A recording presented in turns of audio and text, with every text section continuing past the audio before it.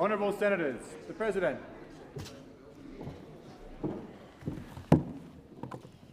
I acknowledge the sorry. Thank you. Off to a quick start.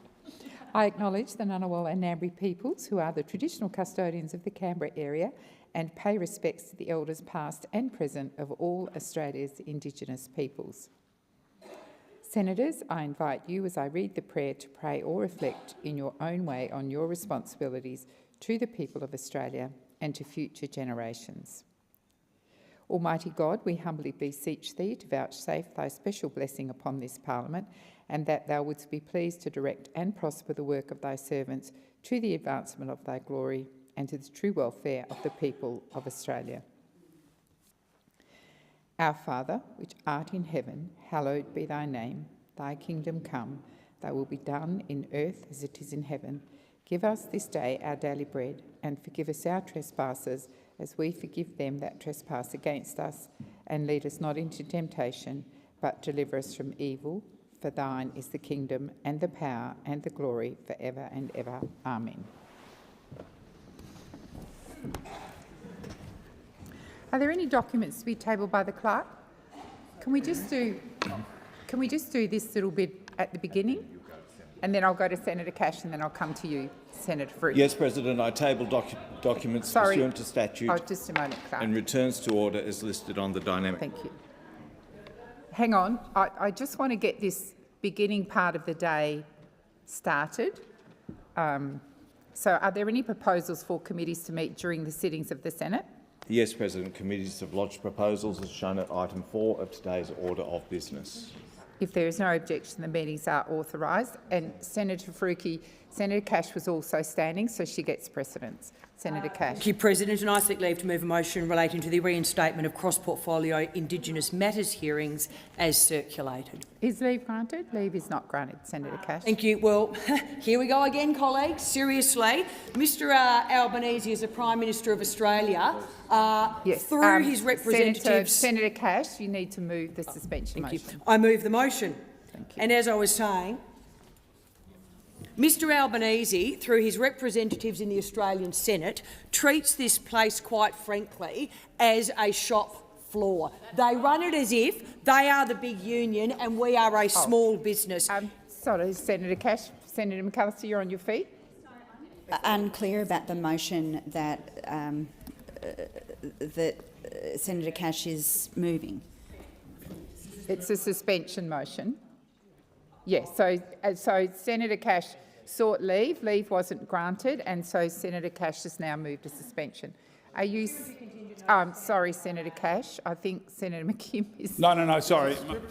Okay. So, senators, because I'm trying to give Senator Cash a fair go, if you're not objecting, please don't stand. Senator Hanson-Young. Thank you, President. I'm just wondering whether there is a copy of the original. Well, it hasn't, because we don't have well, it hasn't been circulated. Can we have a copy, please? It's been circulated electronically, and I believe it's being circulated as we speak. Thank you. Third time lucky, Senator Cash. Pursuant to contingent notice of motion standing in my name, I move that so much of the standing orders be suspended as would prevent me from moving a motion to provide for the consideration of a matter, namely a motion to give precedence to a motion relating to the reinstatement of cross-portfolio Indigenous matters. And, Madam President, here we go again. This is a government that will do everything, but in particular, in partnership with the Australian Greens, to shut down questions. This is not leadership, this is arrogance, nothing more and nothing less, contempt for the Parliament and contempt for the Australian people. Because when a Prime Minister deliberately shuts down scrutiny, he is not just silencing senators. We're actually here representing our states. We are here representing the Australian people. We are here on their behalf asking questions in relation to one of the biggest portfolio expenditure items on the government's agenda. And I have to say I'm very disappointed with Labor, and in particular the hypocrisy of the Leader of the government in the Senate, Senator Wong. Senator Wong is always ready to lecture the coalition. even to lecture Senator Jacinta Nampijinpa-Price on what she should think and say about Indigenous issues. And yet, when the government are pushed to vote on a matter in relation to whether or not we should proceed with Indigenous affairs cross-portfolio matters, they shut it down as fast as it can. So Senator Wong, as a leader of the government in the Senate, happy and quick with the pontification, quick with the sanctimony, quick to tell others about how their views are legitimate or illegitimate, but when it comes to real accountability, because that is what Senator Estimates is. It's the one opportunity that we get on the opposition benches to actually question the government about their programs when it comes to facing hard questions about the failures of Indigenous service delivery, about the outcomes on the ground for children, for families, for communities. Suddenly, Senator Wong and her counterparts fall silent. In fact, I wouldn't say, no, they go further than that. They're not silent. They actually vote to remove the ability of the Australian Senate and the opposition to ask questions in relation to this portfolio. Labor are happy to talk down any of those who dare to disagree. But with what they did last week, what they have now shown the Australian people is they will not front up to the scrutiny on the facts. And that is the real display that is on show here. Every family in Australia pays their taxes. Every family, every community that depends on outcomes, in particular in this important portfolio, every citizen who expects honesty from their government, and they expect the opposition and those on the crossbench to hold the government to account in relation to these portfolio issues. Mr Albanese, with what the government teaming up with the Greens, and I mean, don't even start me on the Australian Greens, I mean, their hypocrisy. If they ever speak on Indigenous matters again, Senator Little, they deserve to be closed down immediately, because quite frankly, they're happy to leave this place, run out to the press and do a press conference, but when they come in here, they're happy to ensure that no questions are asked in relation to what is actually going on in the Indigenous communities. This is the attitude of Mr Albanese. This is it, 2025, everybody. You get a majority, yes you did, but guess what? Answers still matter. Accountability still matters. You actually still need to front up your ministers and open the books and let us ask questions. But Mr Albanese, this is the way the Australian Parliament now runs. He has told the Australian people their right to answers does not matter. That is a sign of contempt, pure and simple. Nothing more and nothing less. Well, guess what? There is the opportunity now for the government to say, guess what? We know that accountability is not a slogan. We know that it's the lifeblood of democracy. Estimates is the cornerstone of that accountability. When governments fear questions, they fear the people who ask them. And when the Senate demands scrutiny, it serves the people who sent us here. So let's all vote for scrutiny. Thank you, Senator Cash. Minister Gallagher. Thank you, President. The government will not be supporting the suspension or the motion that's being moved by Senator Cash, and I think it speaks a lot that the first item of business today demonstrates that the opposition is unable to actually work in the customs and norms of this place to resolve some of these issues.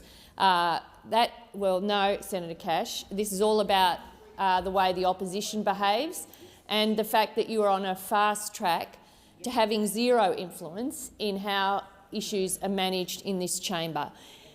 The Senate agreed to the sitting pattern earlier this term, or I think it was earlier this year. It was agreed to. That set out the estimates, supplementary estimates week, and was agreed to.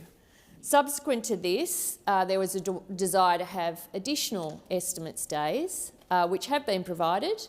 We've provided an additional 4 days on the 1st to the 4th, of December. So a full additional week. There will be more estimates days this year because of the decisions the Senate took last week.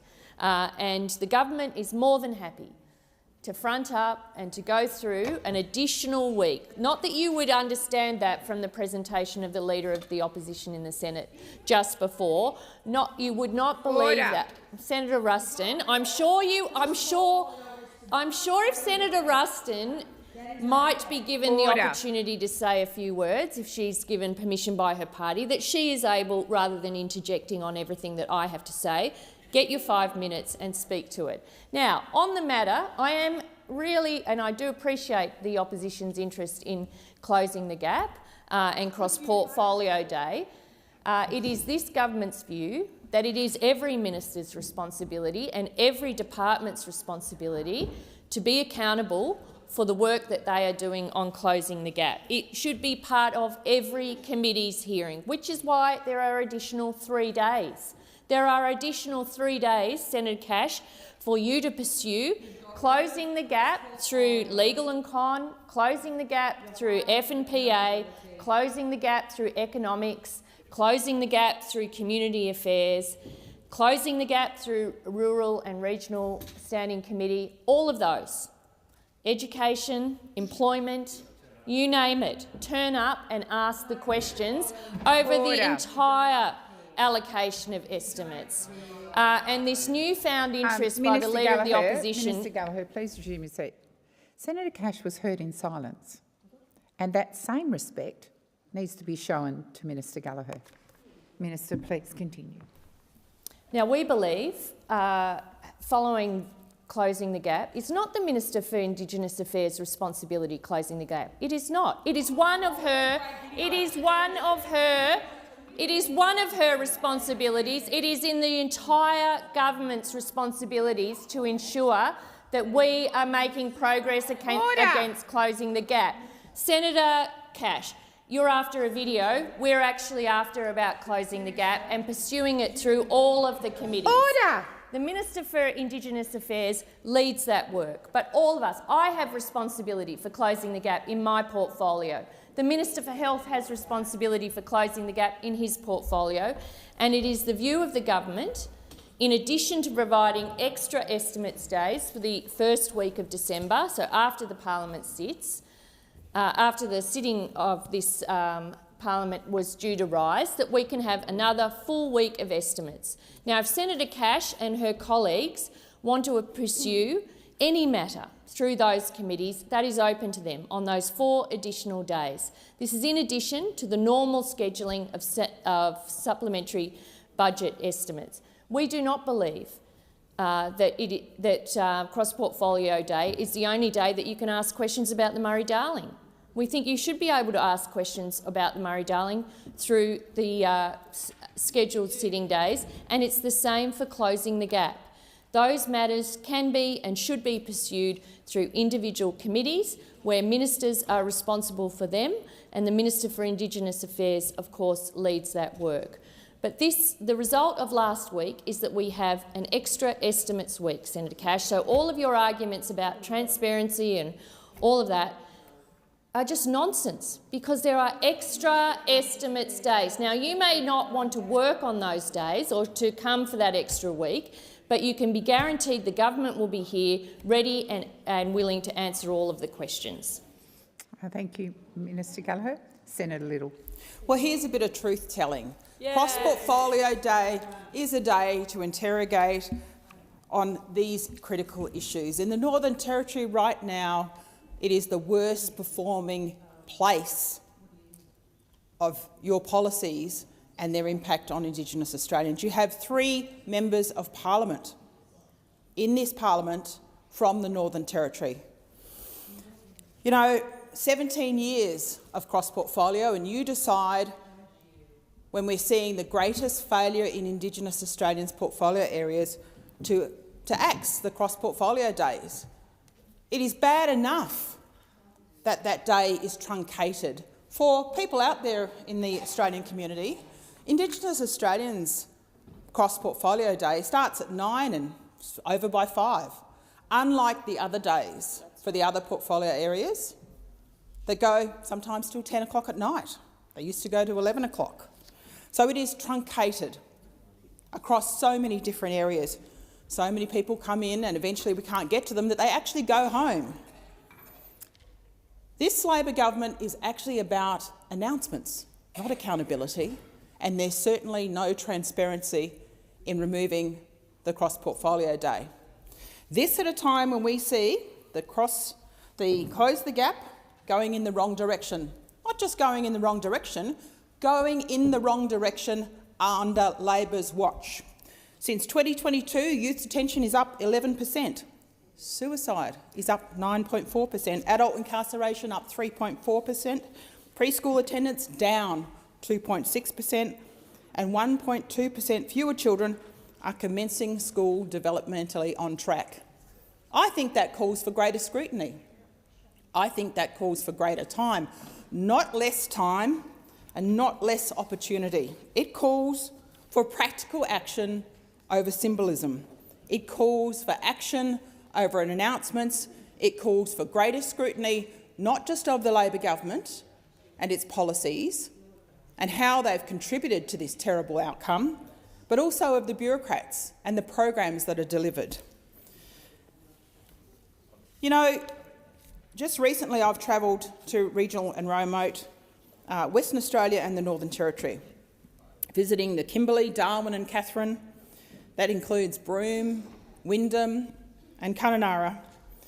And I've seen and heard of countless examples of the duplication of services where there is desperate need, of programs that aren't delivering any change for Indigenous Australians.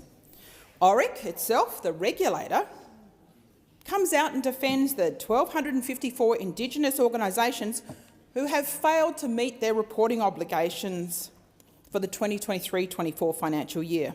That's under your watch, Labor.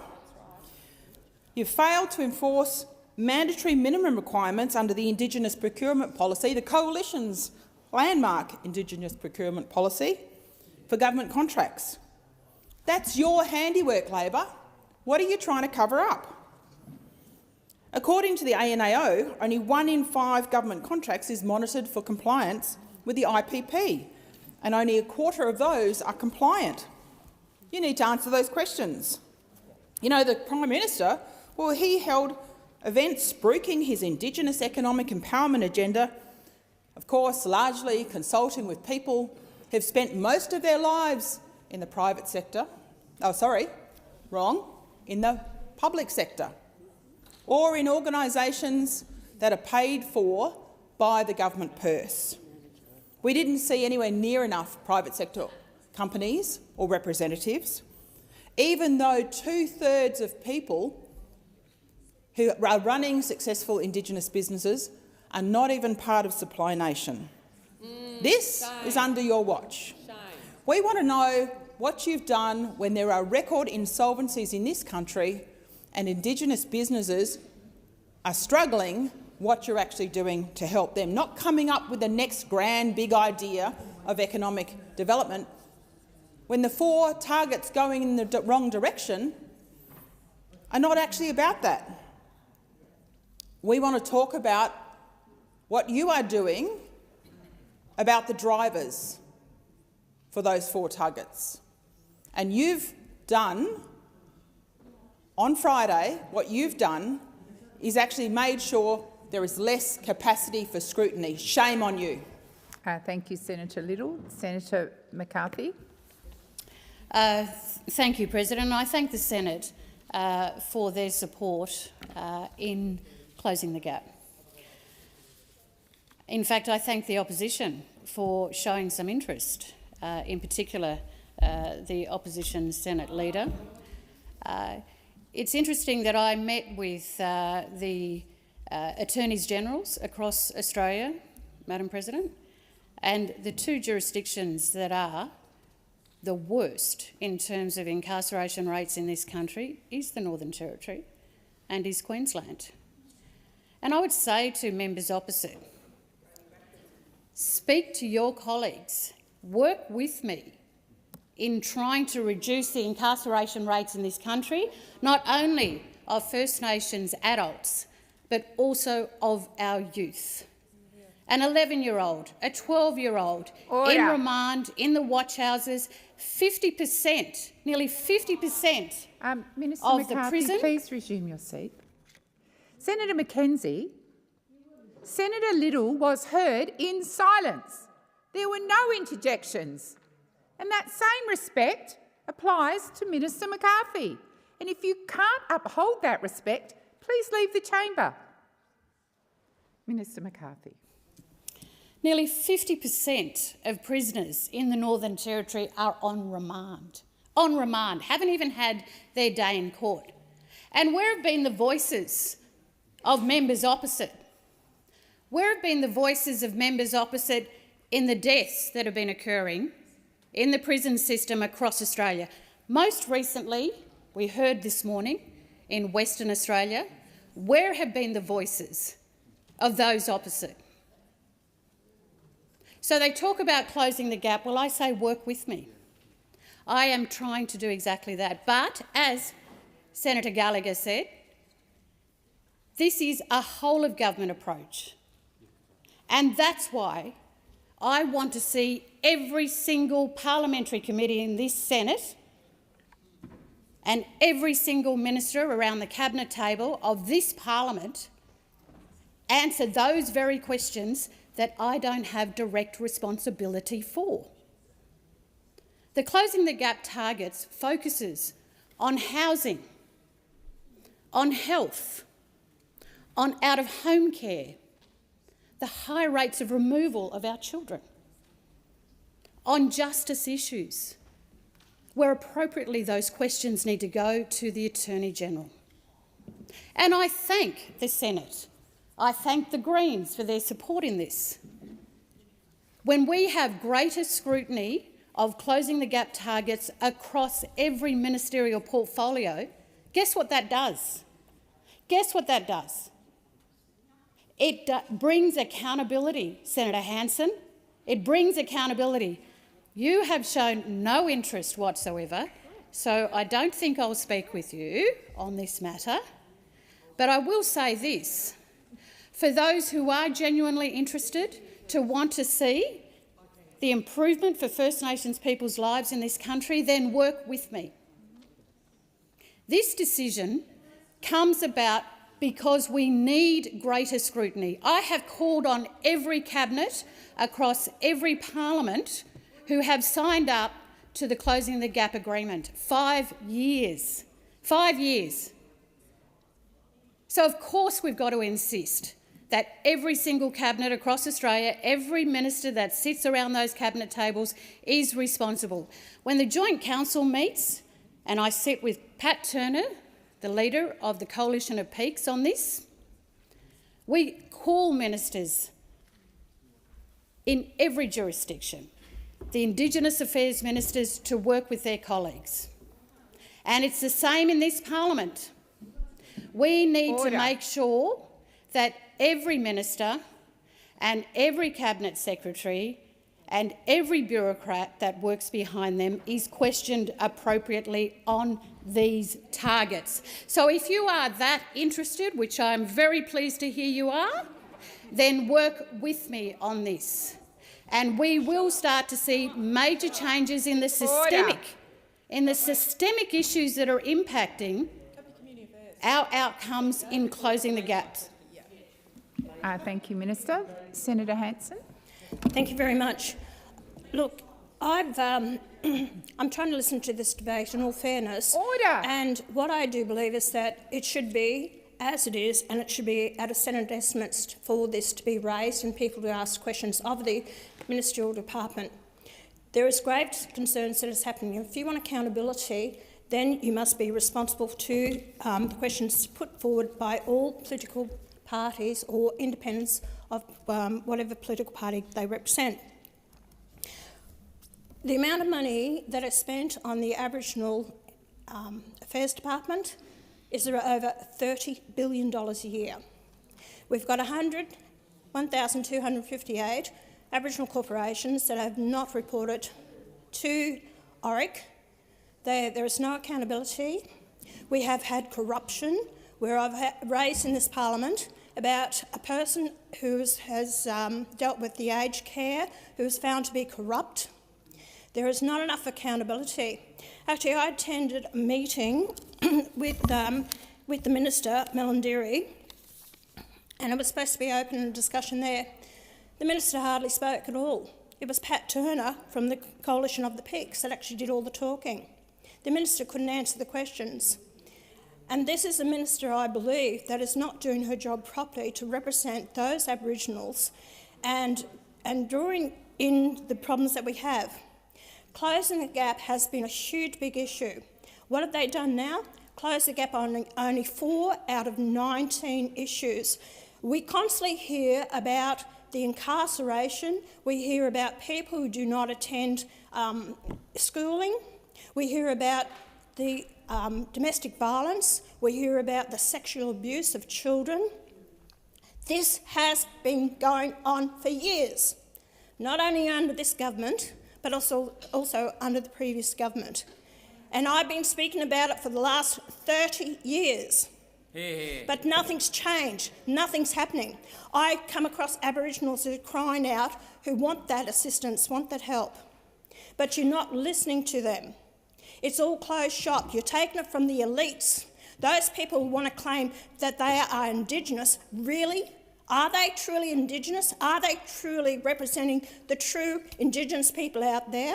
You've got your voice in Parliament here with the 11 members of Parliament who claim to be Indigenous, but are you really representing the average Aboriginal out there that lives in remote and regional areas?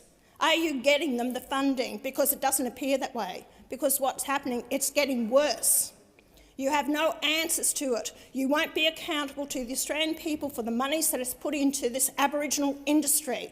You have now the activists, although the Australian people have voted against the voice.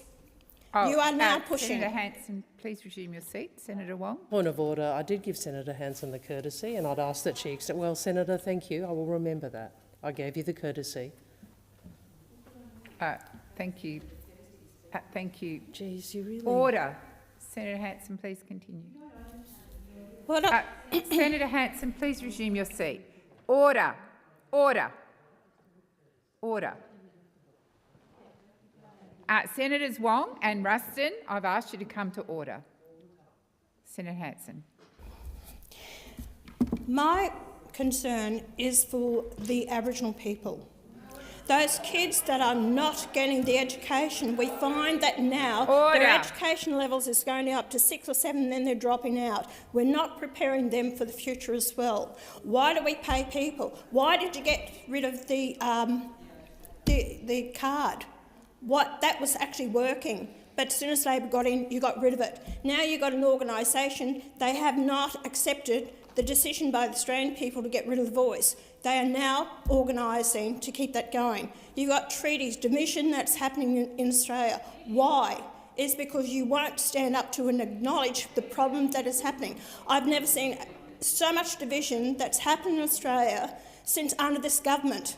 We never had it before. It's just escalated. And the hatred that is out there. You know, you talk about incarceration. If you commit the crime, well, then you've got to actually be punished for it. Talk to kids about resilience. You know, this is where the minister laughs about this, through the chair. The minister thinks it's a joke. It's not a joke. These people's lives are being destroyed, but you have to be accountable. The parents don't send the kids to schools. You're setting them up for failure. And that's the problem that's happening there. The sexual abuse that goes on. What's done about it? Nothing, because you can't do anything about it, because you're going to be called racist. When are we going to wake up to ourselves in this place to treat everyone equally on an individual needs basis and not based on what race you are? And that is what's divisive in this nation. We are all Australians together, whether you've migrated or whether you're born here. When are we going to get over the fact of you've got to be Indigenous or non-Indigenous? We're dividing this nation, our land, and it's the people in this place are responsible for that. Thank you, Senator Hanson. Minister Wong. Thank you. Can I first disassociate both myself personally, but also the Australian Labor Party, with that divisive, illogical and incorrect contribution to this chamber? And on that note, I move that the question now be put. So the question is that the motion is moved by Senator Wong be agreed to. Those of that opinion say aye. Against? I believe the ayes have it. The ayes have it. I'll now move...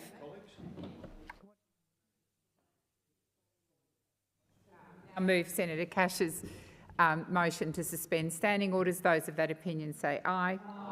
Against? I believe the noes have it. Division required. Ring the bells for 4 minutes.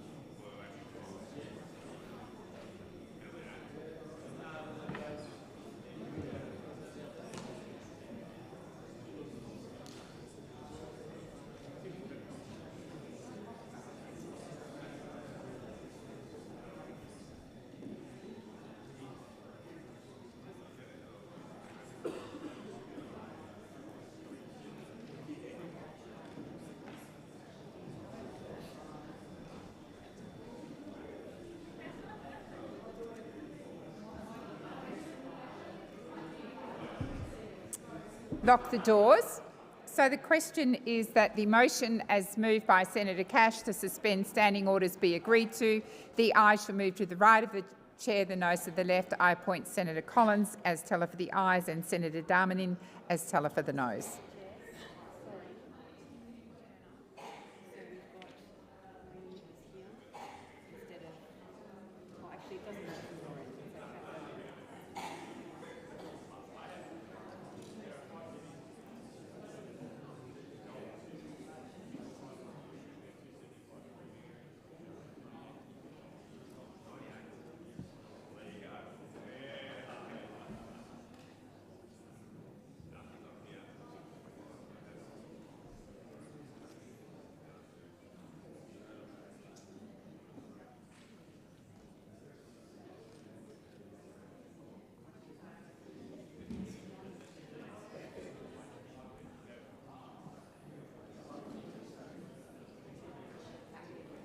Yes, thank you.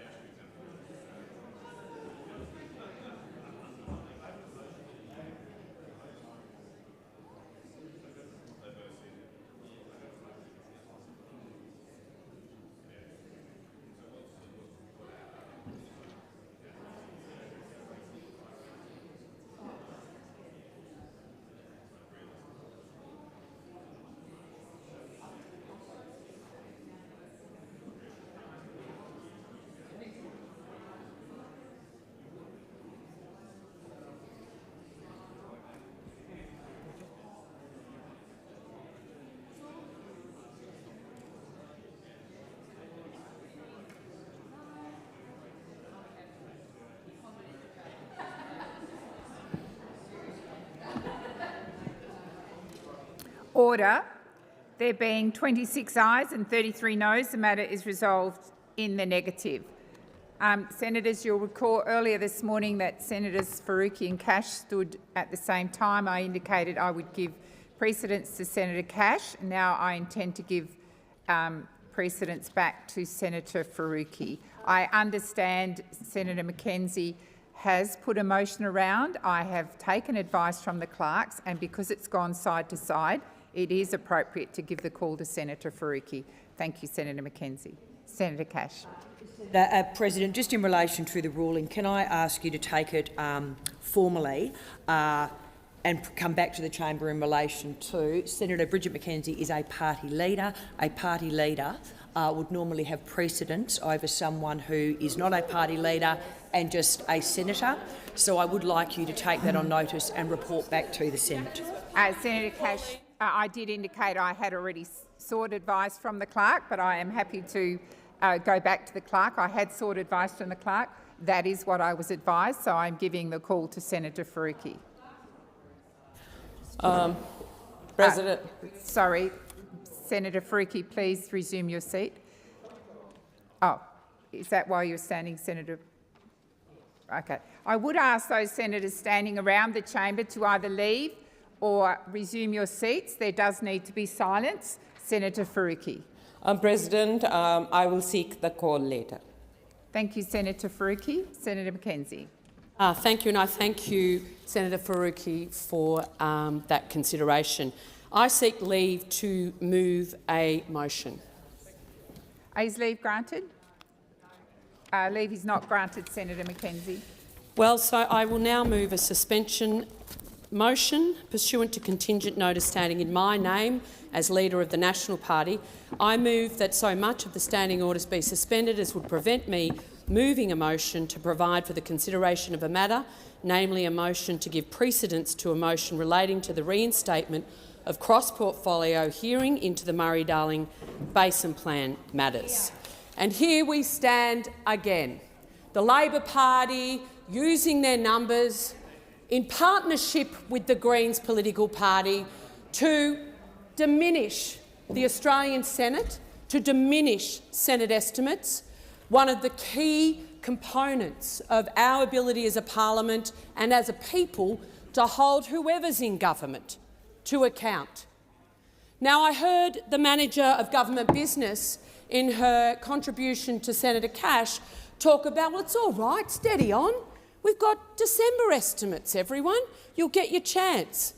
Well, the reality is that once again shows that the Labor Party doesn't understand regional Australia, has no idea about water policy, and indeed fundamentally wants to avoid scrutiny of how they've handled the water portfolio in their time in government. The reason that we have cross-portfolio days is because opposition senators, crossbench senators, go into the Environment Department, they go into the Health Department, they go into the Economics and Treasury Departments, they go into Finance Departments, they ask their questions and they're told, well, we don't deal with that, you'll have to go over here or you'll have to go over there. The reason we had cross-portfolio is that those senators that are interested in the sustainability of the Murray-Darling Basin, its river systems, its communities and the industries that underpin the economics of the Murray-Darling Basin actually ensure relevant scrutiny. Over 2.5 million people live in the Murray-Darling Basin, and since the Murray-Darling Basin Plan has been in place, we've seen industry decimated, we've seen negative environmental impacts. In my own home state of Victoria, rushing flow through particularly the Barmer Choke has seen bank degradation and trees dying en masse because we're more interested in the number of gigalitres that go down the Murray than we are actually in assessing environmental impact. What we now know, a decade after the plan, is if that we put less water down more slowly, we would get better environmental impacts. But the Labor Party and the Greens don't care about the environmental, the social or the economic impacts of their water policy, because a bit like their approach to the live sheep trade in Western Australia, it's all about winning votes for Sarah Hanson-Young in Adelaide, for New South Wales and Victorian senators in Melbourne and Sydney, and for Tanya Plibersek and others to hold inner-city seats in Sydney. That is the reality of the Labor Party and the Greens' approach to the Murray-Darling Basin. So that one day of cross-portfolio has allowed us to not only get questions on why you're pursuing buybacks from unwilling sellers. I like how you call them willing sellers when they're all broke because of the Labor Party's policies. Why are you pursuing buybacks when farmers have told you they don't want them? When in my own state of Victoria, your own Labor ministers are saying we don't support federal Labor's approach. Because what we've seen in the last 10 years is you've gone to where the secure water entitlements are. They are in the highly managed state of Victoria, and you've purchased our water. You've created a Swiss cheese effect right throughout dairying country, in particular in central North Victoria. And we have seen now manufacturing jobs in the dairy industry at risk because the litrage in our dairy farmers of northern Victoria are dropping. Why? Not because we don't know how to farm, not because farmers aren't able to innovate, not because we're in severe drought or floods, but because of the Labor Party federally's water policy. So if you've got your own Labor Party ministers in Victoria saying you are going down the wrong track, our responsibility as crossbenchers and as opposition senators is to hold the government to account for their policy decisions, to hold the Murray-Darling Basin Authority to account, this unelected agency whose own decisions fly in the face of good social, economic and environment policy. Shame on the Labor Party for cancelling cross... Are there any other speakers? Senator Cadell. Oh, I'm sorry, Minister. I thought you were talking to the leader who's not even there. Sorry. I move that the question be put. The question is the motion is the question be put. All the opinions say aye. Against no. The ayes have it. Division required. Ring the bells.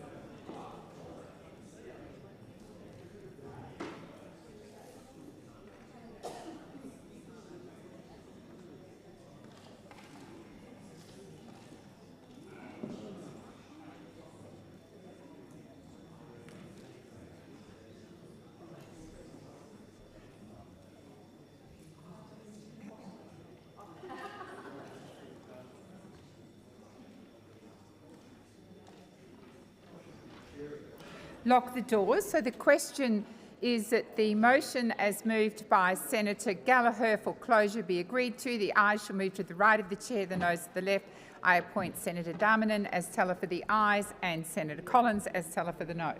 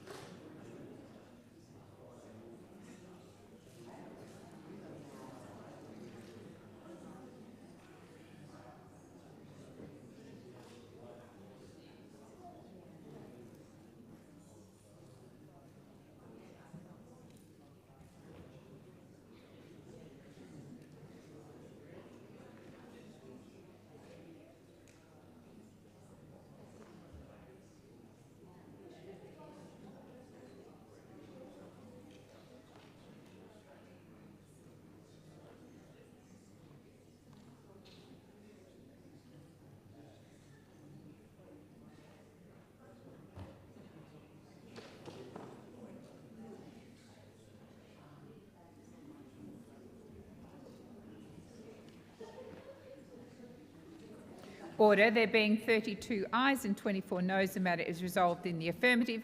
I now move the motion as moved by Senator McKenzie to suspend standing orders. Those of that opinion say aye.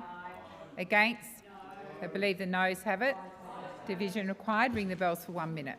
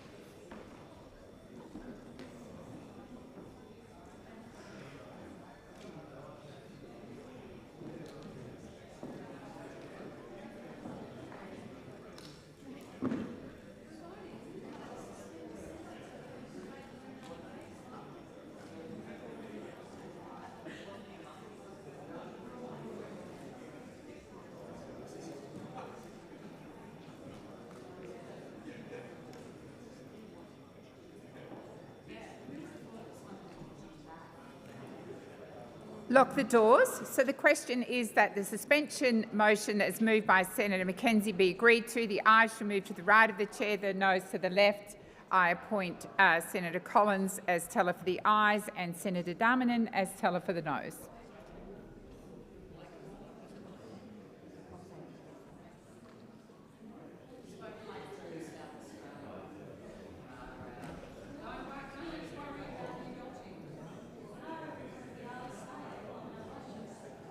On with them.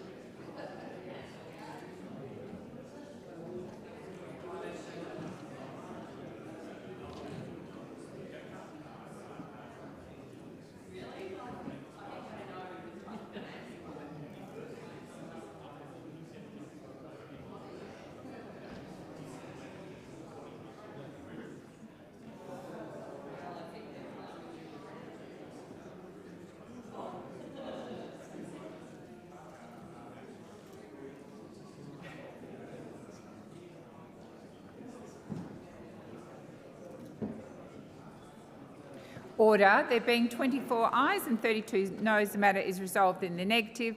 Senator Faruqi, I believe I'm going to Minister Gallagher.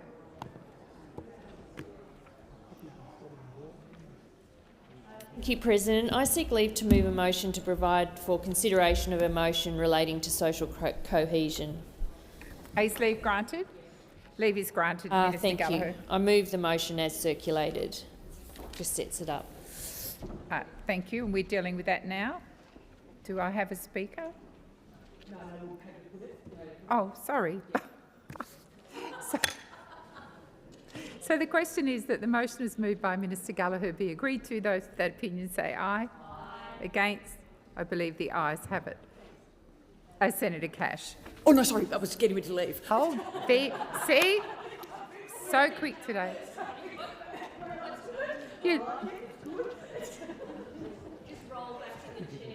I think I'm calling the clerk. Government Business Order of the Day number 1, National Health Amendment, Cheaper Medicines Bill 2025, second reading debate. Now I know I'm calling you Senator Ruston. Thank you very much, President. Today I rise to speak on the National Health Amendment Cheaper Medicines Bill 2025. The Pharmaceutical Benefit Scheme is a critical component of Australia's healthcare system. For decades, it has ensured that Australians can access affordable medicines and treatments when they most need it. Under the PBS, patients make a co-contribution towards the cost of their medicine, and the Commonwealth covers the rest. For this year, the patient co-contribution is $31.60 for general patients. This bill seeks to reduce that co-contribution from $31.60 to $25. It is an important change and one that the Coalition supports. In fact, this bill reflects the Coalition's commitment at the last election to guarantee cheaper medicines and lower the PBS co-payment to $25. Right now, Australians are under incredible pressure. Labor's cost of living crisis has forced families into impossible choices. More and more Australians are delaying or avoiding filling their scripts because they simply can't afford to do so. Last year alone, 8% of Australians said that they delayed or went without their scripts because they couldn't afford to fill them. No Australian should have to make the choice between filling their script and putting food on the table. And that's on top of the 1.5 million Australians who said they avoided seeing the doctor because they couldn't afford to do so. That's 1.5 million Australians who didn't get a script at all. This bill is a step towards easing the burden that has grown increasingly heavy under the Albanese Labor government. It ensures that Australians have more affordable access to medicines and treatments they need at a time when healthcare has never been more expensive. In fact, right now it has never been harder or more expensive to be able to see your GP. And it builds on the Coalition's proud record when it comes to the PBS.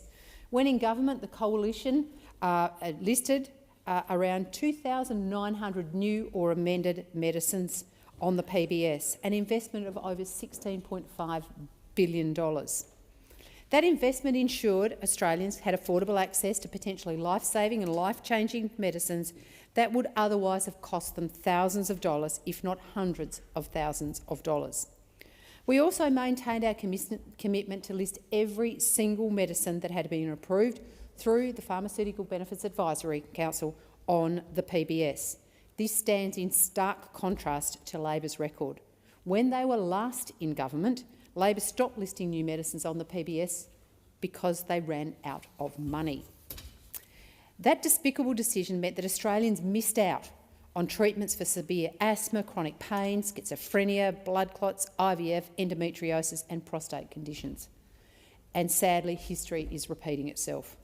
Late last year, almost 50 medicines were deferred from consideration because the PBAC imposed a cap on the number of medicines that they would review at their sitting. Why? Because the government has not provided adequate resources and the Health Minister turned a blind eye. Patients were again left waiting for access to new treatments at affordable price. We've seen the consequences of Labor's delays with PBS, for example, women living with endometriosis. The government announced the listing of Ryeco on the PBS before the election, but that medicine had not been recommended for listing for more than 12 months. So for 12 months, women who suffer from endometriosis waited for the government to make that decision. An entire year of avoidable delay for women suffering chronic pain. That is simply not good enough. We're now hearing from the pharmaceutical sector that the government is putting much more difficult terms for listing medicines on the PBS after those medicines have received PBAC approval. Like the capping of the number of medicines to be considered by PBAC, this is another backdoor way that the government is avoiding listing medicines on the PBS. The Coalition also initiated a health technology assessment review, an important opportunity to look at how we can improve timely access to medicines for Australian patients. The findings of that critical review were brought down a year ago. In September 2024, the Albanese government received that review, and yet they have done nothing, absolutely nothing for a year, despite the fact that we all agreed that it was absolutely essential that more was done to make sure the process didn't hinder Australians getting timely access to medicines. We say to the government, the time for reviewing things is over, the time for action is now. Patients are sick of waiting, the opposition is sick of waiting, because this government is sitting on its hands when it comes to actually letting Australians get access to cheaper medicines. So, whilst we absolutely support this bill, we call on the government to do more, to properly resource the PBAC listing process, to end the delays, to deliver on the HTA review and ensure that Australians do actually have timely and affordable access to the medicines that they need.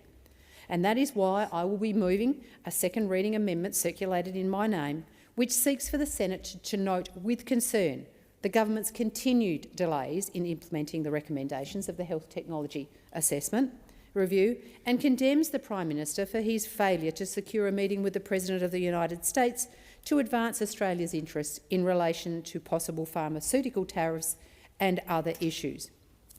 The Coalition will always back Australians when it comes to getting access to affordable medicines.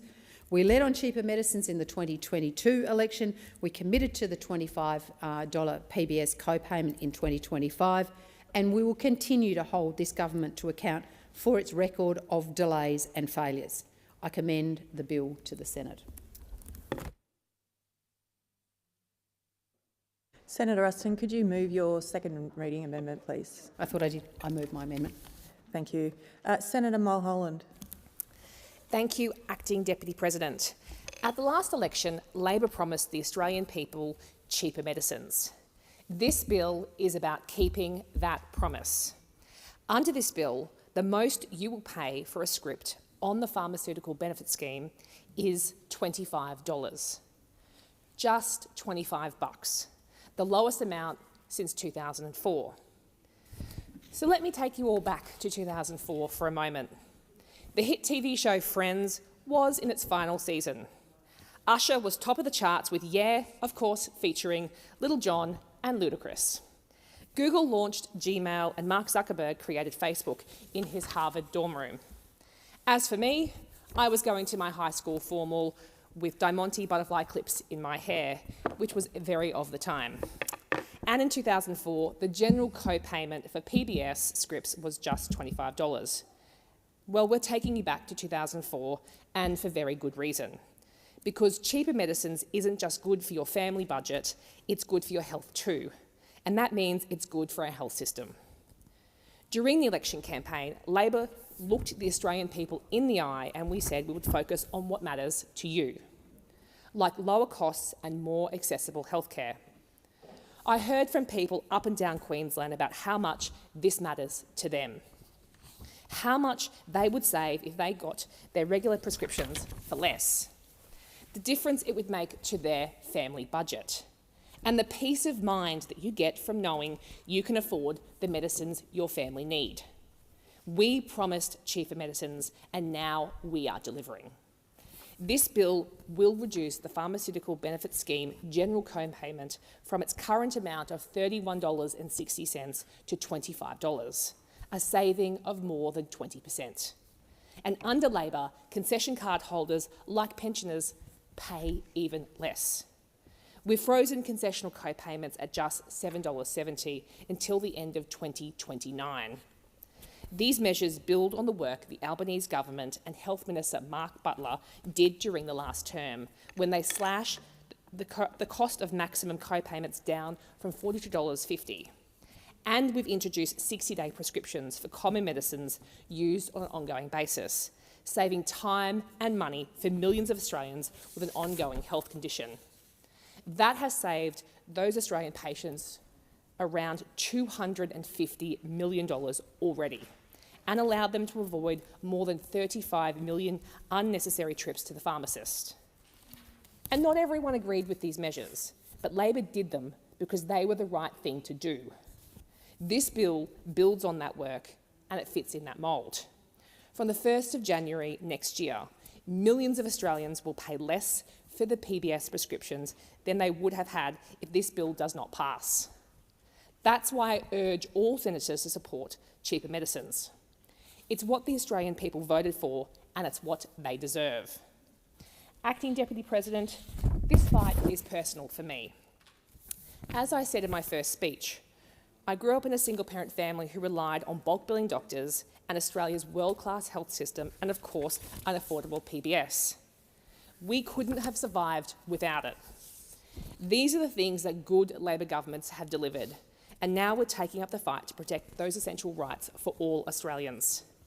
In fact, without Australia's universal health system, I probably wouldn't be standing in this chamber today. When I was just 16 years of age, I was diagnosed with a serious autoimmune condition.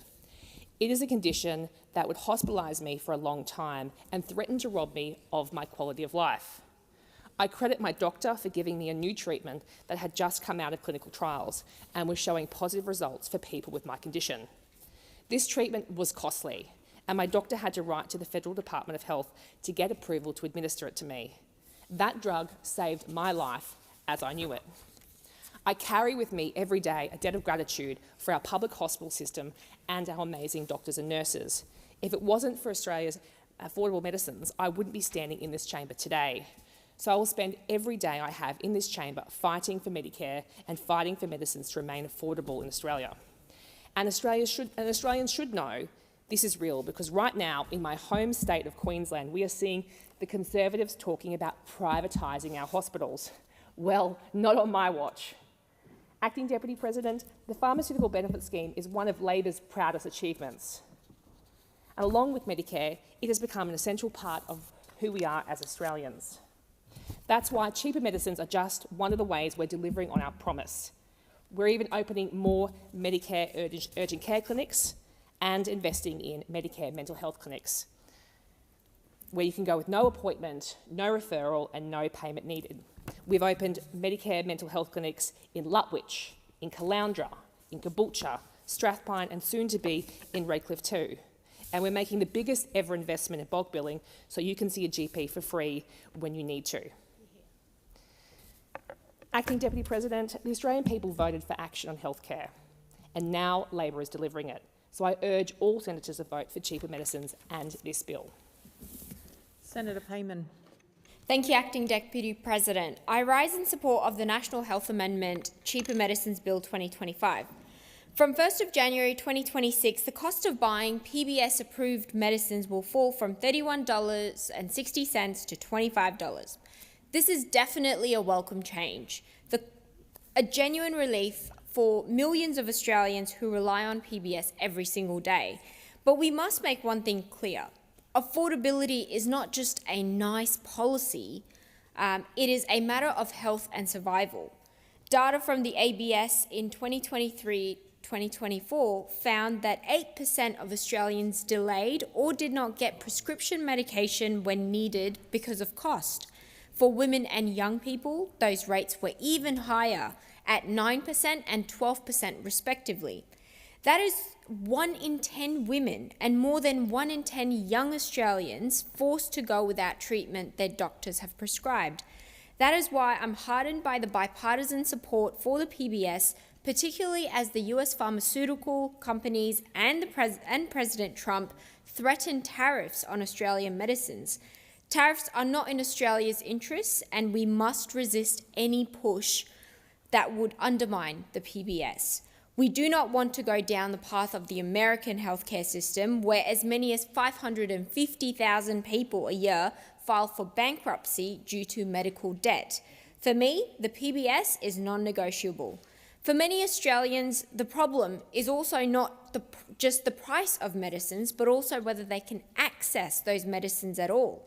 According to the TGA's Medicine Shortages Report database, as many as 373 medicines were in shortage in August this year.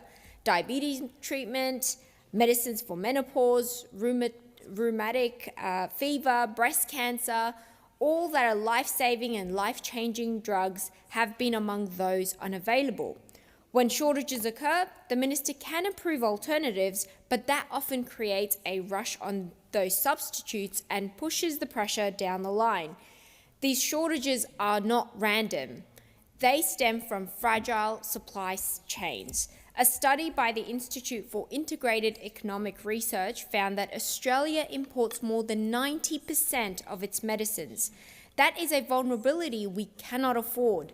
The Royal Australian College of General Practitioners has proposed greater investment in domestic production to shore up supply. I support the call and I urge the government to act. I foreshadow my second reading amendment as circulated on sheet 3385, which deals with this very issue. I also want to acknowledge the positive steps taken on 30 and 60-day prescriptions. Since 2022, hundreds of medicines have been made eligible for 60-day scripts. This means fewer trips to the pharmacy and half the cost for many households. The final stage of this reform rolled out in September last year, adding another 100 medicines to the list. If there is scope to expand this program further, I strongly encourage the government to do so. However, we must also be clear-eyed about the challenges. After speaking with local pharmacists in WA, I know that the government has been racing to the bottom on the medicines prices without addressing systemic issues within the industry. Doctors are not always aware of which medicines are out of stock, so patients leave with prescriptions they cannot fill at pharmacies. They are then often forced to return to the doctor, often at extra out-of-pocket cost, just to find another treatment plan. If a cheaper generic is unavailable, patients are forced to pay surcharges for premium brands through no fault of their own. Pharmacies, meanwhile, have been stockpiling medicines to meet the demand from the 60-day scripts, which in turn worsens the shortages. We also see absurdities in the system. Spren is available under the PBS for closing the gap customers, but no other brands of low-dose aspirin are covered. When Spren goes out of stock, patients are left stranded. Wholesale prices for some antibiotics can be just a couple of dollars, but if dispensed as a private script, they cannot be counted towards the PBS safety net.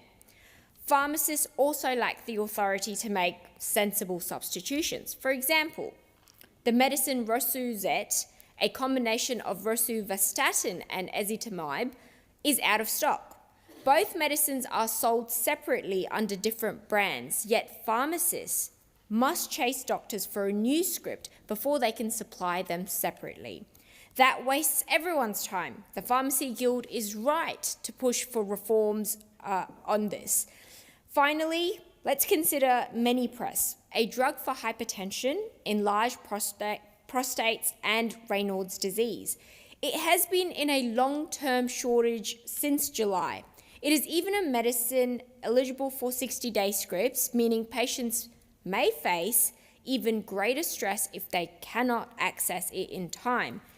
Colleagues, Acting Deputy President, there is no question that this bill is a step in the right direction reducing the costs of medicines will make a real difference in everyday Australians' lives, but the cost is only one piece of the puzzle.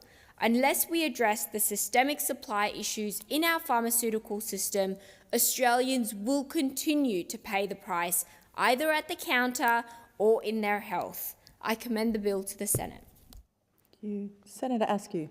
Thank you, Acting Deputy President. I too rise today in support of the National Health Amendment Cheaper Medicines Bill 2025, a bill that delivers on a clear and urgent promise to make medicines more affordable for Australians. This bill reduces the pharmaceutical benefit scheme, the PBS general co-payment, from $31.60 to $25, a meaningful change that will ease the burden on families, pensioners and all Australians who are struggling to afford the medications they desperately need. For many, this change is not simply a policy adjustment, it is a lifeline. In the past year alone, 8% of Australians delayed or went without their prescription medicine due to cost concerns. That's nearly 1 in 10 forced to choose between their health and their household budget. And under Labor's watch, those choices are becoming more painful by the day. This bill honours the Coalition's election commitment to guarantee cheaper medicines. We were the first to commit to lowering the PBS co-payment, and we remain steadfast in our belief that no Australian should have to skip a script because they can't afford it. Acting Deputy President, this bill is part of a broader story, a story of a government that keeps promising to strengthen Medicare but has instead presided over its decline. Under the Albanese government, bulk billing has plummeted. GP bulk billing has fallen from 88% to 77%, and Australians are now paying 75% more in out-of-pocket costs. In fact, 1.5 million Australians avoided seeing their GP last year because they simply couldn't afford it. The Prime Minister told Australians, all you need is your Medicare card, not your credit card. He said it 71 times during the election campaign. But the facts tell a different story. In May alone, Australians paid $166 million in out-of-pocket costs at the GP. And while the Prime Minister waves around his Medicare card, Australians are waving goodbye to affordable healthcare. The Coalition's record, however, stands in stark contrast. In government, we made 2,900 new or amended PBS listings, investing $16.5 billion to ensure Australians had access to life-saving treatments. We listed every medicine recommended by the Pharmaceutical Benefits Advisory Committee. Labor, on the other hand, capped the number of medications considered for listing, causing harmful delays. We saw this again with Rorico, a treatment for the endometriosis.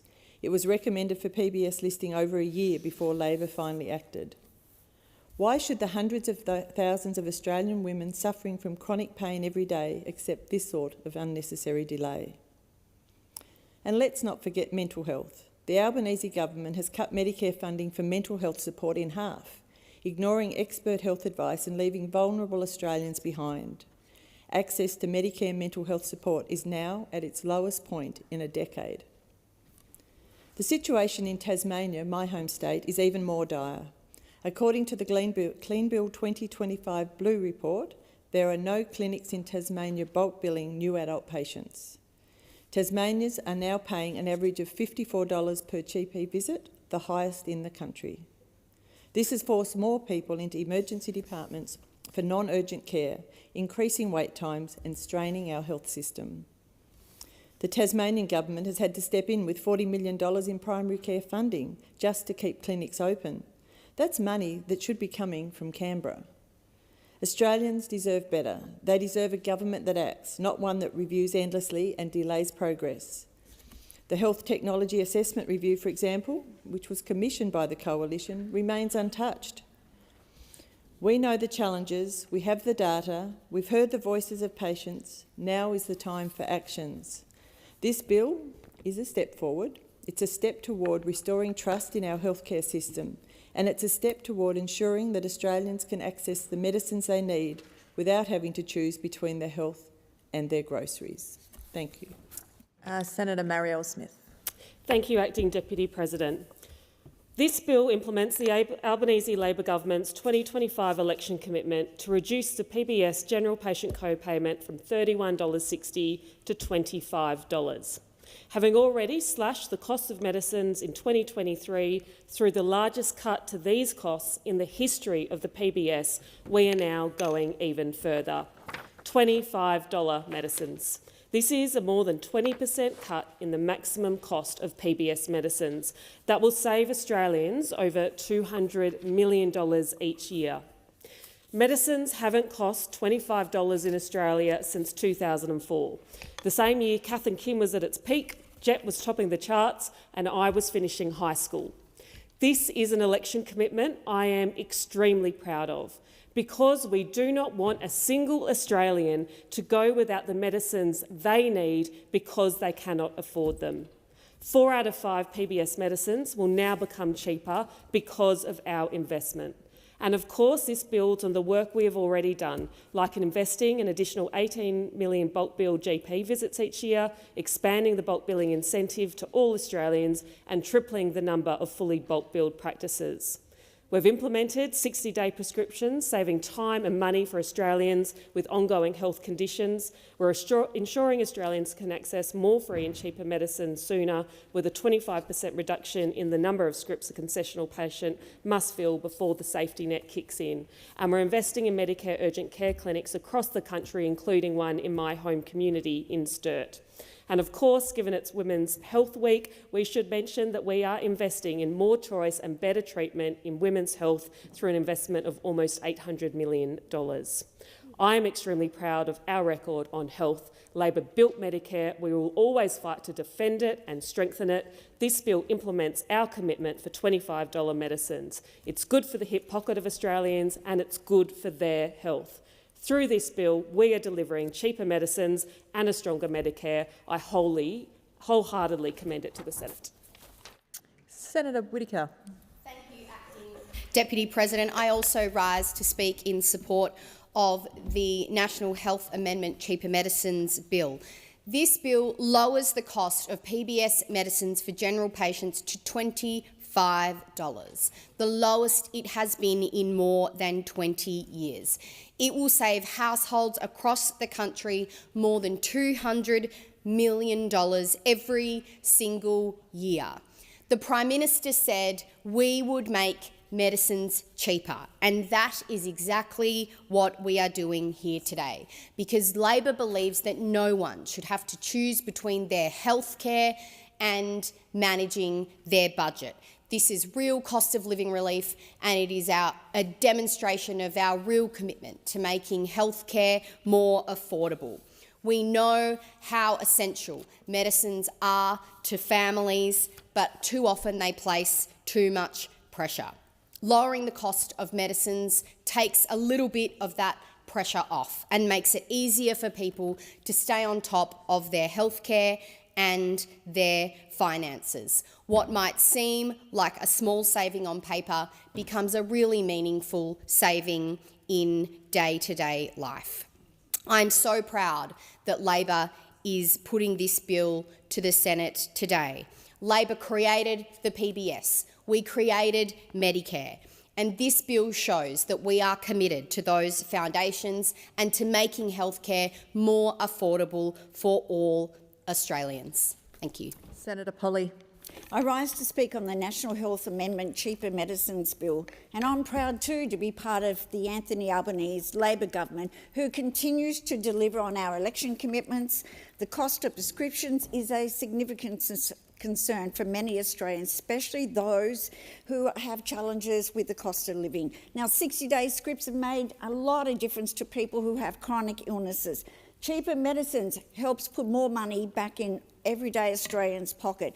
And we know on this side of the chamber we will always defend Medicare and invest. Now, it was fitting that we're debating this bill today because as co-chair of Friends of Arthritis, our breakfast was held in Parliament House this morning. Now, these are people who live with chronic pain, and so having cheaper medicines, which ensures that they don't have to make a choice between their groceries, paying their rent or getting their medication. Labor has always invested in their people. We will always support better access to more affordable medications so that we can manage those chronic illnesses, and it also helps to prevent deterioration of your health. Now, we know that there are challenges in the cost of living, so anything that can help, like reducing the cost of medications, it's got to be a good thing. And at its heart, Labor's cheaper medicines policy is about fairness and it's about health equity. So that it doesn't matter where you live, you should still have access to affordable medication. So by driving down the cost of prescription drugs at the pharmacy counter, Labor's approach directly addresses the growing concern that many people are being forced to skip doses, delay refilling scripts or avoiding seeking treatment altogether due to financial constraints. So when you're in this chamber on this side and you're part of a government that is delivering, as I said, delivering an election commitment, bringing cost of medication down, we've put more medications on the PBS, 60-day scripts, which those opposite, when they were in government for 11 years, buckled and did not have the fortitude to make that change. That is huge to people who have chronic illnesses. Senator Stewart. Thank you, Acting Deputy President. Today, I rise in support of the National Health Amendment Cheaper Medicines Bill 2025. Labor has always been the party of healthcare. From Chifley's 1946 amendment enshrining healthcare in our Constitution, to Whitlam's universal healthcare reforms and Hawke's Medicare. And now, under the Albanese Labor government, we continue that tradition with our Cheaper Medicines Bill. Because we believe every Australian should be able to afford the medicine they need without worrying about the cost. From the 1st of January 2026, no Australian will pay more than $25 for a general PBS script, or $7.70 with a concession card. That is a cut of more than 20%, saving Australians over $200 million every single year. And we're already seeing the impact. As of the 31st of July this year, Victorians alone has saved more than $425 million across 69 million cheaper scripts. And what does this mean on the ground? It means more money back in the pocket of everyday Australians. In the shires of Urambiak, Horsham, Ararat, where older people live with higher rates of chronic conditions, these savings absolutely matter. In Nichols, where more people live with at least one chronic condition than the state or national average, these savings matter.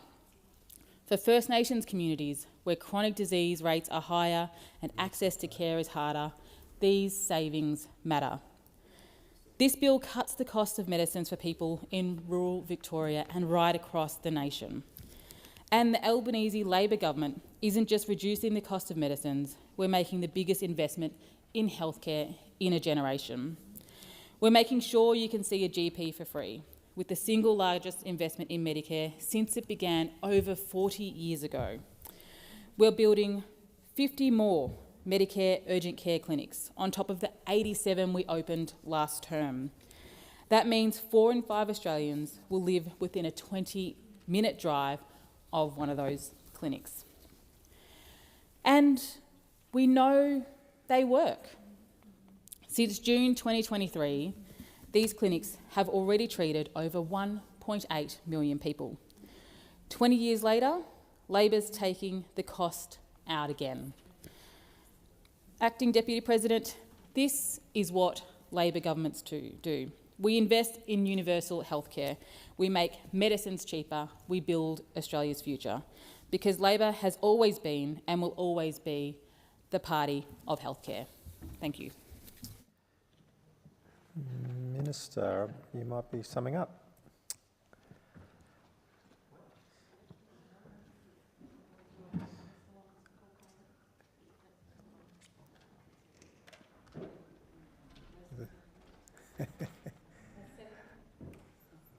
Oh, okay. Thank you.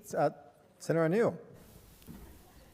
Madam President, Acting Deputy President, I rise today to express my unwavering support for the reduction in the PBS medication costs from $31.60 to $25. Picture this. You're someone who's been living with a chronic illness, whether that be hypertension or asthma. Maybe you're the parent of a child living with an illness that requires constant medication, or what might ring true for many of us here today. You're supporting your parents or family members as they age, and they require medicinal support to experience a good quality of life. You don't get a choice as to whether you buy the medication or not. It's not like a chronic condition is going to spontaneously disappear. Nor will illnesses stop existing and negate the need for medication. The cost of living crisis has placed far too many people in a position where they've had to choose between necessary medications or food on the table, both of which are crucial to living a good life.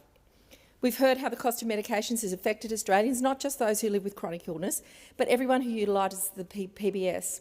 We know this has affected you because it was an overwhelming vote in support of Labor's plans to fix this problem on the 3rd of May.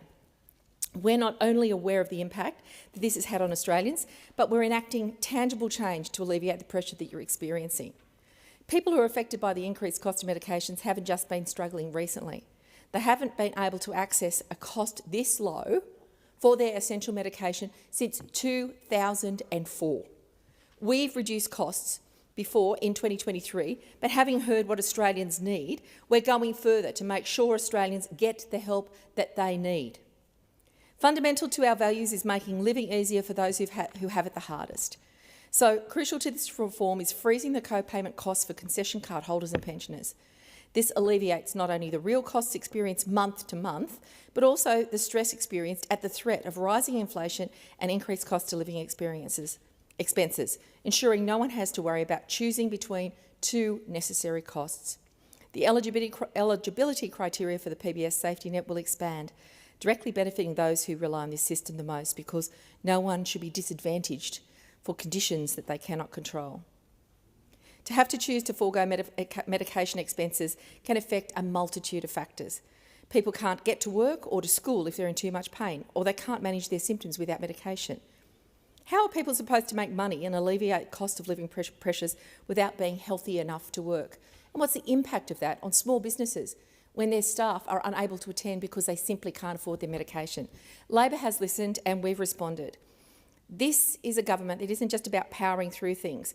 Even though we know how strong Australians are, they shouldn't have to just grin and bear it through a workday because essential medications were too expensive. They should feel comfortable, well and enabled. And this cost reduction to the PBS medication from $31.60 to $25 at a 2004 rate is a very significant contribution from a Labor government. Senator Steele-John. Thank you, Acting President. People in our community are struggling with the cost of living. Families are being forced to choose between putting food on the table and the medicines that they need. They don't need half measures, they need real relief. The Greens will support Labor's bill to bring the cost of PBS medicines down from $31.60 to $25 because we know that it is important. In fact, it is essential that the cost of these vital medicines are reduced. But our community are demanding that we must go further. More essential medicines need to be added to the PBS. More people need to be able to visit their GP for free, regardless of their postcode. And dental care must be covered through Medicare. The mouth is part of the body, and yet it continues to be excluded from Medicare. For most, going to the dentist is now entirely unaffordable. Public dental waiting lists they literally don't bear looking at.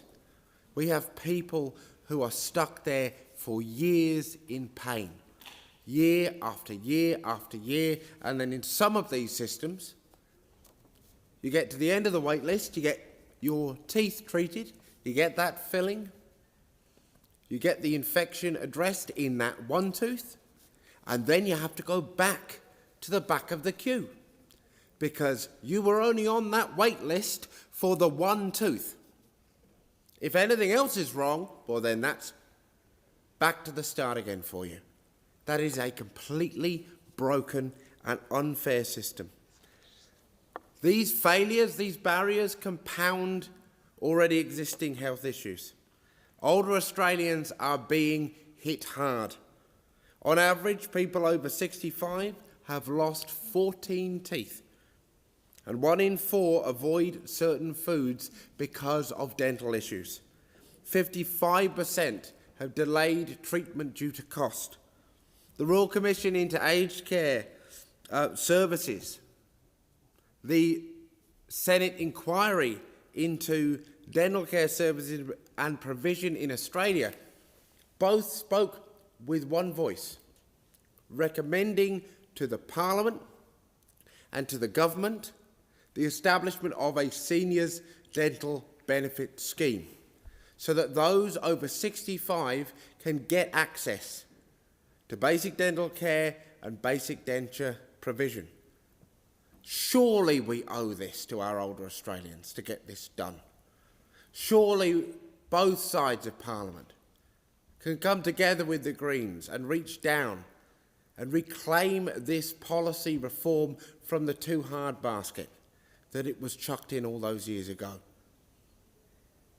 There is often little that this Parliament can agree on, but surely we can agree that older Australians shouldn't be living in unnecessary dental pain. Surely we can come together on that topic. Yet at this moment, from this government, nothing. Medicine saves lives.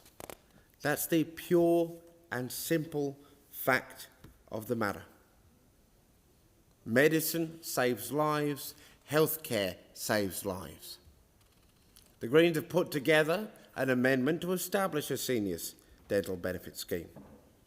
This government in the last sitting of Parliament responded by shooting that amendment down, confirming once again that you have prioritised the handouts that you give to polluters, to landlords, the public funds that you've decided to splash around on nuclear submarines, to hand out to fossil fuel companies over providing essential dental care.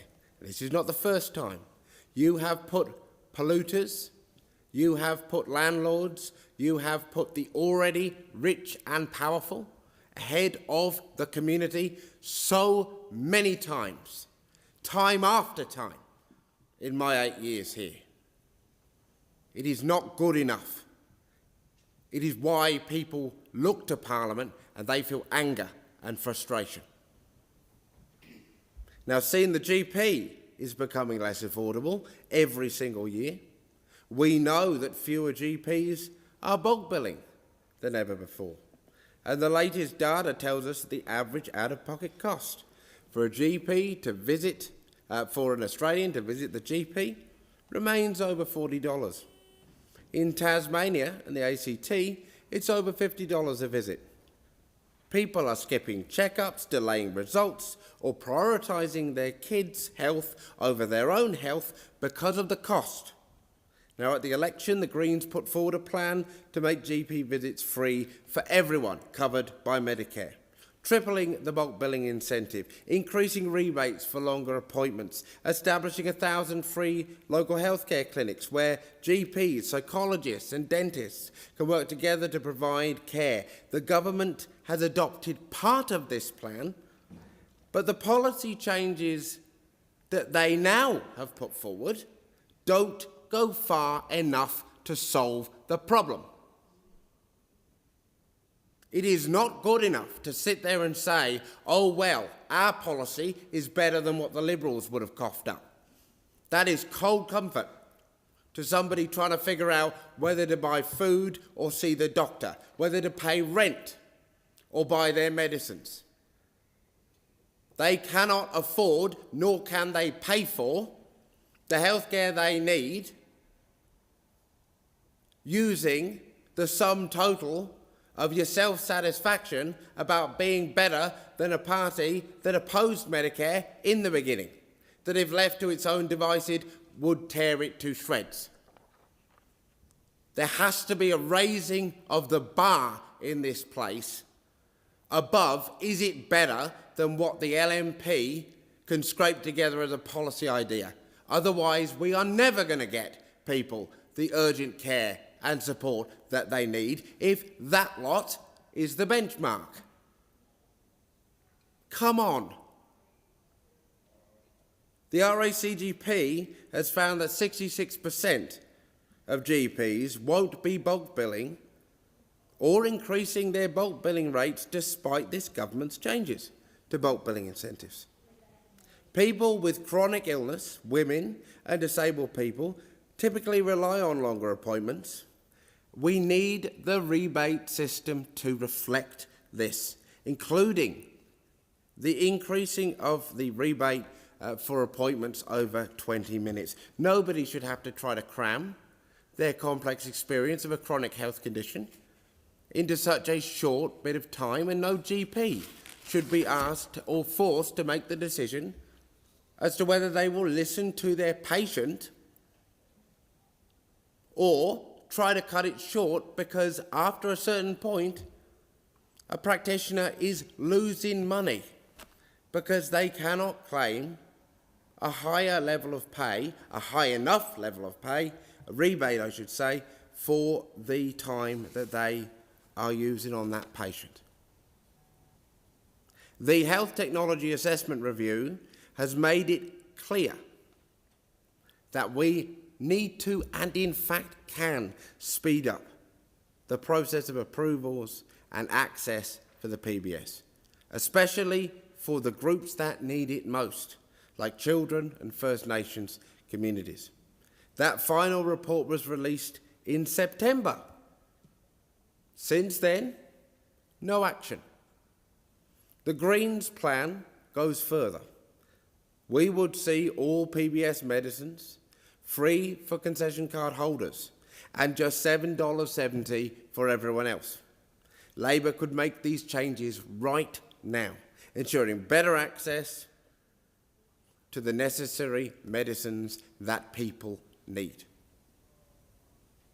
You could make sure the cost never gets in the way of people getting the medicine that they need. Why haven't you? Why have you not done this with the power now invested in you? The Greens will support this bill because people desperately need cost of living relief right now. But let me be clear. These half measures are not solutions. If Labor was serious, they'd deliver real relief. Cheaper medicines, making GP bulk billing a reality again for people. If Labor was serious, we'd be talking right now about getting dental care into Medicare, about finally removing the ridiculous caps that prevent people from getting the mental health care that they need. That's what we'd be talking about. If you were serious, that's what would be on the agenda. The Greens are serious. I sit here serious to my bones about this. There may not be a consensus in this place for every aspect of the Greens' policies and plans for healthcare, but come on now, we have to begin actual work in this space. People are living in pain every day, being exposed to additional healthcare conditions every day, struggling every day, because either between them and the healthcare they need is a health and cost barrier they cannot cross, or because collectively, for decades, this Parliament, under Labour and Liberal governments, have collectively decided that it's okay that our Medicare system, loved by the community, doesn't recognise that the mouth is part of the body and doesn't recognise that mental health care is health care and should be covered as health care. Those are the basic realities. Those are the basic recognitions that are needed. That's what it would look like if this government was serious in this space. We will continue to be serious, work with people of goodwill across this chamber who are serious, with different views than ours, but a shared agreement that we must get to work. And I urge the government to join us in that work, because it is the work and the task and the priority that the Australian community actually needs of this place at this time. Thank you. Senator Nandaraja. Thank you, Deputy Speaker. Deputy Speaker. An amendment standing in my name that has been circulated in the chamber, and I just need to flag that for procedural reasons. Sure, and we'll come to you at the appropriate time. If I may, Chair, I have not seen this amendment circulated, so Senator Steele-John may wish to check that this has occurred. Make sure that we have done that. Thank you. Thank you for that clarification and helping the chamber in that regard. Thank you. Senator Nandaraja, back to you. Thank you, Deputy Speaker. Deputy Speaker, as a former practising doctor, I welcome any reform that lowers the cost of medicine. And we, as a Labor government, have been from the get-go delivering this for the Australian people. Over the course of 2 terms now, when we were first elected, we've seen consecutive reductions in the cost of medicines. They were originally around $42. We lowered them to $32 per general script, and now from the 1st of January next year, it will fall again to $25 a script. The last time, Deputy President, medicines were $25 a script was in 2004. And you know what else was big in 2004? Shannon Knoll exploded onto the scene with his hit, What About Me? Ian Thorpe cemented his greatness at the Athens Olympics, winning more gold medals. And of course, Facebook turned up, was founded in 2004. Maybe not so great, But what is great is seeing the cost of general medicines drop. And why is it important? From a medical standpoint, it's important because I've seen patients ration their medicines. And that means that they either cut them in half or they take them second daily. In other words, they're trying to make them stretch. And that, of course, has consequences. It leads to avoidable emergency department presentations with a whole list of ailments. When you think about it, 9 out of 10 Australians have chronic diseases, so millions and millions of Australians do take a medicine on a regular basis. So for the average family that has, say, 4 regular scripts, they will save around $300 a year. That's $300 more to spend on other items like the kids, clothing for the kids, or to pay rent, or to buy something special, or to go out and actually have a nice time at a restaurant. So I welcome these changes. I'm particularly excited about the impact that this will have on emergency department presentations, which I think will be very interesting to monitor going forward. This reform builds on a whole suite of changes that we have brought in for medicines. I particularly like 60-day scripts, which have now included nearly 300 medicines on the PBS, and that just means that you can go and see your doctor and actually ask your doctor to give you, instead of a 30-day script, a 60-day script. It just means, again, saving more money and convenience so that you don't have to keep turning up to get that script given to you each time. Deputy President, this reform, of course, builds upon one of Labor's most proud legacy and public achievements, that is the founding of the Pharmaceutical Benefit Scheme. That was a Chifley government legacy in 1948, and this bill takes the principle of access to essential medicines forward again. I thank you. Thank you. Minister. Thanks very much, Acting Deputy President. Well, the Labor government is committed to strengthening Medicare and to delivering cheaper medicines. And the Pharmaceutical Benefit Scheme provides timely, reliable and affordable access to necessary medicines for all Australians. And it has no better friend than the Albanese government. We are supporting all Australians with cost of living relief, and this bill is one of the many ways that we are providing more affordable medicines to Australians. General patients will save over $200 million each year. And the contributions that have been made here today and, of course, in the other place tell us so much about why this is important. We've heard firsthand accounts of the sacrifices too many Australians make, sacrificing their health by spacing out prescriptions or cutting doses to make them last longer. But thanks to Labor's plan, the maximum amount a general patient will pay will be $25 per prescription from the 1st of January, plus any applicable premiums. It provides immediate cost of living relief to patients without a concession card, while also ensuring that the PBS remains a sustainable investment for government that doesn't come at the expense of priorities like listing new medicines, investment in other essential health services like bulk billing, and a competitive and sustainable pharmaceutical market. This bill delivers on a significant commitment made prior to the election. It builds on earlier actions undertaken by the Albanese government to deliver cheaper medicines, and it helps strengthen Medicare and improve the health of all Australians.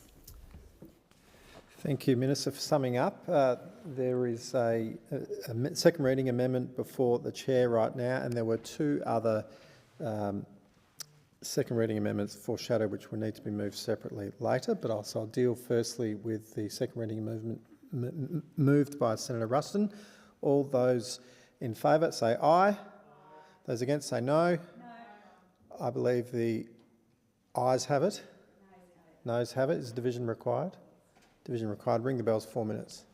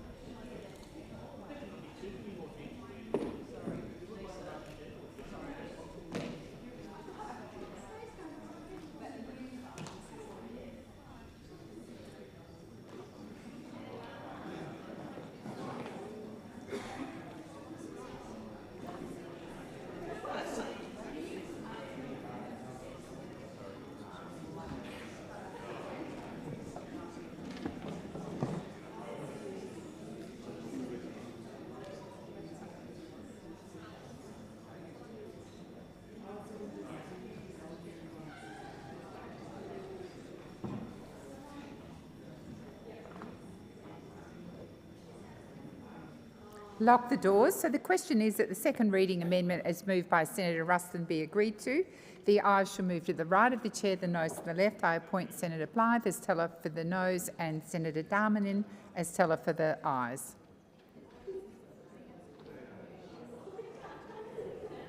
Beg your pardon, Senators. I appoint Senator Blythe as teller for the ayes and Senator Darmanin as teller for the noes.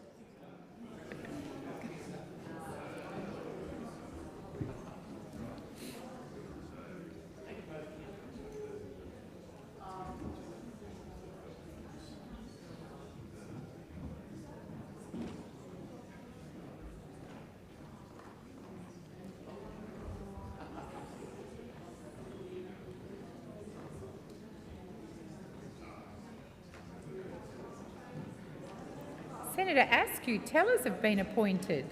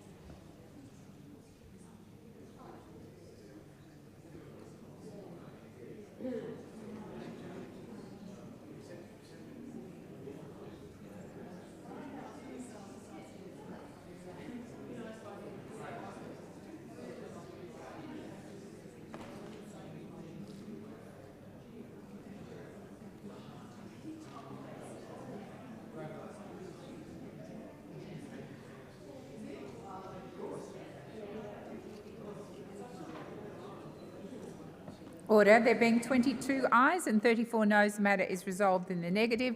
Senators, I advise there are a couple of more second reading amendments. I call Senator Payman to move hers. Thank you, President. I move my second reading amendment as circulated on sheet 3385. So the question is that the amendment as moved by Senator Payman be agreed to. Those of that opinion say aye. Against? I believe the noes have it. Senator Payman, I only heard one voice. Senators, this has happened before, so if you are supporting an amendment, you need to support it. So division required. Ring the bells for 1 minute.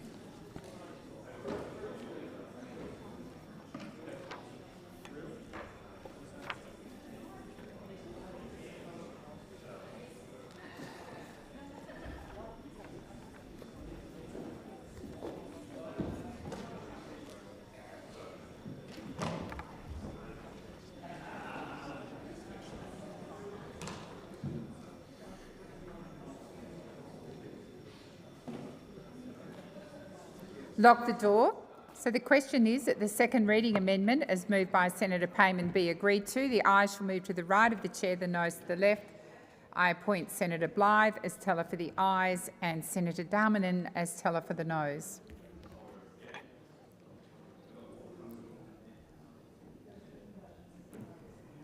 Tellers, once I've appointed you as tellers, there shouldn't be any senators moving.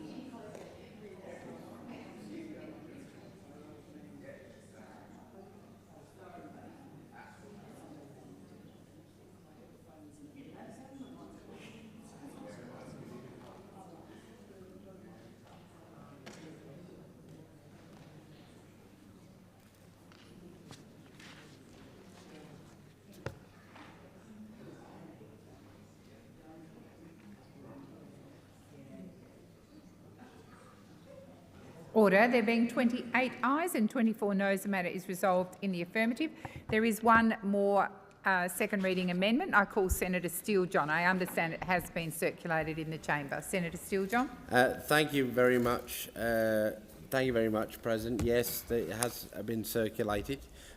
So I move the second reading amendment standing in my name, that we add at the end of the motion the words A, the Senate notes that Australians are experiencing a cost of living crisis. 2, that 3 in 10 people avoid seeing a dentist due to cost. 4, that in 2022-23 there were some 87,000 potentially preventable hospitalisations due to dental conditions. And B, calls on the government to recognise that the mouth is part of the body and to bring dental care fully into Medicare, starting with an immediate commitment to fund and implement a seniors dental benefit scheme. So the question is that the second reading amendment is moved by Senator Steele-John be agreed to. Those of that opinion say aye. Against? I believe the noes have it. Division required. Ring the bells for 1 minute.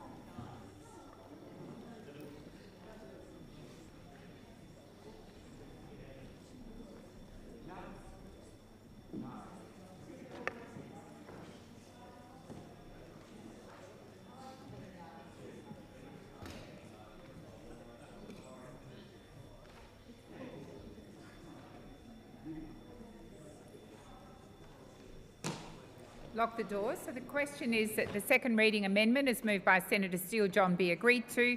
The ayes shall move to the right of the chair, the noes to the left. I appoint Senator McKim as teller for the ayes and Senator Askew as teller for the noes. Oh, okay. Senator Darmanin.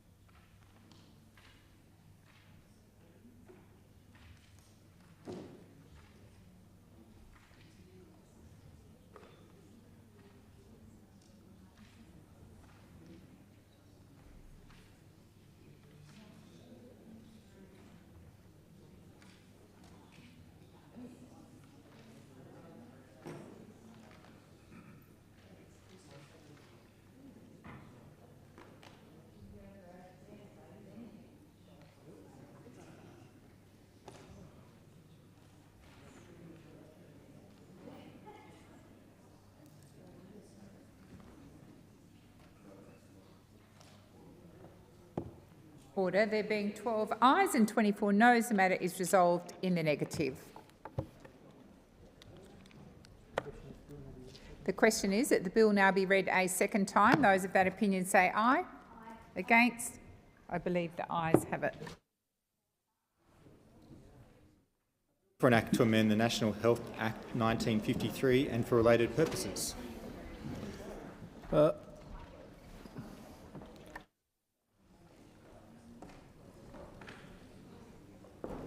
No amendments having been circulated, does any senator require a committee stage? Senator Roberts, you desire a committee stage. In that case, we will resolve into committee.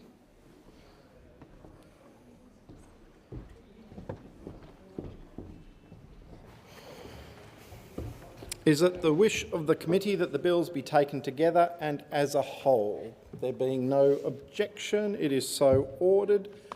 Question currently is that the bill stand as printed. Senator Roberts, are you seeking the call? Yes, please. Thank you, Chair. Minister, the PBS is budgeted at $19.5 billion this year and $20.7 billion next year. Is that the full cost of the PBS? Are there prescriptions written under the PBS that are not counted in those figures?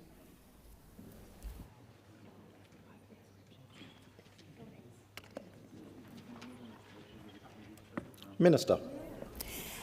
Thanks very much, Chair. The advice I have, Senator, is that the published costings for the PBS include only those medicines issued from within the PBS. There are other scripts issued privately, but they are not counted in the published costs. Senator Roberts. Thank you, Minister. Are prescriptions written for public hospital inpatients included in the costing?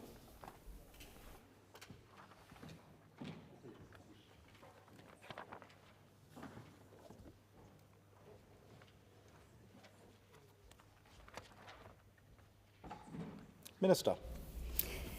Thank you, Chair. The advice I have, Senator, is that those are dealt with separately through agreements that are made with the states and territories. Senator Roberts. Thank you, Minister. The PBS increased in cost from $17.7 billion in 2023-24 to $19.5 billion in 24-25. That's a $1.8 billion increase in a single year. What happened in 2024-25 that caused this huge increase? Minister. Thanks, Chair. Senator, I'm not in a position to confirm for you the numbers that you cite. I have no reason to doubt them, but I don't have those budget figures in front of me. I think I will need, if I have additional information I can provide to you, Senator, I will, but at this point I don't have the information that you seek. Senator Roberts. Thank you, Chair. Are you aware, Minister, that there was a huge increase leading up to 2024? Sorry, in 24-25.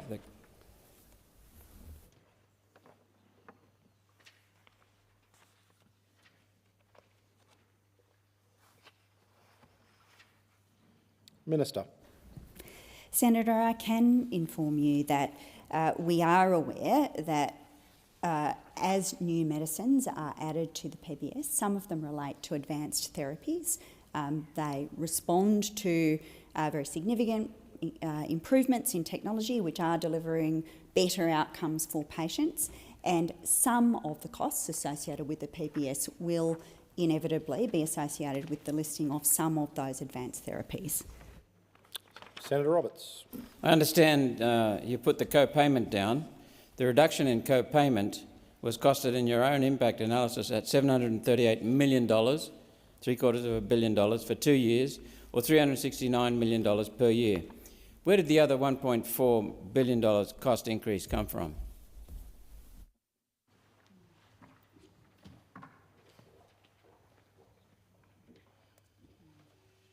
Minister. Thanks, Chair. I might ask Senator Roberts to perhaps go over that question again. I'm not sure that the relationship that you're asserting between the cost of this measure and the cost of the PBS is as you think it is. But perhaps if you ask the question again, I can seek advice from the officials.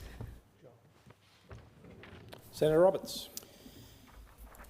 The reduction in co-payment was costed in your own impact analysis at $738 million for 2 years, or $369 million per year. Where did the other $1.4 billion cost increase come from?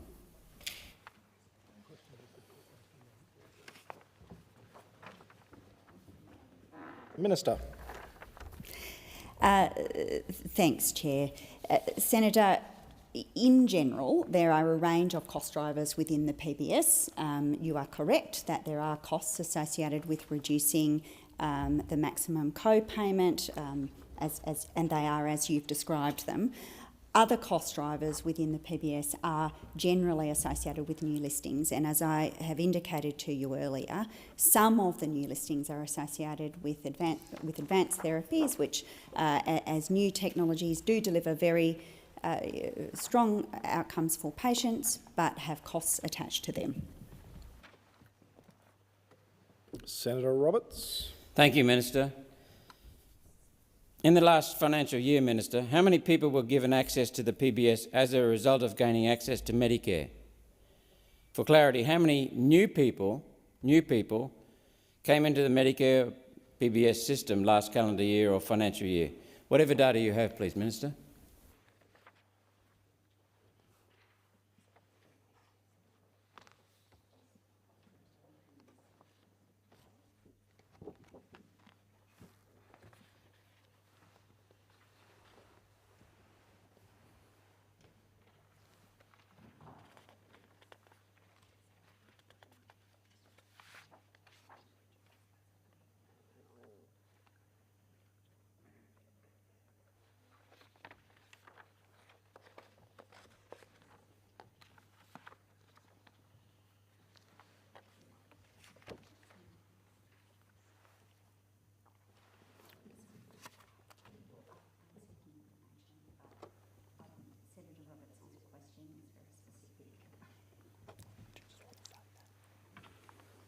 Minister. Chair, I am seeking information. Senator Roberts, essentially your question asks about increases in the number of Australians, the number of people who are eligible to access Medicare. I don't believe that I'll be in a position to answer that in today's discussion, but I'm seeing if there is any other information that's relevant to your question that I may provide to you. Senator Roberts. Thank you, Minister, for your openness. Another question on an associated topic. How many people are accessing the pharmaceutical benefit scheme who are not Australian citizens or permanent residents, and under what circumstances are they allowed to access?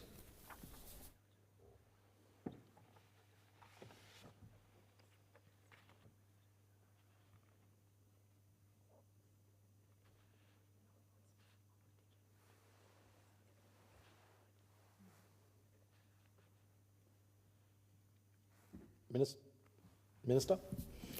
Senator, I can confirm that eligibility for the PBS is attached to eligibility for Medicare, and so the eligibility criteria for Medicare is essentially the same as the eligibility criteria for the PBS. Senator Roberts. Thank you, Chair. Minister, is this correct?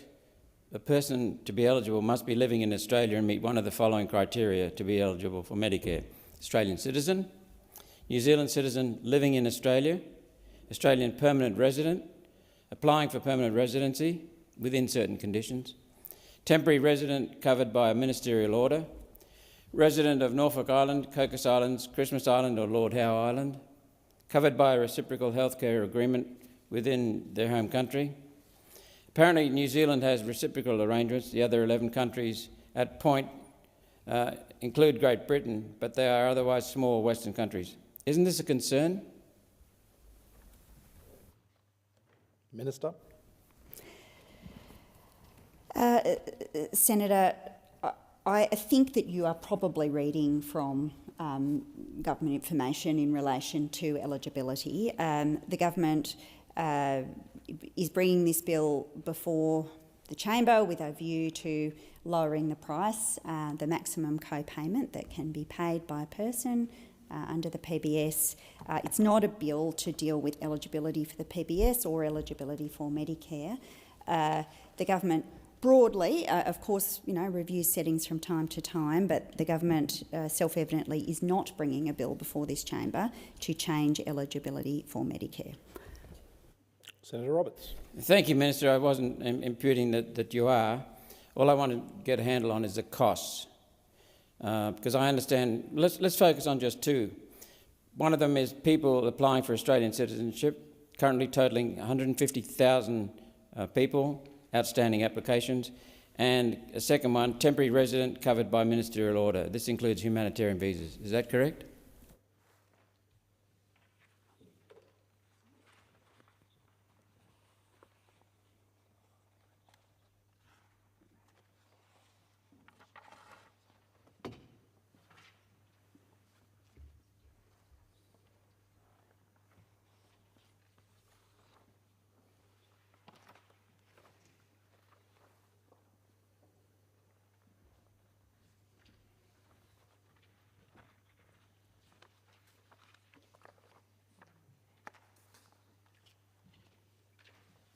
Minister.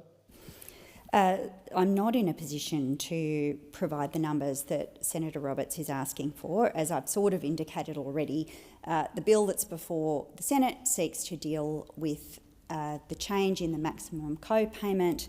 It is not a bill that deals with eligibility. The officials here have not come prepared to answer questions at the level of detail that you're asking them in terms of numbers of people who are eligible for under certain kinds of visa categories. Senator Roberts. Thank you, Minister. I thought I acknowledged that last time, that you had already mentioned that point. What I'm interested in is what this will cost the Australian taxpayer. Can you confirm refugees entering under a 786 humanitarian visa are being enrolled in Medicare or PBS? And if so, how many 786 visa holders are accessing Medicare in total? Minister. I'll refer the Senator to the answer I provided just now to his question. I can confirm that the government is confident about the costings attached to the measure that's before the Parliament. Senator Roberts. Thank you, Chair. What measures is the government taking to ensure that the person presenting a Medicare card to access taxpayer subsidised prescriptions is the person or family to whom the card was issued?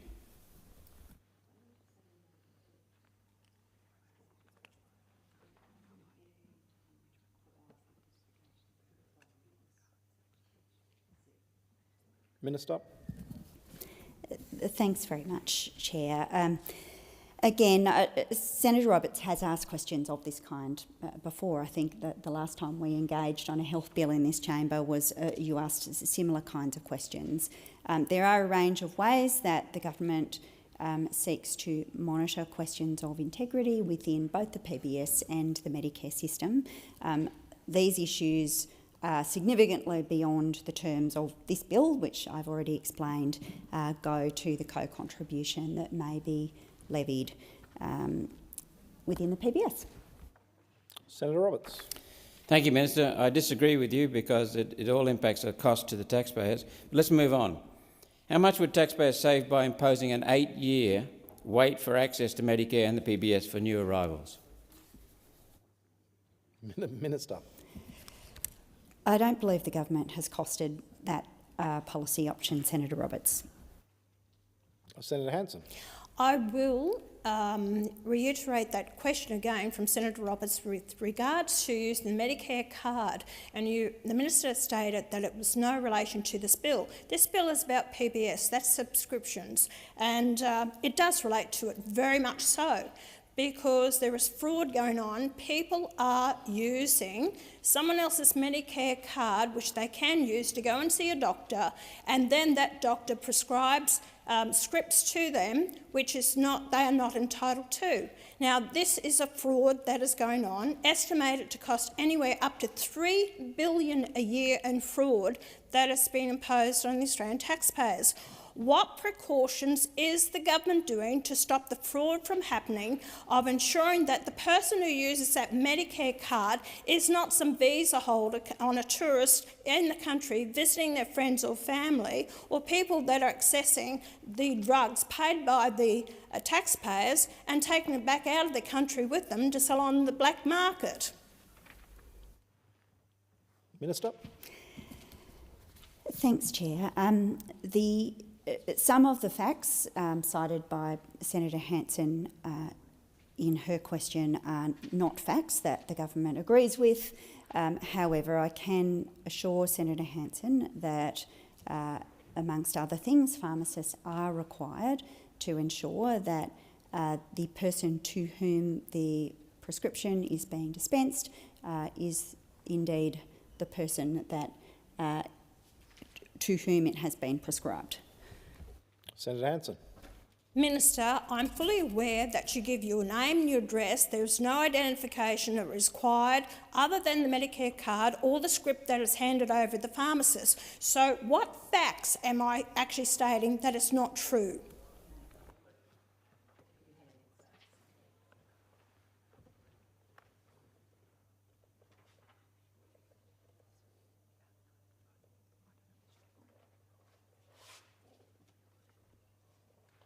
Minister.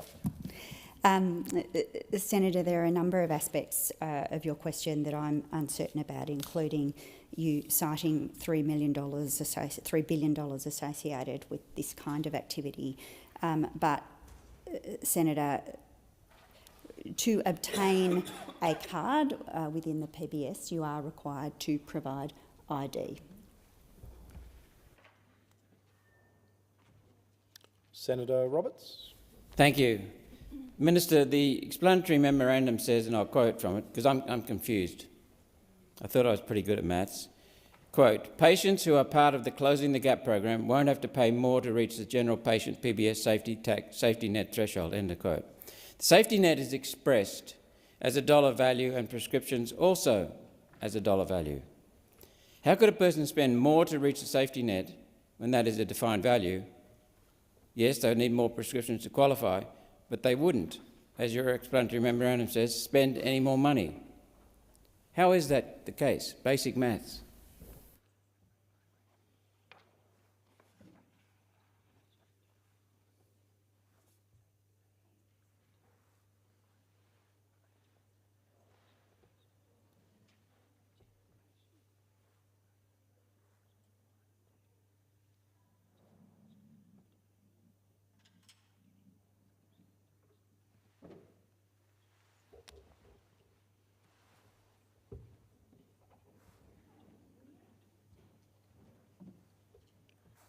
Minister.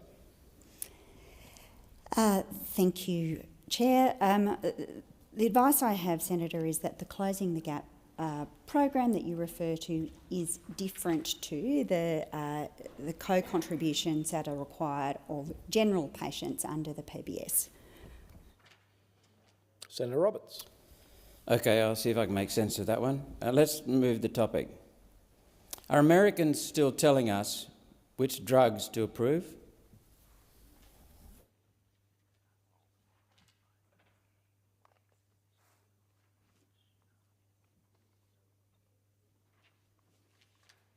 Minister.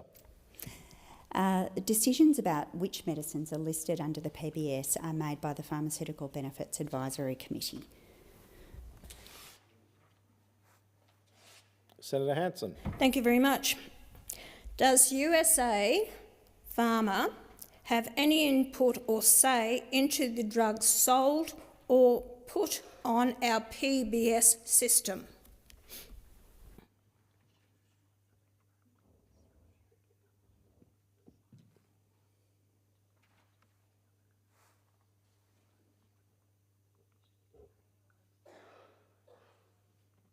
Minister. The objective of the PBS is to make sure that Australians have access to medicines that will help them and improve their health. And the part of the role of the Pharmaceutical Benefits, the role of the Pharmaceutical Benefits Advisory Committee is to make that assessment. In doing so, they take information from a range of sources. The decision is taken by the Pharmaceutical Benefits Advisory Committee. Senator Hanson.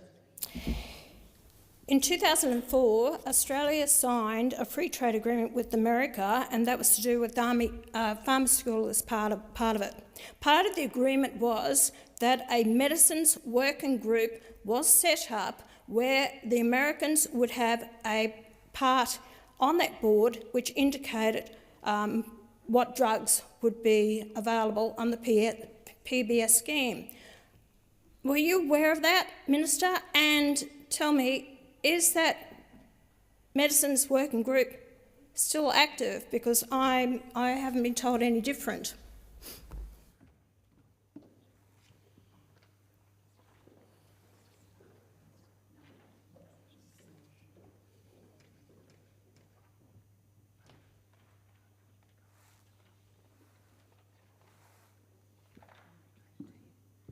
Minister.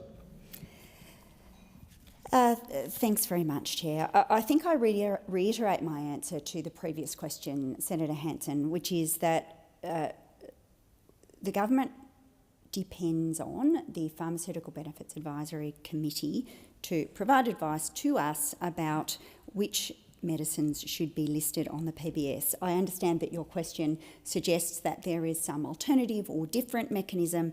That is not correct. I can reassure senators and indeed the public that decisions about which medicines are to be listed are taken by the government on the advice of this committee, and that is a process that has operated under both Liberal governments and Labor governments over a long period of time. Senator Hanson. Thank you. Look, I'll just explain to people what my understanding is and what I have read and come to understand about the pharmaceutical. Is when the Free Trade Agreement was drawn up, and it was in 2004 and it was signed and it came into act in January 2005 here in Australia. Now, under that scheme, the pharma, which is in America, they don't have a PBS system in America. We're one of the very few countries in the world that did have it, and was started up in Australia in 1953.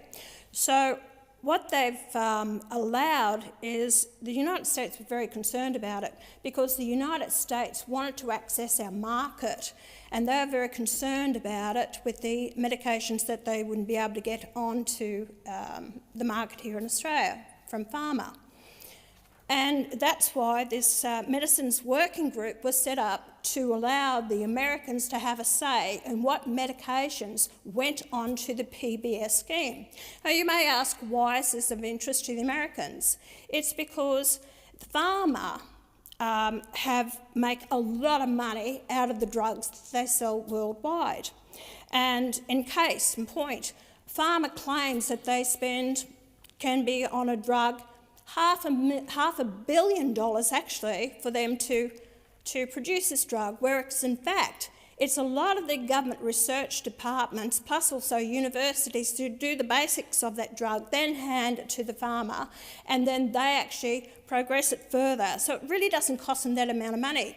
It could be at that time, and I'm going back to that time of when this drawn up, around about $60 to $70 million, but they pass that cost on to the consumer. So it was in the interest of the Americans to get this deal out of Australia, that they have an input into the drugs here into Australia. Now, also on top of that, the big problem with it is generic brands. And the generic brands usually have a patent. So when these companies, drug companies, make the drug, they actually can have a patent on it. It used to be around about 12 years, then it extended to 15 years, then it was 20 years, and now it's 25 years, because they want to protect it. So when a drug is patented, then it actually can get big money for it. And once it comes out of the patent, then these other drug companies can use that and sell their drug for a lot cheaper. So it's in their interest to make a lot of money for their shareholders and this drug. So are we really looking after the purse of the taxpayer in this country? Because we've seen the cost of the PBS system go up by billions of dollars. So that's why, and I want to put some background to this. So what I would like to know on behalf of the Australian people, under your PBS scheme, now these drugs, generic brands, are basically the same, but they're cheaper because they're not under the patent of these big companies. So, Minister, what I would like to ask you is, if you're going to have taxpayer-funded drugs, are they, or is it part of your plan to ensure that generic drugs are issued before Big Pharma or other companies that are making huge amounts of profits out of this? Are you going to ensure that generic brands are delivered to the patient or the person who's getting this, if it is of the same medication, to cut the cost to the taxpayer? Minister. Thanks very much, Chair. Perhaps I can make some general observations about the significance of the PBS to the health of Australians and to the overall way that we approach public health in Australia. The PBS is an incredibly significant instrument for Australian public policy. It does mean that we are able to obtain access to medicines from a range of suppliers, from a range of different countries, at very competitive prices, and we are able to provide those to Australian citizens. Our feedback, when I talk to people in my electorate, it is one of the government programs that they care about the most. Now, you may hear something different, Senator Hanson, in Queensland, but that's not what I hear. What I hear from mums and dads on the ground is that having access to affordable medicine through the PBS is highly valued, because every Australian wants to know that if their child is sick, if their partner is sick, if their parent is sick, if their neighbour is sick, they will be able to get access to the medicine that they require. It's why we place such a high emphasis in our public policy making around making sure that it continues to be affordable. The investment that is actually being debated in the Senate today is a really significant part of this. It is, as other senators have pointed out, a very long time since the maximum co-contribution that an Australian makes under the PBS was $25. That's a big deal. It will mean a great deal to many families who are looking for support in accessing the medicines that they require, and it has flow-on benefits into the rest of the health system. It's important that people are treated with the medicines that are prescribed to them in a timely way, because it preserves and protects their health and prevents, in some circumstances, people requiring accessing more acute medical services as a consequence of their health deteriorating. This government is absolutely committed to protecting the integrity of that system. You and Senator Roberts have asked questions this morning that suggest that there is some other process at play. Without evidence, you suggest that the Pharmaceutical Benefits Advisory Committee is not in fact making decisions. I am here to tell you that that is incorrect. The Pharmaceutical Benefits Advisory Committee is the body that is tasked with evaluating applications to list medicines on the PBS. It's an incredibly important mechanism. The integrity of that process is important to government, and I can assure taxpayers that the entire purpose of the PBS is to make sure that we work on behalf of all Australians to obtain medicine at an affordable price so that all Australians can access the healthcare that they require. Senator Hanson. Very much.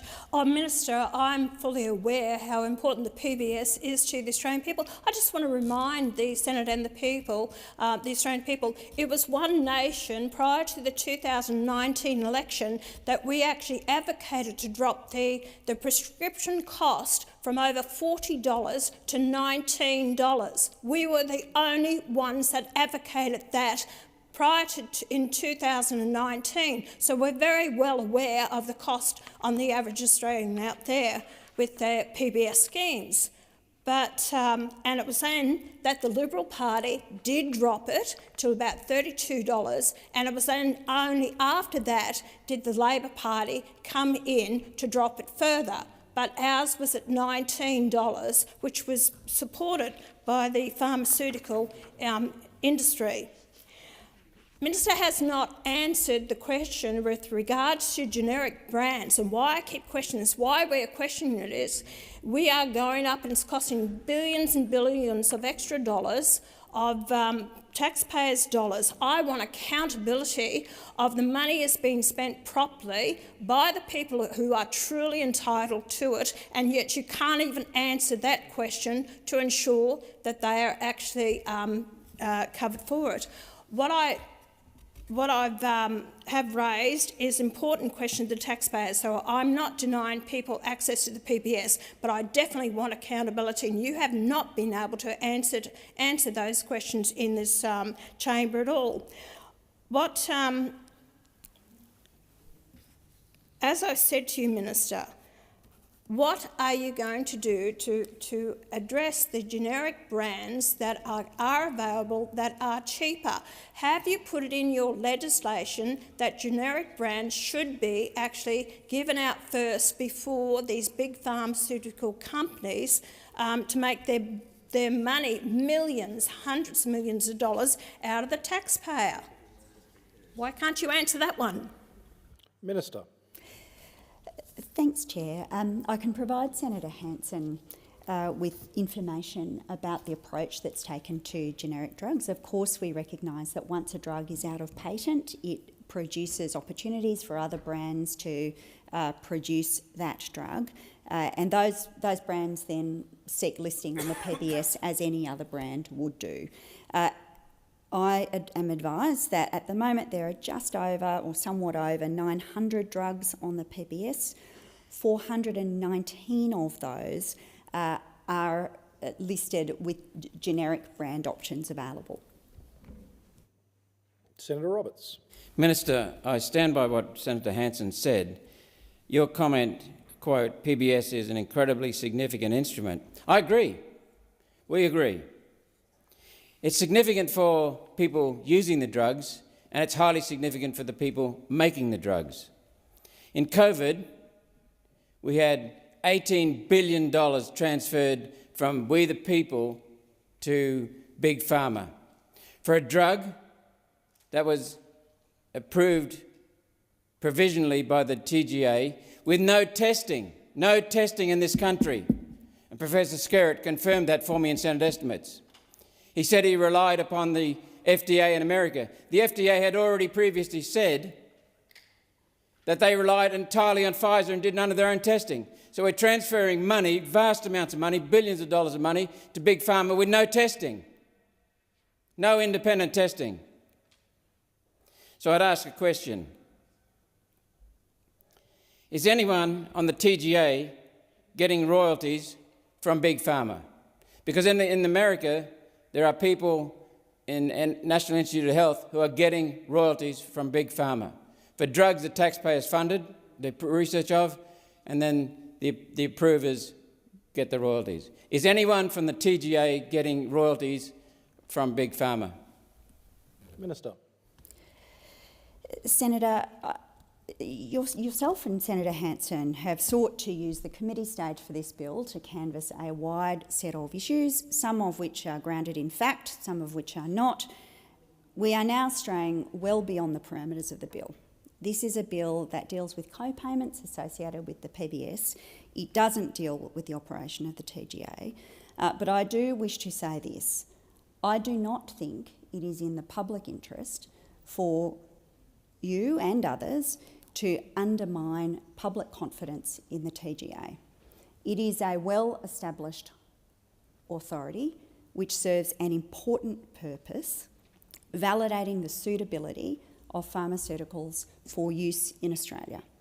It plays a critical role in ensuring that medicines are safe and fit for purpose when they are used in Australia, and it is a precursor for being able to list medicines on the PBS.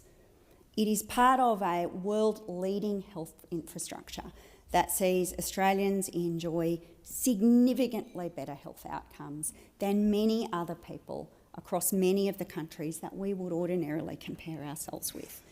We are proud of that health infrastructure. You may not be, you may have a different agenda, but my view is that we are best served by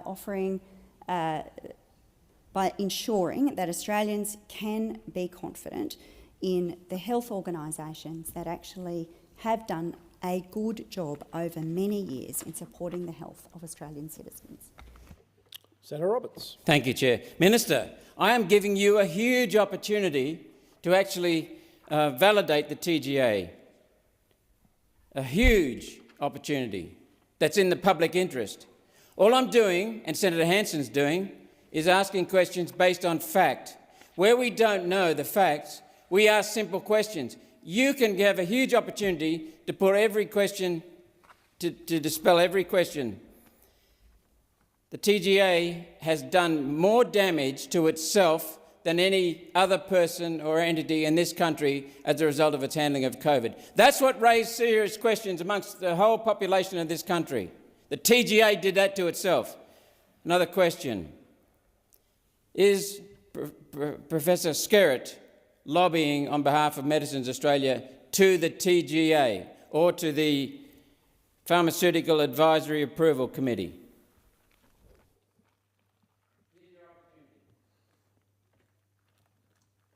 The question. Minister. Thanks, Chair. I refer Senator Robert to my answers to his earlier questions.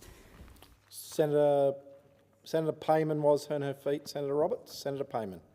Thank you, Deputy President. I would like to move Amendment on sheet 3424 that was circulated in the chamber, calling for the amount of $25 to be reduced to $20, as the Pharmacy Guild had advocated to reduce it to $19, for it to truly be effective for Australians out there who are struggling to put food on the table and pay for their medications. This would help them massively with affordability and the cost of living crisis. Given this is a request, I will read a statement of reasons. Senators proposing requests for amendments must circulate a statement of reasons for framing them as requests, together with a statement by the clerk on whether the amendments would be regarded as requests under the precedents of the Senate. Is it the wish of the committee that the statements accompanying the requests circulated for this bill be incorporated in Hansard immediately after the requests to which they relate? There being no objection, it is so ordered. Senator Payman. I move the motion. So, the question is that the motion moved by Senator Payman be agreed to. Minister. The government will not be supporting the amendment moved by Senator Payman, and we reiterate the point that thanks to Labor's plan, the maximum amount a general patient will pay will be $25 per prescription plus any applicable premiums. We consider that it provides immediate cost of living relief to patients without a concession card. But the important thing here, Senator Payman, is that it will also ensure that the PBS remains sustainable. And these are some of the things that parties of government need to give consideration to, Senator Payman, because we wish to make sure that the PBS operates in a way that allows us to continue to list new medicines, allows us to continue as a government to make investments in other essential services like bulk billing, and allows us to ensure that we have a competitive and sustainable pharmaceutical market. I should add, Senator Payman, that it is also the case that this is the policy that we took to the last election and the policy that the Australian people voted for. I will put... Oh, sorry, Senator Steele-John. Hi, thanks, Chair. Look, I just wanted to put on record the Greens' position in relation to this amendment. We'll be supporting this amendment. But the context for that support is one in which our position as a party, which we took to the election, was actually to eliminate co-payments for those with concession cards and to lower the rate for non-concession card holders to the current concessional rate. So we see this motion offered to the Senate as a step closer to the policy position that we advocated for. So we will support it on that basis, but just wanted to make clear what our continued position in relation to this policy in fact is, which is that those on concession cards should not have to pay a co-payment to get their medicines, and the rest of the community should have to pay no more than the current concessional rate. The question is that the request for amendment moved by Senator Payman be agreed to. Those of that opinion say aye. Aye. Against say no. The noes have it. Division required. Ring the bells for 4 minutes.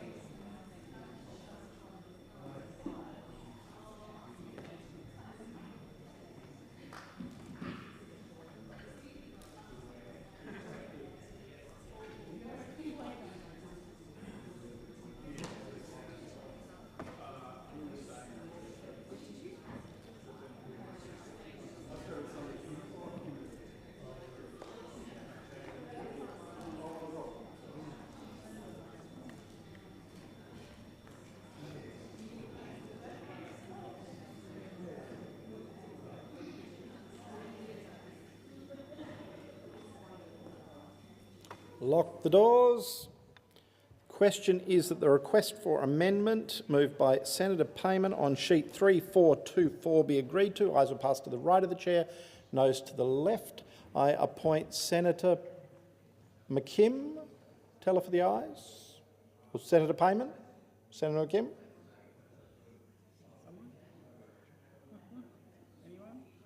Senator Payman, teller for the ayes, and Senator Kovacic, teller for the noes. Deputy President, are you voting? Thank you. Okay, so I have a telepayment. If you call the name.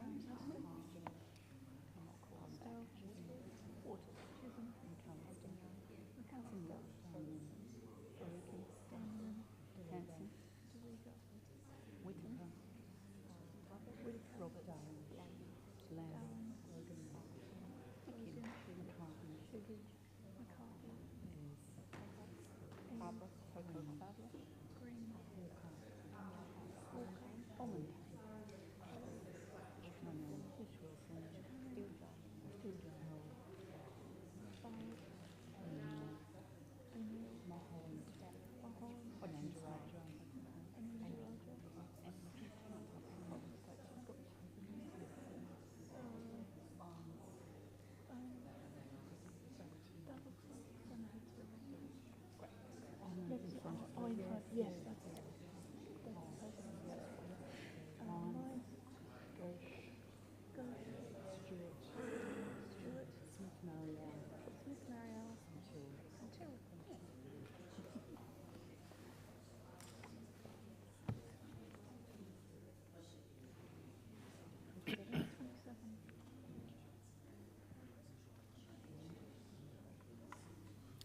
The result of the division is ayes 15, noes 27. The question is resolved in the negative. The question before the chair is now that the... I'll just give ministers a moment to get back to their chairs. Senator Roberts, are you seeking the call? Senator Roberts. Thank you, Chair. Only 2 questions to go, Minister. So you didn't answer the question about whether or not there's an American representative on the committee, the Pharmaceutical Advisory Committee. Is there a big pharma representative on it?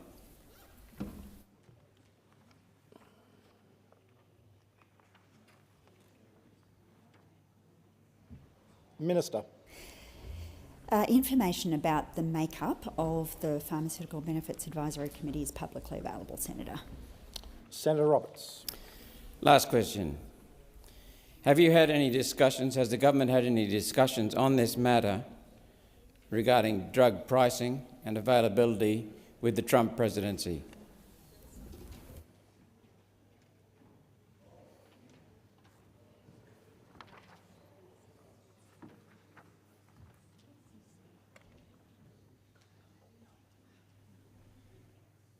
Minister. Senator, your question's very general. Our government, of course, engages with elements of the US administration on many occasions and for many reasons. I'm not in a position to give you detailed information about every conversation that might have been had at every time, but I can refer you to my earlier answer where I was very clear that the Australian government is keenly aware of the significance of the PBS to Australians, to the Australian public health care system, and we are deeply committed to preserving it because of its utility over so many decades for all of our people. Senator Roberts. Thank you, Minister. I reiterate what Senator Hanson said about 15 minutes ago as to how important the PBS is to the Australian people, and One Nation supports it. We've made it easier for people to access the PBS. I'm just concerned that Big Pharma is Senator primarily... Roberts, please resume your seat. It being 1 p.m, the committee will report progress.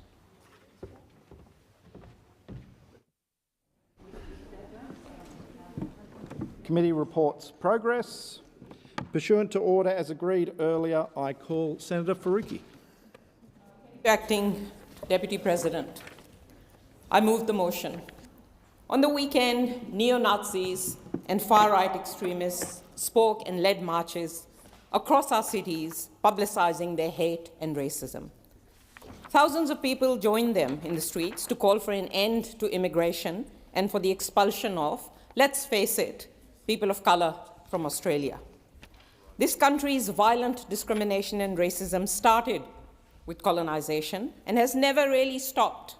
In Melbourne, the neo-Nazis storming Camp Sovereignty was a despicable display of white supremacy.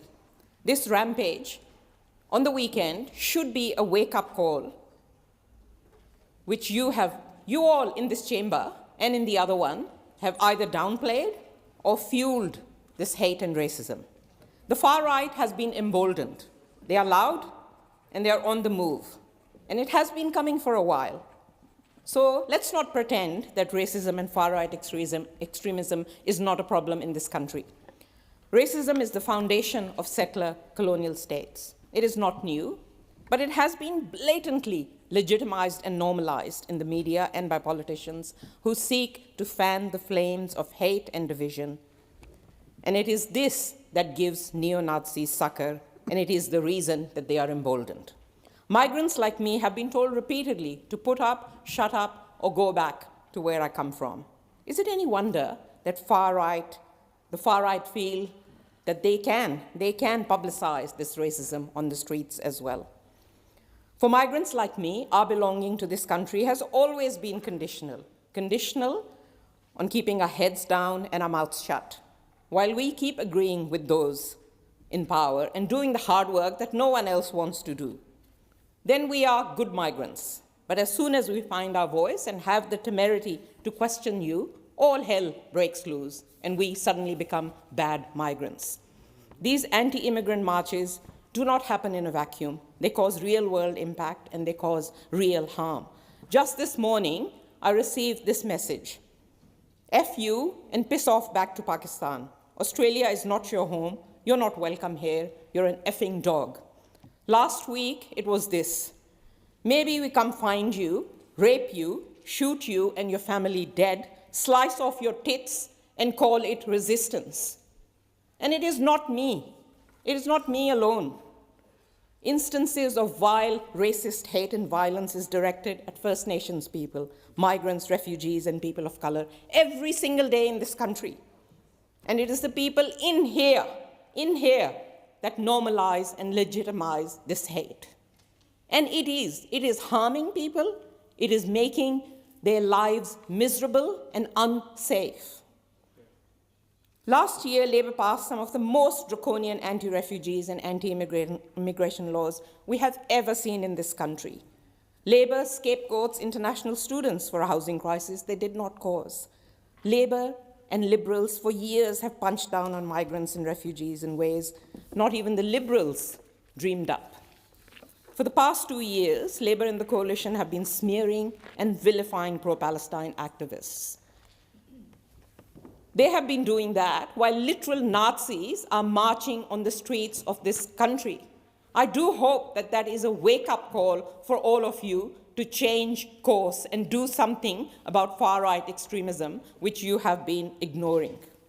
And then, of course, there are the merchants of hate right here in this chamber, the likes of One Nation, who have nothing to offer but their racism and white supremacy to just cause division and hate. Politicians, the media, and the government. Senator Hanson. That comment withdrawn. Thank you, Senator Hanson. I'll just confer with them.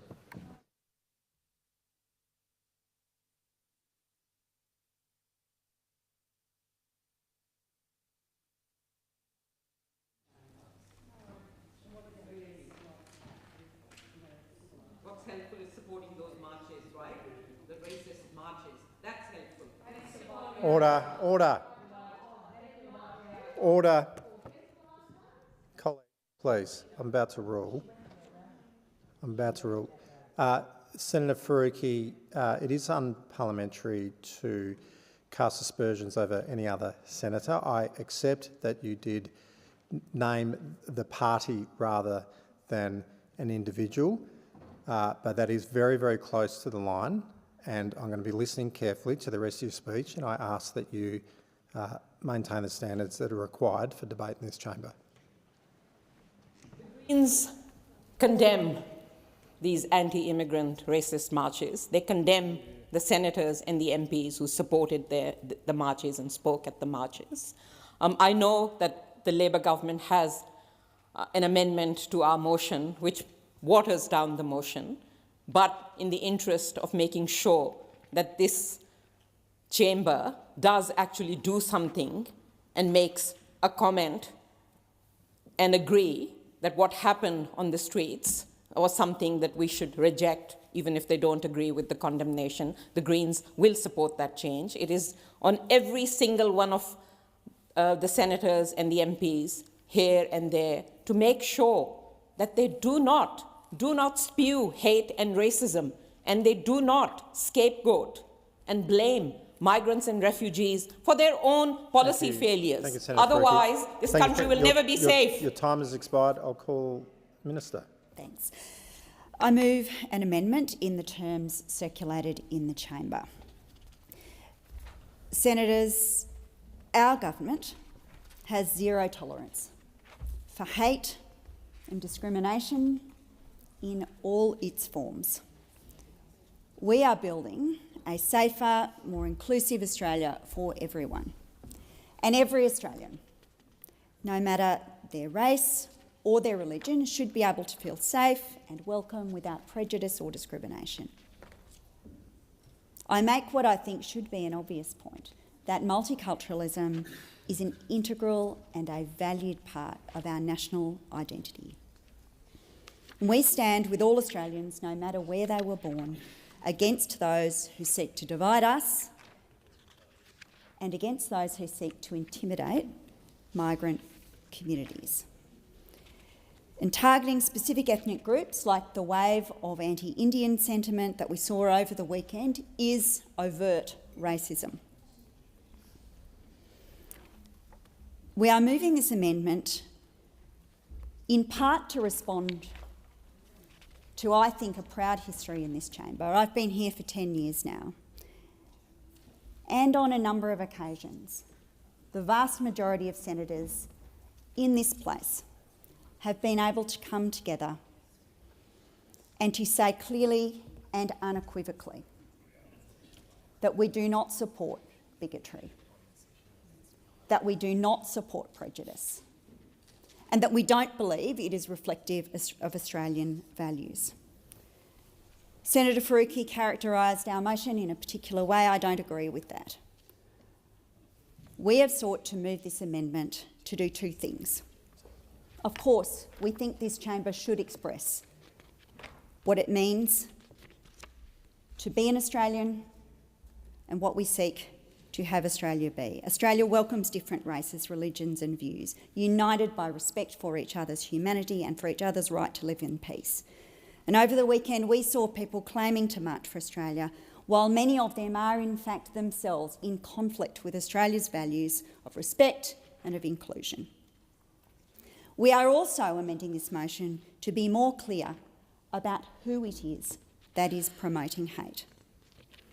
Senator Faruqi's motion says that all media and all politicians of all stripes, presumably including those of a green stripe, have been fanning the flames of hate. And just now, Senator Faruqi doubled down on that idea, and those kinds of sweeping statements are wrong, and they are not productive. We do not believe that politicians and all media have been doing this. We should be promoting those who've been helping to build the Australia that we value, rather than condemning them by way of blanket statements. That isn't a way to build a broad, inclusive movement for peace and for respect.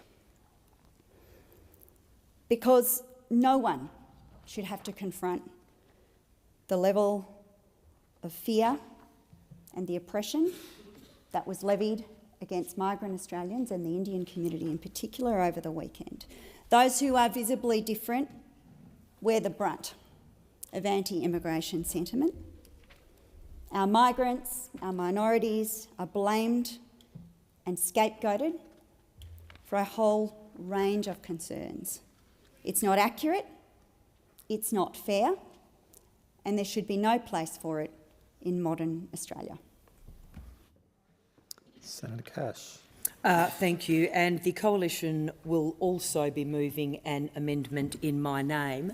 The amendment that we propose to move does one very simple thing, which I would have thought, given the speech that Senator McAllister has just given on behalf of the government, would actually be a very easy amendment to support. Our amendment goes to the simple principle: Australia must defend free speech and peaceful assembly, while drawing a hard line against extremism of every kind. The Coalition is concerned that a number of rallies yesterday were hijacked by a minority of neo-Nazis. Let me be very clear, lest we are verbal. There is no place for neo-Nazis in Australia.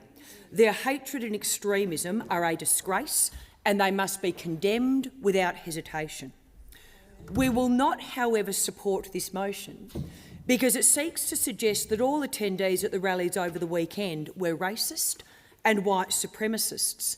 That is clearly not the case. And disappointingly, the amendment moved by the government does not draw a hard line against extremism of every kind. It's also not lost on me. The irony of Senator Faruqi moving this motion is clear for everyone to see. This is very important for Australians to understand. This is the senator who marched in a rally a few weeks ago where individuals were proudly holding a portrait of the Ayatollah Khomeini carrying a machine gun. Now, Senator Faruqi, just like myself on behalf of the Coalition, could have moved a motion condemning the extremists who hijacked the rally that she attended, but she did not. Quite frankly, Senator Faruqi has no credibility lecturing Australians about anti-extremism. Senators, order. Everyone will come to order.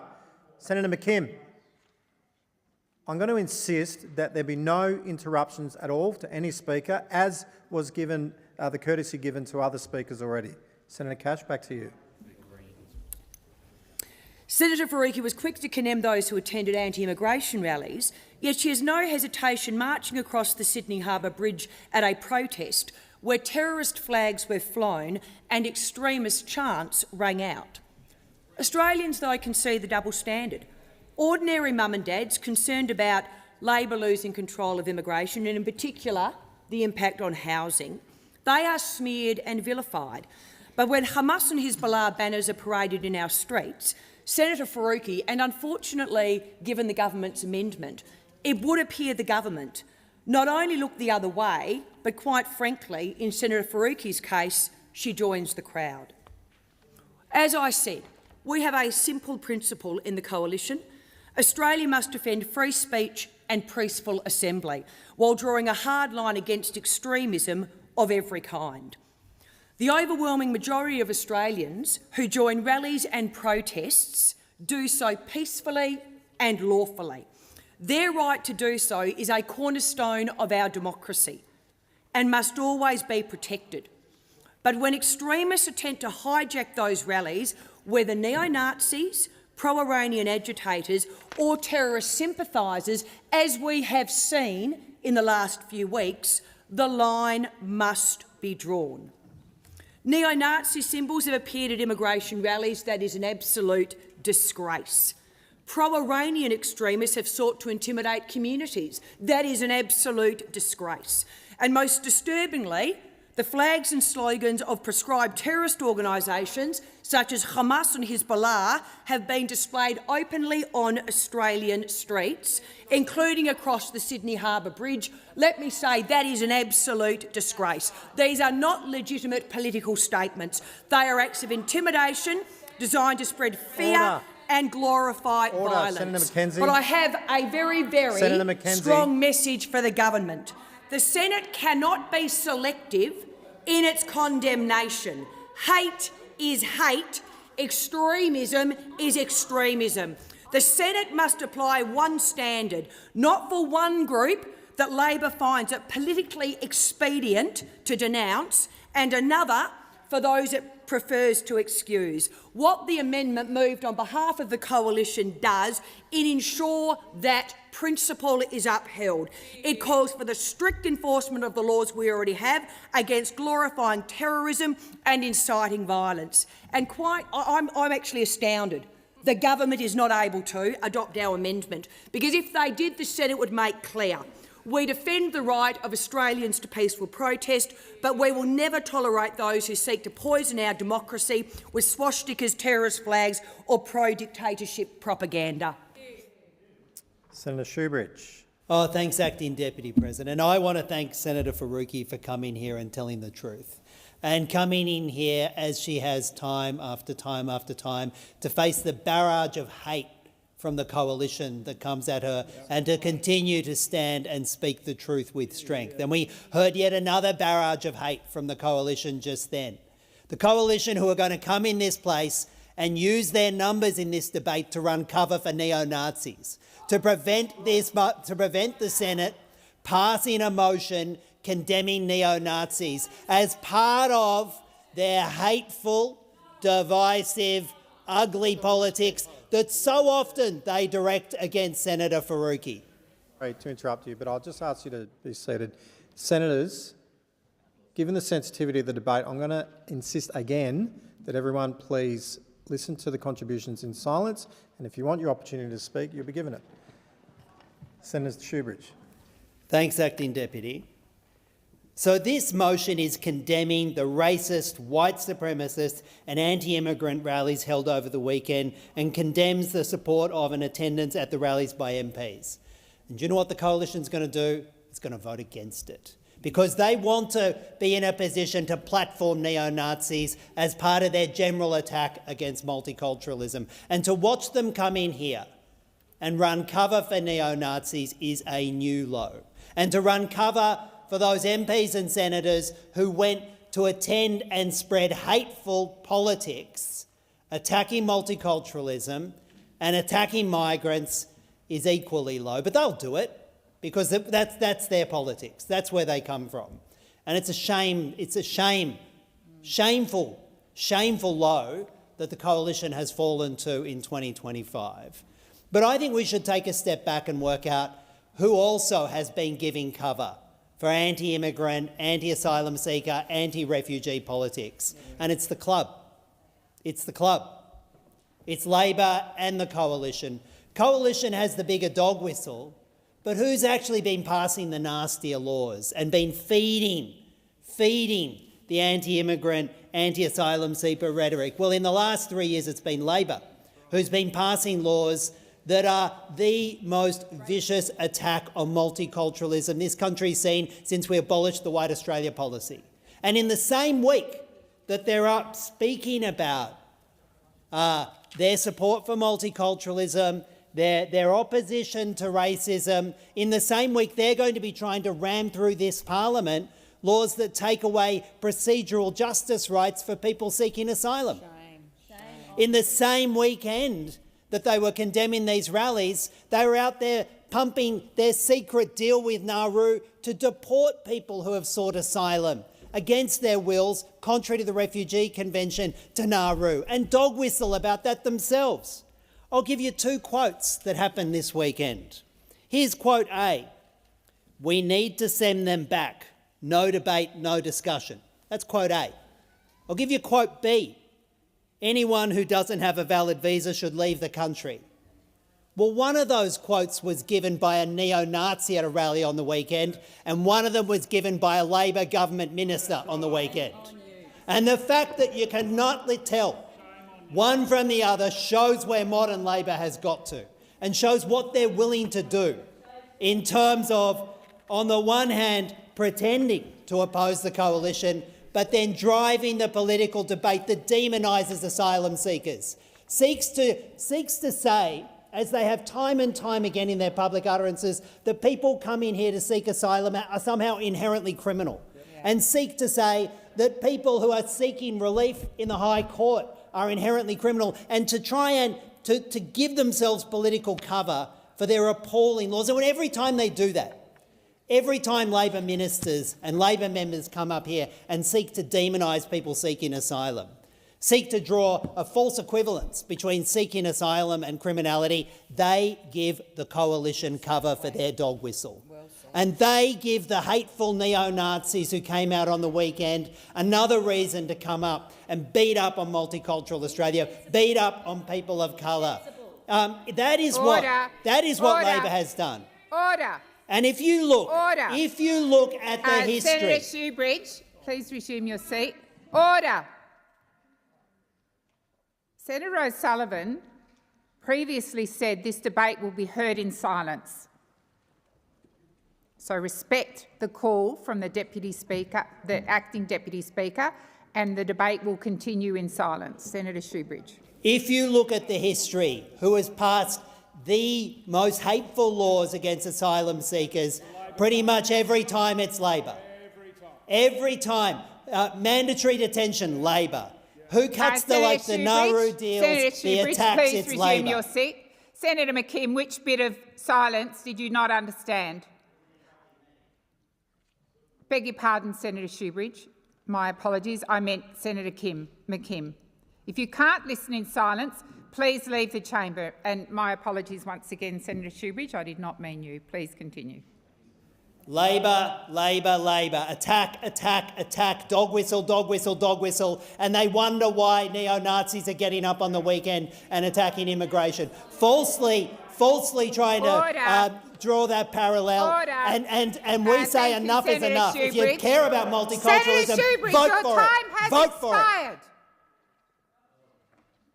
You need to respect my call as well. When I call time, that is what I mean. Senator Mackenzie, I think you have the call. I do. Thank you, Madam President. For everyone following along at home who are listening to the rhetoric, particularly from the Greens, let me read the Coalition's amendment, put it on the record, you might not have it in front of you, that the Senate reaffirms Australia's commitment to free speech, lawful assembly, condemns all forms of extremism, intimidation and violence regardless of the cause, condemns the recent disruption of public rallies by neo-Nazis, pro-Iranian government extremists and those supporting terrorist organisation, condemns the public display of symbols, slogans or imagery that glorify or support prescribed terrorist organisations and urges the strict enforcement of those existing laws against the glorification of terrorism and the incitement of violence. I am astounded that this is somehow a cause for debate, and I'm appalled that the other party of government in this place finds itself unable to support a motion as balanced as the one that we have sought to put forward as a mature response to Senator Faruqi's motion. The reality is the one thing that does unite new Australians and old Australians is a love of our country. Being a patriot isn't being a racist. We on this side of the chamber actually support the right to peaceful protest. We back our police who put themselves in harm's way to keep order.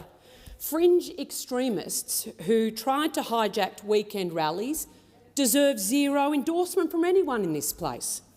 Their ideology is the opposite of Australian values. But let's be very clear. The vast majority of people at those rallies and the hundreds of thousands, if not millions of Australians who support them but didn't go, were expressing mainstream concerns about unchecked population growth, housing and social cohesion, concerns that we actually must hear, not attempt to smear, which is exactly what's happening today. Senior ministers condemned the rallies and highlighted only extremist links. Senator Watt said they spread hate and were linked to neo-Nazis. We reject both the hate but also the tactic of tarring the many with the actions of a few. Old Australians and new Australians alike want safe, cohesive, confident nation. That's the Australia we speak for. Last week, the Greens promoted a bill to entrench the national right to protest. This week, they want us to censor people who protest. Senator Faruqi herself has participated in marches with supporters of terrorist groups, sharing the platform with Hamas supporters and sympathisers, Iranian militants and anti-Semites. So spare us your sanctimony, spare us your hypocrisy and your self-righteousness. You're happy to march along pictures of the Ayatollah Khomeini, who actually ordered a now prescribed terrorist organisation to bomb a synagogue in our country. But that's okay. We're really only worried about the neo-Nazis. We should be worried about it all. We should actually be worried about it all. Jew-hating, gay-hating, women-hating protesters on the other side need to be called out as well. And it's ridiculous to suggest that those marching at the weekend, everyone marching on the weekend was a neo-Nazi, just as it is ridiculous for me to suggest that those who marched across the Sydney Harbour Bridge were all terrorists. They're equally ridiculous contentions. And that's why the Coalition's amendment to this motion is a sound, sensible, mature response to a problem that just doesn't exist in this chamber, that has spilt over into the streets of capital cities right across our country. I'm not a globalist like the Greens and many now in Labor who imagine a world without borders. A sovereign nation sets its intake of immigration in the national interest and with community consent. And the Lowy Institute poll suggests that 53% of Australians say our immigration settings are too high. And it's having negative social and economic, and I would suggest environmental impacts in our community. I'm prepared to have an open and honest conversation about that. Thank you, I just Senator wish the government McKenzie. was too. Minister Gallagher. Thank you, President. I'd like to just make a few comments and respond to some of the comments that have been made during this debate. In particular, and supporting the comments that Senator McAllister has made, our government has zero tolerance for hate and discrimination in all its forms. Senator Shoebridge, you might like to listen to this. We are building and working towards building a safer, more inclusive Australia for everyone. And the opportunity presented to the Senate this morning or this afternoon is to actually come together and respond to what we saw on the weekend.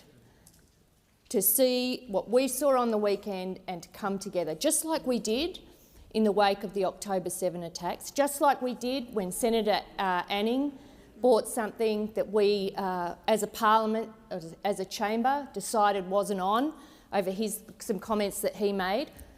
Those opportunities, often led by Senator Cormann or Senator Birmingham, coming in here, working with the government and the opposition working together to reach agreement on a position about the way forward. But what do we see here today? We see finger pointing across the chamber, down there to here, the stirring of social division. It's in no one's interest, is it, in this chamber to actually make a stand and say what we saw on the weekend is very concerning. That we saw issues around housing, issues around our migration program hijacked under the umbrella of neo-Nazi far-right organisations. That is what we saw, and that is what we should be responding to. Instead, we have the Greens political party standing up here and pointing the finger at the government. At the government, Senator Shoebridge. Your comments were disgraceful. They do no benefit to you at all. We see you for what you are, stirring the pot, trying, as usual, to make a political point when the point that needed to be made following yesterday was a point about the kind of country we are. And look at what happens. You do it, Senator Shoebridge, and the opposition do it too. No attempt to reach agreement on what a motion might be like, and I know attempts were made to work with the opposition about the way of dealing with this, and those attempts by the government to work together to reach agreement on a position that this Senate could take were not responded to. And instead we have finger-pointing from Senator Cash and Senator McKenzie. Oh, what's wrong with our amendment? Our amendment. We have an amendment put before the chamber that is better than yours, Senator Cash. Yes, there are elements of your amendment that we would support, but ours are stronger. Ours incorporate other feedback that we've had from Senator Thorpe, and I flagged that we would be moving amendments to the amendments circulated by Senator McAllister to incorporate some of the points that Senator Thorpe has raised with us about recognising the harm that's being done to First Nations people and also acknowledging what happened when those in Melbourne attacked Camp Sovereignty yesterday. Now, that is the opportunity before the Senate. Can we agree on a way forward? It might not be what everybody wants in all places, but honestly, can't this chamber be slightly mature today and believe in this country and the national interest, as opposed to partisan political interests? And we see it again in the amendments moved by Senator Cash for business of the Senate, notice of motion number 1 coming on later today. We see it. The legitimising of the pursuit of what was sought at the rallies yesterday into a reference to a committee. That is what you were doing, Senator Cash. You know full well what this is about. And you, the opposition, a former party of government that had some standards, are prepared to trash that so that you can give air and time and a platform to the likes of what we saw yesterday. That is what you were up to. The party of government, a proud party that used to be— Please resume your seat. Senator O'Sullivan. Point of order. I believe that is impugning the motives of Senator Cash as to what her intention of her motion I think that's a debating point, Senator O'Sullivan. Minister, please continue. That is where we're at today. The Greens pointing the finger at the Labor Party, the opposition pointing the finger at the Labor Party, One Nation pointing the finger at the Labor Party. No one prepared to say what happened yesterday was not on.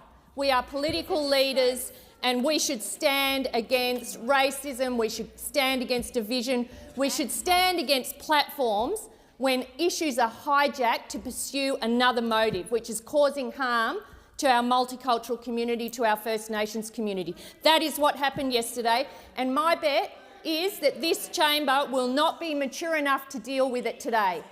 Let's see if we can come out of this with a motion that stands up for our country. The time for the debate has now expired.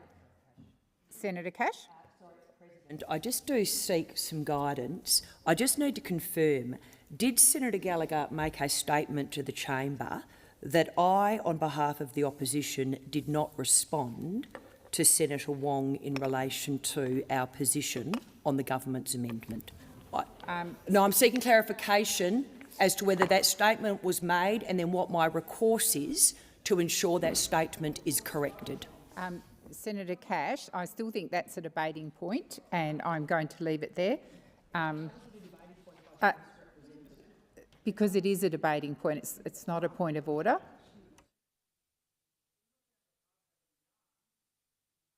Sorry, you can seek that clarification. Minister Gallagher,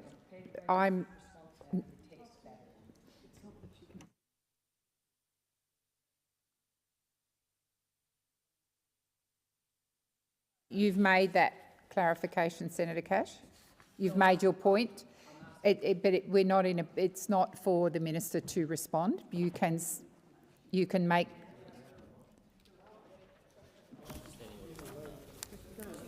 Thank you, Senator Cash. Well, I would seek leave to make a 1-minute statement to ensure that the record is properly corrected, and I can read out my response to Senator Wong and her responses to me that occurred prior to the commencement of this debate. Sorry, Senator Cash, I'm just seeking clarification. Is leave granted? No, leave is not granted. Okay, so Senator Cash, so the option is you can have your 1 minute now if you wish, and the minister's also said she's happy to seek it later. Thank you. Okay, Senator Hanson-Young, I think we're trying to resolve this, Senator Cash is entitled to seek a point of clarification. Sure, and then she sought leave well, leave was not granted, and then Minister Gallagher said she was... as I said to the chamber, I don't need you singing out without any authority, thank you, Senator Shoebridge. As I indicated to the chamber, I am simply trying to sort this out. If leave is not granted, thank you, Senator Shoebridge. The next time I try and sort something out for you, I will remember that it's only the standing orders that apply. I'm very sorry, Senator Cash, leave is not approved, is not granted. So we're going to deal with the amendments. There are a number. Senator Thorpe, the time for the debate has expired.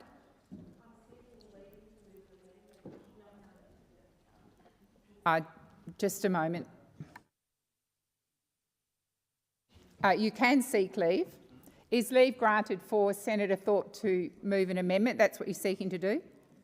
Is leave granted?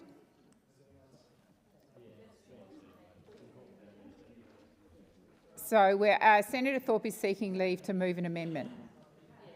Yes, that's granted, Senator Thorpe. So it's been circulated?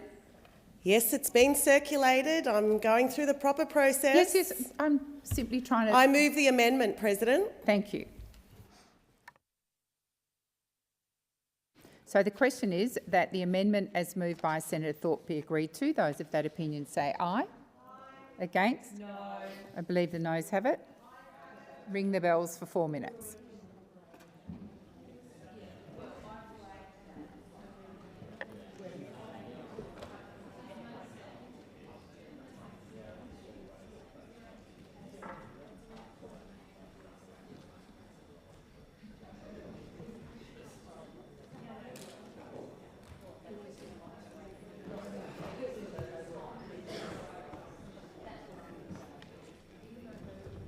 Thanks.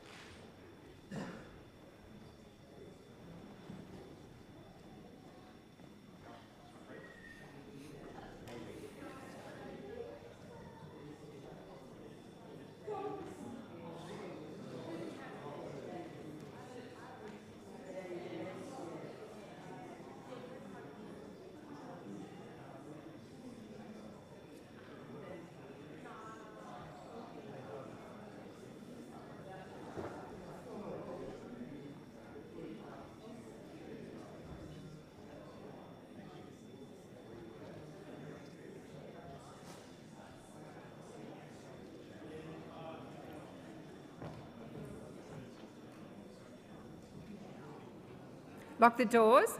So the question is that the amendment as moved by Senator Thorpe be agreed to. The ayes shall move to the right of the chair, the noes to the left. I appoint Senator Thorpe as teller for the ayes and Senator Grogan as teller for the noes.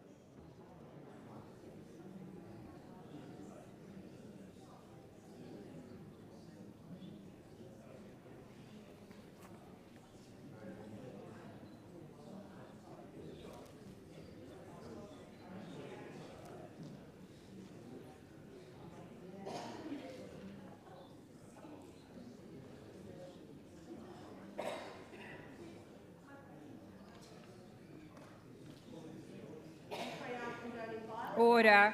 Order. Senator Thorpe, I've called you to order.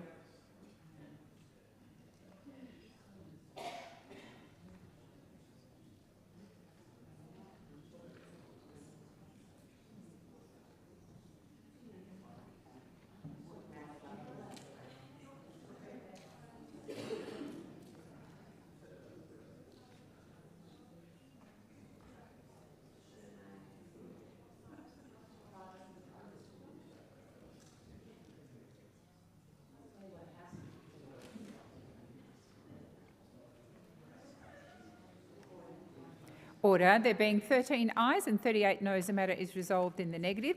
Senators, there are a number of amendments. If divisions are required, it is my intention to only ring the bells for 1 minute.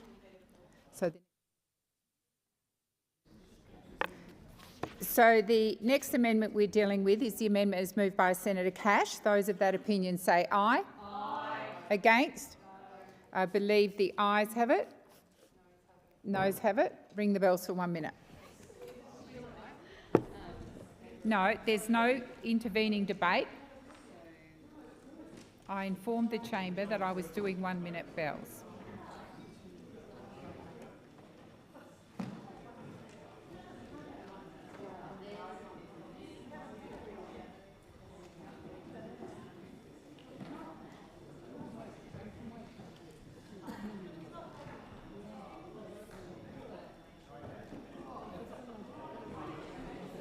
Okay.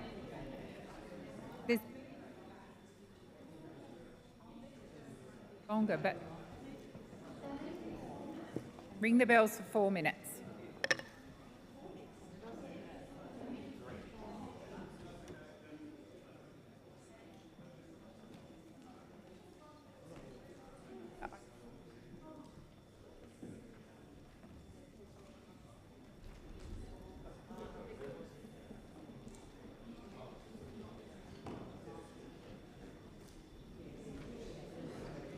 Because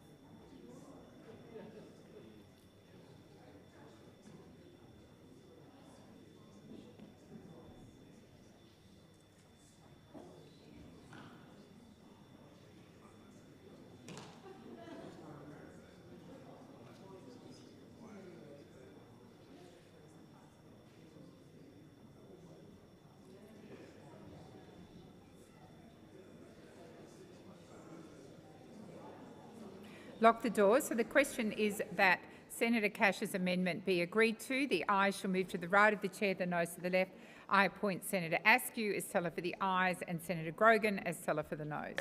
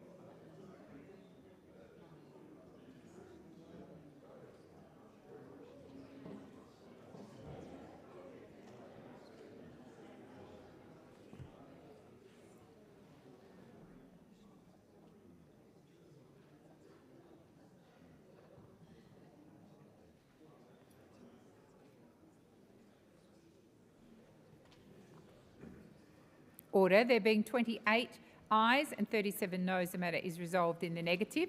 I'm now going to go to Senator Gallagher, who foreshadowed an amendment to the government's motion. Minister Gallagher. Thank you. I move the amendment to Senator McAllister's amendment as circulated in the chamber. So the question is that the amendment as moved by Senator Gallagher be agreed to. Those of that opinion say aye. Aye. Against? I believe the ayes have it. Division required. Ring the bells for 1 minute.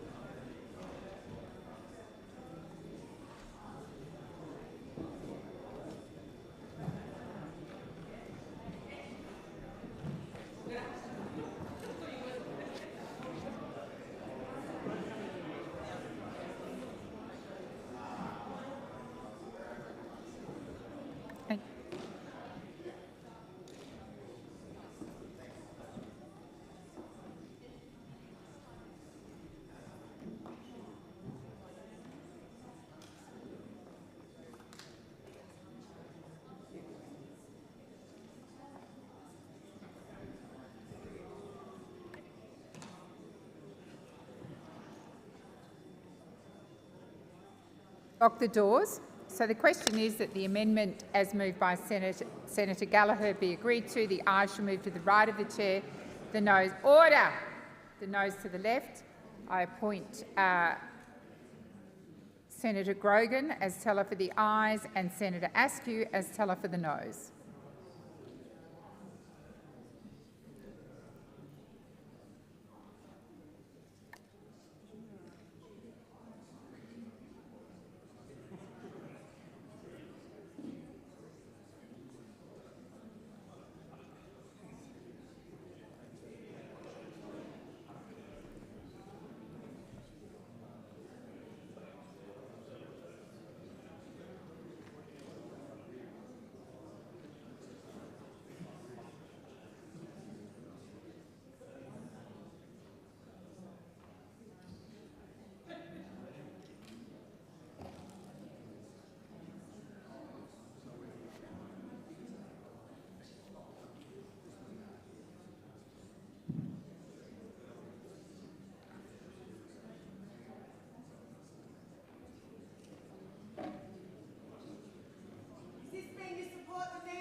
Senator Thorpe, order. Senator Thorpe. Senator Thorpe, order. You are the problem here.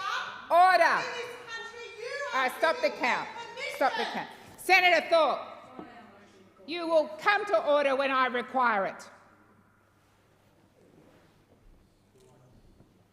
Order. That is unnecessary. Senator Thorpe.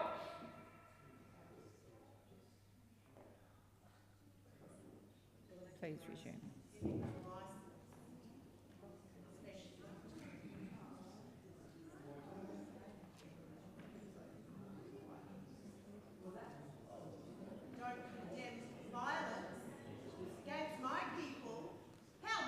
Senator Thorpe. Senator Thorpe. Stop the count. Order. Senator Mackenzie.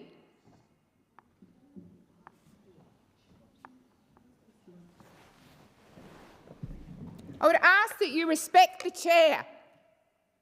When I call for order, that's exactly what I expect.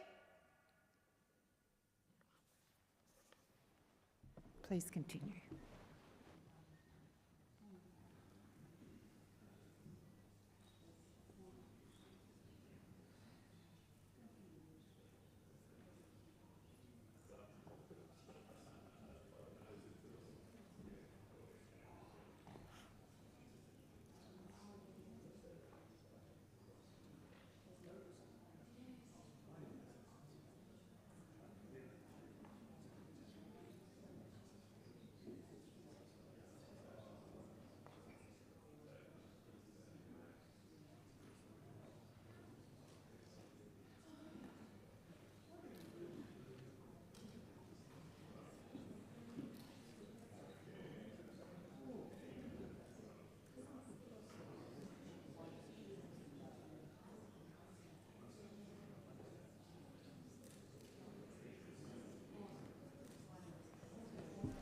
Order. There being 39 ayes and 28 noes, the matter is resolved in the affirmative. I'm now dealing with Senator McAllister's amendment to Senator Faruqi's motion. Those of that opinion say aye. Against? Senator Roberts, don't call out. Why are you on your feet? Senator Roberts. Thank you. We'd like to split the vote for A from the rest. Beg your pardon? I'd like the vote split. I'd like A split out from B, C, D, E. Thank you, Senator Roberts. It would assist me greatly if you didn't call out. If I don't see you, the clerk will. Minister Wong, are you seeking the call? Confirm, President, that's only available to Senator Roberts if he intends to vote differently. Yes, Senator Roberts. Correct. Thank you.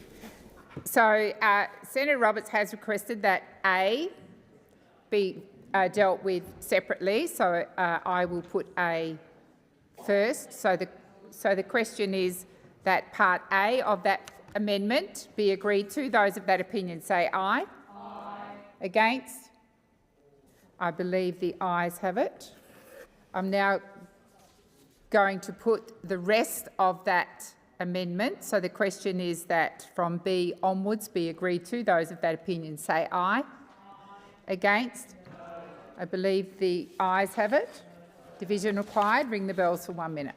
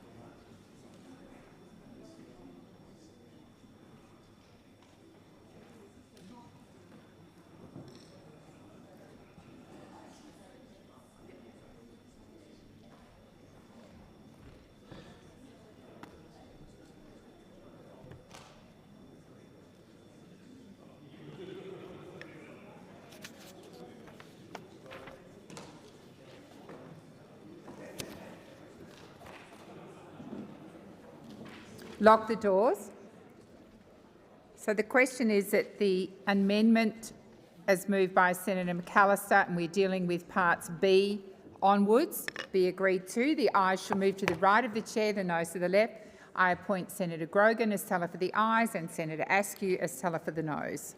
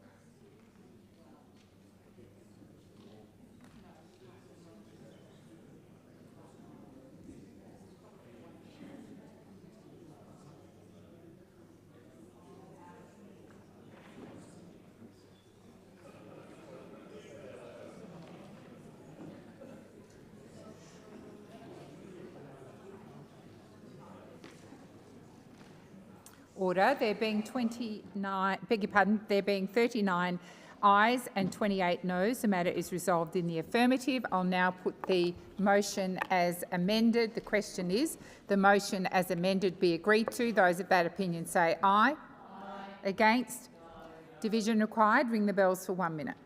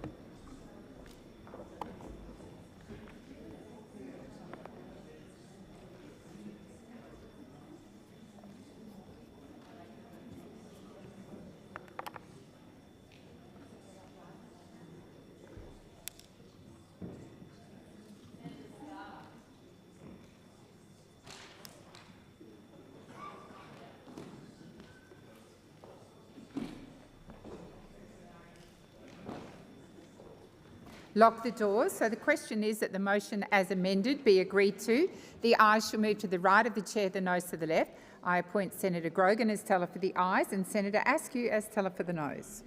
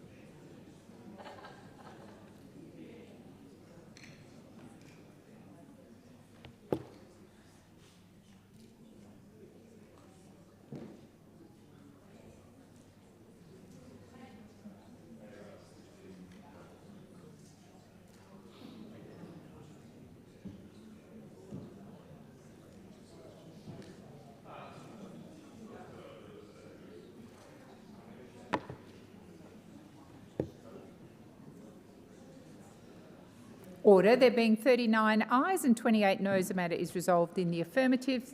Minister Gallagher. Thank you. I seek leave to make a short statement. Is leave granted? Well, Leave it's is just not. to deal. It's just to deal with. Sorry, I just wanted to. Leave is granted for 1 minute. In the earlier debate on social cohesion, I said that Senator Cash had not responded to attempts by the government to engage and reach agreement on the way forward. I should have been clearer. It is not correct to say that Senator Cash didn't respond, but we were not able to reach agreement on the way forward. Thank you, Minister. We're moving to question time. Senator Ruston. Oh, sorry, Senator Ruston. Senator Brockman. President, I realise this was not part of the debate, but during divisions, interjections were made across the chamber which I believe were highly disorderly, which were direct reflections on all those opposite and were unparliamentary. I would ask you to consider those comments and, if appropriate, come back to the chamber. Thank you, Senator Brockman. Senator Ruston. Thank you, Madam President. My question is to the Minister representing the Minister for Health and Aged Care, Senator McAllister. As at the 31st of March 2025, 87,597 older Australians were waiting for the home care they had been assessed as needing. Experts have suggested that figure now has risen to over 100,000. But on Friday, the department refused to release the most recent data, despite having been repeatedly asked for it. Minister, how many Australians have been assessed as needing home care packages and are currently waiting for a home care package on the national priority list? Thank you, Senator Ruston. Minister McAllister. Thank you, President. Well, and I thank Senator Ruston for the question, because we are a Labor government and we, in some essential way, understand how important home care can be for older Australians and their families. Because older Australians tell us that they want to spend as much time at home as they possibly can. And we know that their families want that too, and that is precisely what our reforms are designed to deliver. There is a lot of work to do. There is a lot of work to do, Senators, because the record of the previous government was very, very bad. Indeed, it was a record that was characterised notoriously as neglect. Everybody remembers that. It was a situation characterised by neglect. Minister, Senator Ruston. Thank you, President. A point of order on direct relevance. I merely asked the Minister to advise the chamber of how many older Australians are waiting to receive their home care packages. She has gone nowhere near answering that question. Thank you, Senator Ruston. I will direct the Minister to your question, but your question also talked about numbers at the beginning, so it wasn't a direct question, but I'm happy to direct the Minister. Senator Ruston, you're not in a debate with me. Minister McAllister, I'll draw you back to the question. Thanks very much, Senator. Thanks very much, President. And as the Senator knows, this was canvassed in the hearing on Friday, and I understand that Senators were informed that as of the 31st of March, the National Priority System data showed 87,597 people waiting for an approved home care package. Now, the point— Minister, please resume your seat. Senator Ruston. Once again, President, on direct relevance. I actually acknowledged that in my question. I was merely asking the Minister to tell us how many more people have joined that priority list since the date of the 31st of March 2025. I think the Minister is being relevant to your question, Senator Ruston. Minister McAllister, please continue. Thanks, President. And as Senator Ruston knows, the purpose of the aged care reforms, which we were grateful to receive bipartisan support for, is in part to address questions of waiting list. It is also to make sure that aged care is delivered with the quality assurance and the standards that older Australians and their families expect. It's an important reform and we are proud to deliver it. Thank you, Minister. Senator Ruston, first supplementary. Minister, on the 27th of August 2025, when asked about the delays to supporting the rollout of home care packages, the Aged Care Minister said that the aged care sector was, and I quote, "they weren't ready." However, as part of the Senate inquiry on aged care service delivery, all providers gave evidence that they were ready, including Uniting Care Australia representative who said, "We have capacity to take them on right now." Your government is withholding essential support on the basis of sector readiness. The sector says they are ready. Who is right, the sector or the minister? Senator Ruston. Minister McAllister. Thank you very much, President. Senators will understand that we consulted widely before deciding to make a brief deferral of the commencement of this important reform, and that is so that the sector can get ready. I understand the interest of... Please resume your seat. Senator Ruston. On a point of order in terms of direct relevance, I was not asking the minister about the Aged Care Act. I was asking her about home care packages. Senator Ruston, the minister is being relevant to your question. Minister McAllister, please continue. Thanks very much, President. And as Senator Ruston will know, because it has been canvassed publicly, and I imagine it was canvassed on Friday as well, each and every week new packages are released. Senator Ruston. On a point of order in terms of misleading the Senate, the senator should know that what she just said is not correct. Senator Ruston, that is not a point of order. Senator Wong, did you... OK, I'm going to call the minister again. Order! Order! Order. Senators, I am in charge of the Senate. I have said that was out of order, and I will call the minister back to continue her answer. Thanks, President. And as I've indicated here previously, each and every week packages are released, further packages are released. I understand the point that Senator Ruston is making, and she sought to draw this out on Friday. The important thing here is whether it is a new package or a redistributed package. It is an older Australian coming off the waiting list and getting the care that they need. Answering has expired. Senator Ruston, second supplementary. Minister, it was revealed on Friday that 121,596 older Australians are currently waiting to be assessed for home care support, and that they could be waiting up to 15 months just to be assessed. This is on top of the more than 87,000 older Australians on the national priority list that don't have home care packages. Minister, will you admit that at least 200,000 older Australians are being denied access to home care support because of the inaction of your government? Minister, considering this evidence, what is the real reason that you are delaying essential new packages? Your time for asking has expired. Minister McAllister. Thanks very much, President. We acknowledge that wait times for aged care assessments are longer than we would like. We don't pretend that this is good enough or that this is the final resting place for this issue, because record numbers of Australians are seeking and receiving home care services. Last year alone, over 521,000 home support and comprehensive assessments were completed.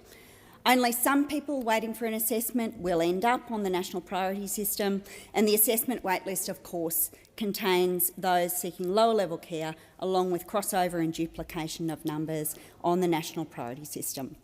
But as an important example, over 99% of people waiting for a home care package at their approved level are already receiving home care through a lower-level HCP package or approved for CHSP services, and so are already receiving a level of care. The time for answering has expired. Senator Polly. President, my question is to the Minister representing the Minister for Health and Ageing, Senator McAllister. Addressing cost of living pressures is a key priority for the Albanese Labor government. How will the government invest in bulk billing, cheaper medicines and urgent care clinics to help all Australians with the cost of health care? Thank you, Senator Polly. Minister McAllister. Thank you, Senator Polly. Well, no one should have to check their bank balance to see if they can afford to go to the doctor. Health care should be accessible for everybody. Doesn't matter how much you make, it doesn't matter where you live. And that is why in our first term, the Albanese government delivered $3.5 billion in 2023, which restored access to bulk billing for the 11 million patients that it covered. And from the 1st of November 2025, Labor will deliver the largest ever investment in the history of Medicare. $8.5 billion, Senator Polly, to expand bulk billing to every Australian and create an additional new incentive payment for practices that bulk bill every patient. 9 out of 10 GP visits will be bulk billed by 2030, and fully bulk billed practices will grow to around 4,800 nationally. That is triple the current number. That's what real cost of living relief looks like. And we will also expand the availability of free urgent health care by opening another 50 Medicare urgent care clinics. That's 14 new clinics in New South Wales. That's 12 in Victoria, 10 in Queensland, 6 in Western Australia, 3 in Tasmania, 3 in South Australia, 1 in the Northern Territory and 1 in the ACT. Did I say 6 in Western Australia? I'm concerned I skipped over it. When Labor came to government, we promised 50 urgent care clinics. How much did we deliver? 87. Not 87. So unsustainable after all, Anne. And once all of these clinics are open, 4 out of 5 Australians will live within a 20-minute drive to an urgent care clinic. They're a game changer for families. 1/3 of patients are under the age of 15. And people won't have to pay $1 to access these urgent care clinics. All you will need is your Minister. Medicare The card. time has expired. Senator Polly, first supplementary. Thank you, Minister. This is a government that actually delivers for the Australian people, but the out-of-pocket costs at the doctor's office can be a big hit to the hip pocket of many Australian families. What other actions is the Albanese Labor government taking to deliver cheaper medicines for all Australians? Thank you, Senator Polly. Minister McAllister. Well, in 2023, we delivered the largest cut to the cost of medicines in the history of the PBS. The maximum cost of the script fell to $30. That was from $42.50. But we want to deliver even more cheaper medicines. And that is why the government will make sure that a prescription on the pharmaceutical benefit scheme costs no more than $25. This is a 20% cut in the maximum cost of medicines under the PBS. It's saving Australians more than $200 million a year. And pensioners and concession card holders will have the cost of their PBS medicines frozen at $7.70 until 2030. The last time medicines were this cheap was in 2004, and make no mistake, Madam President, this is what Labor governments do. Thank you, Minister. Senator Polly, second supplementary. Thanks again, Minister. The Medicare system was designed to deliver health care to everyone that needed it. The Albanese Labor government has made significant investments to strengthen Medicare. Why are these significant investments needed? Minister McAllister. Well, thanks for the question, Senator Polly, because when Labor came to government in 2022, the consequences of a coalition government neglecting this issue for a decade were there for all to see. The coalition's 6-year freeze of the Medicare rebate ripped billions and billions of dollars out of Medicare. And the AMA estimates it would have taken $8.3 billion out of Medicare by 2027-28. And it wasn't just the budget headline, because those decisions made it harder for people to see a doctor. And this situation was completely untenable. It led to a genuine decline in access to healthcare across the country. The Albanese government's response to this crisis, a product of coalition neglect and ideological blinkerness, is simply this: we will put back every dollar into Medicare that the coalition's rebate freeze took out. Thank you, Minister. The time for answering has expired. Senator Askew. Thank you. My question is to the Minister representing the Minister for Health and Aged Care, Senator McAllister. Margaret and her husband Tony applied for home care support in January last year. They desperately needed assistance. Tony suffered from Parkinson's and several cancer diagnoses. But more than 12 months later, Tony still had no access to care. Tony was taken to hospital on the 4th of May this year and tragically passed away a few days later. During that week he spent in hospital, in his final days, Margaret was advised that his home care package had finally been allocated. It was frankly too little, too late. Minister, will you apologise to Margaret and the thousands of other people who have lost loved ones while waiting for the care they have been assessed as needing? Thank you, Senator Askew. Minister McAllister. Thank you very much, President. And I thank the Senator for raising this important case. And stories like this remind us of exactly why reform is so critical. The reforms that we are putting in place are designed to put people at the centre of the aged care system. Yeah. They were passed, we acknowledge, with support from those opposite. Yeah. And they reflect the significance of quality aged care for older people in their homes. They follow a period which, as everyone understands, was described as neglect. Minister, please resume your seat. Senator Ruston, when I call order, I shouldn't have to specifically name you. I've called order and now I'm going to name you. Please come to order, Senator Ruston, or leave the chamber. Minister McAllister, please continue. Thanks, President. I have listened to the interjections from Senator Ruston, and I note her use of the term national disgrace. And it's an interesting choice of the term, because that is what the Commissioner on the Royal Commission into Aged Care Quality and Safety, Ms Briggs, called it. She called the performance of the aged care system under you a national disgrace. It was neglectful, and there is a lot of work to do to resolve it. No, it's not. And the government has been pleased to work with senators across the chamber to put these important reforms in place. We know that it's important to make sure people get the care that they require. Older Australians who are currently assessed as high priority continue to receive their package within a month. And just in the last 5 years, we have gone from 155,000 people accessing in-home care to over 300,000 people. There is more to do, President, Thank and you, we Minister. intend to The do time it. for answering has expired. Senator Askew, first supplementary. Minister, we've heard from a 90-year-old constituent from South Australia who also suffers from Parkinson's. He is mostly wheelchair-bound and unable to do very little for himself. His daughter has had to give up her permanent job as a teacher and move in to care for him. He has been told it will be up to 12 months before he will receive the home care package he has been assessed as needing. Minister, will you promise this 90-year-old constituent and his daughter that you will urgently address this wait list before it is too late? Thank you, Senator Askew. Minister McAllister. Thank you very much, President. I thank again Senator Askew for raising an important case.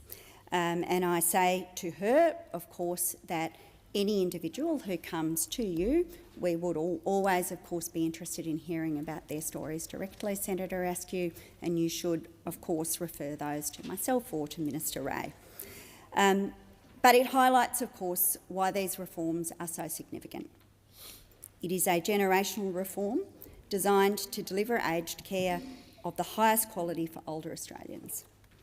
They are people who have given so much for our country, and they deserve nothing less than the very best care. Now, support at home, which I know all senators are looking forward to, will make it possible for older people to live independently at home for longer, with higher levels of care available close to family and close to community. Thank you, Minister. Senator Askew, second supplementary. Minister, Gladys has just turned 97 and has been assessed as needing a level 4 home care package. But she's just been told that she may have to wait up to 12 months before she can actually access the support she needs. Gladys fears that at her age she may not live long enough to see the support she has been assessed as needing. Why is your government making older Australians wait for a year for the help that they need right now? Thank you, Senator Askew. Minister McAllister. Thank you very much, President, and I thank the Senator for her question. The Senator is aware that the government is progressing an important national reform done so with the support of members opposite because we do understand how important it is. Senator Ruston. We understand how important it is for older Australians to receive care in their homes. I don't wish to overly politicise this, Senator Askew, because I do acknowledge the role that the opposition played in providing support in the legislation to bring these reforms through. But we are dealing with a very long period of neglect that requires our attention. And our determination is to make sure that we have the resources and the framework ready to deliver for people who need care under the new Senator arrangements Henderson. for home care. Minister McAllister, please resume your seat. Senator Henderson, I called order and you kept directly speaking over me. I called order again and you ignored it. And finally, I had to use your name. That's unacceptable and it's disrespectful. When I call order, it includes you. Minister McAllister, please continue. Oh, you finished? Thank you. Senator Waters. Thanks, President. My question is to the Minister representing both the Minister for Climate and Energy and the Minister for Resources, Minister Ayres.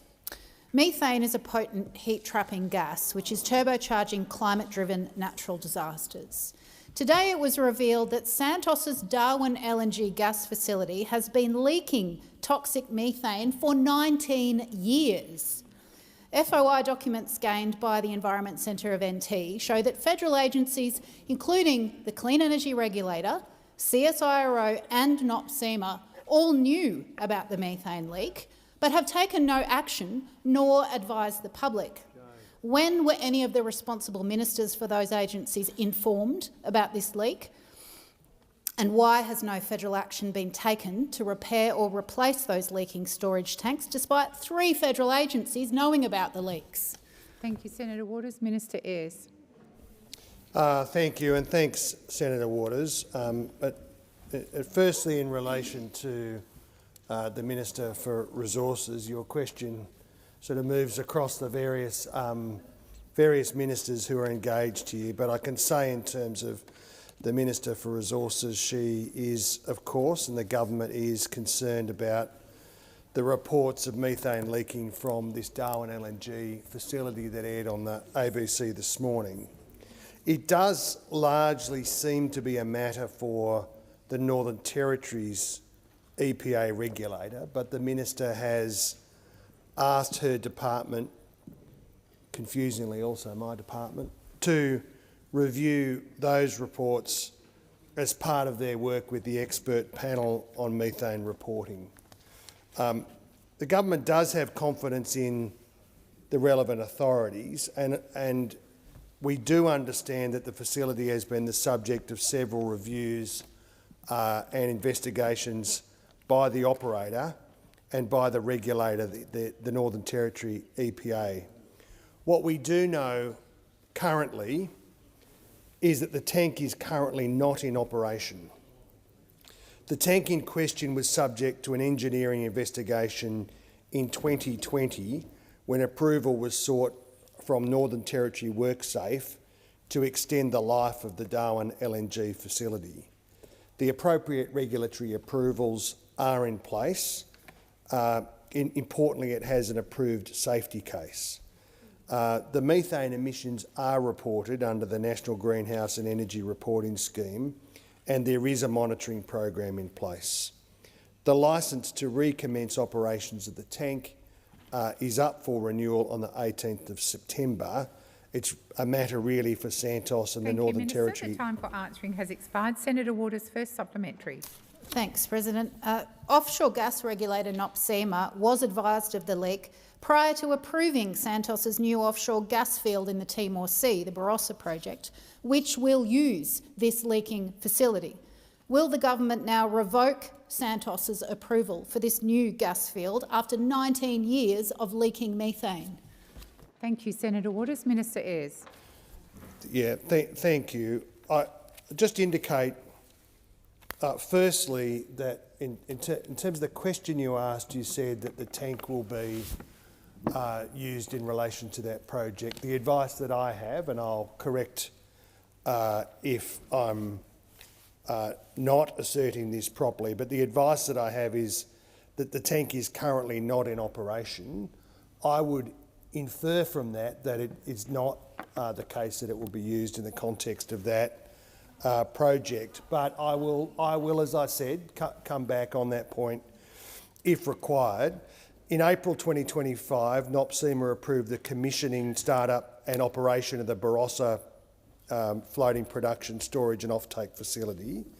In that decision, NOPSEMA acknowledged the objections raised by the Environment Centre NT regarding the impacts and risks of the unplanned emissions, but NOPSEMA has no jurisdiction to regulate the Darwin LNG facility. Has expired. Senator Waters, third supplementary. Supplementary. Thanks, President. The CSIRO has a history of financial agreements with gas corporations and a history of not disclosing those links. Was CSIRO's failure to publish their methane monitoring work at the site since April 2021 and the failure to do anything to stop the leak because of their financial links to Santos? Minister Ayres. No, and it's usually the role of some of the characters over here to impugn the independence of the CSIRO. It's less usual for that to happen from you, and I think that Senator, on reflection, I don't think impugning the independence of the CSIRO is in the interest of that organisation. They were engaged some years ago to review third-party methodology for monitoring fugitive methane emissions at the Darwin Export Hub. As part of that project, the CSIRO did not undertake any direct monitoring at the site. That is the extent of their engagement with these issues, and I think it's important not to carelessly impugn the independence of that organisation. It's an important organisation for the country. Research and engagement in the energy sector, including the gas sector, actually is in the national interest. Senator Cox. Thank you, President. My question is to the Minister for Indigenous Australians, Senator McCarthy. The Albanese Labor government is committed to building a stronger future for First Nations Australians, including through economic empowerment. How are First Nations people contributing to the government's economic agenda? Thank you, Senator Cox. Minister McCarthy. Thank you, President, and I thank Senator Cox for the question. The Albanese Labor government is absolutely committed to building a stronger future for First Nations Australians, and economic empowerment is very much at the heart of that commitment, President.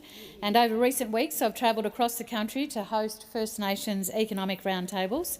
We met on Gadigal country in Sydney, on Larrakia country in Darwin, on Kaurna country in Adelaide, on Turrbal and Yugara country in Brisbane, on Wurundjeri country in Melbourne, on Noongar country in Perth, and on Yababara country in Karratha. And each of these roundtables, President, has fed directly into the Treasurer's Productivity Roundtable. And at every roundtable we heard directly from First Nations leaders about the opportunities and challenges facing their organisations and communities. And these discussions, they were rich, grounded in lived experience and focused on practical ways we can work together to drive jobs, enterprise and long-term economic independence. And I heard from First Nations leaders about possibilities for Indigenous businesses, opportunities for land activation to support community aspirations, and the power of education as a foundation for economic empowerment. I want to thank my Labor colleagues who joined and helped to co-chair many of these important conversations, including you, President, Senator Cox, Senator Stewart, Senator Smith, the Assistant Treasurer, the member for Bonner, and the member for Barton as well. Their attendance and their support demonstrate the whole-of-government commitment we are bringing to this reform agenda, President. The voices of First Nations people are at the centre of this work, and their insights have fed into the Treasurer's roundtables and our reform agenda. And this is how we ensure that economic empowerment and productivity go hand in hand for the benefit of all Australians. Minister. Senator Cox, first supplementary. Thank you, Minister. Welcome the update on the First Nations roundtables and the Albanese Labor government's commitment to economic empowerment of First Nations Australians. It's important to uplift the voices of Indigenous Australians and share our positive stories. Did the Minister undertake any visits in connection with these roundtables? Minister McCarthy. Yes, thanks, President. Absolutely. Alongside the roundtables, it was important to get out and see First Nations businesses on the ground, which I certainly love to do more broadly anyway. In Sydney, I visited Indigigrow at La Perouse, and what began as a small native plant initiative in 2018, President, has now grown into an Indigenous-run nursery, employing 10 local Aboriginal staff, providing jobs while caring for country and strengthening culture. In Adelaide, I had the privilege of visiting Auntie Vicky's Cafe, Block Your Dot. It is a 100% Aboriginal-owned and run business in the heart of the city. Auntie Vicky had dreamed of running her own cafe for decades, and earlier this year that dream became a reality. And in Brisbane, I joined a cultural tour of the Nudgee Waterholes with Madonna and Doris, I should say, from Nyanda, who are creating meaningful jobs and sharing knowledge through bush food experiences and cultural awareness programs. Answering has expired. Senator Cox, second supplementary. Thank you again, Minister. Many Indigenous Australians are already engaging in their own economic empowerment. How is the Albanese Labor government prioritising economic empowerment of our First Nations people? Thank you, Senator Cox. Minister McCarthy. Thank you, President. Well, we are delivering jobs for people in remote communities, overhauling the punitive CDP program. It is a welfare program that sought to punish its participants. And the Treasurer and I have been working in partnership to deliver a comprehensive economic policy for First Nations people through a new First Nations economic partnership. And this is a new and transformative approach, President, to policy development and shared decision-making in this country. We have announced $75 million in additional funding for prescribed bodies corporates to support communities as economic decision-makers to unlock the true potential of their land and their aspirations. And we have strengthened the ability of Indigenous Business Australia to invest in First Nations businesses and communities by allowing IBA to borrow and raise capital. And we have strengthened the Indigenous procurement policy to provide more opportunities for First Nations businesses. For answering has expired. Senator Shoebridge. Oh, thanks, President. My question is to the Minister representing the Minister for Home Affairs, Senator Watt. Your government has passed some of the most extreme far right-wing anti-immigration legislation, including forcibly deporting people to third countries like Nauru, and now trying to deny them even natural justice. The Department of Home Affairs has said these laws will impact around 100,000 people in our community. So why does your government call these people, many of whom are refugees, criminals when you know they are not? And will you acknowledge that this rhetoric, this dog whistling and dehumanising fuels the far-right rallies we saw over this weekend? Thank you, Senator Shoebridge. Minister Watt. Thank you, President. I think even for Senator Shoebridge, it is a stretch to be implying that the government of Australia, the Albanese Labor government, is responsible for the rallies that we saw over the weekend. This government could not have been clearer in our condemnation of those rallies before, during and after the event. Unlike certain other people in this chamber who wanted to be against the rallies until they were held and then started retreating at a rate of knots to say, oh, maybe it was okay after all. We have been absolutely unequivocal in our condemnation and opposition to those rallies. And while it might suit the Greens political party's political interests to try to accuse the Labor government of being responsible for those rallies, I think people will see through that for what it is. Just another political cheap shot from a party consigned to irrelevance in this parliament. Senator Shoebridge. My question was about the dehumanising right-wing anti-immigration legislation, and the minister has yet to address it, probably because of his embarrassment. Senator Shoebridge, first of all, when you stand, you inform me it's a point of order, which I presume it was, but you let me know that it is. The minister is being relevant to your question. Minister, please continue. Thank you, President.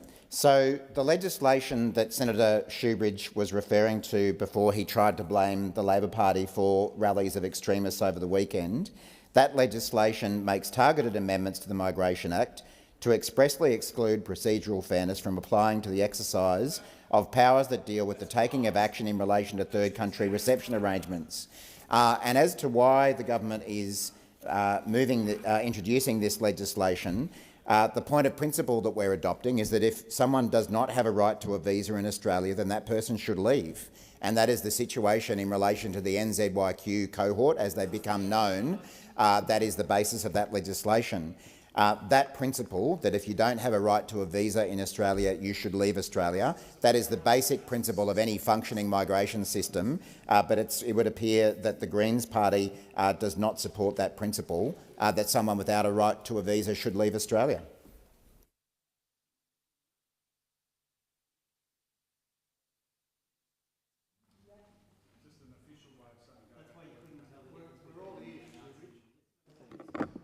Okay.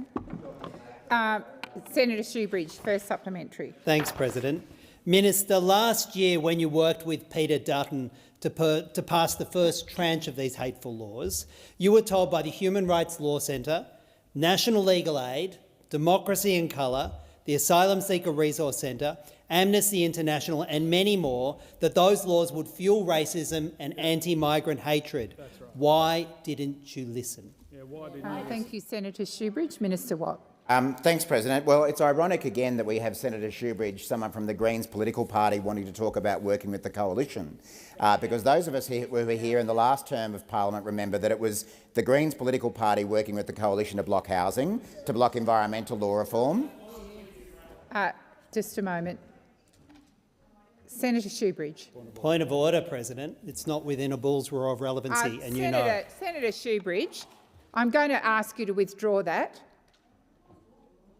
Bull's roar. You're asking me to withdraw bull's roar. Senator Shoebridge, it has always been my practice to ask people not to repeat the offence. Yes, I'm asking you to withdraw that without repeating it.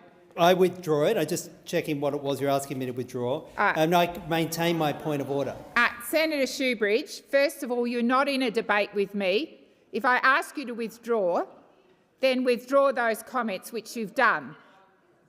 Thank you, Senator Shoebridge. Unless you have another point of order, I am moving back to the minister.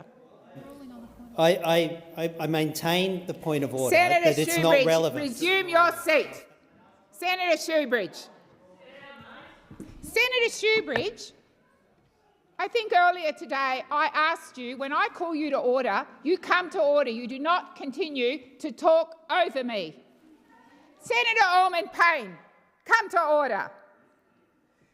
No, Senator Shoebridge, resume your seat. I'm going to ask the minister to continue his answer.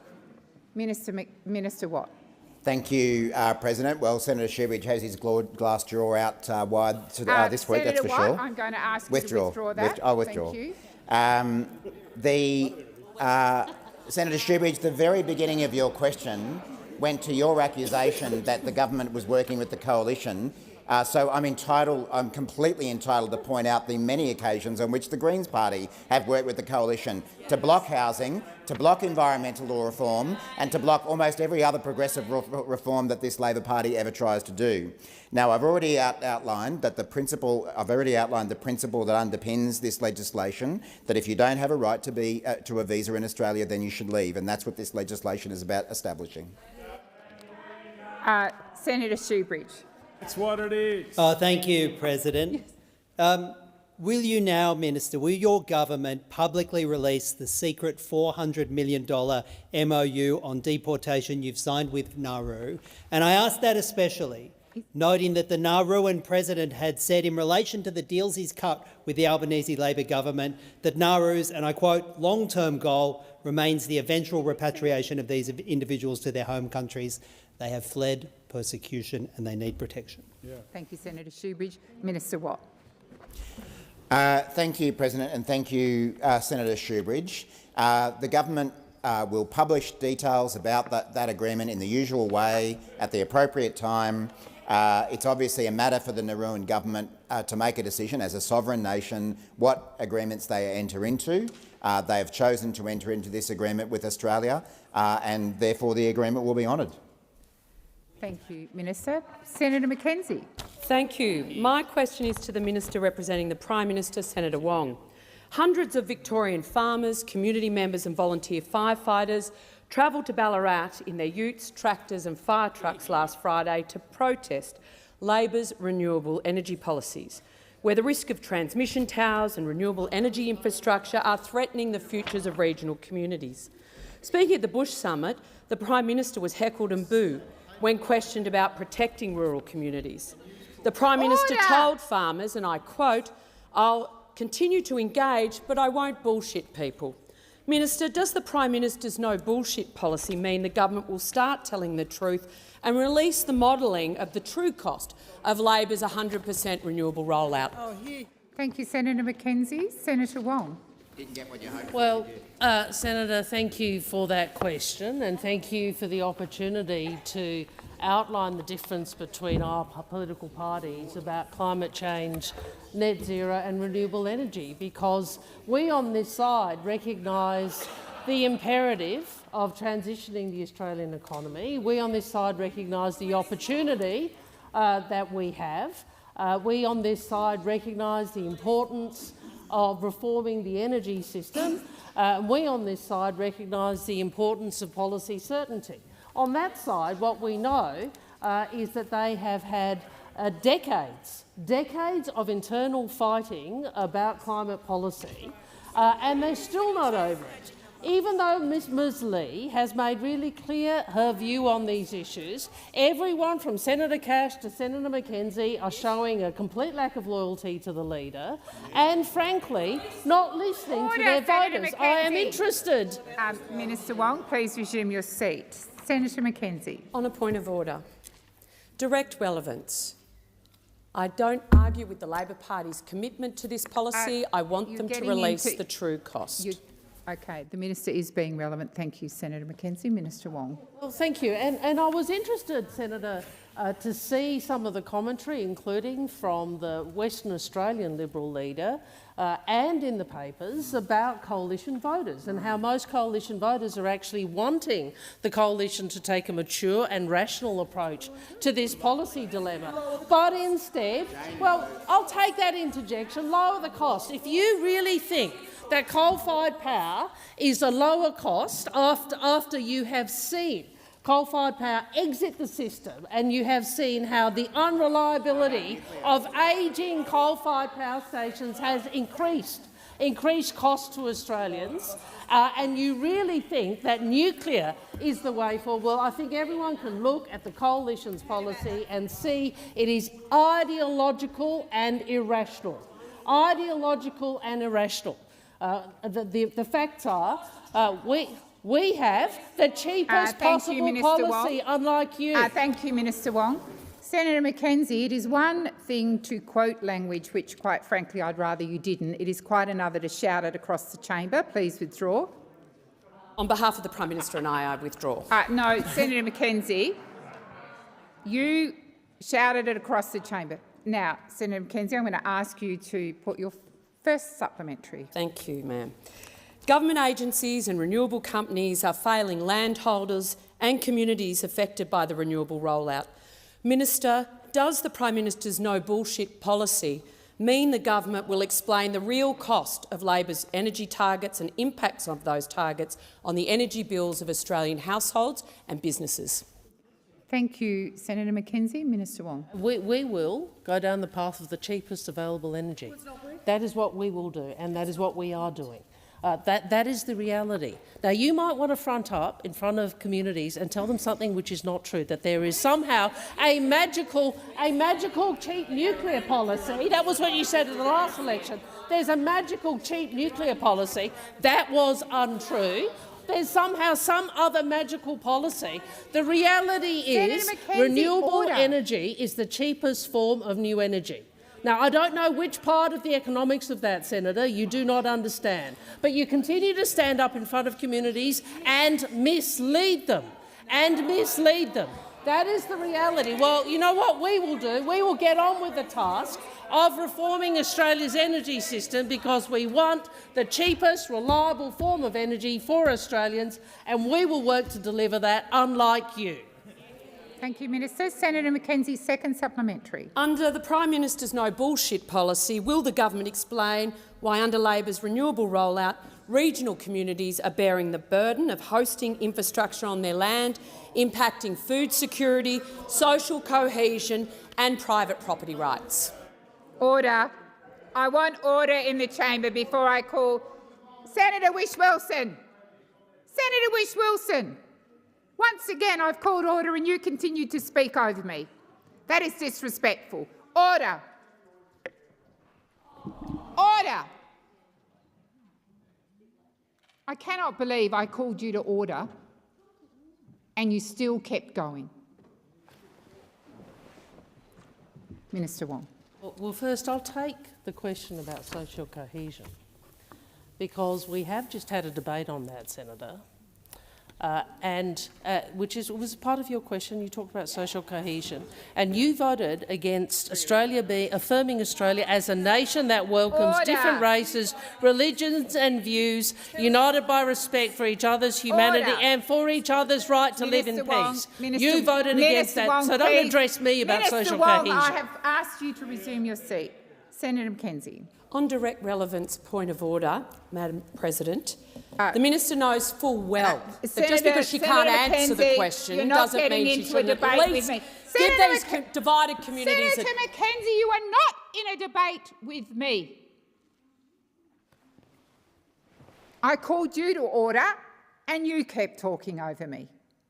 The disrespect in this chamber over the last couple of hours is quite frankly disgraceful. It really is. And every single person who's been disorderly in this place ought reflect on that. The minister is being relevant.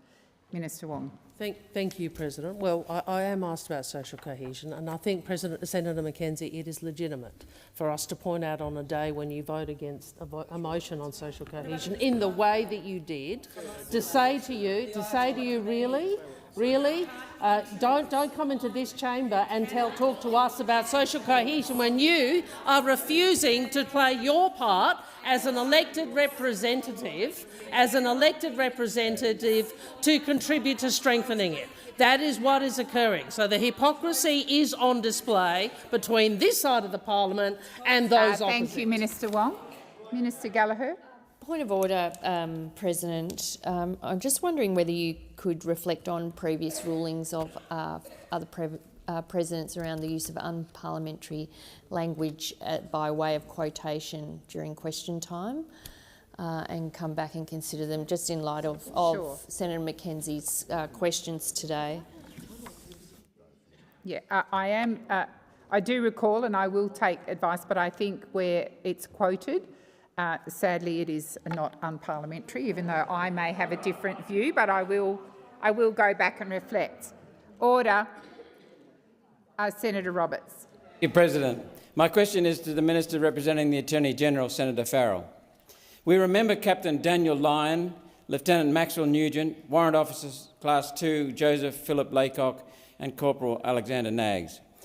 Minister, the Comcare investigation into the fatal Taipan Defence helicopter crash in the Whitsundays, released in response to my order for production of documents, revealed the National Health and Safety Investigator alleged serious breaches of workplace health and safety laws by the Department of Defence.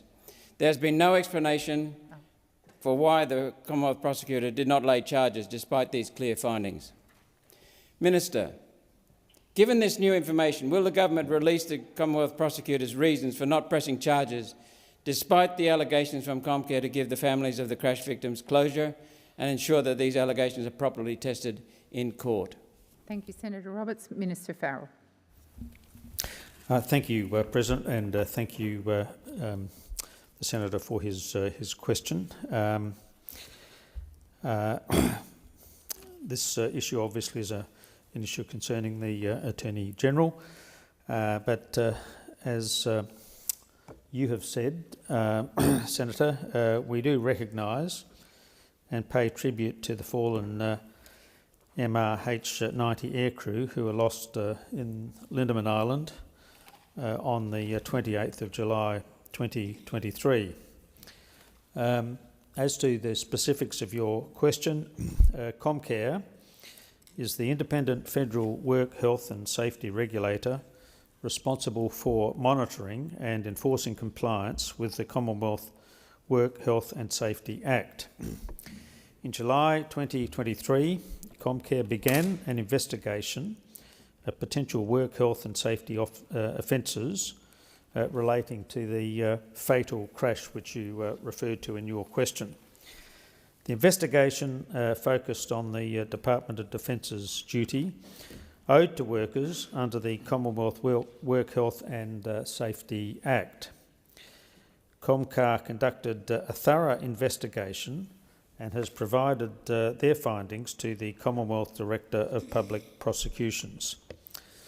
There are ongoing independent investigations on this matter by the Inspector-General of the Australian Defence Force and the Queensland Coroner, who is also supported by the Queensland Police.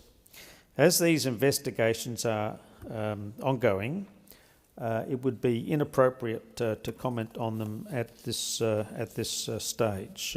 Senator Roberts. Thank you, Minister. Senator Roberts, first supplementary. Thank you. The Comcare investigation lays out that Defence knew the top owl helmet displays could tell the pilots the incorrect altitude, that the risk was controlled flight into terrain with the consequence of serious injury or death, that Defence overrode their own internal systems to field the equipment anyway, and that the pilots of the crashed helicopter were flying at low altitude in the dark, a high risk for this hazard. Why did the prosecutor not progress this case? Thank you, Senator Roberts. Minister Farrell. Thank you, President, and thanks Senator Roberts for his first supplementary question. Look, I refer you back to my original answer, Senator Roberts. I think I can repeat it for your benefit. There are ongoing independent investigations on this matter by the Inspector-General of the Australian Defence Force and the Queensland Coroner. As these investigations are ongoing, it's inappropriate to comment on them. Senator Roberts, you would be aware that the last thing anybody would want to do in these circumstances, given the terrible circumstances of losing these pilots, is to interfere with investigations that are ongoing. And for that reason, it's inappropriate to make further comments on this matter. Thank you, Minister. Senator Roberts, second supplementary. Minister, the clarity of these Comcare documents provides a real justification to waive the immunity on legal advice and understand why this case was not progressed on behalf of the victims' families. Do you accept there are genuine grounds to understand why? Will the government release the reasons why the prosecutor chose not to follow the advice Comcare provided? Thank you, Senator Roberts. Minister Farrell. President, and thank Senator Roberts for his second supplementary questions. Look, I don't believe that the Attorney-General does believe that in these circumstances. Senator Roberts, there are certain relatively fundamental principles that apply in all of these cases where further investigations are being undertaken. We feel great compassion for the families of the people who were lost in this terrible accident, but there are investigations underway. I think the Senate ought to leave those investigations to the appropriate authorities to make a final determination of the issue, and I think that's the appropriate course of action in these circumstances, Senator Roberts. Thank you, Minister Farrell. Senator Babet. Thank you, President. My question is to the Minister, representing the Minister for Immigration and Citizenship, Minister Watt. Minister, in a media interview yesterday, you said we absolutely condemn the March for Australia rally that's going on today. It's not about increasing social harmony, it's about spreading hate and division in our community. So, Minister, how does the current record high level of immigration encourage social harmony? Thank you, Senator Babet. Minister Watt. Thanks, President, and thanks, Senator Babet. I can certainly tell you one thing that doesn't encourage social harmony in Australia, and that is overt support for the kind of rallies we saw yesterday, and that is oppositions who aspire to be future governments of this country opposing Senate motions like we saw about an hour ago that sought to affirm that Australia is a nation that welcomes different races and religions. That's what we saw. No. Have a look back at what you did. You opposed a motion in the Senate that affirmed that Australia is a nation that welcomes different races and religions, and the coalition, the Liberal Party of Australia, opposed a motion that rejected the racism, white supremacy and condemnation of immigrants on display at rallies held over the weekend. That is the so-called Liberal Party of Australia. I don't resolve for one moment from the comments that I made yesterday, and interestingly comments that were made by some members of the opposition before the rallies where they also condemned those rallies. But as I say, the minute the rallies that happened, they ran away from their position at a rate of knots. Now, we saw in the lead-up to those rallies the opposition leader, Ms Lee, go and put a video up saying there is no place for violence, racism or intimidation, trying to take a stand against some of the views that were expressed at those rallies on the weekend. But what we saw at those rallies then was neo-Nazis addressing the Melbourne rally, that rally ending with attacking the site of Aboriginal resistance in Melbourne and a sacred resting place, an Adelaide protester carrying a placard in support of an alleged cop killer, and speeches blaming migrants for housing shortages. That's what we saw at those rallies over the weekend.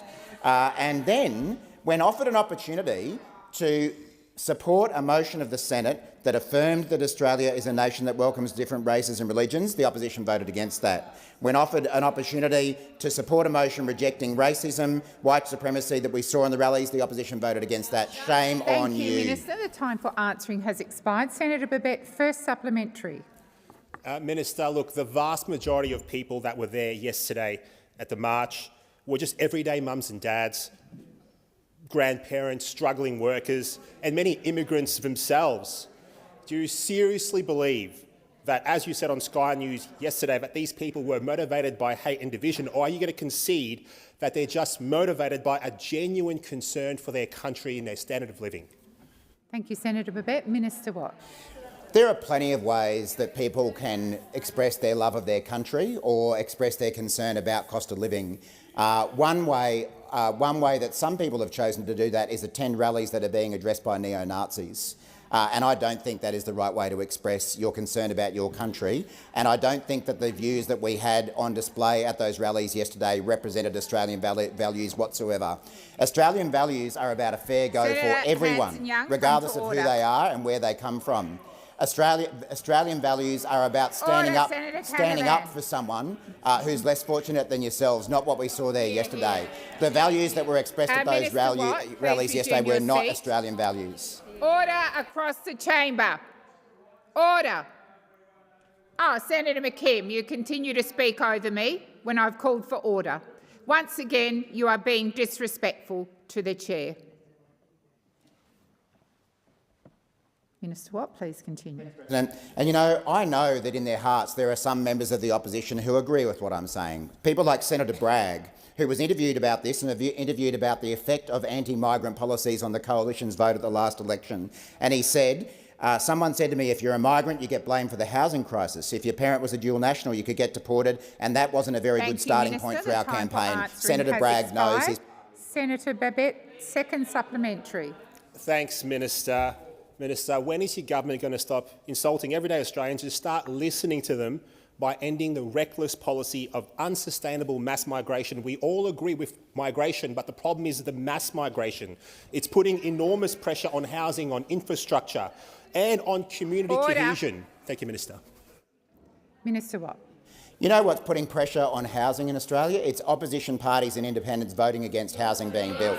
That's what's putting pressure. And it's these hypocrites here who get up and try and use their mealy-mouthed phrases about migration and about Australian values, and then every time we try to do something about housing, they vote against it. Now, Senator Bragg is not alone. We've got Senator Scarr, who I acknowledge does a lot of work in the Queensland multicultural community, and he goes as far as doing speeches in here, speaking to the Australians of Indian heritage. Minister Watt, please resume your seat. Senator Canavan. Just a point of order on relevance. The question went to the impact of migration on services, and the minister's quoting quotes from coalition senators. I don't see how that could be relevant at all.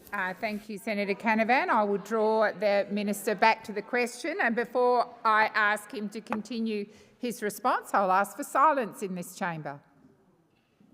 And I think I have addressed Senator Babbitt's question in what I've already said about voting against housing like all of these people do. Now, Senator Scarr spends a lot of his time spending time with multicultural communities in Queensland. He makes speeches to Australians of Indian heritage that their community is a great blessing for our beautiful country. Minister Watt, please resume your seat. Order. Senator Canavan.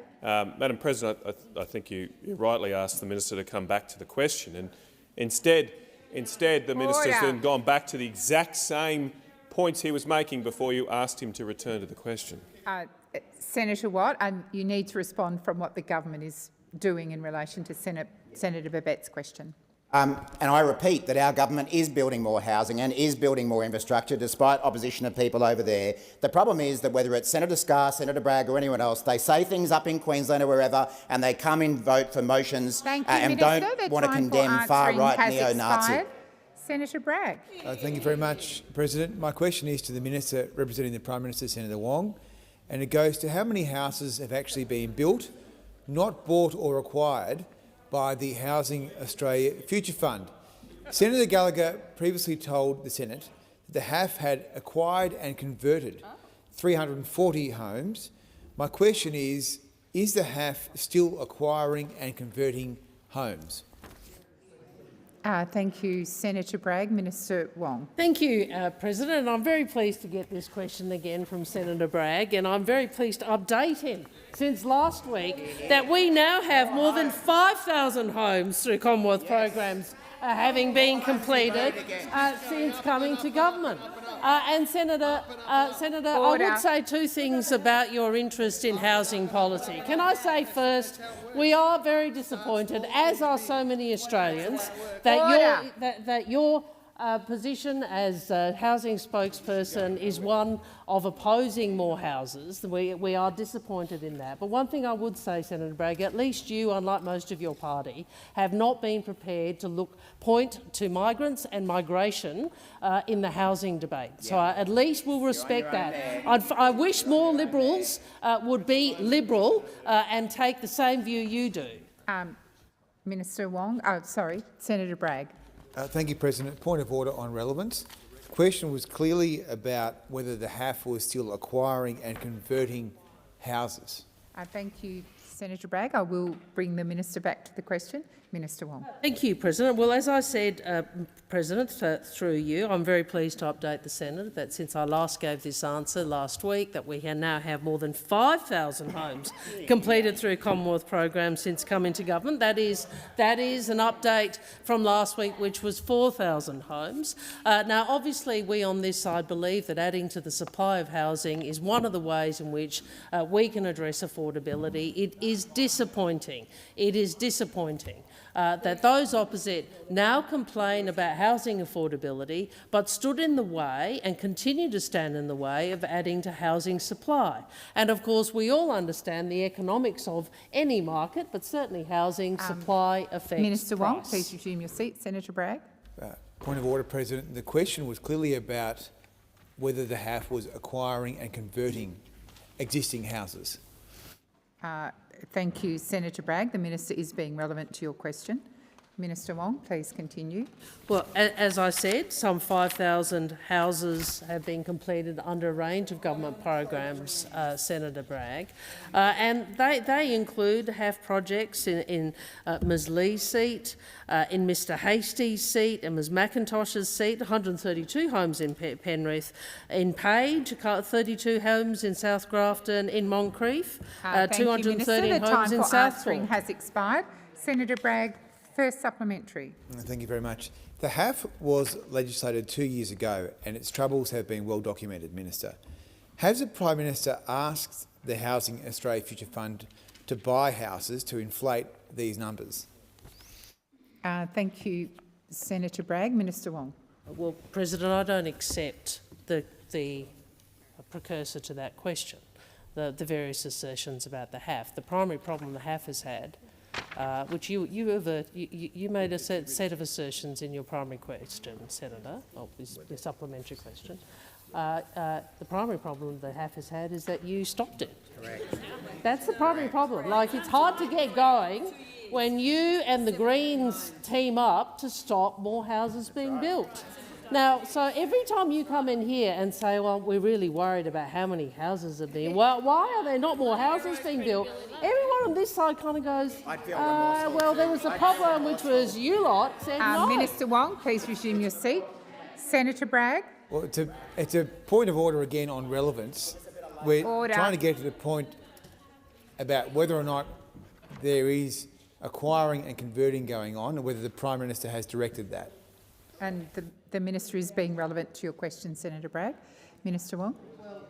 Again, I would point out that my recollection of the legislation, the Finance Minister is telling me that she thinks I might be right, is that there are governance arrangements in relation to the HAF which would obviously be applicable, would be inconsistent with the political assertion you just made. But, Senator, we always come back to this problem, don't we? Has expired. Senator Bragg, second supplementary. Thank you, President. Does the government concede that by acquiring and converting at least 340 houses, the HAF is making Australia's housing crisis worse by competing with Australians? Minister Wong. Thank you. Well, again, I don't accept the premise of the question that's been put to me. I then would say, if you are worried, Senator Bragg, about the Commonwealth participating in the market or buying houses because you're saying that's not enough supply, why did you block supply for so long? Why did you block supply? Why did you block housing supply with the Australian Greens? I mean, let's be really clear. Senator Bragg, Senator Cash, they want to ask me about housing, but they never have explained to the Australian people, particularly to young Australians, why it is they stood in the way of more houses for so long. And with that, President, I ask that further questions be placed on notice. Senator Ayres. Thanks, President. I just wanted to correct the record in terms of my answer to Senator Waters' question. The expert panel that I referred to is in Minister Bowen's portfolio, not Minister King's portfolio. Thank you. Just give senators a few moments to clear the chamber. Quietly, please. Are there any motions to take note of answers? Senator Kovacic. Thank you, Deputy President. I rise to take note of all answers to coalition questions. I'm going to begin with the questions from Senator Ruston to Minister McAllister in relation to aged care. This is something that strikes very close to home for me, having had both my late father, who passed away about 10 weeks ago, on one of these packages, and my 91-year-old mother currently on one of these packages on a level 1, who's been waiting over a year and has gone from level 1 to level 2 to level 3 to level 4 while she still sits on a level 1 package. So can I say that I actually found it very confronting to hear the statement that, you know, the government has designed their process to deliver packages. Well, guess what? You're not delivering them. They are not being delivered. And then the comment that they're being, each and every week new packages are being released, is factually incorrect, and it is a complete insult to the people that are waiting for these packages, to their families who are trying to keep their loved ones in their homes and out of residential care but are unable to do so because this government has fundamentally failed in the rollout of packages. I take note in particular of the statement around packages being rolled out every single day or every single week or whichever of those it was, because I actually found that to be concerning in the fact that it was actually factually incorrect. And I've got some statistics here. 87,597 older Australians are currently waiting on the National Priority System for a home care place they have been assessed as needing. My 91-year-old mother is one of those 87,597 people. 121,596, let's call it 122,000 older Australians are waiting to be assessed for a home care place. So they're waiting to find out what level are they eligible, and if they're eligible, what level of care they're eligible for, a level 1, a level 2, a level 3 or a level 4 package. So that means that more than 200,000 older Australians are waiting for access to a home care package under this government. And again, I repeat what the Minister said. She said each and every week new packages are released. Well, guess what? Would you like to know how many packages, home care places, have been released this financial year? 0. None. So again, the Minister said each and every week new packages are being released. Well, in every single week since the 1st of July, 0 new home care places have been provided. That is shameful. And the thing that really struck me was there were 2 final comments that really bothered me. This is ensuring that elderly Australians are getting the care that they need. Well, I can tell you right now that 200,000 of them are not. And the closing statement was, make no mistake, this is what Labor governments do, referencing caring or looking after elderly Australians. Well, can I tell you, the families of 200,000 older Australians are finding out exactly what this government is doing, and that is not providing care packages. Senator Askew asked some questions in relation to Margaret and her husband, who passed away waiting for a package. This is not inconsistent with the questioning that I and others made last year in the Community Affairs Senate estimates, where it was very, very clear that the manner in which some of the places are reduced in terms of waiting lists is people actually passing away waiting for them. We should be ashamed that we have 200,000 older Australians waiting for a home care package, and that they and their families watch them struggling at home or being forced into residential aged care because this government isn't doing the job that it should be doing. Is anyone seeking the call? Senator Darmanin? Thank you, Deputy President. Let me just get myself organised. I too would like to take note of the discussions and the comments around reforms to aged care and the support at home packages. Our aged care certainly is no longer fit for purpose, which is why this government is undertaking the once in a generation reforms to ensure that older Australians receive care with dignity, safety and compassion. And with bipartisan support, we did pass the new Aged Care Act last term, and we are now just 2 months away from implementing it on the 1st of November. And as we know, these reforms will deliver high-quality, respectful aged care in a system that is sustainable. And that is about making sure that older Australians are at the centre of their care both now and into the future. Because, of course, our population is ageing, and we know that it is heartbreaking to hear of Australians passing away while waiting for care. And my thoughts, and I know the thoughts with all senators in this chamber, are with every family who has lost a loved one in those circumstances. And that is precisely why our aged care reforms are so urgent, so that people can access quality care in their own homes faster. In terms of the National Priority System waitlist, as of 31st of March, 87,597 people had been approved for a home care package through the clinical assessment process and were on the NPS list. The government does continue to allocate an average of more than 2,000 home care packages every single week. And importantly, those assessed as high priority continue to receive their package within 1 month. In fact, the average since September last year was 2,700 packages per week.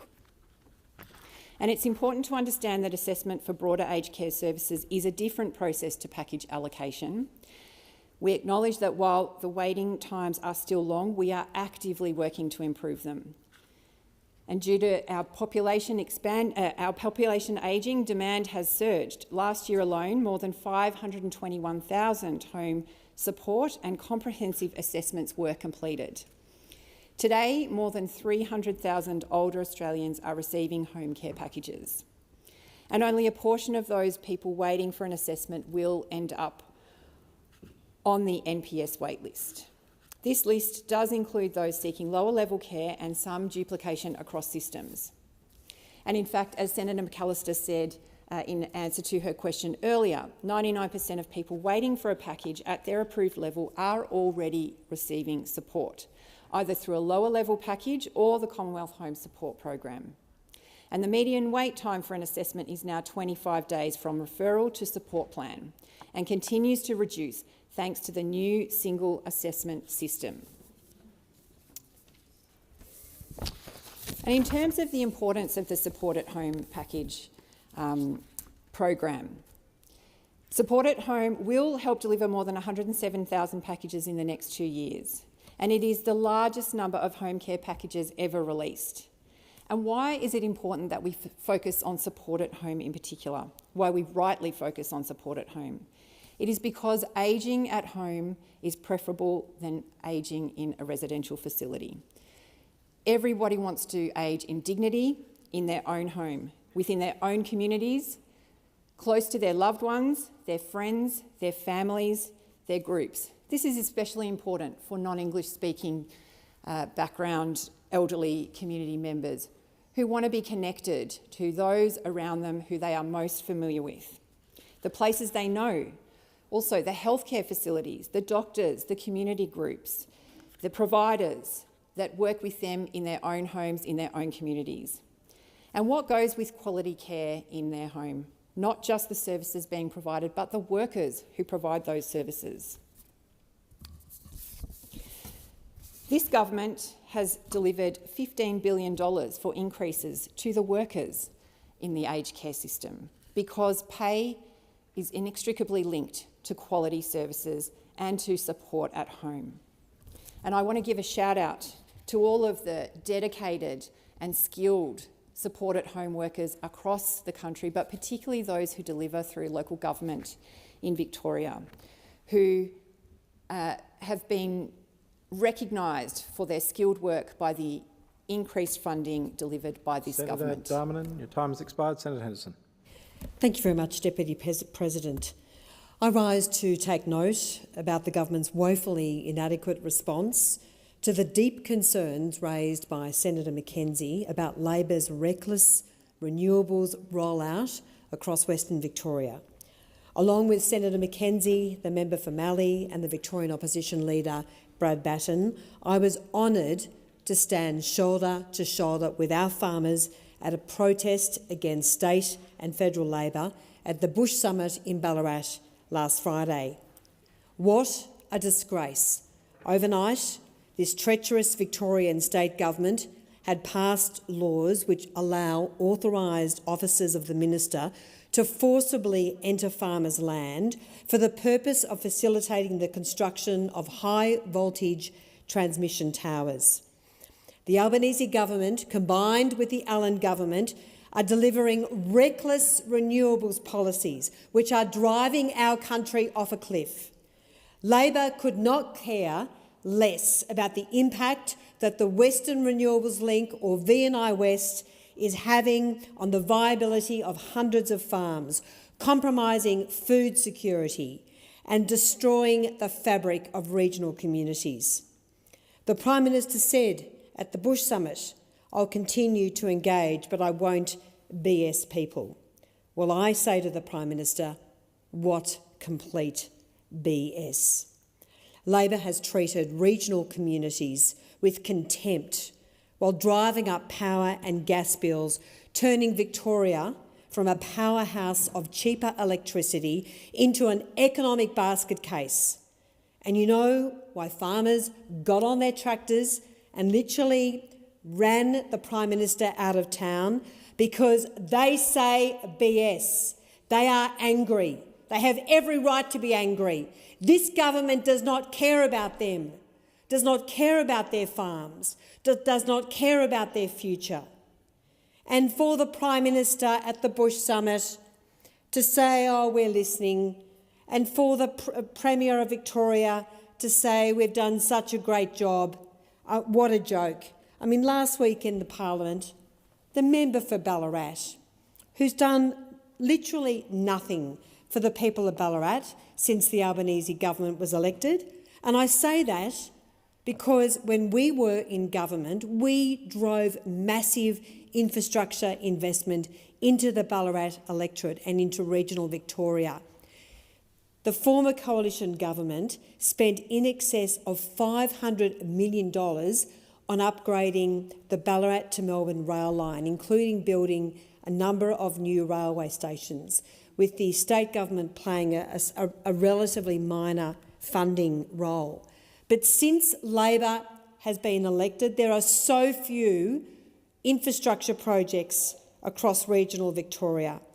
So, as I say, and I'm very proud that a Batten Liberal National Government will scrap the emergency services levy because, of course, apart from farmers, CFA volunteers also came out in force last Friday demanding the scrapping of these laws, which are driving up the price of holding farming land in our state like we have never seen before. And of course, the Victorian government's land tax regime, the draconian land tax changes that have been implemented, now mean that if you earn more than $30,000 running a small business, you can be liable for huge increases in land tax for running a small business in your own home. It's no wonder Victorians are worried about this government coming after their home. So we on this side of the chamber will not allow any government to ride roughshod over the property rights of Victorians, including Victorian farmers. As a regional Liberal senator, I am so proud to fight for our farmers day in, day out. I condemn the actions of the Albanese government. I condemn the actions of the Allan Labor government, who have told regional communities, including in the Ballarat electorate, we do not care. 190 kilometres of high-voltage transmission towers from Melbourne running all the way through to north of Ararat. This government does not care, and I say shame on the Albanese government. Senator Delegar. Thanks very much. And I'm also a senator from regional areas and regional Tasmania, and it's great to talk about climate change in this place today, because on this side of the chamber, we actually do believe in climate change. We believe in the science, and we believe in having a solid plan to transition our country to renewable projects. And that's a stark contrast to those opposite, who have over the last decade had, I've lost count myself, the amount of different climate change policies, and it's literally eating them alive as a party and probably as a movement, you know, the transition to net zero. When it comes to regional people and regional affairs, people want to have certainty, and people want to be able to invest. And I think what you see under this government is a considered and a consultative approach to be able to transition to the future, which is renewables, so wind, solar, and in the great state of Tasmania, we have hydro. You know, we have one of the best hydro systems in the world, and the rest of the country is indeed looking at Tasmania and thinking, we want your power. And part of what Minister Ayres has announced is, Marinus Link, which presents amazing opportunities for Tasmania to provide electricity to the big island. And who would have thought the little state the little state being able to power the big state.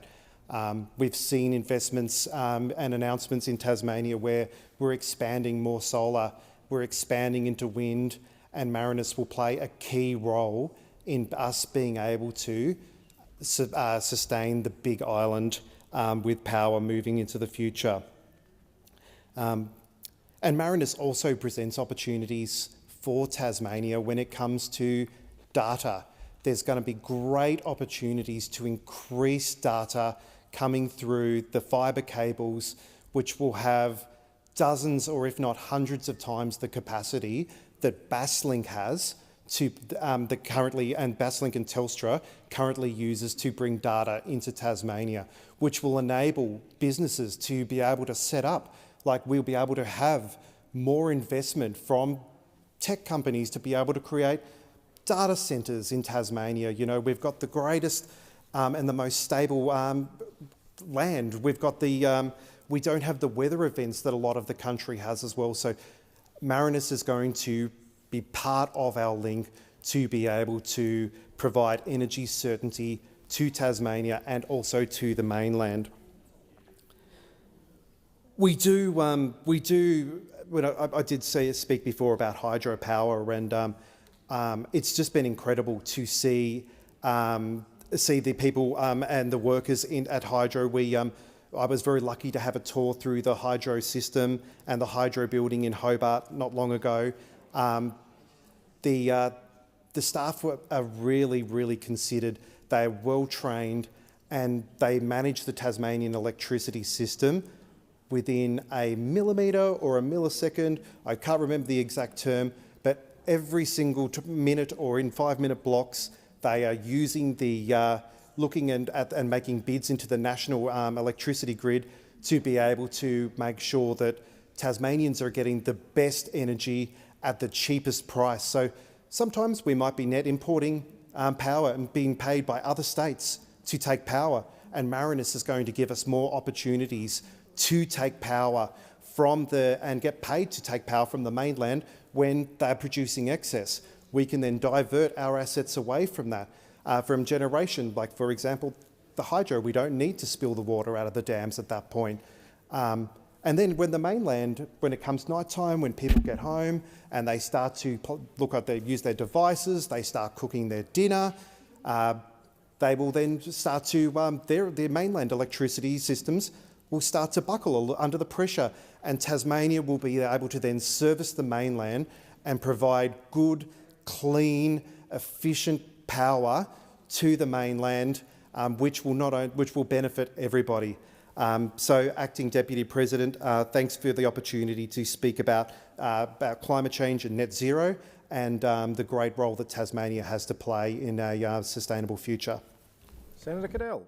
Thank you, Deputy President. Well, we're hearing it today on the question about the renewables rollout, and we've heard Labor Senator just then highlighting again the hypocrisy that runs through this place. We heard this great story about Tasmania and the hydro and how we can do this. But when it comes here, do we get the money to build water infrastructure so we can roll hydro out through the rest of us? No, we can't dam rivers. We can't do it. We can't do what you've got across the rest of Australia through you, Mr. Acting President. So here is the example they would like us to follow, but we won't let you do it. Here's another example of no-cost emission power called nuclear, but we won't let you do it. It's do it our way or no way at all. That's what we get all the time. In fact, the Prime Minister down in Ballarat comes out and says, we know we haven't done it right, we haven't consulted right, but we'll look better. But in this very chamber, Deputy President, up to 10 times they voted against an inquiry to look at how they do it, how they do the rollout. So it's not only do they not want to do it right, they don't want to look how they didn't do it right. This is the hypocrisy of this policy. It's when people talk about putting 8 wind turbines off northern suburbs beaches, they say, no, we can't do that, it's too beautiful. But come to Port Stephens, let's put 400 up. But the good news is industry knows when they're on a loser, and they were on a loser with this, so industry stopped this plan. Your farmers that showed up and chased in a tractor the Prime Minister's motorcade. I don't condone violence, I do condone peaceful protest, and that says how frustrating it is. A farmer in Victoria showed up with a noose around her neck to show the stress that is being put on there, because they don't care The government doesn't care because they know this is about the consequences. And they don't care for the city because they don't see the consequences in regional Australia.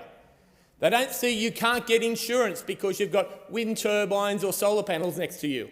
They don't see the loss of amenity that happens out there. They don't see when a plastic bag is pinned on your fence about a compulsory acquisition so a transmission line can go through your property. They don't see the consequence, and they've voted 10 times in here to avoid seeing the consequences. So Senator De Luca, when he gets up and says, this is in Tasmania, let's talk about renewable. Sure, Tassie, great stuff, love your dams, love your hydro. You are the Norway of Australia, but let us do it. Let us do it in the rest of Australia, plenty of water infrastructure.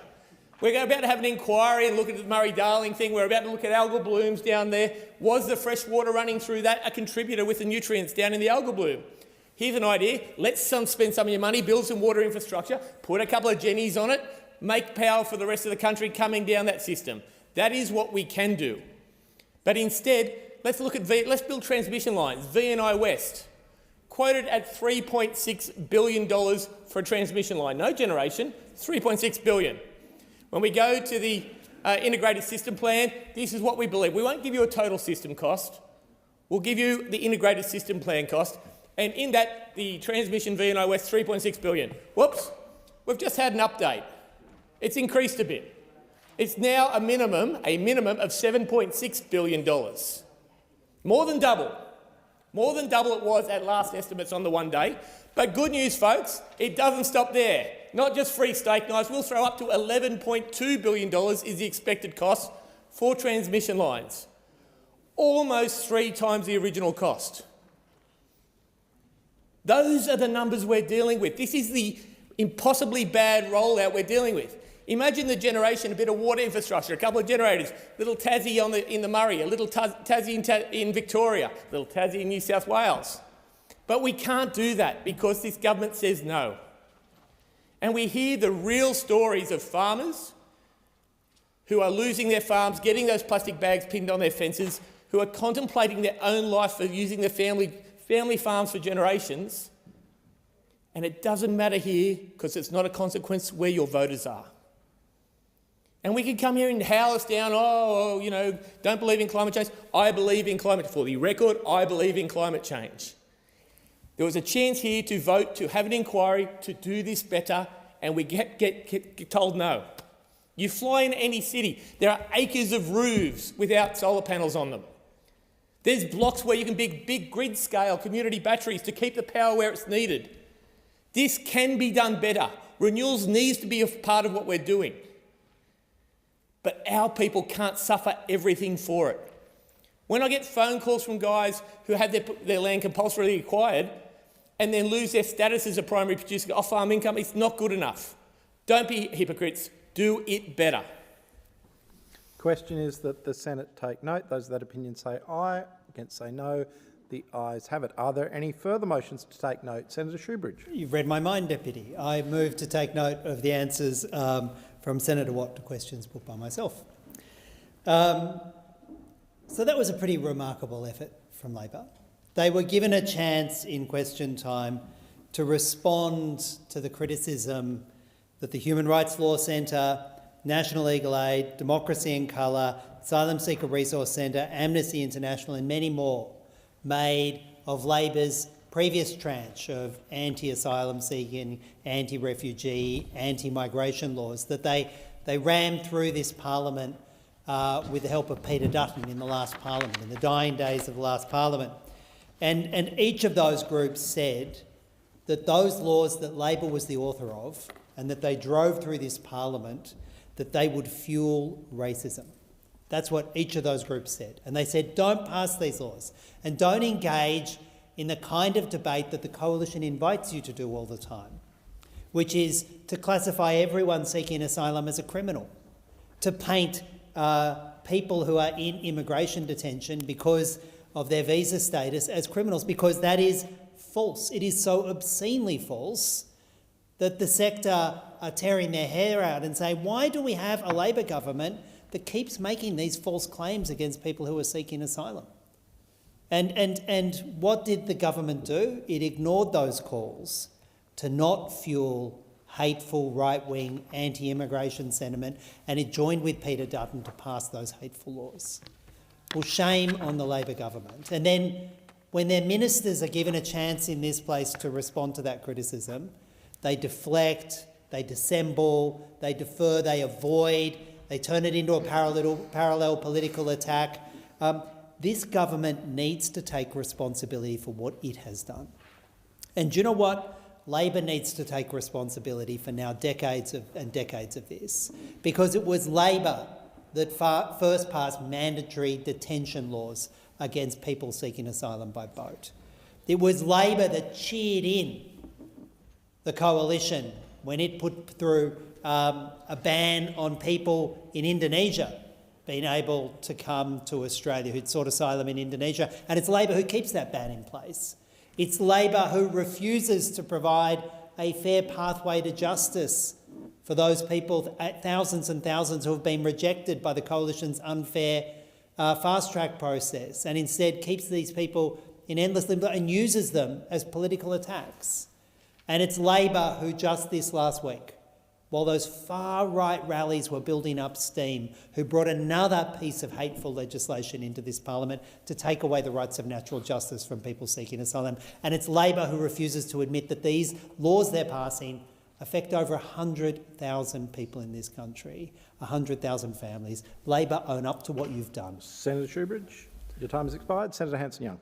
Thank you. Well, I'd just like to take note of the answers given by Senator Watt in relation to Senator Shoebridge's good and important questions about this abhorrent deal that we now know about, a secret deal that the Australian government has not really been upfront with the Australian people about. We don't know the details of this arrangement between the Nauru government and Australia, but we do know that it's going to cost Australian taxpayers almost $500 million, almost $500 million, so that Australia can dump people that this government doesn't want on a new island prison.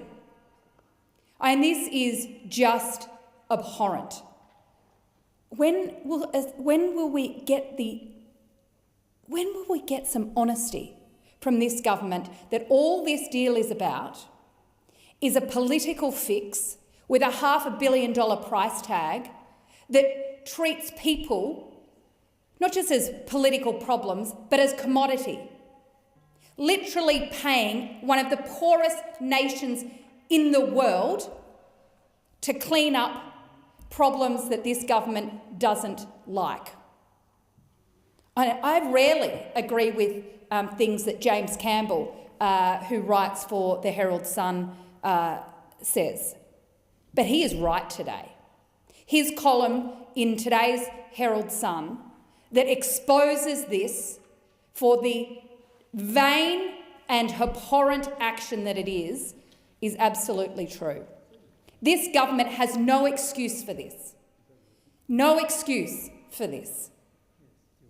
Dumping human beings on one of the poorest nations in the world, paying $500 million to do it, is a shame. Senator Hanson-Young, your time has expired. The question is that the Senate take note. Those that opinion say aye, against say no.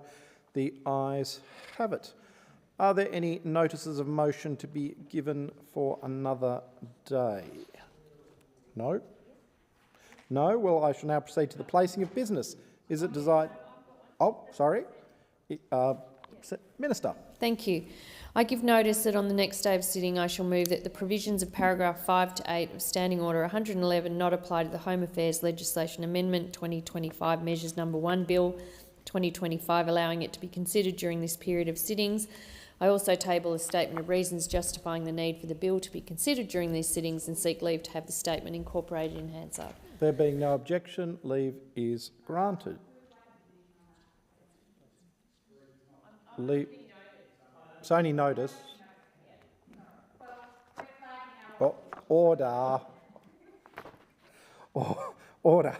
I shall now proceed to the placing of business. Is it desired to postpone or rearrange the business? Minister. Thank you, Deputy President. I move that private senators' bills be considered this week as follows. Members of Parliament Staff Amendment. Providing Certainty and Improving Integrity Bill 2025 on Wednesday the 3rd of September 2025 and Lobbying, Improving Government Honesty and Trust Bill 2025 on Thursday the 4th of September. Question is that motion be agreed to. Those of that opinion say aye. Against say no. The ayes have it. Clerk. Oh. Senator Askew. I seek leave to move a motion relating to leave of absence for several senators. There being no objection, leave is granted. I move that leave of absence be granted to Senator Nampa Jimpa Price for the 1st of September 2025 for parliamentary reasons, for Senator Patterson for the 1st of September 2025 for personal reasons, and for Senator Chandler from the 1st of September to the 2nd of September 2025 for personal reasons. Do we have any more? No? Then I'll call the clerk. Oh, sorry, Senator Thorpe. Thank you, Acting Deputy President. Oh, sorry, I do need to put the question. Oh.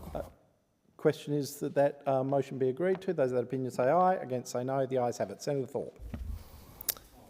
Thank you. I seek leave to withdraw 2 motions. Is leave granted? There being no objection, leave is granted.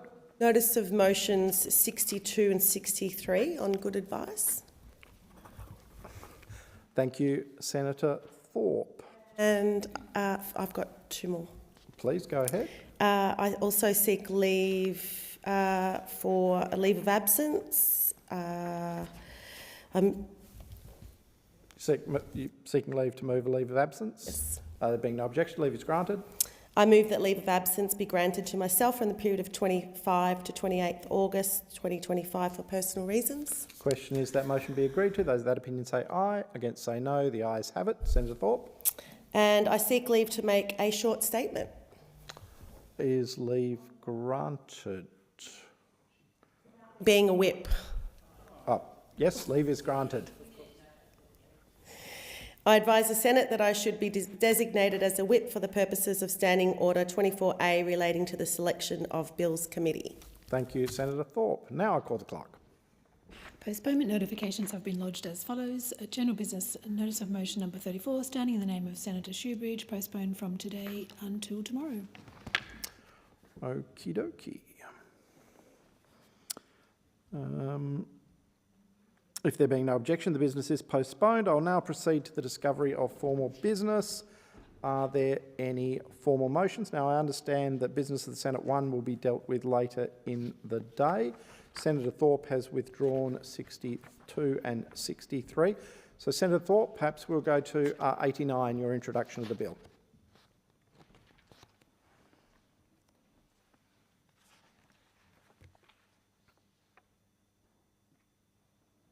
I ask that general business notice of motion number 89 be taken as a formal motion. There being no objection, is taken as formal. Senator Thorpe. I move the motion. Question is this motion be agreed to. Those of that opinion say aye.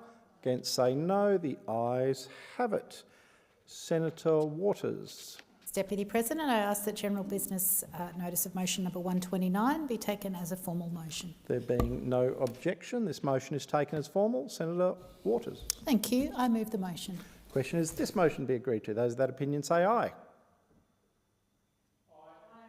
Against say no. No. The noes have it. Division required. Ring the bells for 4 minutes.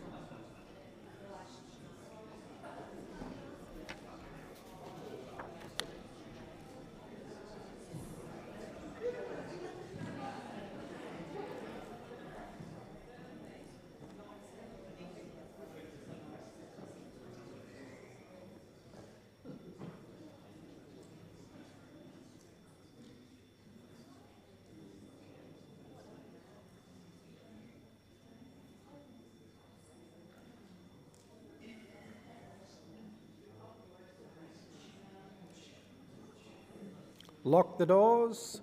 Question is motion 129, moved by Senator Waters, be agreed to. Ayes will pass to the right of the chair, noes to the left. I appoint Senator Askew, teller for the ayes, Senator Darmanin, teller for the noes.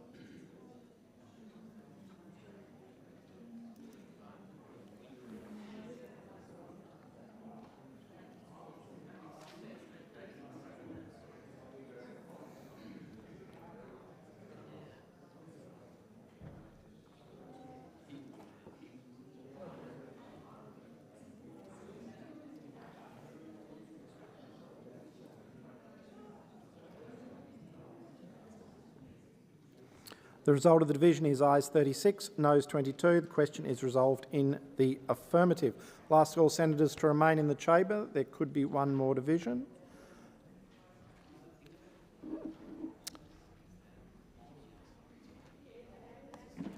Senator Askew, are you seeking the call? On behalf of Senator Bragg, I ask that general business notice of motion number 130 be taken as a formal motion. There being no objection, it is taken as formal. Senator Askew. I move the motion. Question is this motion be agreed to. Those of that opinion say aye. Aye. Against say no. The noes have it. Division required. Ring the bells. The ayes have it. No division was required. That concludes formal business.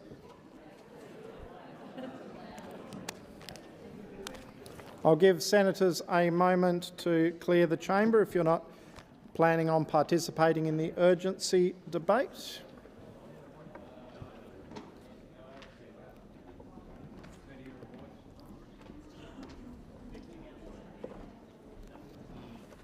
Senator McKim has submitted a proposal under Standing Order 75 today. It is shown at item 12 on today's order of business. Is consideration of this proposal supported? It being supported with the concurrence of the Senate, the clerks will set the clock in line with the informal arrangements made by the whip, and I now call Senator Waters to move the motion. Thanks, Deputy President. I move that motion. A major methane link has gone unaddressed in Darwin for almost 2 decades. Explosive documents released under FOI to the Environment Centre NT have revealed that Santos's LNG export hub in Darwin has been leaking methane for nearly 20 years since it was commissioned in 2006. FOI documents reveal that original owner ConocoPhillips notified the Clean Energy Regulator, a federal agency, notified them of the leak on the 29th of May 2020. No action was taken by the Clean Energy Regulator in response to this notification, as the minister currently responsible for the Clean Energy Regulator, Minister Bowen, must provide an explanation. New owner Santos engaged CSIRO to undertake monitoring of the fugitive methane emissions from the leak, but neither the existence of the leak nor the results of the monitoring have ever been made public. Minister Ayres is responsible for CSIRO. An explanation and a public release of the monitoring results and any financial relationship with Santos is desperately needed. NOPSEMA was informed about the leak in late 2024. Despite awareness of the leak, NOPSEMA gave final approval to Santos's Barossa LNG project in April 2025. As the minister responsible for NOPSEMA, Minister King must also provide an explanation. The leak continues in Darwin Harbour today, and there has been no commitment to fix the issue. So we have multiple federal and territory regulators who knew about the leak but failed to require Santos to repair it, nor inform the public about it and its risks. We have multiple ministers responsible for these federal regulators, and so far no explanations from them either. And then, of course, we have Santos and ConocoPhillips. Both appear to have intentionally concealed the leak from the public to ensure that it wouldn't derail their plans for an extension of the Darwin LNG plant or approval for its toxic Barossa gas field offshore project. These revelations are beyond disturbing. I commend the Environment Centre NT for uncovering what is either a spectacular failure of regulators or a deliberate cover-up by successive governments to protect a gas corporation's profit margin. Methane is bringing forward climate disasters in our lifetime and should be the absolute priority of mitigation efforts. It is more than 80 times more damaging to the atmosphere over 20 years than carbon dioxide.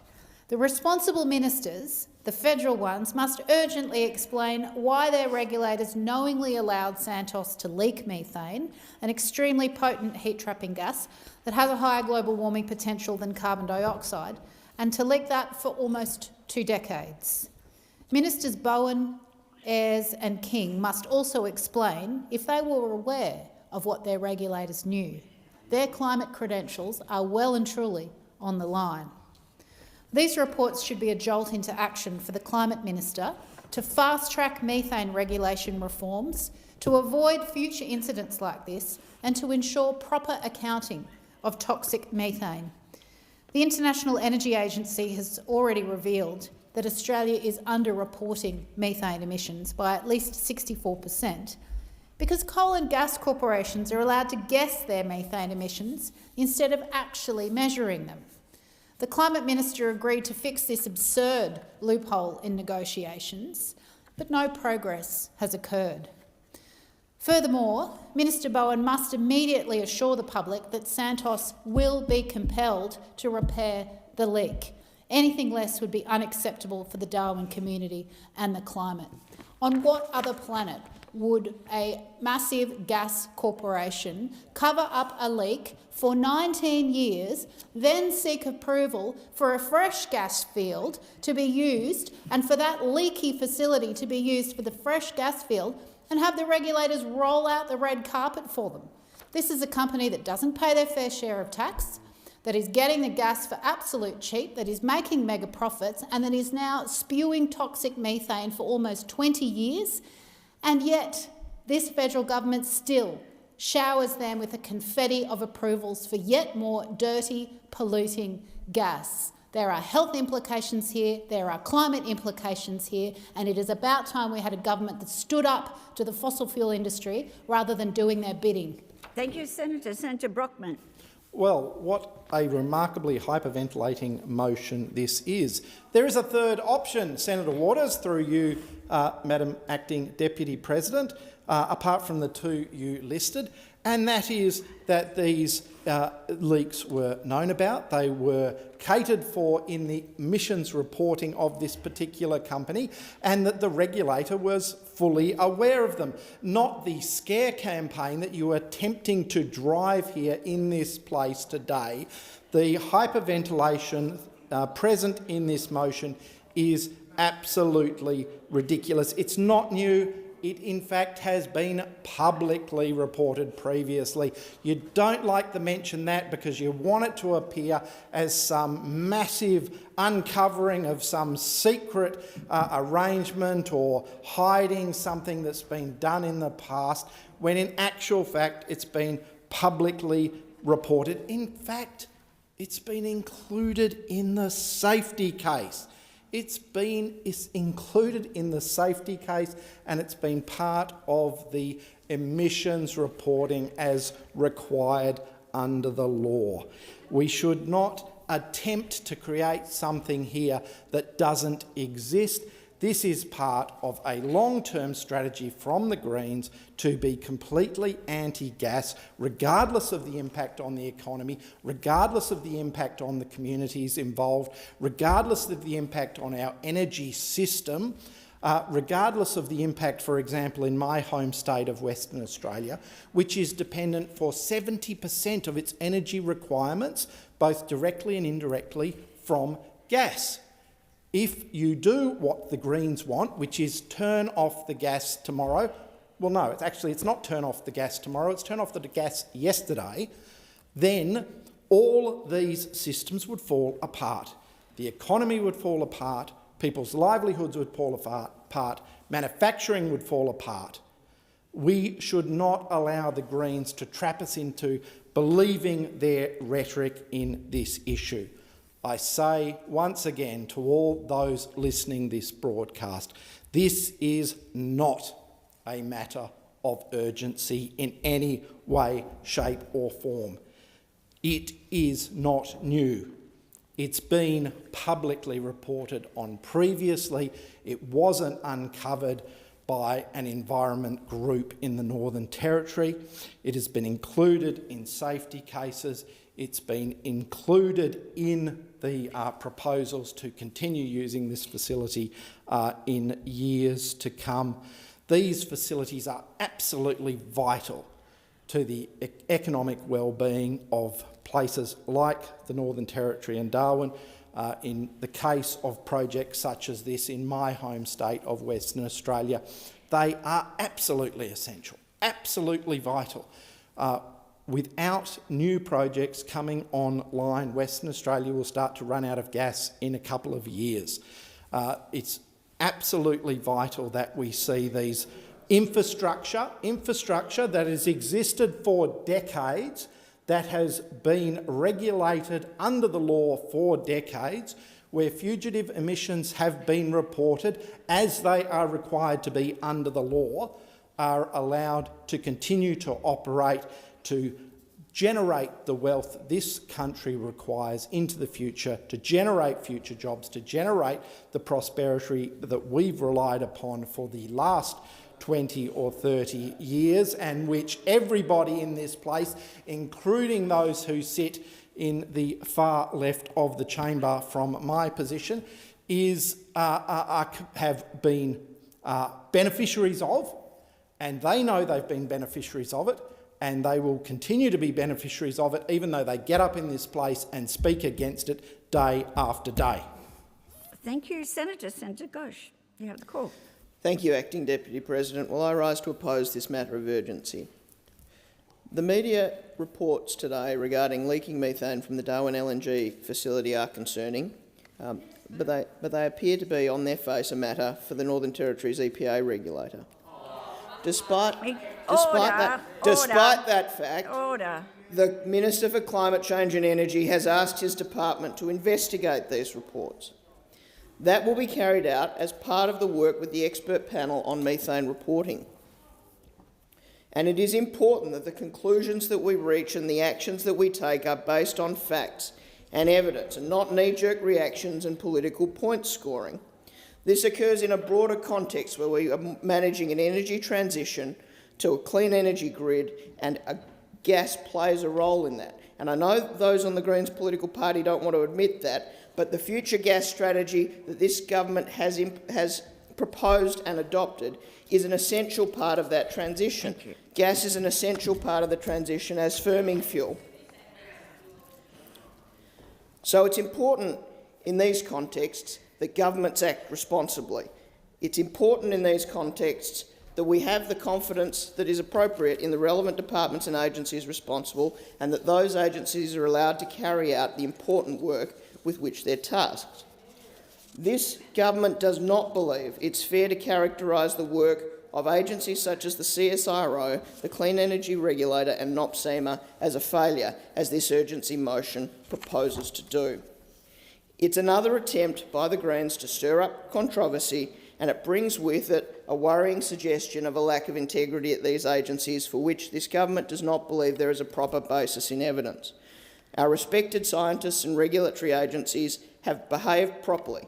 They do so on behalf of Australians, and it is important that that be acknowledged. And motions like this lack foundation in terms of the attacks they make on those agencies. They're not allegations or they're not accusations that the government supports.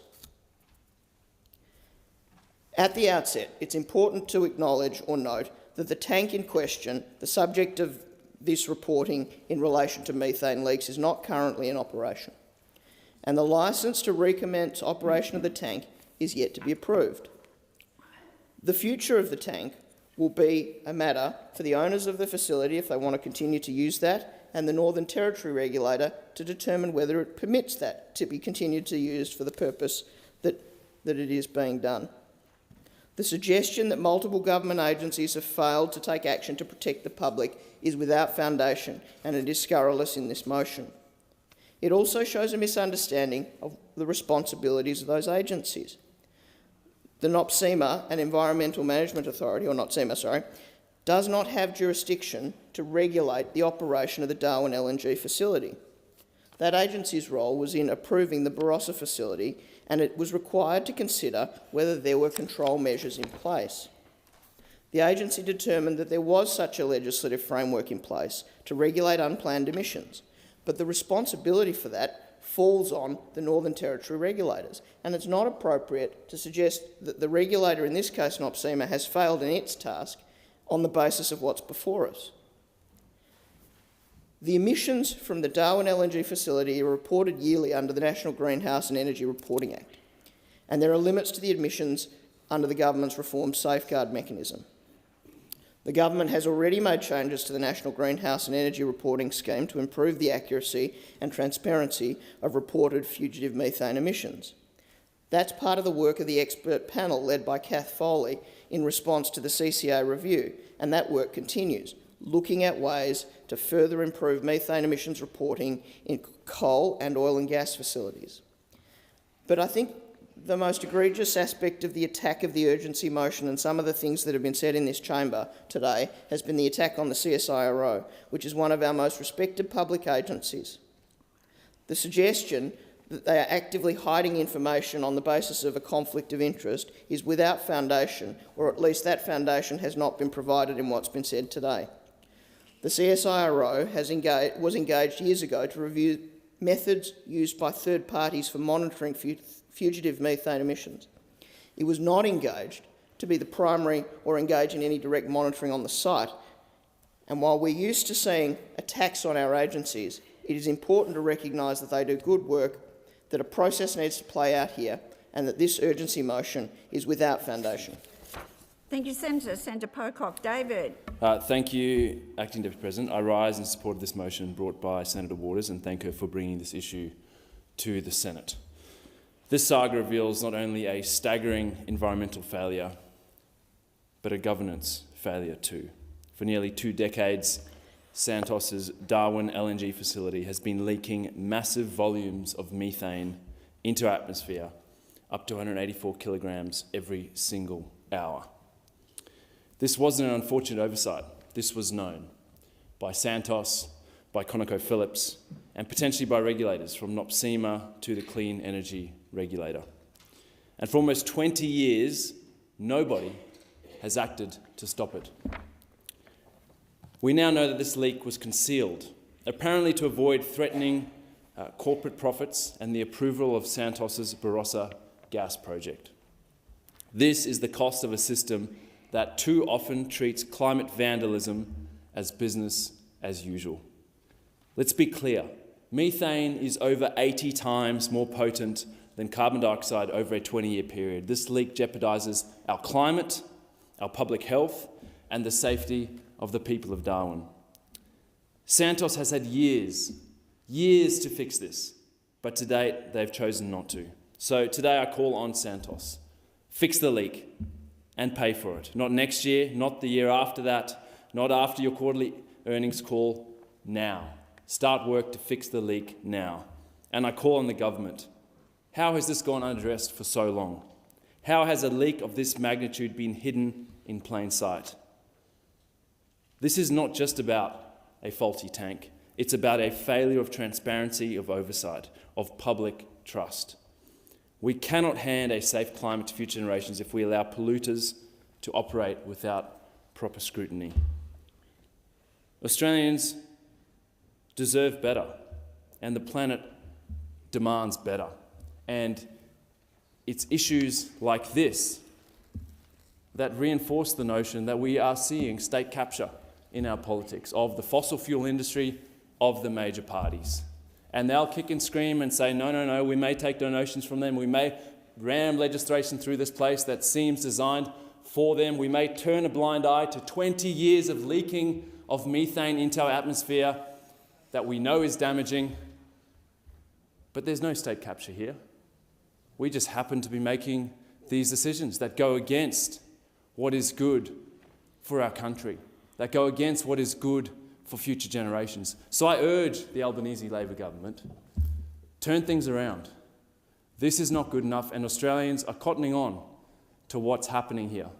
With Labor in charge, you're no better than the coalition when it comes to gas, and you need to change that. Senator Whittaker, you have the call. Thank you, Acting Deputy President. I rise to speak against this urgency motion before us. The government is deeply concerned about reports of methane leaking from the Darwin LNG facility, and that is why the Minister has asked the Department to review these reports as part of its important work with the expert panel on methane reporting.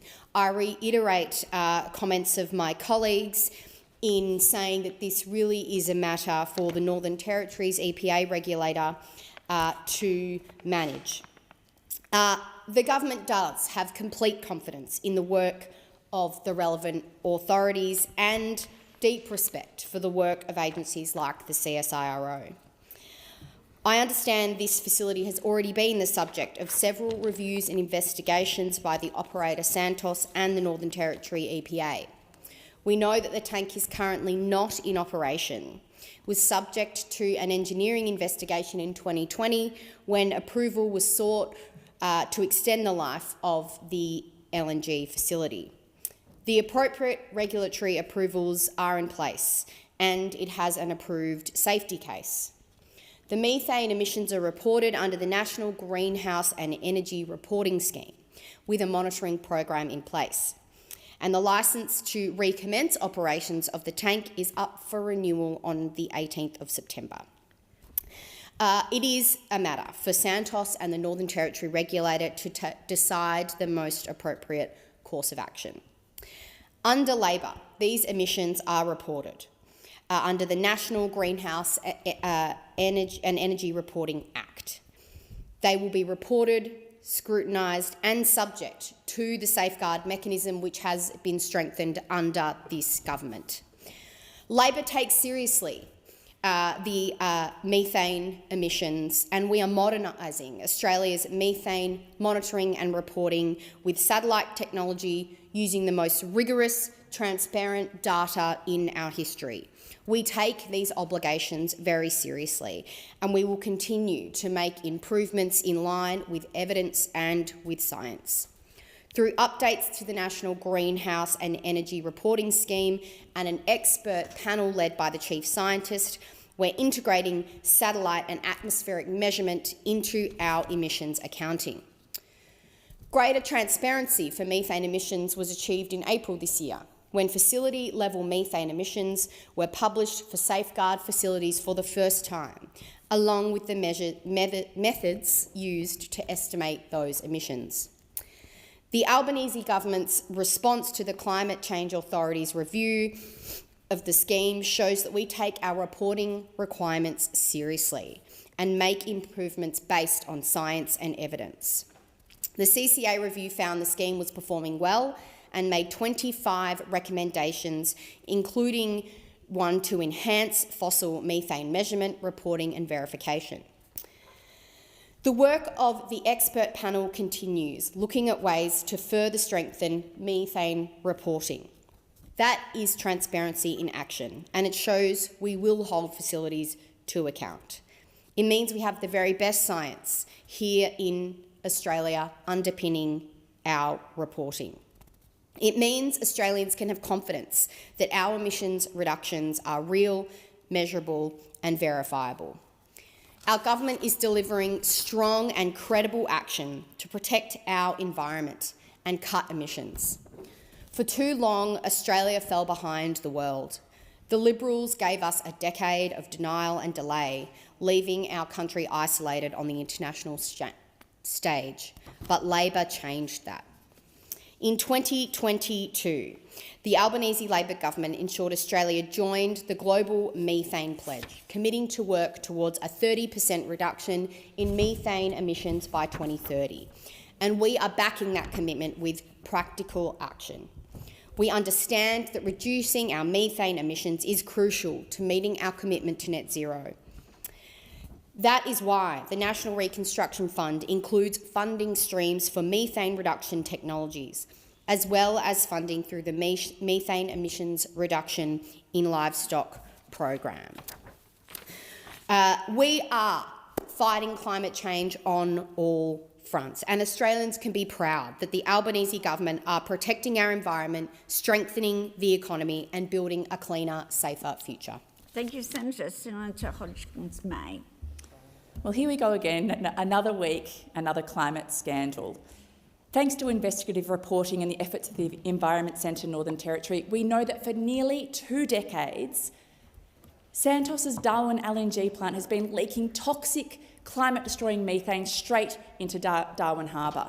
And I honestly don't know how some people keep a straight face in this place as they're talking to their environmental credentials. Not worth the paper they're written on. Methane, a gas more than 80 times more damaging than carbon dioxide over a 20-year period, has been silently accelerating the climate crisis while governments, regulators and corporations look the other way. Let's be clear, this isn't just a climate scandal. It's a crisis of democracy, of transparency and of accountability. Despite multiple agencies knowing, the Clean Energy Regulator, NOPSEMA, the CSIRO, Northern Territory WorkSafe, the Northern Territory Environment Protection Authority, for almost 20 years the public has been kept in the dark. We must ask why. Why did no one act? Why was this information buried? And whose interests are being served? Because it certainly wasn't the interests of the Australian people. It certainly wasn't the people of Darwin, whose harbour has been treated like a dumping ground. And it certainly wasn't the climate. Instead, what we see looks like a familiar pattern. A fossil fuel giant protecting its profits, regulators failing to regulate, and successive governments bending over backwards for an industry that bankrolls their campaigns through donations while recruiting cushy jobs via the revolving door with ministerial offices. We know that the gas lobby has the ear of the government on speed dial. And now we learn that Santos was paying our National Science Agency, the CSIRO, to monitor this leak, monitoring that has never been made public. And at the very same time, the government of secrecy is still sitting on its own climate risk assessment, refusing to release it, refusing to level with the public about the dangers that we face. While the truth about climate risk is buried in Canberra's filing cabinets, the truth about this gas leak has been buried in Darwin Harbour. This raises an unavoidable question. Is this a spectacular failure of regulation or a deliberate cover-up? Either way, it is a damning indictment of the integrity of decision-making in this country. The ministers responsible owe Australians an explanation. They must account for what their regulators knew and why they chose secrecy over transparency and corporate protection over public interest. As a matter of urgency, Santos must be compelled to fix the leak and pay for the pollution it has caused. And we must expose and reform the deep capture of the government by the fossil fuel industry. Because democracy depends on trust. Right now, every Australian has reason to doubt whether their government works for them or the fossil fuel companies wrecking our future. Thank you, Senator. Senator Wilson. Thank you, Acting Deputy President. There's a reason for the secrecy around this. There's a reason for the sensitivity around this. And that's because both the dirty fossil fuel industry and this government know that we have a methane problem in this country. When methane leaks from a project, it's called a fugitive emission. And did you know, Senators, that 27% of all our methane accounting in emissions comes from leaks, from fugitive emissions? That makes up just less than 10% of our entire nation's greenhouse gas inventories, from leaks from these kind of projects. And it beggars belief that at a plant in the Northern Territory that is being looked at and studied by our science agencies and others that we can tolerate this, when at the same time we're opening up some of the biggest carbon bombs, the biggest fossil fuel projects in our nation's history, and we want to store the carbon and the methane under the ocean, which has never been done before. Whether it's the Barossa project, remember the sea dumping bill in the last parliament, or the North West Shelf extension out to 2070, talk about fugitive emissions and Murrujuga art if you want to go down that road. But they want to open up the Browse Basin near the pristine Scott Reef in Western Australia and pump the CO2 and methane back under the ground, under the ocean. Who's going to be looking at that? These are some of the biggest projects in our nation's history. To even begin that process, they literally have to blast the crap out of the ocean with seismic testing for decades to try and understand these geological structures. This industry and the governments that are captured by these industries cannot be trusted with fugitive emissions, whether it be methane or whether it be CO2. The best way to cut our methane emissions and our carbon dioxide emissions is to stop all new fossil fuel projects in this country. Thank you, Senator. The question is a motion moved by Senator McKim agreed to. Those of that opinion say aye. Those against, no. The noes have it. Division required. Ring the bells for 4 minutes.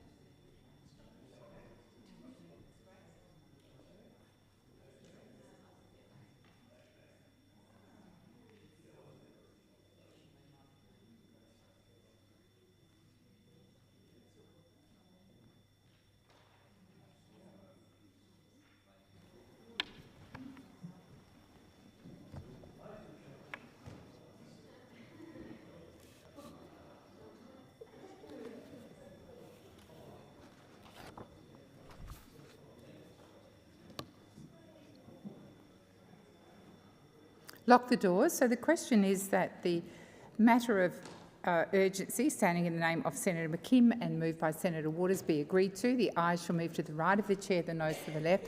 I appoint Senator McKim as teller for the ayes and Senator Askew as teller for the noes.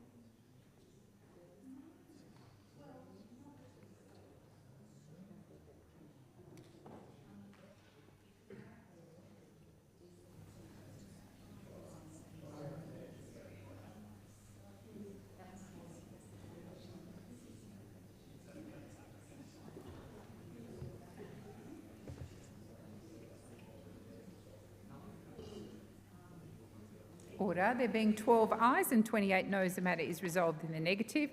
Senators will now move to the matter of public importance. The Senate will now consider the proposal from Senator Hume, which was also shown at item 12 on today's order of business. Is the consideration of the proposal supported?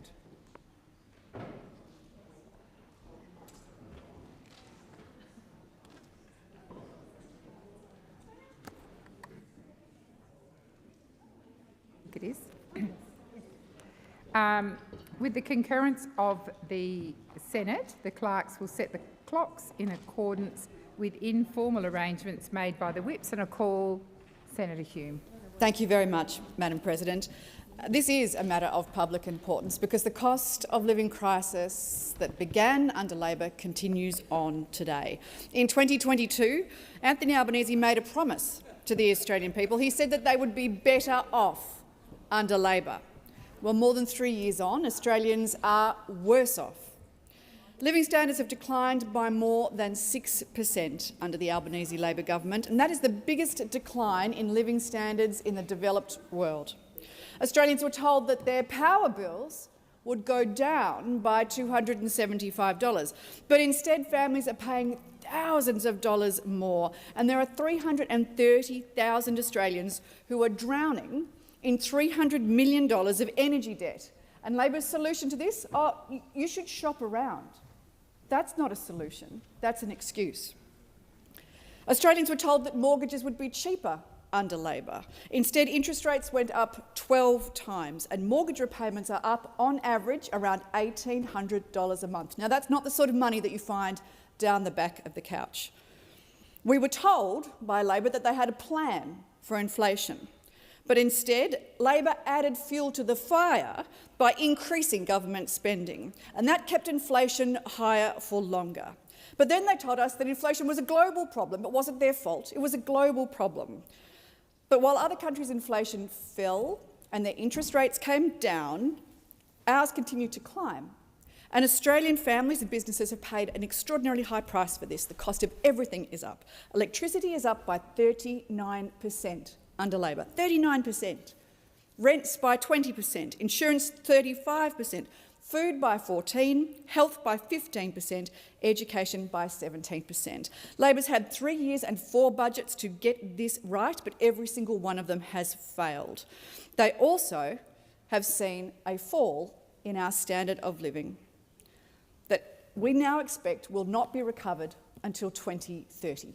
So if you are feeling poorer, there is good reason you are poorer. You are poorer under Labor. The Coalition set up the Cost of Living Committee in September 2022 because we could see at that stage that Labor had no plan to address the cost of living crisis. We travelled around the country, we received thousands of submissions from ordinary Australians and heard firsthand the pressure that Australian families and businesses are under.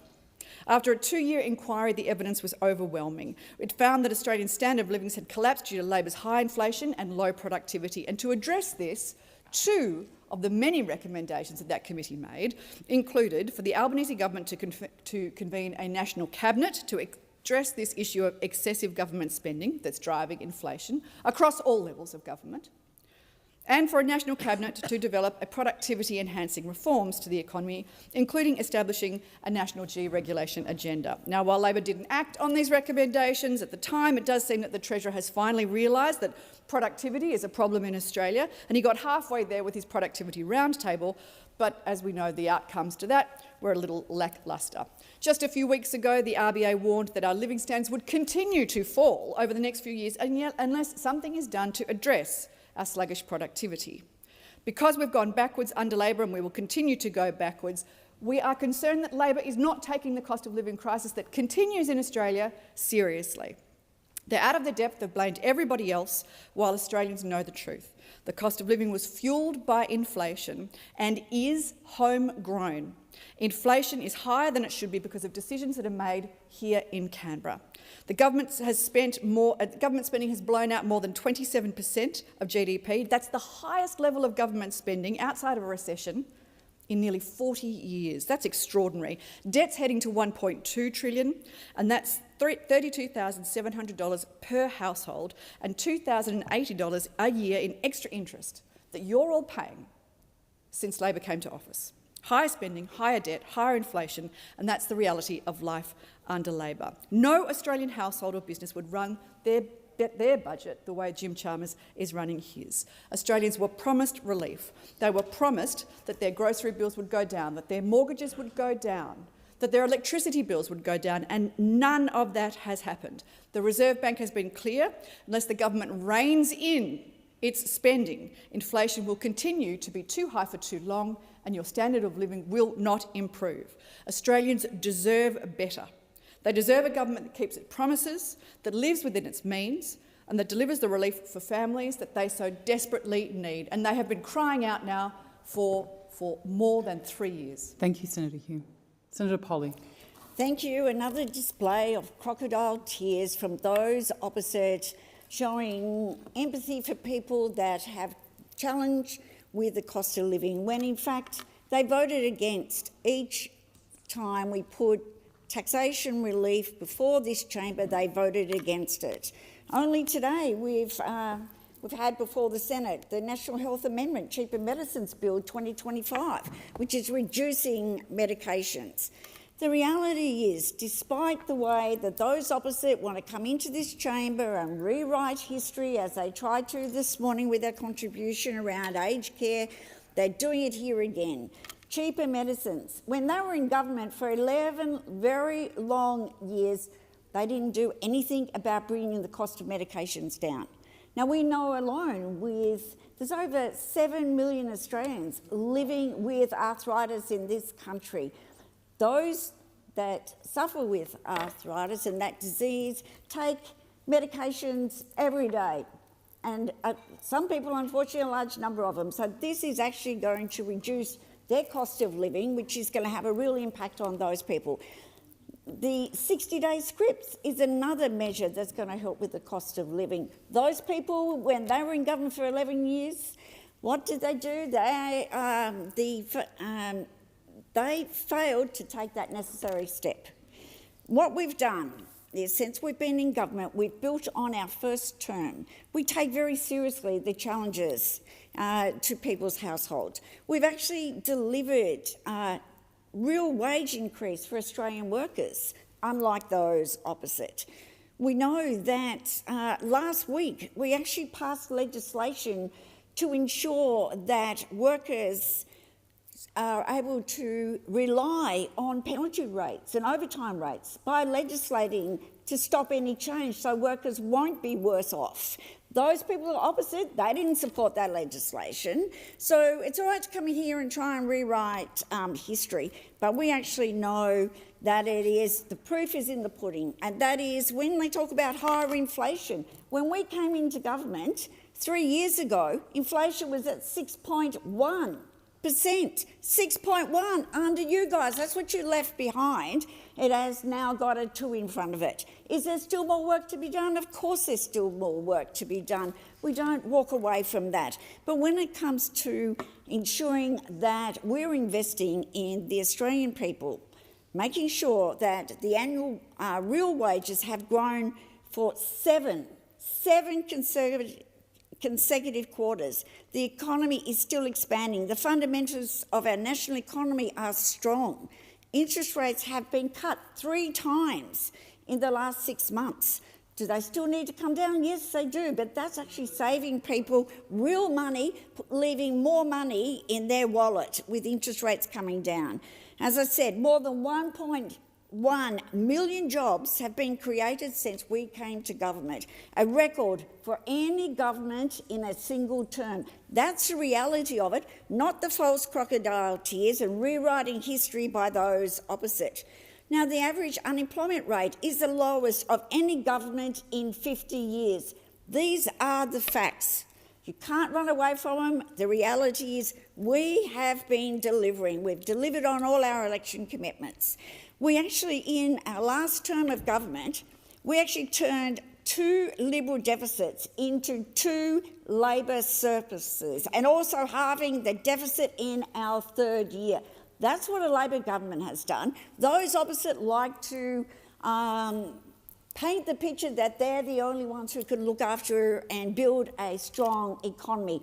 That is not right. 11 years, and they failed to deliver 1 surplus. When they talk about energy policies, we know that energy prices have to come down. That's why we're investing in renewable energies. But they had 22 energy policies, and they couldn't land not one of them. And then the last election, what did they come up with? The most ineffective, most costly form of energy possible.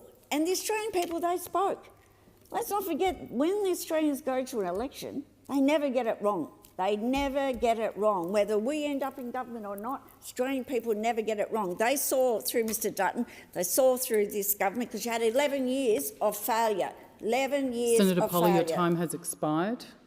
Senator McKim. Well, thanks very much, Acting Deputy President. There is no doubt that Australians are being smashed by a cost of living crisis, whether it's power bills through the roof, getting price gouged by Coles and Woolworths, the supermarket duopoly, or mortgages and rents breaking the household budget. And while people are struggling so severely, the billionaires, the super wealthy and the big corporations, the banks, the energy giants and the supermarket duopoly are raking in billions of dollars in profit. The big corporations and the super wealthy have never had it so good in Australia's history. And here is the truth of the matter. Those same interests, many of them, are now seeking to sow division in our community. And they are doing that because they want Australians to blame migrants and refugees for the problems of the day, instead of calling out the corporate profiteers who are bleeding people dry and their agents in this place, the Labor and Liberal parties, who are allowing them to get away with it. Too many people who sit in this Senate are doing the dirty work for big corporations and the super wealthy. We saw it on the weekend. Those racist, white supremacist, neo-Nazi rallies were actually being literally cheered on by some senators who sit in this place. It is a deliberate strategy to pit neighbour against neighbour so the rich and the big corporations can keep making off like bandits. And I'll tell you one thing. When politicians scapegoat migrants and refugees, they are giving cover to a rigged economy that works for the wealthy few and for the big corporations and punishes everybody else. And those people who came to those rallies, many of them are being punished by this economy. It's not migrants and refugees that should be the object of their anger and their ire. It is people in this place who are allowing big corporations to get away with making off like bandits. They are protecting the powerful and the profits of the powerful by stoking hate and fear and division and causing harm to those who are being targeted.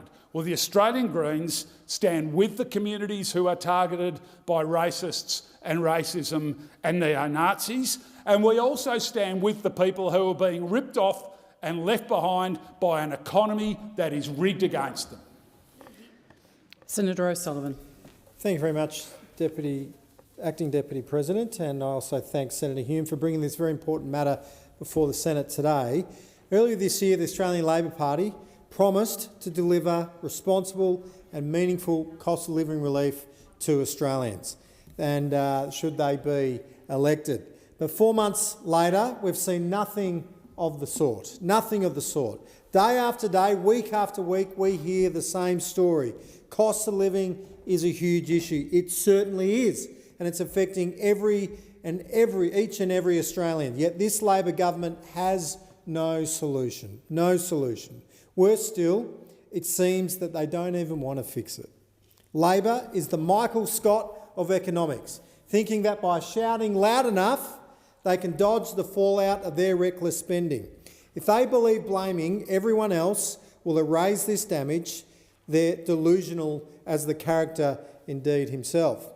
This government's own campaign website promised that they would provide energy bill relief while putting downward pressure on inflation. Well, on the contrary, our headline annual inflation rate has risen from 1.9 to 2.8%, the highest rate we've seen in over a year. The basic laws of economics do not change. Only by improving productivity growth can we sustainably raise living standards. And what is this government doing about it? Well, they called a roundtable to discuss it. The one thing that came out of the recent economic reform roundtable is that this government finally realised that there is a productivity crisis in this country. But simply trying to spend their way to improve productivity is not the solution either. As Robert Brunig said wrote in the AFR, you can't spend your way to productivity. A solid body of evidence underwrites the argument that big government is bad for productivity. He said government spending can lead to higher interest rates, making borrowing more expensive for businesses and individuals. This reduces private investment, he said. Now, there are real and tangible things that Labor could be doing, but they aren't. They could be cutting red tape, encouraging private sector investment, and creating an environment where small businesses can thrive. Instead, they're bailing water out with one hand while pouring more into the leaky boat with the other. The Business Council Chief Executive Brand Brack affirmed this by stating, "You don't fix Australia's lagging productivity and investment by taxing business more and making Australians less competitive." Reduced private sector spending is already contracting and continues to do so under this government's watch. We know that non-mining investment is already down 1.9% over the past year, and in Victoria it's dropped 5.3%. The private sector capital expenditure is now at its lowest contraction since 2020. So rather than incentivise private sector investment, this government, under its watch, saddles it with more red tape and union-favouring industrial relations laws. National productivity will continue to plummet if this government thinks that it can just spend its way out. When productivity is poor, we all feel poorer for it. Our standard of living drops and people feel they have less to spend in their back pocket. This is all happening under this government, and this government has had 1,197 days to deliver on their promises to the Australian people, and sadly, they're failing. And just like Michael Scott convinced himself that he's the genius manager while the office crumbles daily around him, well, Labor is full of deluded optimism, convinced that their antics will somehow work out while the ordinary Australians foot the bill for their mistakes. The cost of living crisis is only getting worse. It's not better, and it's time for them to stop making excuses and start taking real action. Thank you. Senator Delaga. Thanks very much, Acting Deputy President. And I rise today to talk in response to Senator Hume's matter of public importance regarding the cost of living. When Labor came to office, there were huge deficits as far as the eye can see, $1 trillion of coalition debt in a budget weighed down with nothing but warts and waste. The Labor government, together with Australians, has made so much progress in the economy. Quarterly headline and underlying inflation is now around 4-year lows. Annual real wages have been growing, and they've been growing for 7 consecutive quarters. And I say that again, real wages are growing after a decade where wage suppression was government policy under those opposite. And the economy is still expanding. People with home loans will have known and may have felt the difference of interest rates that have been cut 3 times in the last 6 months. There was 0.25% in February, another 0.25% in April, and again another 0.25% in August. These interest rate cuts are making a huge difference for families with a mortgage. The cuts mean that a household with $700,000 mortgage is now saving about $330 per month or $4,000 per year. We've created more than 1.1 million jobs since we come to government, a record for any government in a single term. And I note that the average unemployment rate is the lowest of any government in 50 years. Now, when it comes to this budget and the Labor government budget, we've taken a disciplined and considered approach. And I note my colleague Senator Polley pointed out that we've turned 2 Liberal deficits into 2 Labor surpluses, and then in the 3rd year we halved the deficit. The budget position under Labor has improved by more than $207 billion. Debt is $177 billion lower in the 2024-25 year, saving $60 billion in interest costs as a consequence.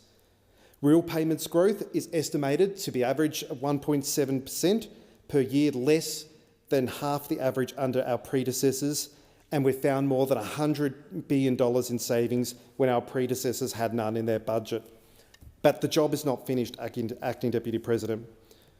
We know people are still under pressure, and that's why we're delivering more real, practical and ongoing help with the cost of living, including 8 new changes that already come into effect on the 1st of July and 3 tax cuts for every single Australian taxpayer. 1 last year, 1 next year and another the year after that. Those opposite went to the last election opposing our tax cuts. They were going to repeal them. I think the average Australian saw through the policies for what they were on the other side, and they actually voted for higher living standards, higher wages, lower taxes and secure, well-paid jobs.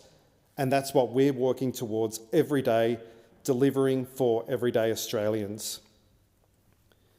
Today in this place, we've started taking steps to make medicines cheaper for all. Another key cost of living initiative that Australians supported at the last election. We're reducing the cost of PBS scripts from $31.60 to $25, the lowest that it's been since 2004.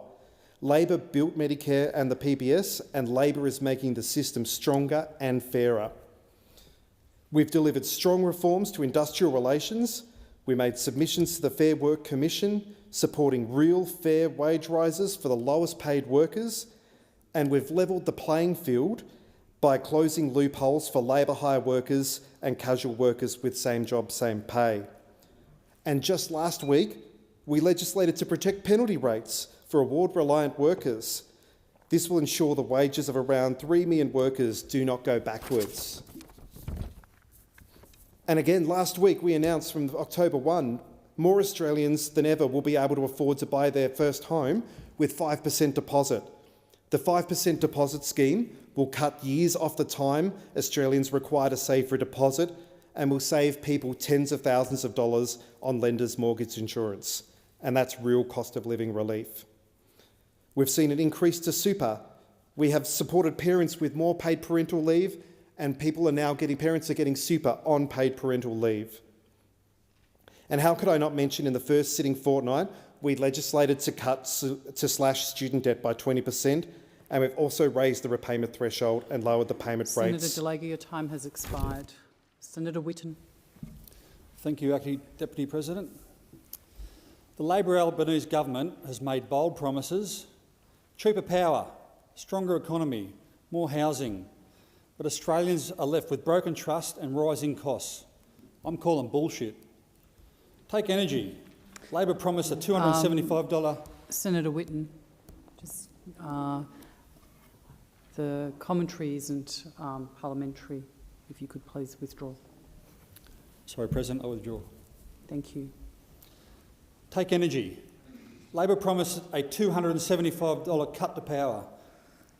Instead, families are paying $1,500 more per year.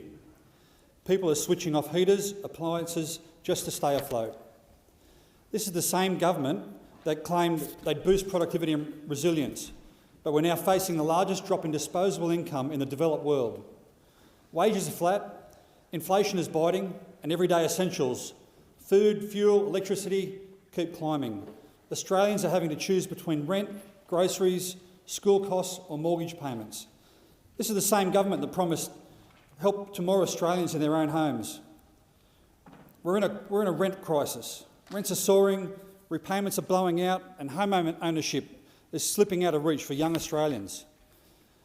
Some families are even being pushed onto the streets, not through bad choices, but because the government has failed to act, failed them. This is the same government that has presided over 12 interest rate rises while they had the tools to ease pressure. They pointed fingers instead, until rates fell slightly. Then they took the credit. That's not leadership, it's spin. This is the same government that promised a renewables-only policy. Not only has it driven up electricity prices, it's putting our environment and farmland at risk, all in the name of saving it. Australians deserve leadership that delivers, not just headlines. Thank you. Senator Dean Smith. Thank you. Energy insecurity leads to economic insecurity. Affordable, reliable energy underpins our national economy and supports productivity. Manufacturing, industry, agriculture and small business sit next to emerging technologies like AI in their demand, in their need for reliable, affordable energy.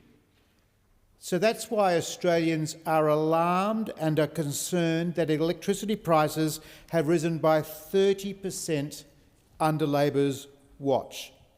Remember that it was Prime Minister Albanese who promised savings of $275 on households' electricity costs. Families today are now having to live with soaring energy costs of up to $1,300.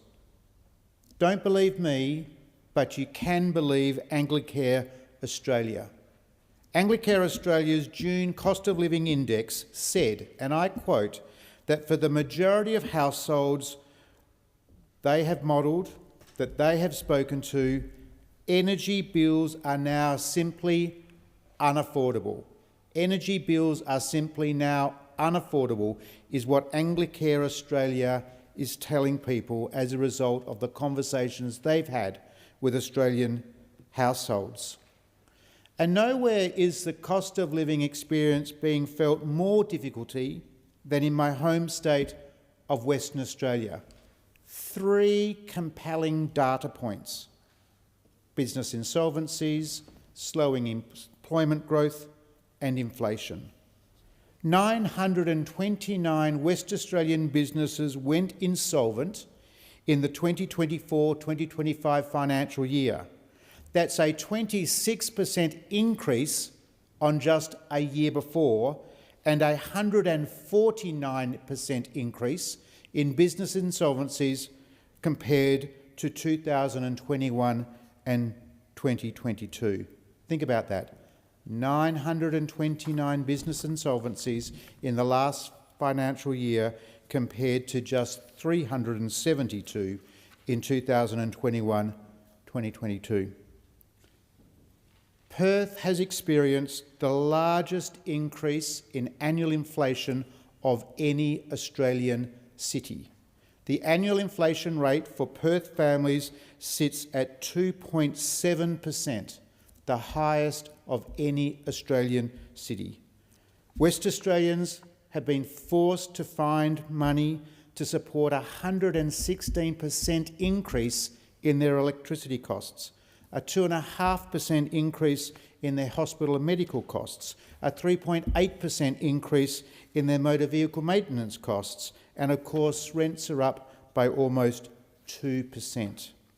The one thing that has protected Australians from cost of living pressures is their view, their feeling that they are saved by job security. For many years, people have thought, I can deal with the cost of living pressure because I have job security. Well, guess what has changed in Western Australia? West Australians are now facing increasing levels of job insecurity. In the 6 months to 2025, there were just 10,000 jobs created in Western Australia. Compare that to the 43,000 jobs that were created in the period 1 year before that. What does that mean?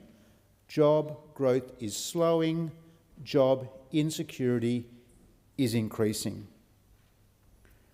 Life has got difficult for many, many West Australian families under Labor. They know the country is going backwards, they can feel the country going backwards, and the data reveals it. Almost 1,000 WA small businesses lost, jobs evaporating, families under cost of living pressure, and energy costs rising. This is Labor's legacy on West Australian businesses and Western Australian families.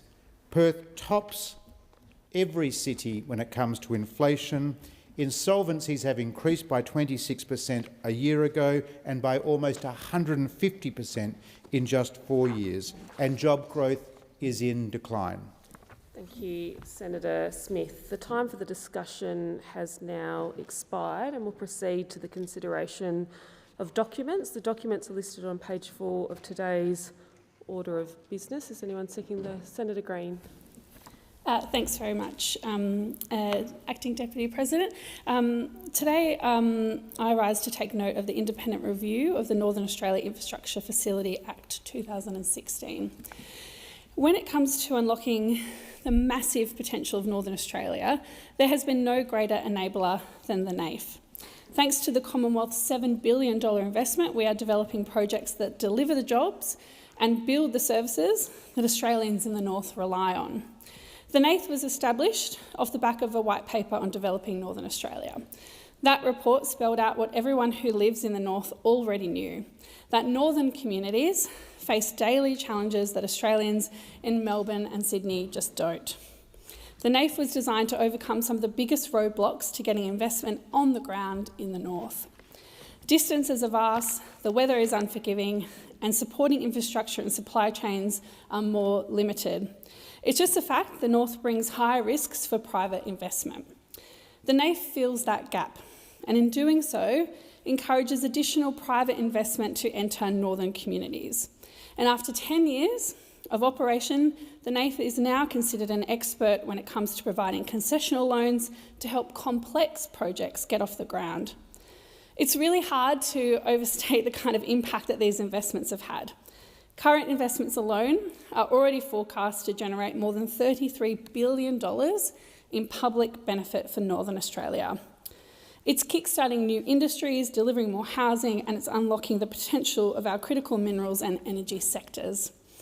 It isn't just good for the North, it's about building the industries that will drive the future prosperity of our nation. Importantly, it's also contributing to better outcomes for First Nations people through project-specific Indigenous engagement strategies. And everyone who calls the North home, it means thousands of new jobs. The challenges that come from distance, isolation and lack of investment for the people of the North, but the NAIF is bringing change. As a senator from the regions, I know Queensland airports well. Every week, almost every day, some weeks, I'm passing through a different terminal in regional Queensland. And I know firsthand how important these hubs are to businesses and to communities and to connecting families. For many, they are a lifeline, enabling commerce and travel to remote regions. And right now, thanks to NAIF, real investment is happening to upgrade these regional airport hubs, ensure they're fit for service to service these communities as demands grow. Every time I fly into and out of a regional airport up in North, in Cairns, Mackay and Townsville, I see the changes that are going on.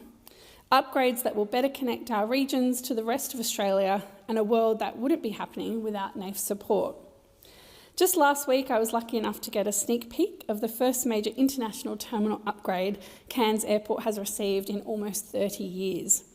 This is thanks to a $155 million loan from NAIF, and work is well underway to enhance the international terminal's departure lounge and baggage claim area. Airports like these are a lifeline for regional communities. The funding will also replace ageing taxiways, boosting capacity and enabling the airport to keep up with expected demand in traffic over the next 15 to 20 years. The funding is also going to build a new Eastern Aviation Precinct, which will provide more stands for domestic flights, not to mention a heliport, commercial lots and general aviation hub. The same loan is also going to fund a new runway, taxiway service upgrade at Mackay Airport that I'll get the chance to see in a couple of weeks. And for the people of North Queensland, this will mean faster travel and easier travel, connecting families, businesses to the rest of the state, Australia and the world. That $155 million investment from NAIF is expected to generate $1.4 billion in public benefit, both during construction and operation. Now, last week, the Minister for Resources in Northern Australia, Madeleine King, tabled the review prepared by the independent expert panel, chaired by the Honourable Warren Snowden, alongside Dr. Lisa Cafferty and Professor Peter Yu. I want to thank them all for their work. Thank you too to the soon-to-be retired CEO Craig Doyle and his hard-working team for their solid contribution to the lasting impacts that NAIF is delivering across Northern Australia. President, the Albanese Labor government is backing the North. We are proud to be backing the NAIF and very much looking forward to breaking ground on the next wave of projects in the investment pipeline. Thank you, Senator. Are there any other speakers on this document? On the same one? Item 13. Yes, is it the same document Senator Green was speaking to? Sorry. Okay. Well, Senator Green, were you seeking to take leave to continue your remarks? No? Okay, then the question is that the Senate take note on that document. Those of that opinion say aye. Those against say no. I think the ayes have it. Senator, which document were you seeking to speak to? Document 13, thank you. Please proceed. I speak on item 1, marine survey of the Bunbury Continental Shelf. Oh, actually, sorry, Senator, if you could just... It's actually document 1, I believe, not 13, that you're seeking to speak to. Yes. Okay, please proceed. I speak on item 1, or document 1, whichever one's right, marine survey of the Bunbury Continental Shelf, on behalf of the West Australians who are concerned about the proposed destruction of our beautiful Geograph Bay. The offshore wind zone in Geograph Bay is a whale superhighway. Whales are migrating through the zone for 9 months of the year. Well over 50,000 humpbacks are migrating through the deeper waters of the offshore wind zone, and a number of these are observed nursing in Geograph Bay. These huge number of whales are migrating through waters further than 20 kilometres offshore, in depths of 30 to 60 metres, right in the offshore zone. Our pygmy blue whales and southern right whales are endangered and using Geograph Bay as a birthing and nursery area. The southern right whale has a gestation period of 16 months, not the 12 months that has been recently discovered. This is the worst possible place to be considering the construction of a wind farm. The Department of Environment has then given the green light to this marine survey of the Bunbury Continental Shelf. They did this by declaring the marine survey not a controlled action under the EPBC Act 1999. The Environment Protection and Biodiversity Conservation Act is there to protect our environment in situations such as this. Our public servants in the department have disregarded the risk involved with the marine survey mapping, which uses sound levels that cause harm and death to whales in their rush to support the building of offshore wind turbines in the middle of a whale superhighway and berthing zone. When an activity is declared not a controlled action, it means that no one will be held accountable for the harm done. I bring your attention to page 5, item 12, where it is stated that a multi-channel and single-channel high-resolution seismic boomer and sparker sources. A recent report from the USA has brought attention to these survey methods exceeding 160 decibels. Whales and dolphins use echolocation to navigate the ocean, and sound levels recorded of this type of proposed marine surveying has shown to cause deafness in whales and dolphins, which results in their death as they cannot navigate their surroundings. Reports on the marine surveying methods used recorded excess noise levels that exceed the whale's spectrum of hearing, meaning that the whales are not even aware that they are going deaf from the underwater noise until it's too late. Whales cannot avoid a damaging level of noise that is outside of their frequency of hearing. The WA reef system of the Bunbury Continental Shelf is as unique as the Great Barrier Reef area and is also home to the famous WA rock lobster. The ocean substrate is home to many species of fish, shark, squid and octopus. The risk to the WA rock lobster industry from marine surveying in this area is extremely concerning. I have asked the Minister for Environment, Minister Watt, to review this decision made by the Department of the Environment so that proper due diligence can be carried out. I have not received acknowledgement of my letter or a reply to my request. I submitted an FOI request asking for the documentation involved in making this critical decision, and it was refused. It was refused by the same public officer that made the decision that the marine survey is not a controlled action. I share my community's concern that should this offshore wind project be allowed to progress without any transparency, accountability and scrutiny, there will be irreversible damage done in our oceans. I have one question for those on the other side of this chamber. Where is your evidence that repeated high decibel underwater sound does not cause whale deafness and therefore their premature deaths? The offshore wind zone is being fast-tracked and green-lit in this Labor government's reckless pursuit of net zero, a pursuit that is costing Australians $1.5 trillion. West Aussies have every right to be outraged about the threat to our pristine Indian Ocean. I will not let up about my disgust regarding the matter in which the valid concerns of West Aussies are being treated by this Labor government. I seek leave to continue my remarks. Is leave granted? Leave is granted. Is anyone else seeking to make a contribution on the documents on page 4? Yes, Senator Steele-John. Thank you very much. I'm going to want to make a contribution on, I think it's document number 2, listed on item 13, the NDIS pricing, final report, music and art therapy orders production of document for August. Yes, please proceed. Yeah. Fabulous. Thank you. Look, I'm going to reserve this document to make probably some further remarks on it, but I just want to give some initial reflections to the community and to the Senate. For context, last week the Senate ordered the production of a couple of reports from the government, reasonably non-controversial thing for this chamber to do.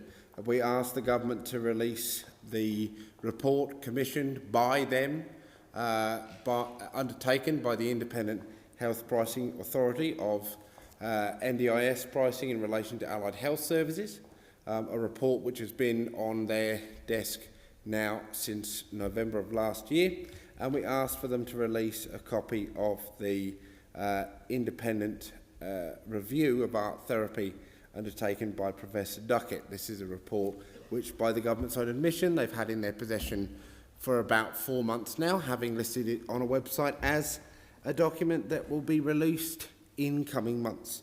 So very fair for the Senate to have asked for it, given that both of these questions, what is the future of art therapy funding under the NDIS, and what did the Independent Health Pricing Authority say in relation to how much allied health professionals should be paid under the NDIS. These are both questions in the public interest. These are both reports and reviews that have been in the possession of the government now for many months. Very reasonable for us to ask for their release.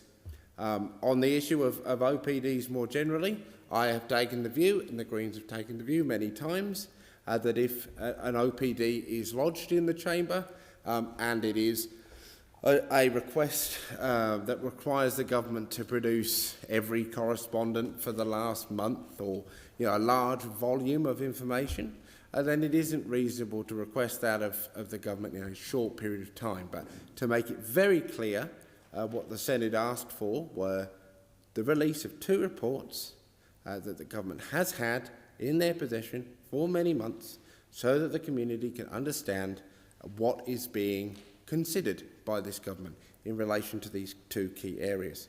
Now, we've had a response from the Minister tabled in which they say that they take their responsibility to the government very seriously, and as they foreshadowed in their speeches, they will work to comply with the orders of the Senate. However, they have flagged a couple of reasons for not doing so by the date the Senate set them.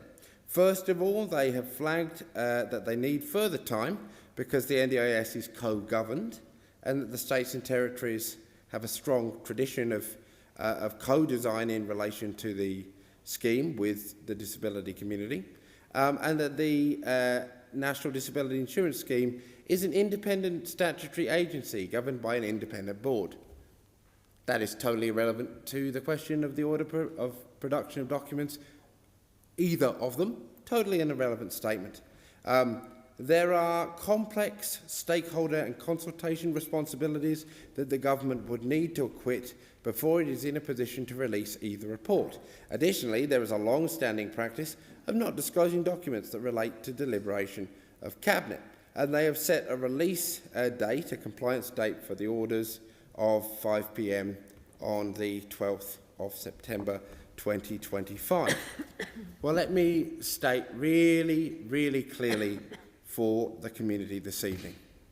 The Greens in the Senate, along with the crossbench and other parties in this place, demanded that the government release these 2 documents because we know that the future of art therapy and the future of allied health services matter to disabled people and our families. We know, and we have heard, that the community want to actually get to the bottom of what the government has been told in response to these reviews that were promised to deliver transparency so the community could understand. We have heard that the community prioritise having information over the government's desire to keep that information to themselves until it is convenient for them to release.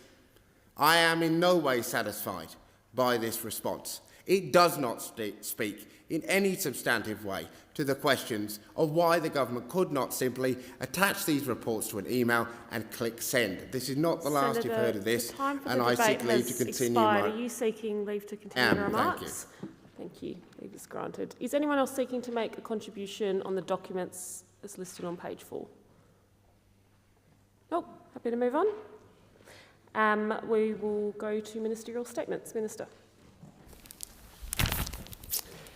I tabled documents relating to orders for the production of documents concerning the Housing Australia Future Fund, unfair trading practices, the National Reconstruction Fund Corporation, the Construction, Forestry and Maritime Employees Union, the Future Fund Board of Guardians and Management Agency, and the Whitsundays Taipan helicopter crash.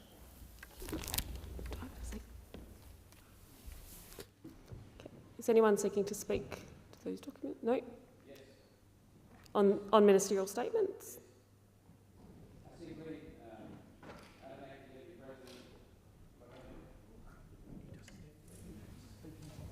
You don't need leave if you're speaking on one of the ministerial statements. Senator Roberts. I speak to take note of the government's response to my order for production of documents number 115 regarding the Taipan helicopter crash that killed 4 Australian Defence Force members in the Whitsundays. This batch of documents is the Comcare investigation into the Whitsundays Taipan helicopter crash that killed Captain Daniel Lyon, Lieutenant Maxwell Nugent, Warrant Officer Class 2 Joseph Philip Laycock and Corporal Alexander Naggs. These contain bombshell allegations that cast a real shadow on the prosecutor's decision not to progress this case. The Comcare investigation lays out that Defence knew the Top Owl displays, the head-up displays, especially with the software version HMSD 510, could tell pilots the incorrect data on the helicopter, that the risk was controlled flight into terrain, into the ground, with the consequence of serious injury or death, that Defence overrode their own internal systems to field the equipment anyway, and that Bushman 83 were flying in conditions identified as the highest risk for this hazard. An eminently qualified pilot who has analysed the flight data recorder information published by the Defence Flight Safety Bureau has put together a compelling narrative of what probably happened in the cockpit of Bushman 83. Having experienced a feeling of disorientation before under training, the pilot would have relied on this training, which repeatedly emphasised, trust your instruments. Again, the fuzzy green NVD background image, instrument readings presented by HMSD 510 would be brighter, crisp and sharp. They would be both trusted and compelling head-up display. The pilot, knowing he was disoriented, the pilot would have looked from the side to the front while at 30 degrees of bank angle. HMSD 510 then would indicate the aircraft was pitching rapidly nose up. The rate of pitch would indicate the aircraft was rapidly departing control flight and desperate immediate action was required.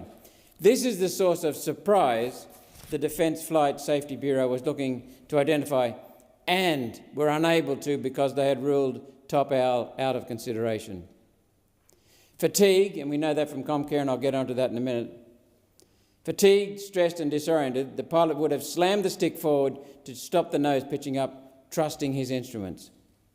The nose, though, wasn't pitching up as Top Owl would have been indicating, and this sent the aircraft into a dive which ultimately was unrecoverable before they impacted the ocean. Defence knew Top Owl could malfunction in exactly the same conditions in which the Bushman 83 was flying, yet they rolled out the equipment anyway. It was probably illegal for Army Aviation to roll out Top Owl in the way they did. When the test pilots refused to certify Top Owl with HMSD 510 for airworthiness in the MRH 90 Taipans, that should have been the end of it. Army Aviation does not have authority to overrule those airworthiness certifiers, yet they did, most likely in breach of the law that allows Army to operate helicopters. The Government of Australia permits Defence to operate aircraft in compliance with the Defence Aviation Safety Regulations. Under these regulations, Army is issued a permit recognising them as a military air operator. This places responsibilities on Army officers to conduct air operations in compliance with the Defence Aviation Safety Regulations. Army does not have unilateral authority to amend or violate these regulations. The Defence Aviation Safety Regulations require aircraft changes be assessed for airworthiness code compliance by a recognised test agency before release into service. The Army Aviation Test and Evaluation Section is the only Defence Aviation Safety Regulations recognised test agency within Army.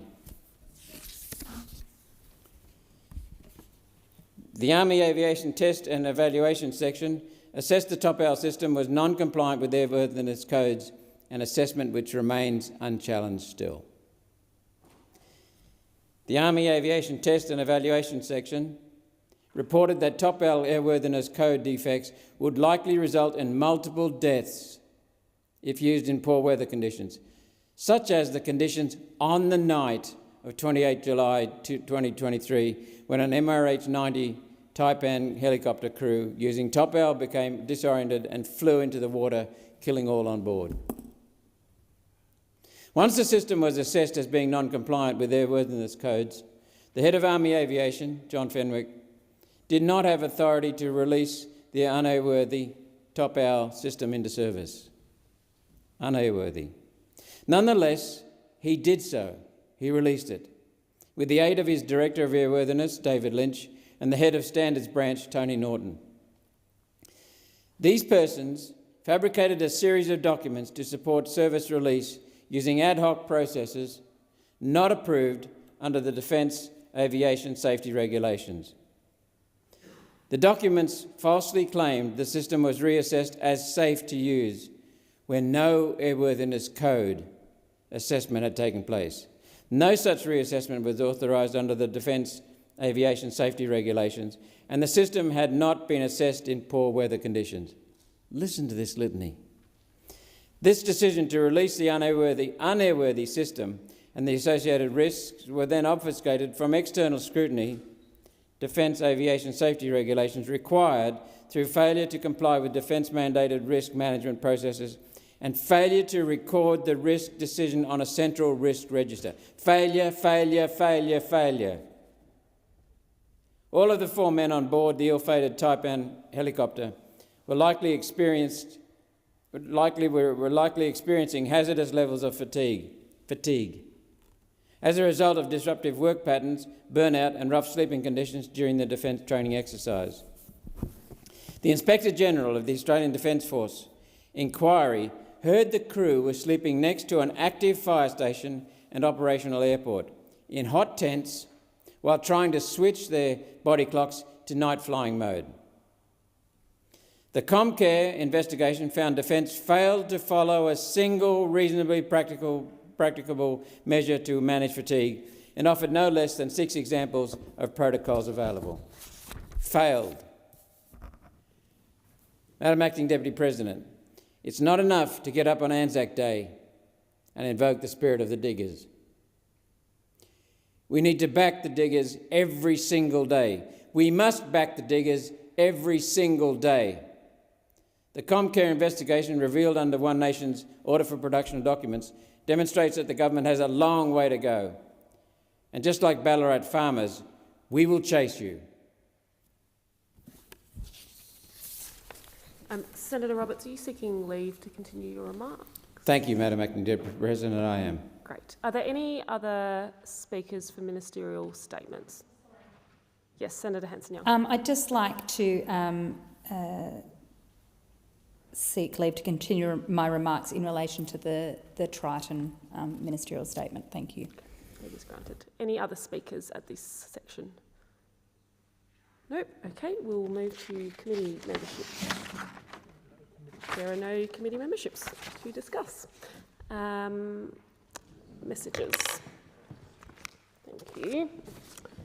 The President has received a message from the House of Representatives forwarding the Commonwealth Workplace Protection Orders Bill 2025 for concurrence. Minister. I move that this bill may proceed without formalities and be now read a first time. The question is that the bill be read a first time. Those of that opinion say aye. Those against say no. The ayes have it. Call the clerk. A bill for an act to establish a workplace protection orders scheme in relation to Commonwealth workers and Commonwealth workplaces and for related purposes. Minister. I move that this bill be now read a second time, and I seek leave to have the second reading speech incorporated in Hansard. Is leave granted? Leave is granted. I move... Minister. I move that the debate be now adjourned. So the question is the debate be now adjourned. Those of that opinion say aye. Those against say no. The ayes have it. Messages have been received from the House of Representatives informing the Senate of changes to the membership of the Joint Standing Committee on the Parliamentary Library and the Parliamentary Standing Committee on Public Works.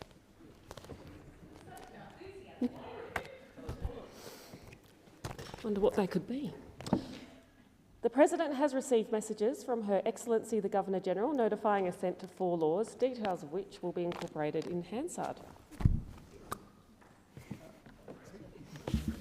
Okay, I call the clerk. Business of the Senate Notice of Motion number 1, standing in the name of Senator Roberts, relating to a reference to the Economics References Committee. Senator Roberts.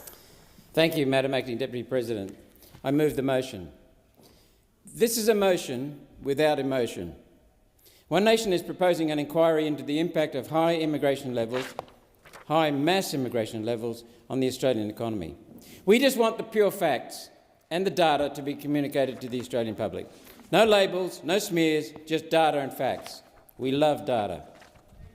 Over the weekend, tens of thousands of Australians marched asking for an answer on this question. What is the cost of adding millions of people to Australia's population in just a few short years? That's their question. I'll repeat it. What is the cost of adding millions of people to Australia's population in just a few short years? If the data shows that immigration is our strength, then let the Australian people see for themselves. Let those cards fall where they may. I can guarantee what you'll hear from the Greens and Labor on this sensible inquiry. I could almost write their speeches. For them, they're so predictable.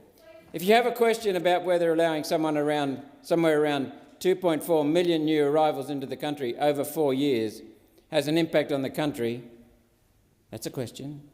If you wonder whether that has an impact on our schools, our rent prices, the congestion on our roads, our healthcare system, our house prices, guess what? The Greens and Labor say that asking those questions makes you a racist and a neo-Nazi, worthy of slurs, smears and labels.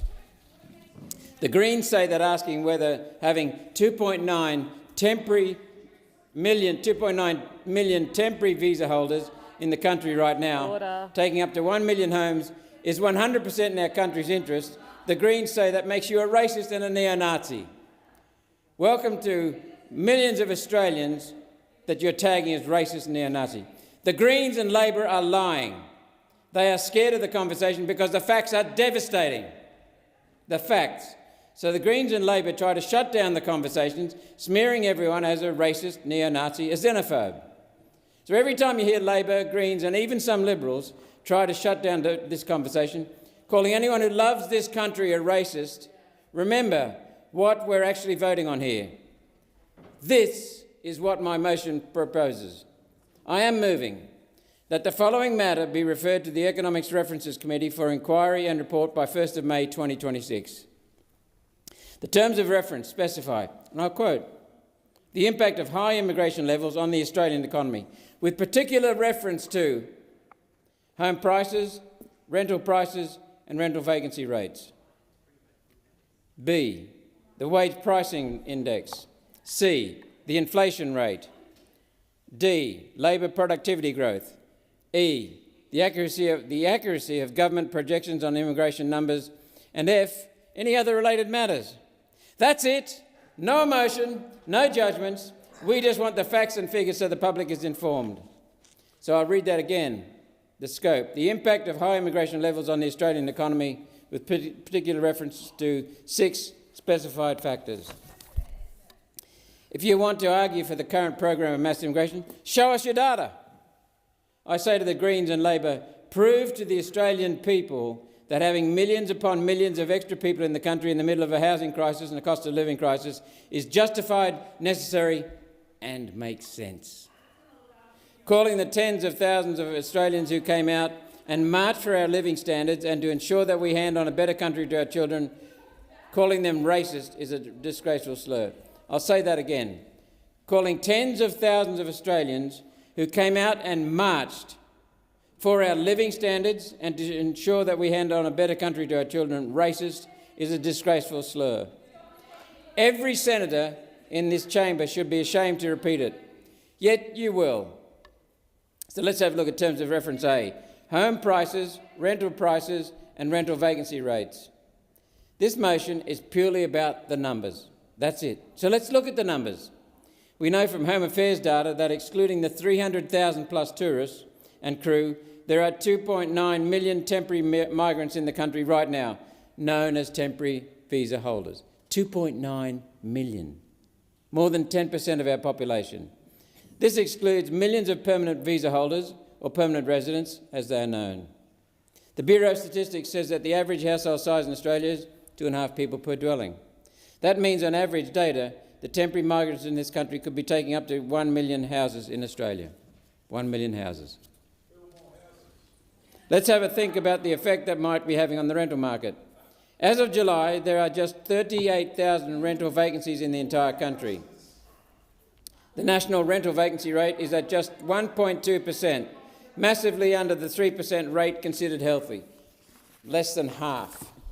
In Brisbane, the rental vacancy rate is 0.9%.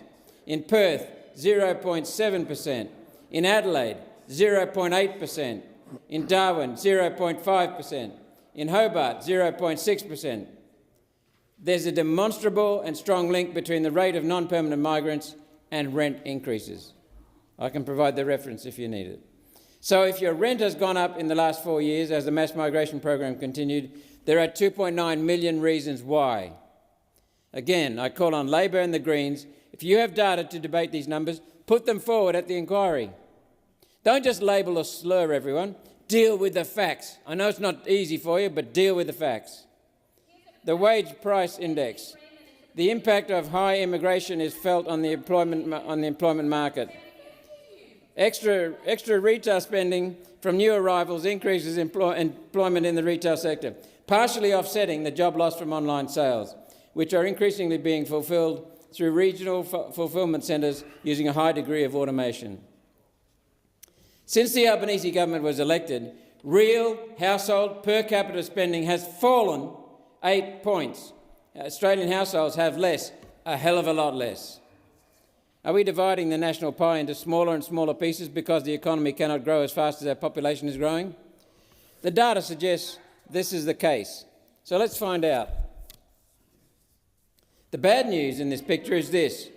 Immigrants provide a pool of labour who are happy to take an ABN, Australian Business Number, and work fee for service, often meaning low fees and low service.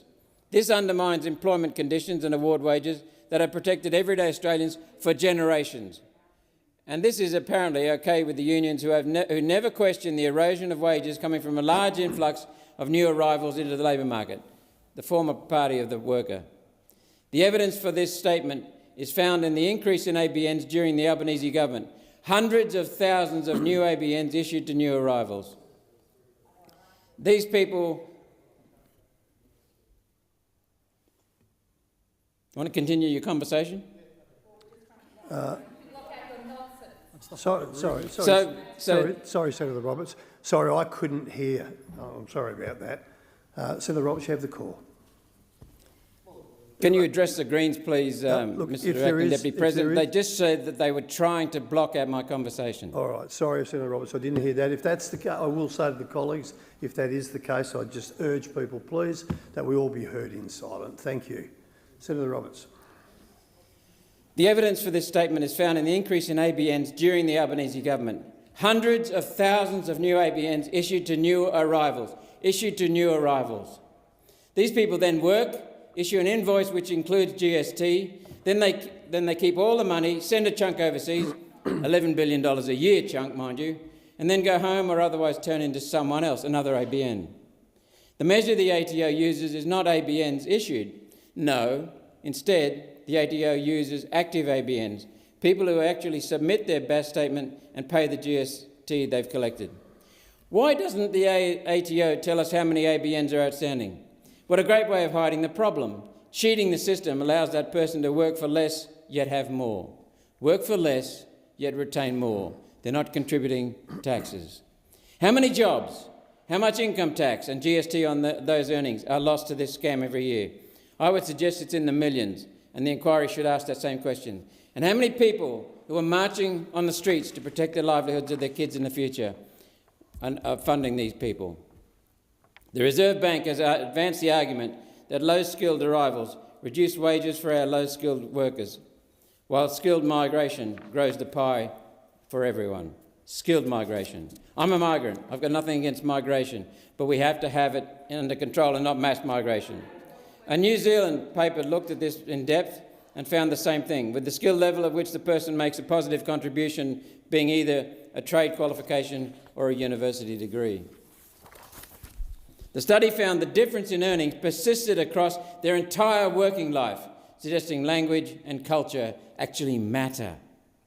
And that's what the people yesterday were saying in the streets of the capital cities and other provincial cities. Research from Denmark indicates migrants being paid lower wages persists across multiple generations. Clearly, if a company can pay lower wages or lower contractor payments to migrants, it will. If they need to force them to get an ABN to receive that lower income, it will. And if the ATO lets them do that because this is not being policed, it will. This is a serious issue because the Economics Committee must inquire into it. So let's have a look at labour productivity growth. The government pretends it supports higher productivity, yet they'll never mention migration in relation to productivity. This is despite immigration having a direct impact on productivity through capital shallowing.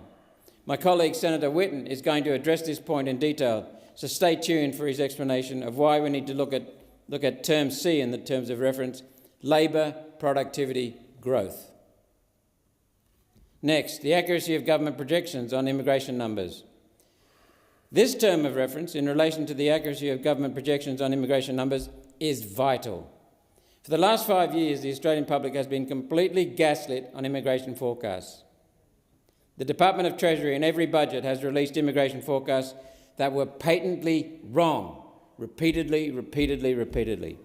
They're either so grossly incompetent in making these forecasts that Australia should be terrified these people are in charge of our economy, or they deliberately hid the extent of the mass immigration program from Australia. In 2022-2023, Treasury said we could expect 235,000 people to arrive under net overseas migration. We got 535,520 people arrived, more than double, 225% above.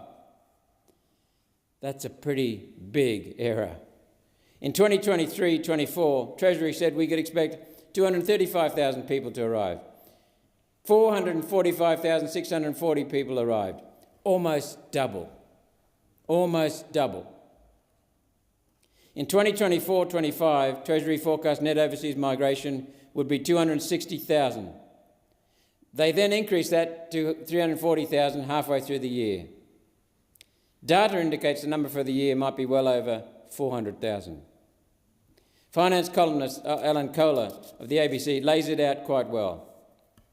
On top of the forecasts, which are already extremely high historically, at least 800,000 more people than Treasury expected arrived to live in Australia in just 4 years. 4 years.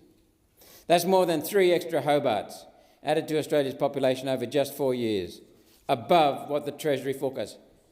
That's not the size of the incoming migrant.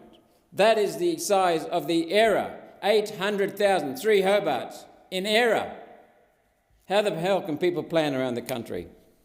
That's an unexpected shortfall of 320,000 houses above Treasury forecast.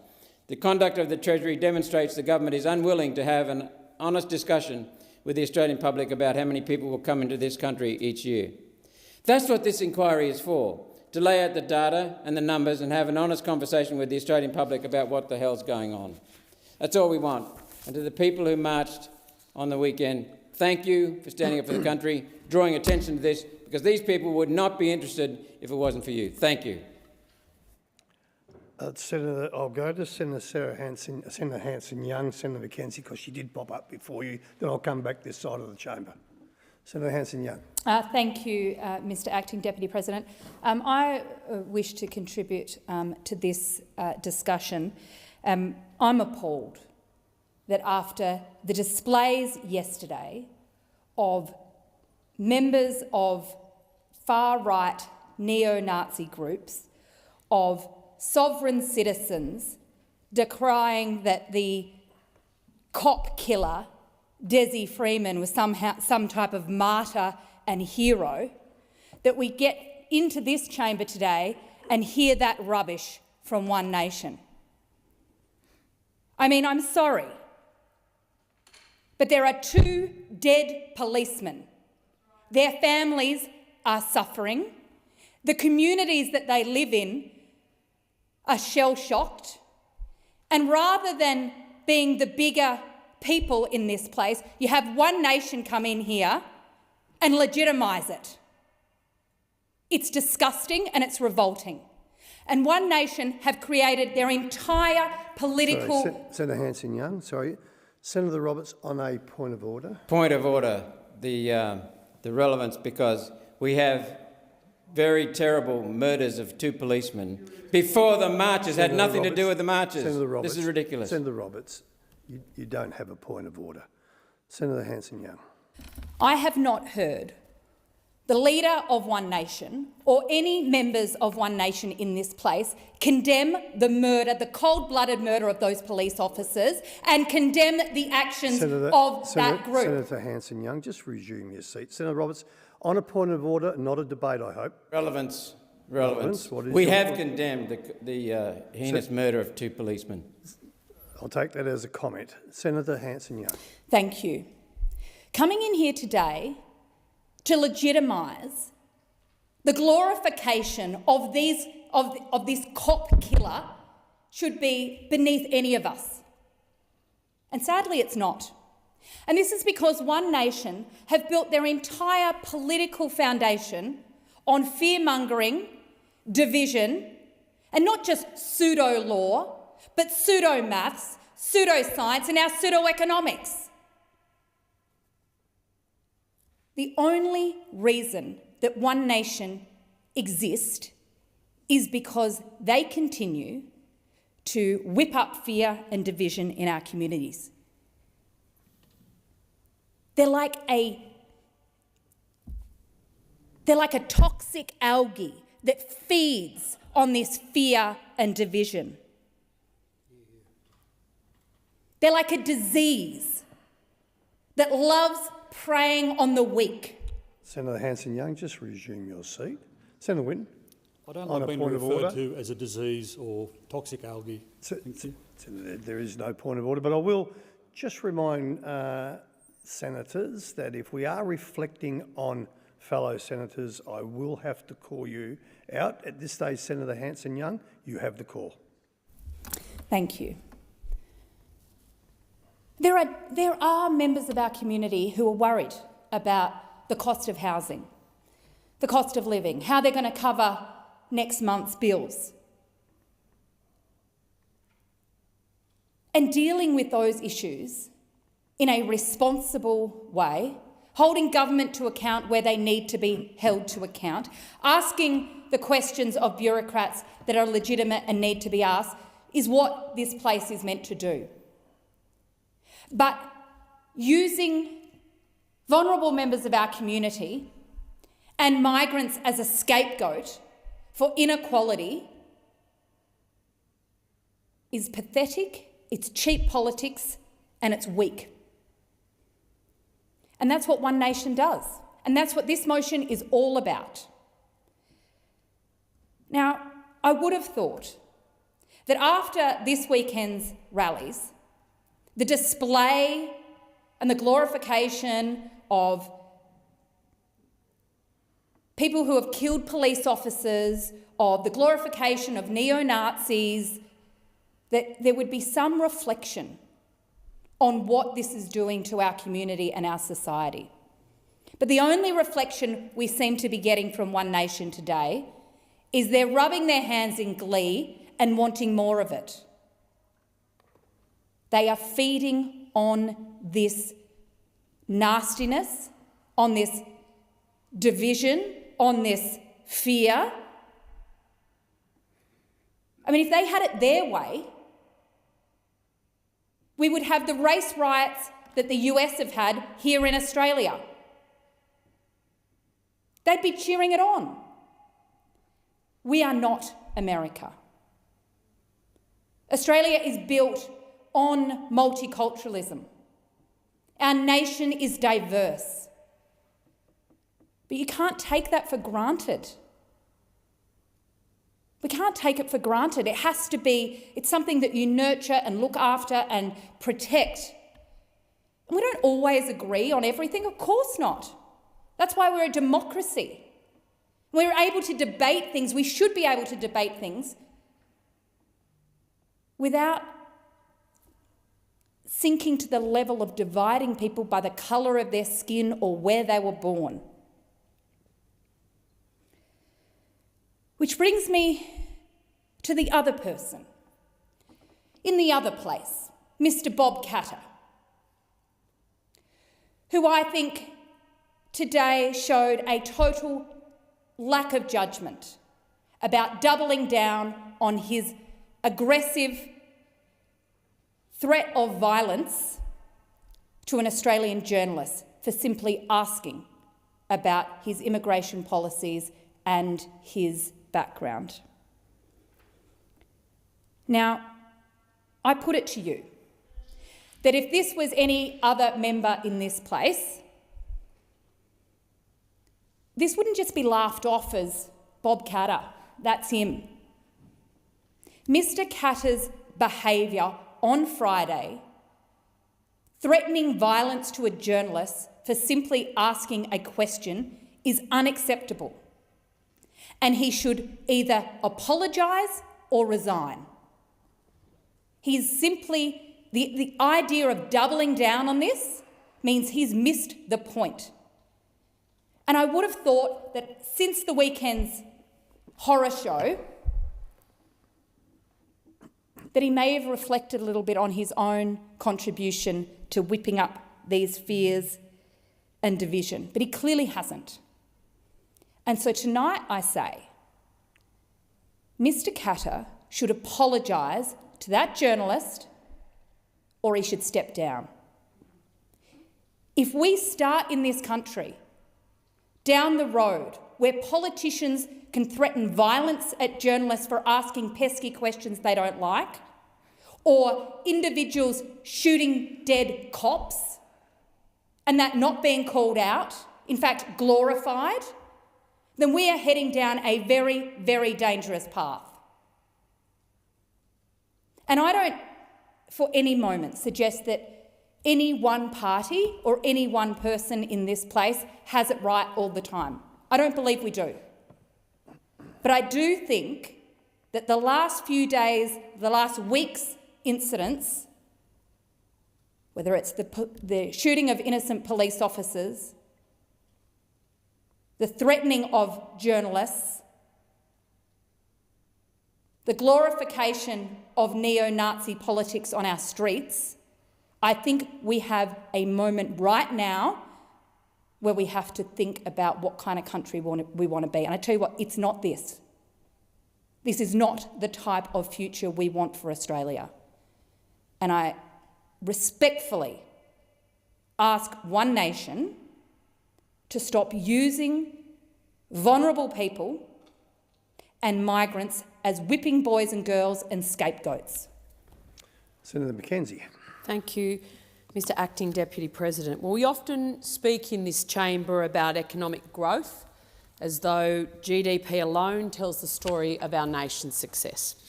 But GDP is not a measure of whether young Australians can own a home, start a family or build a secure life. It counts money changing hands. It counts population growth. It doesn't count the stress of housing insecurity or the heartbreak of delaying children because you just can't afford a place big enough to raise them. When the fundamentals of ordinary life become unattainable for the next generation, economic policy is failing at its most basic purpose. Over the past 3 years, Labor has brought in over 1 million migrants, and unless there is respite, it will approach 2 million in 5 years. This includes 536,000 in 22-23, the highest intake in our history, 446,000 in 23-24. And to put that into perspective, we've added the equivalent of the entire population of Brisbane in just 3 years. But we haven't built a city like Brisbane to house, feed, employ, educate these additional people. That is population scale growth on a scale our housing market, our infrastructure, our planning system, our hospitals, our schools, our communities are not prepared for. Even in the 24-25 budget papers, there's an admission that net overseas migration will remain above the long-run average for years to come, and the result is a housing market in crisis, a market that caters for those young people who are fortunate enough to have parents or grandparents wealthy enough to help them out with a deposit. In the early 2000s, the house price to income ratio sat at around 4. Today, that is over 8 nationally. In Sydney, it is among the least affordable in the world, now exceeding 14 times the median wage. It means teachers, nurses, police officers, clerical workers can't afford to live anywhere close to where they work. The median dwelling price to income ratio nationwide has jumped to 9.6. It was 9.6 in 2000 to 16.4 in 2024. Economist Alan Kohler has warned that if the ratio had stayed where it was in 2000, around the 4, Australian families would be paying half as much for their mortgages as they are today. Instead, mortgage repayments now chew up over 50% of household incomes, compared with 36% 2 decades ago. The median Sydney house price has doubled from $680,000 in 2014 to about $1.4 million today. This is not sustainable. It is shutting a generation out of home ownership entirely. And the social impacts go even further. As Ross Giddens recently posed, have we arrested the development of our young? Danielle Wood, Jim Chalmers' own head of the Productivity Commission, has warned that Australia is in danger of breaking the generational bargain, the promise that each generation would live better than the one before. And the statistics are sobering. The proportion of young Australians not yet married has doubled, from 26% to 53%. The median age of first marriage has risen from 27 to 34. Among 25 to 39-year-olds, the proportion living as a couple has collapsed from over half to just 1/5. A Deloitte analysis of the census found that more than half of Australians aged between 18 to 25 now even believe they are unlikely ever to have children. These are not just lifestyle choices. These are economic constraints forcing people to delay or abandon entirely the most fundamental decision of adulthood. And let's be honest about who benefits and who loses. High immigration feeds the interests of big business, which wants more workers and more consumers to just keep driving that economy. It feeds big universities, which rely heavily on international student revenue.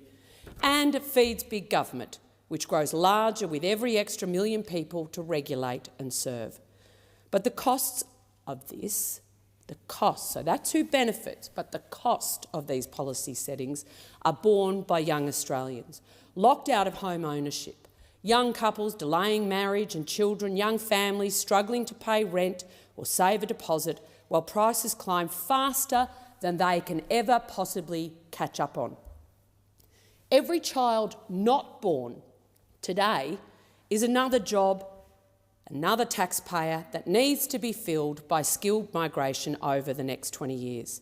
We're drifting towards a society where home ownership depends entirely on whether your parents can help you out, where home ownership comes increasingly from inheritance, not from hard work, where the idea of starting a family depends less on aspirational love than on whether you can even afford a house with a backyard. Ross Gittins again has written, a society that tells its young people they cannot buy a home unless their parents are rich is a society that's lost its way. And herein lies the irony of the heart of the debate. We're told we need high immigration because the birth rate is too low. But the birth rate is falling partly because housing costs are too high, because family formation is delayed further each year, because our young Australians can't get on with ordinary life.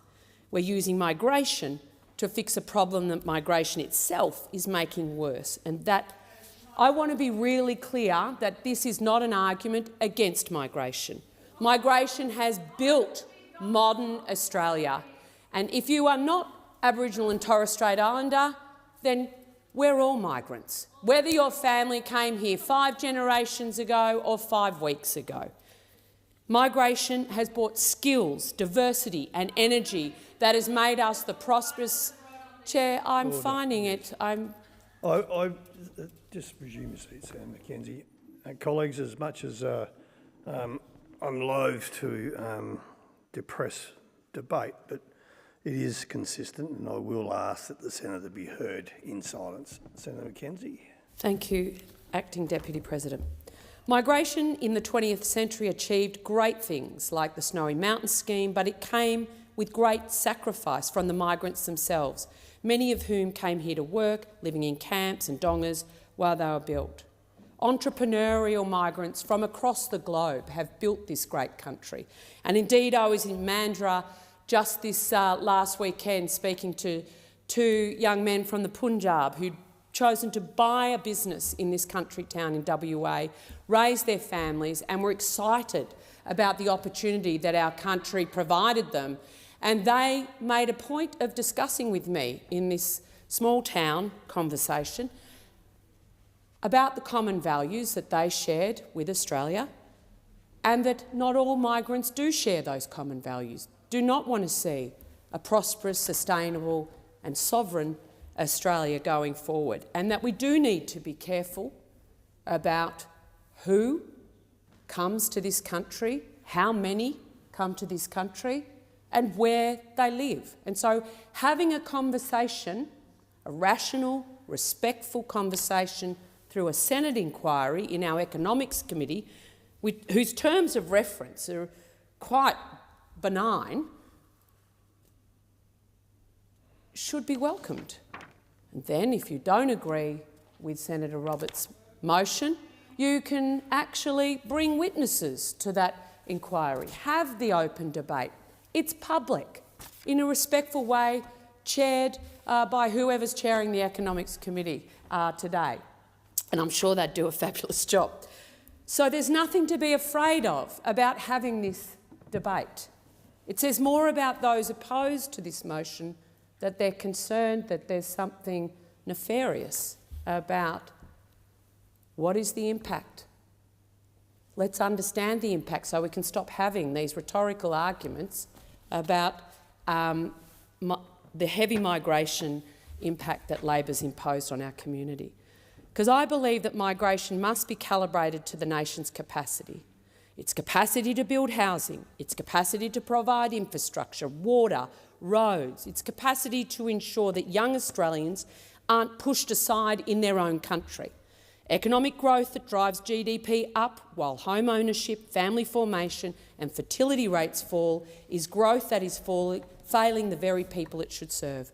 The question for Parliament is simple. Do we want a country where the next generation can own a home, start a family, get on with ordinary life?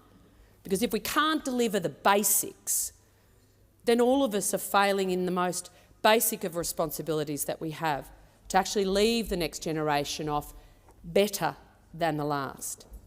And then I said in Western Australia at the National Party State Conference this weekend, when you can't expect to partner, get a home, have some kids and do all the normal things that have meant humanity has grown, prospered and progressed over centuries and millennia, we really do have a problem.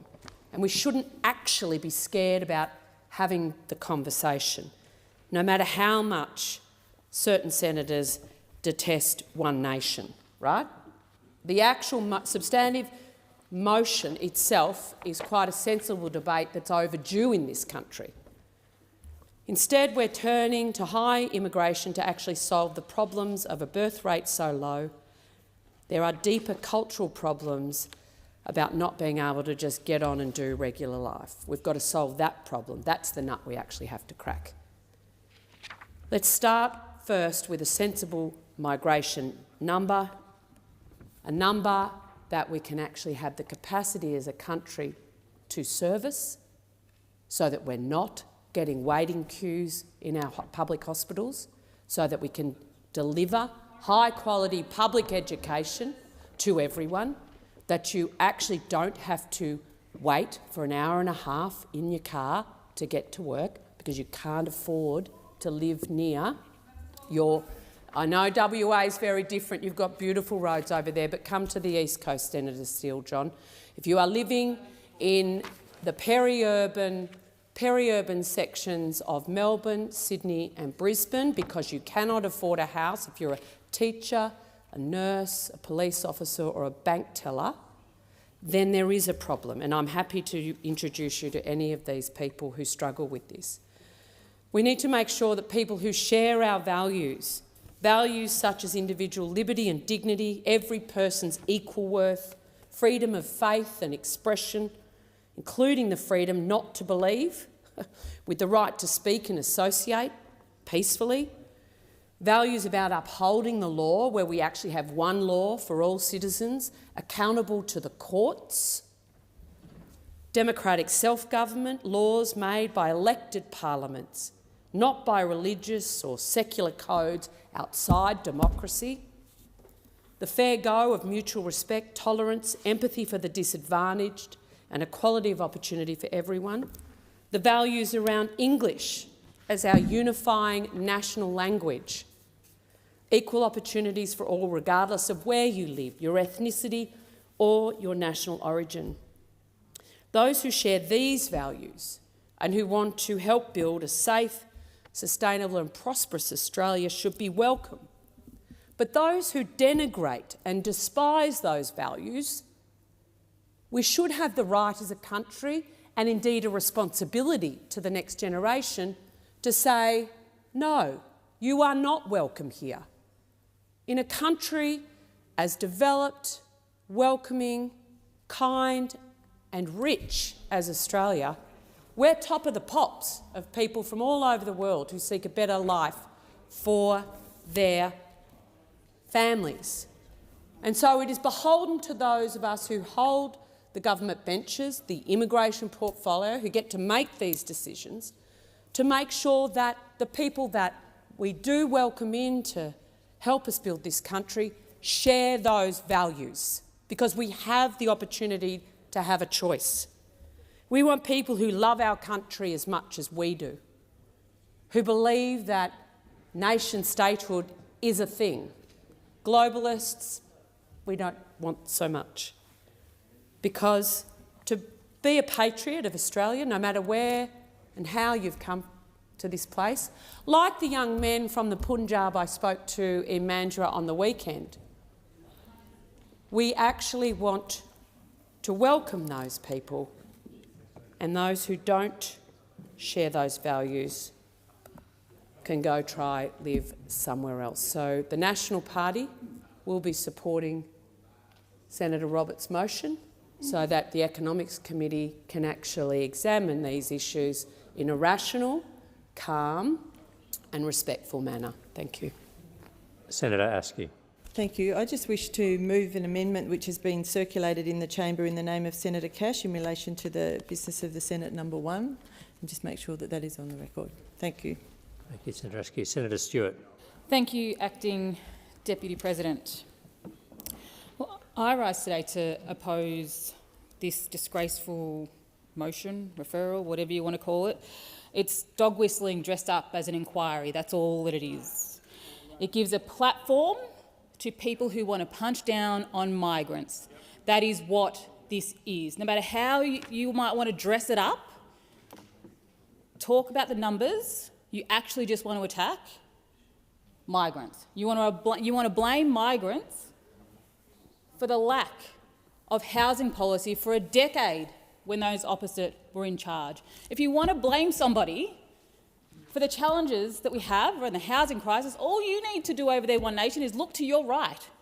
They're all on your right over there. For a number of years, they didn't even have a housing minister. Not a single housing minister. They've opposed demand measures. They've opposed supply measures. Anything to do with housing, they've opposed and got in the way, and they failed to do anything in the decade that they were in charge. But sure, punch down on migrants. Punch down on migrants. It is motions like the one before the Senate today that fuels hate and division in this country. that fuels the rallies like we seen yesterday that you're over there celebrating about, but actually lots of migrants in this country are living in fear right now because of. You're celebrating that, and it's an absolute disgrace. And if you can't see how your motion today and the words that you've used in this place fuel that division and hate, then you're delusional. Absolutely delusional. Australia's story is woven from so many threads. Sudanese nurses, Vietnamese grocers, Indian engineers, Lebanese artists. Migration is not a threat to who we are. It is a gift to our nation, actually. It brings flavour, it brings resilience, and it brings innovation. As a First Nations woman in this place, I honour the families who have crossed borders and oceans to build lives here on Aboriginal land. I honour them in this place. Their stories are stitched into our streets, our schools and our hearts. Before any migration, before any colony, this land holds stories older than time. We are absolutely the luckiest of countries, the most successful multicultural country in the world, combined with the oldest continuous culture on this planet, and what a gift that is. That is something to celebrate, not to protest. This Labor government has zero tolerance for hate and discrimination in all its forms, and this is absolutely a continuation of that.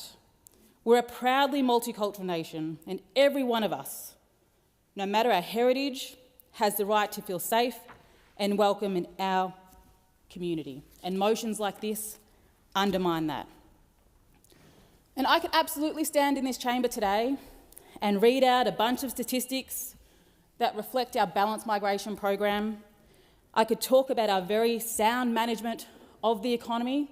That means that inflation now has a 2 in front of it instead of a 6. I could talk about those numbers, absolutely. But that's not what this motion is about. Absolutely not what this motion is about.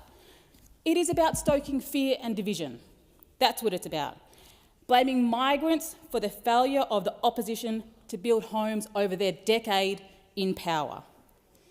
Blaming migrants for the lack of policy to help people get into their first homes by those opposite.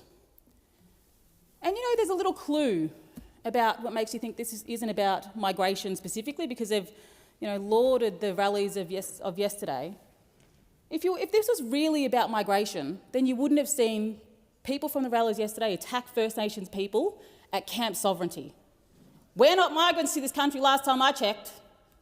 We're First Nations people. We've been here for 65,000 years. Those protesters somehow found their way to Camp Sovereignty. An absolute disgrace. So don't pretend that this motion is about migration. It's about racism. Absolutely. We reject any movement that erases or sidelines out of fear, like we've seen yesterday. Instead of stoking division, like some people in this place, the Albanese government is focused on bringing people together. That's what we stand for. We want an Australia that listens before it speaks, that welcomes before it judges, that heals before it divides. Not one built on fear, but on fierce love for country, for culture, for community. We stand for unity in diversity, for truth in history, and for futures shaped by care. This is not about politics, it's about people, and it's about the kind of nation that we want to be. Senator Scarr has the call, and I'll come to you, Senator Whish-Wilson. Yeah. Senator Scarr. Thank you, Acting Deputy President. I rise to support in relation to business of the Senate motion number 1. And there is no doubt that there are many people in our community who were extremely disappointed with the sight of neo-Nazis on the steps of the Victorian Parliament, disappointed with some of the signs that were used, some of the chants used by some over the course of the rallies that occurred yesterday. And I say that when we discuss these issues in relation to immigration, they must be discussed in a way that's considered, that's measured, and that is reasoned. And when we talk about failures, all of it is a failure of government policy. It's entirely to do with government policy. Yep. It has nothing to do with people who've come to this country in good faith. It has everything to do with governments of whatever persuasion at all three levels in relation to planning, building the infrastructure required, and in relation to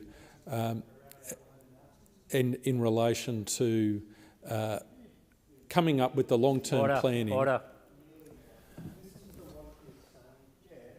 Order. Please Senator Scarr, you have the call. Please respect the right of Senator Scarr whilst he's speaking. Thank you, Deputy Acting President. And I'd say to Senator Ayres, I'll take his interjection.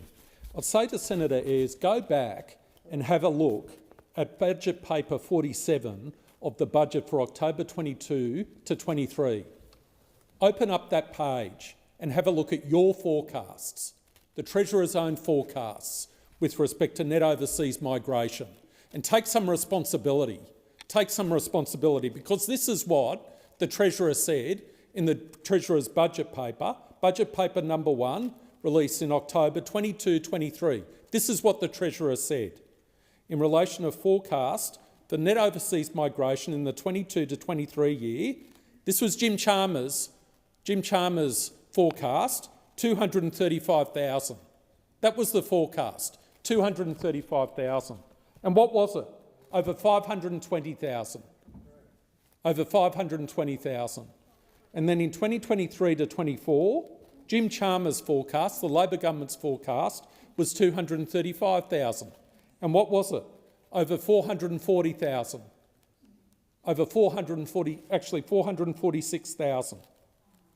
So two devastating pieces of miscalculation. What is going on in relation to the forecasting function within the Labor government? How do you explain that? 235,000, 2022-23, that was the forecast, and the number came in at 528,000. 235,000 for 2023-24, and the number came in at 446,000. So that's the first point I'd make in relation to Senator Ayres' interjection. The second point I'd make is this, that the Labor government still hasn't announced the 2025 to 26 permanent migration program. It still hasn't been announced. We're now in mid-August and they still haven't announced the immigration program, the permanent migration program for 2025 to 26.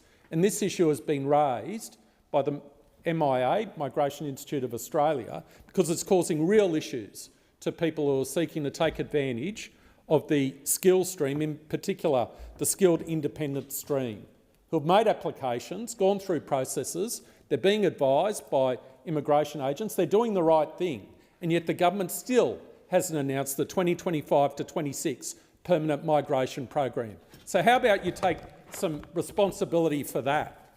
And how about you take some responsibility for this, that we received on 11 August 2025 the latest update with respect to onshore visa applications and processing in relation to humanitarian visas.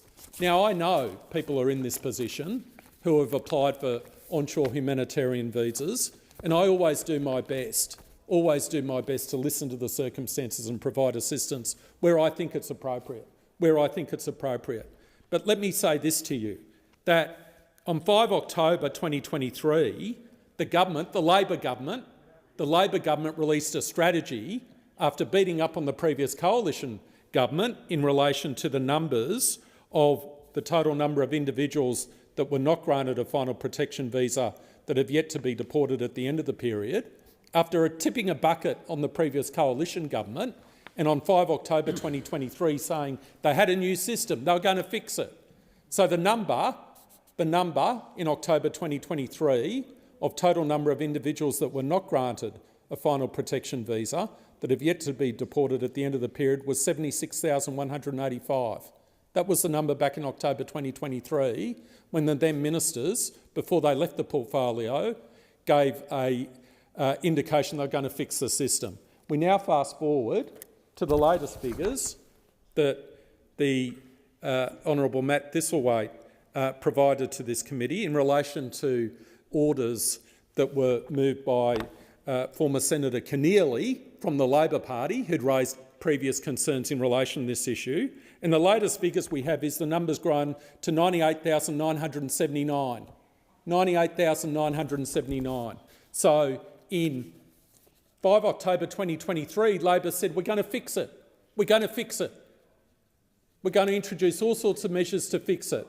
And it's now gone up from 76,000 to 98,000, which is 2,000 more than our annual humanitarian intake. 2,000 more.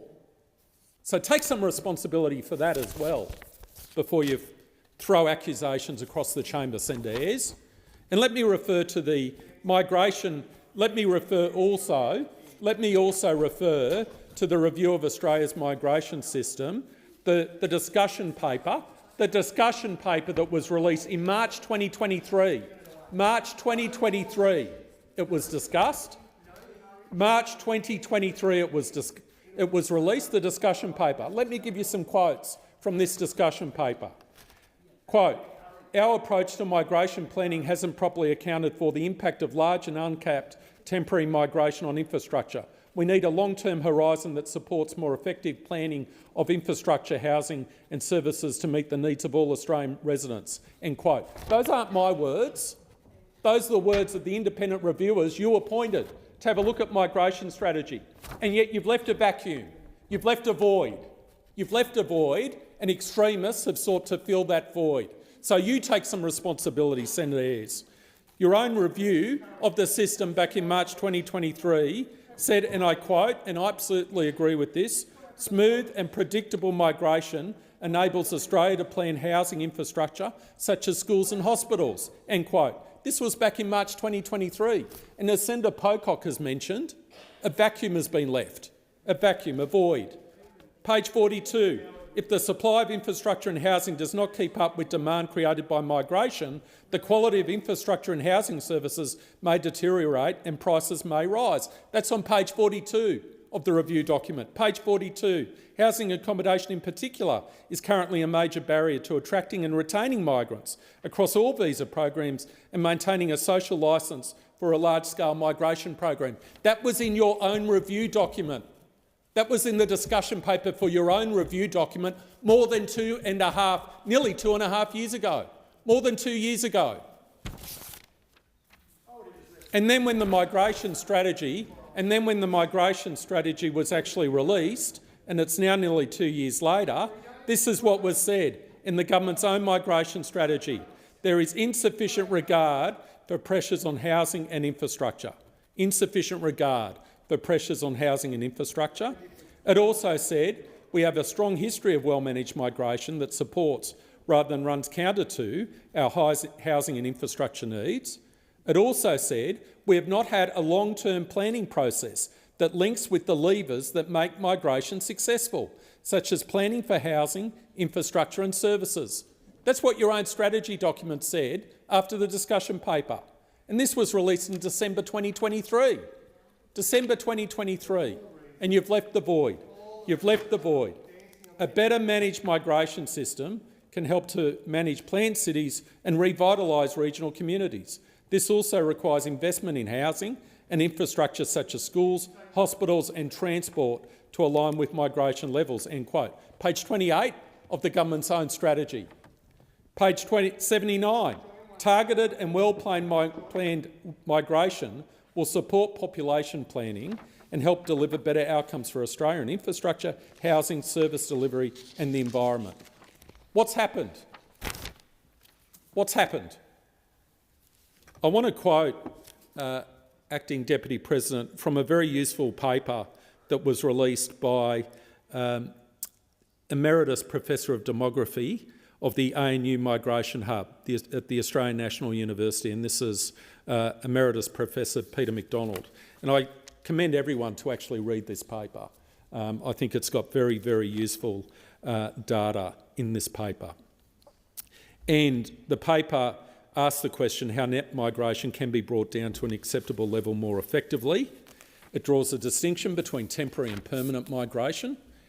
It says, I quote, and I'm going to quote extensively from this in my remaining time available, while not often stated, mitigating population ageing is one of the two main rationales of the Australian migration program. The other rationale is the filling of skilled labour shortages. I quote, for 19 successive budgets, including the 2024-25 budget, under 7 different Prime Ministers, beginning with Howard, the Australian migration program has been set within the narrow range of 160,000 to 195,000 per annum. The humanitarian program has added another 10 to 25,000 each year. This has been successful bipartisan policy. In 2009, Peter MacDonald and Jeremy Temple were asked by the then Department of Immigration and Citizenship to estimate the level of net overseas migration that would optimise the growth rate of GDP per capita through its impact on population ageing. The result provided was in the form of a range, 160,000 to 220,000 per annum, thus confirming the level that had been applied by successive governments. Importantly, MacDonald and Temple demonstrated that there was diminishing returns to scale as the level of migration increased, its relative impact on the growth rate of GDP per capita fell. Above 220,000, net migration served to increase the population while doing little to mitigate population ageing. As stated above, successive governments have maintained the size of the permanent migration program within this range, and it seems that they've been satisfied that the skilled shortage rationale has been fulfilled adequately by applying the 160,000 to 220,000 range, end quote. This paper also then raises a number of issues in relation to the relationship between net overseas migration and the size of the permanent migration program. It also deals with issues in relation to temporary visas and whether or not there's been a practice of people on particular temporary visas engaging in visa hopping. And it's also raising an issue with respect to, and I want to quote this, by far the largest category of new permanent residents, about 100,000 per annum, are partners. Partners are skilled immigrants in the skilled stream and partners of Australian citizens and permanent residents in the family stream who are not tested for their skills. And so it goes on. So I really do commend that paper to those who are listening to this debate in particular and who want to obtain a greater appreciation of the relevant issues in relation to Australia's migration policy, because I found it incredibly helpful. In conclusion, I do not support blaming immigrants or migrants in relation to the issues we're facing today. I do not support it. I think it's wrong. I think it's divisive. I think it tears at our social fabric. I do support having a reasoned, considered debate in relation to the issue. I think we need to have that debate. As I've said earlier today, if the debate is not had, extreme elements will fill the vacuum or seek to fill the vacuum, and that's something we must guard against. That's something we must guard against. And it grieves me. It genuinely grieves me that we're in the position that we find ourselves in today over the course of the day. So in relation to that issue, we are moving an amendment, and I've moved the amendment in the name of Senator Cash, calling for an amendment to the resolution, because we simply cannot support a resolution which does not make it clear that we're talking about government policy. We are talking about government policy, and we should be very, very careful in relation to the framing of these discussions to include any words that could in any way send a signal that people are actually to blame when they come to this country. Senator Whish-Wilson, you have the call. Thank you, Acting Deputy President. I must say, very considered contribution by Senator Scarr, and he's absolutely right that immigration is not to blame for any housing crisis in this country or a lack of affordable housing. It is government policy, broadly, that we need to look at. So immigration hasn't caused our national housing crisis in Australia. Contrary to what you'll hear from One Nation in here today, and contrary to the message going into the rallies in Australia on Saturday and coming out of those rallies, that somehow immigration was responsible for a housing crisis in this country or a lack of affordable housing. That's just more lies and deception in an age of rampant disinformation. Lies and deception deliberately spread, peddled by those with agendas, designed to divide us, distract away from what has really caused a shortage of housing in Australia, and ultimately protect those who benefit the most from economic inequality in our country. The millionaires, the billionaires, right-wing conservative politicians and extremists. So what is responsible then? Decades of policy failure by lazy and captured governments who won't reform taxation in Australia or planning laws, and who continually ignore underinvestment in much-needed affordable public housing supply. 1% of taxpayers in Australia own 25% of our investment properties. I'll let that settle in. 1% of Australian taxpayers own 25% of this nation's investment properties. And according to the 2021 census, and we've got a new census coming up soon, over 1 million homes in Australia were unoccupied on the night of the census. The homeless census numbers, the way it was defined in that census, was around 125,000 Australians. That's nearly 10 vacant houses for every person living on the street. That's because tax concessions reward speculation and land banking, and ultimately the most wealthy in our country. The Greens are worried about the housing crisis in this country too. We all should be. We've had endless discussions in recent years on how to fix this. But don't point down and beat down on our nation's most vulnerable people, when we should be pointing up to the politicians who aren't doing enough, and the billionaires and the millionaires and the rich property developers who benefit the most from this debate. The kind of scapegoating witnessed in here today and on the weekend are these rallies that gave platforms to neo-Nazis not only endangers our community and cultural identity as a multicultural nation, but it serves those in power who benefit the most from our broken system. And we can fix that. We can do that in here, and we can do that together. So I say put the politics aside that are dividing us. Let's come together and let's fix this problem. I call Senator Ananda Raja. Thank you, Deputy Speaker. Deputy Speaker, I am exhausted as a migrant to constantly have to justify my existence in this country. I've been here for 40 years. I came to Australia when I was 12, and here I am at the age of 52 as a parliamentarian in the Australian Parliament, having to prove my Australianness, having to prove it. And I'm wearing, for goodness sake, a sprig of wattle on my lapel today. Why? Because it's National Wattle Day, the 1st of September, a day to celebrate our unity, diversity and our resilience. And why wattle? Because there's over 1,000 species of wattle, and wattle is one of the most resilient plants in our landscape. It can withstand fire after fire after fire, and it blooms. It comes back stronger.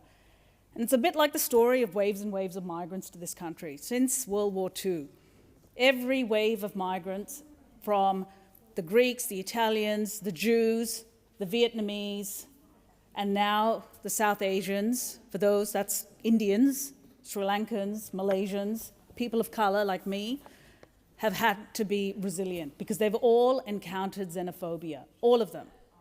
But you would think that over this passage of time that we would evolve, we would get better as a country. And I do truly believe we are better as a country. But in this chamber some days, I have to question that. And today's one of those days. If there was ever any doubt that the coalition, the Liberals and the Nationals, have moved to the hard right, that was dispelled today by their actions and their words today. For years they've been flirting with the fringe, for years. But today, they got into bed with that fringe. And I've seen this movie before. I've seen this movie play over and over again. My sister, Senator Stewart, First Nations woman, knows exactly what I'm talking about because First Nations people have had to endure this since colonisation. It's so normalised for them, but it's not normalised for me. It's not normalised for me. It shouldn't be normalised for any migrant in this country. Cultural diversity is under attack. It's under attack all around the world. There are some places where migrants, even though they've stayed in their country of birth, laid down roots, raised children, are being detained and locked up. Some are being deported. Some are being deported. Now, that anti-immigrant sentiment may have been normalised once upon a time in our history. And that history wasn't that long ago. It was completely normalised when the White Australia policy was operating in this country. Now, that was revoked in 1973 by a Labor Prime Minister, Gough Whitlam. And since then, successive governments, Liberal and Labor, have actually embraced multiculturalism. It's been a pillar of our national economy. Multiculturalism is now woven into the fabric of our country. So once upon a time, it was probably okay, historically, to attack diversity. It's certainly not okay now. Not when 1 in 2 Australians have either been born overseas or have a parent who was born overseas. I'm not here anymore to justify my existence, to prove my Australianness, to constantly wonder whether I belong or whether I'm pretending. I am here. I am Australian. I am a member of this federal parliament. So I don't have to prove to any of you over there that I belong. I belong, is what I'm saying, and I stamp my foot down and I say I belong. And I will wave that Australian flag. What I saw on the weekend was a betrayal. It was disgusting to see what they did to the Australian flag. The flag that our diggers fought under against Nazis. So sure, we should be able to have a rational debate about migration. Sure, we should be able to do that. But rationality goes out the window when it's co-opted, when that argument is co-opted by neo-Nazis. When anti-immigrant sentiment is the business model of one nation and now the coalition. This place turns the dog whistle into a megaphone. And the people who are impacted are not people like me. It's not me. It's the little kid who's going to school. The kid who wears the hijab. The little Indian kid who plays footy on the weekend or cricket. Their parents. Those people who don't have the voice of Senator Nandaraja in the nation's parliament. Those are the people who are impacted. The words spoken in this chamber ricochet around this country, tearing at our social fabric, and the words get fired here. And the impacts are not felt by anyone in this chamber because we're too privileged. But it is acutely felt by people outside, in those communities right around the country. To weaponize migration is beyond the pale in 2025. We are here. We are part of this country. We contribute. There isn't a single facet of our economy that doesn't depend on the blood, sweat and tears of immigrants. You can't walk into a hospital or an aged care facility or a childcare facility or any business without seeing migrants. They hold up the sky. It's like the United Nations. Hospitals are like the United Nations. So are aged care facilities. So are childcare facilities. And guess what? If you don't have any of those essential workers, key workers, your economy cannot function. You can't actually build the homes that we need. Because the people who are building those homes need people, other people, to look after their children while they are working. Those IT workers who come from places like India, Malaysia, Sri Lanka, and so on, underpin every single business and government agency in this country. Take them away, everything grinds to a halt. So be careful what you wish for, One Nation. Be careful what you wish for. You go out there and you blow that dog whistle, and the only people who get harmed are all of us, our country. But you're right, we should be able to have a rational discussion about immigration. Because you're right, there aren't enough homes. But there aren't enough homes not because of migrants. There aren't enough homes because governments, successive governments over the last 40 years have not been building enough homes. It's been utterly neglected. And it caught up with us over the pandemic. I'm exhausted. On the weekend, colleagues, my daughter decided to go into the city yesterday in Melbourne. And I begged her, I pleaded with my 20-year-old daughter to not do that because of what was going on the streets of Melbourne. I do track my daughter on her phone. She doesn't like it, but I'm a helicopter mum. I make no apology about that. And I did that, and I constantly watched her to make sure she was fine. And then I messaged her. And then when she was on the train, she messaged me, and she said, "Mum, some of these neo-Nazis are on the train." And I was like, go and seek help. Go and sit next to someone of authority. Go and find that person. She was fine. This is 2025. This should not be happening in modern Australia. So there were people at these rallies who have legitimate grievances. They are concerned about housing. We as a government take those grievances seriously, and which is why we are pulling every lever imaginable to solve the housing crisis. So many pillars to that portfolio, most of which were actually voted against by the coalition, who stand here and cry crocodile tears and blame migrants while still holding up housing supply. They voted against the Housing Australia Future Fund. They voted against Help to Buy. They then tried to move a disallowance motion last week into Build to Rent. Every step of the way, they have blocked passage of housing supply. So don't come in here and pretend that we've all suddenly had amnesia on the Labor side. We haven't. But the bottom line is this. The coalition love to pump up the tires of migrants and multiculturalism. They turn up to immigration, to citizenship ceremonies. They turn up to festivals where they might eat a samosa or wear a turban or have a shawl put around their necks, right? That's multiculturalism, isn't it? Little do they know that migrants think that they are, deep down, a nasty party. A nasty party. Because deep down, migrants know that the coalition, the Liberals and the Nationals, don't really like them. And that's evident on their benches. Where are the migrants? Where are the people who look like me? I was the member for Higgins. Senator Collins is putting up a hand. Senator Collins, I would love to look like you, but I don't. I don't. So the Liberals and Nationals, you need to take a hard, long look at yourself. You've just been had your backsides handed to you on a platter by the Australian people. They've rejected the direction you're moving in. You need to course correct. You need to listen to the people. Move back to the centre. It's important for this country that we have a decent opposition. It's important for this country that we have an alternative government, an alternative party that is worthy of government. But if you're not able to do that, then people like me will happily come and take your seats. And once we've finished with the Liberal seats, we'll move on to the National seats. And once we're finished with the National seats, we'll move on to the One Nation seats.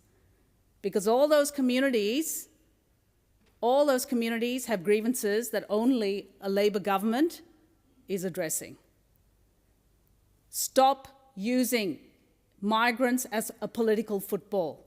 Migrants are not the problem. They are part of the solution. If there is a problem with infrastructure and housing, then let's, as a Parliament work collaboratively and solve that. Thank you, President. Thank you. Minister. The question is that the amendment moved by Senator Askew. Question be put. All of that opinion say aye. Those against say no. I think the ayes have it. Division required. Well, the division will happen tomorrow if it is required, given that we've passed 6:30.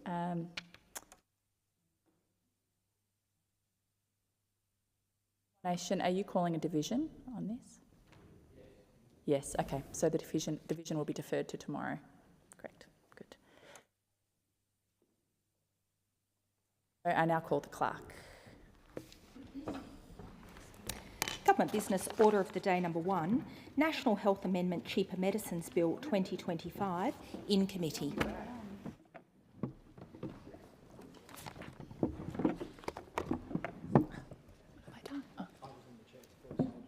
Are you happy? Yeah? Okay, terrific, thank you.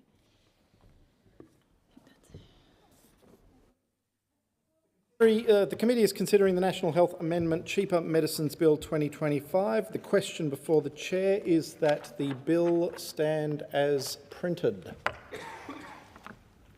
There being no further contributions, I will put the question. Those in favour say aye. Aye. Against say no.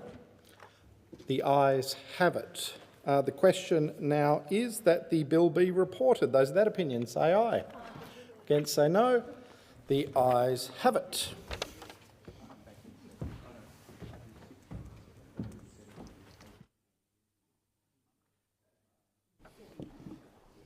The committee has considered the National Health Amendment Cheaper Medicines Bill 2025 and agreed to it without amendment. Minister. I move that the bill be reported. The question is the bill be reported. Those of that opinion say aye. Aye. Against say no. The ayes have it. Minister. I move that the bill be now read a third time. The question is that the bill be now read a third time. Those of that opinion say aye. Aye. Against say no. The ayes have it. Clerk. A bill for an act to amend the National Health Act 1953 and for related purposes. Government Business Order of the Day number 2, Health Insurance Pathology Fees Repeal Bill 2025, second reading debate. Senator Ruston. Thank you very much, Acting Deputy Chair. Well, I rise to speak in support of the Health Insurance Pathology Fees Repeal Bill 2024. I do so because the bill takes steps to improve our health system by removing fees imposed on the pathology sector for certain categories of applications. It directly responds to the findings of the 2022 Health Portfolio Charging Review, which made it clear that current fees were misaligned with the broader Commonwealth charging framework. This reform is both sensible and necessary. It provides meaningful relief for the pathology sector, it reduces red tape and supports the efficient delivery of essential health services. By repealing these fees, it helps ensure that laboratories can focus more on delivering high-quality, accurate testing services without being bogged down by unnecessary administrative burdens. Let me be very clear. The Coalition supports this bill because we understand the crucial role that pathology plays in our health system. Whether it be diagnosing cancers, managing chronic illness, detecting infections, accurate pathology services underpin nearly every element of modern healthcare. The bill will maintain stringent accreditation and quality assurance standards to ensure continued public confidence in Medicare-eligible pathology services. Importantly, this bill has the backing of key stakeholders in the pathology sector, including the Royal College of Pathologists of Australasia, Australian Pathology and Public Pathology Australia. But while this is a positive step towards and forwards, it does not make up for the broader failings of this government when it comes to Medicare. Because under this government, it has never been harder nor more expensive to see your doctor. And let's have a look at the facts. Since Labor came to power, Medicare bulk billing has fallen by 11%. GP bulk billing has dropped from over 88% to 77%, a fall that equates to 40 million fewer GP visits in the past year alone. Out-of-pocket costs to see a GP have skyrocketed. According to the government's own national accounts, these costs are the highest on record. More than 1.5 million Australians avoided seeing the doctor last year because they simply couldn't afford to go. This is a damning indictment of a government that promised to strengthen Medicare. Remember what the Prime Minister said in the election campaign? He looked every Australian in the eye and he said, and I quote, "Under Labor, all you need is your Medicare card, not your credit card." Well, the reality of everyday Australians tells a very different story. Millions of Australians are pulling their credit card out to pay for essential health care.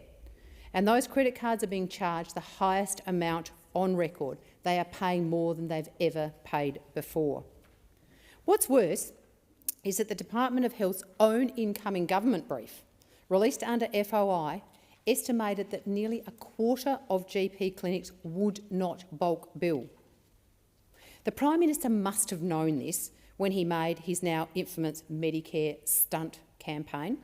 At a time when Australians are struggling with a rising cost of living, they're being forced to pay more to see a GP than they ever have before. In fact, in the month of May, the month of the election, while the PM was travelling across the country with his Medicare card in his pocket, Australians paid a combined total of $166 million at the GP just in that month. In the past year alone, Australians paid more than $2 billion out-of-pocket costs to see their GP. This is the Prime Minister's $2 billion lie. While Labor treats Medicare like their political plaything, the Coalition remains focused on ensuring families can get affordable and timely access to health care. We have a proud record on delivering Medicare.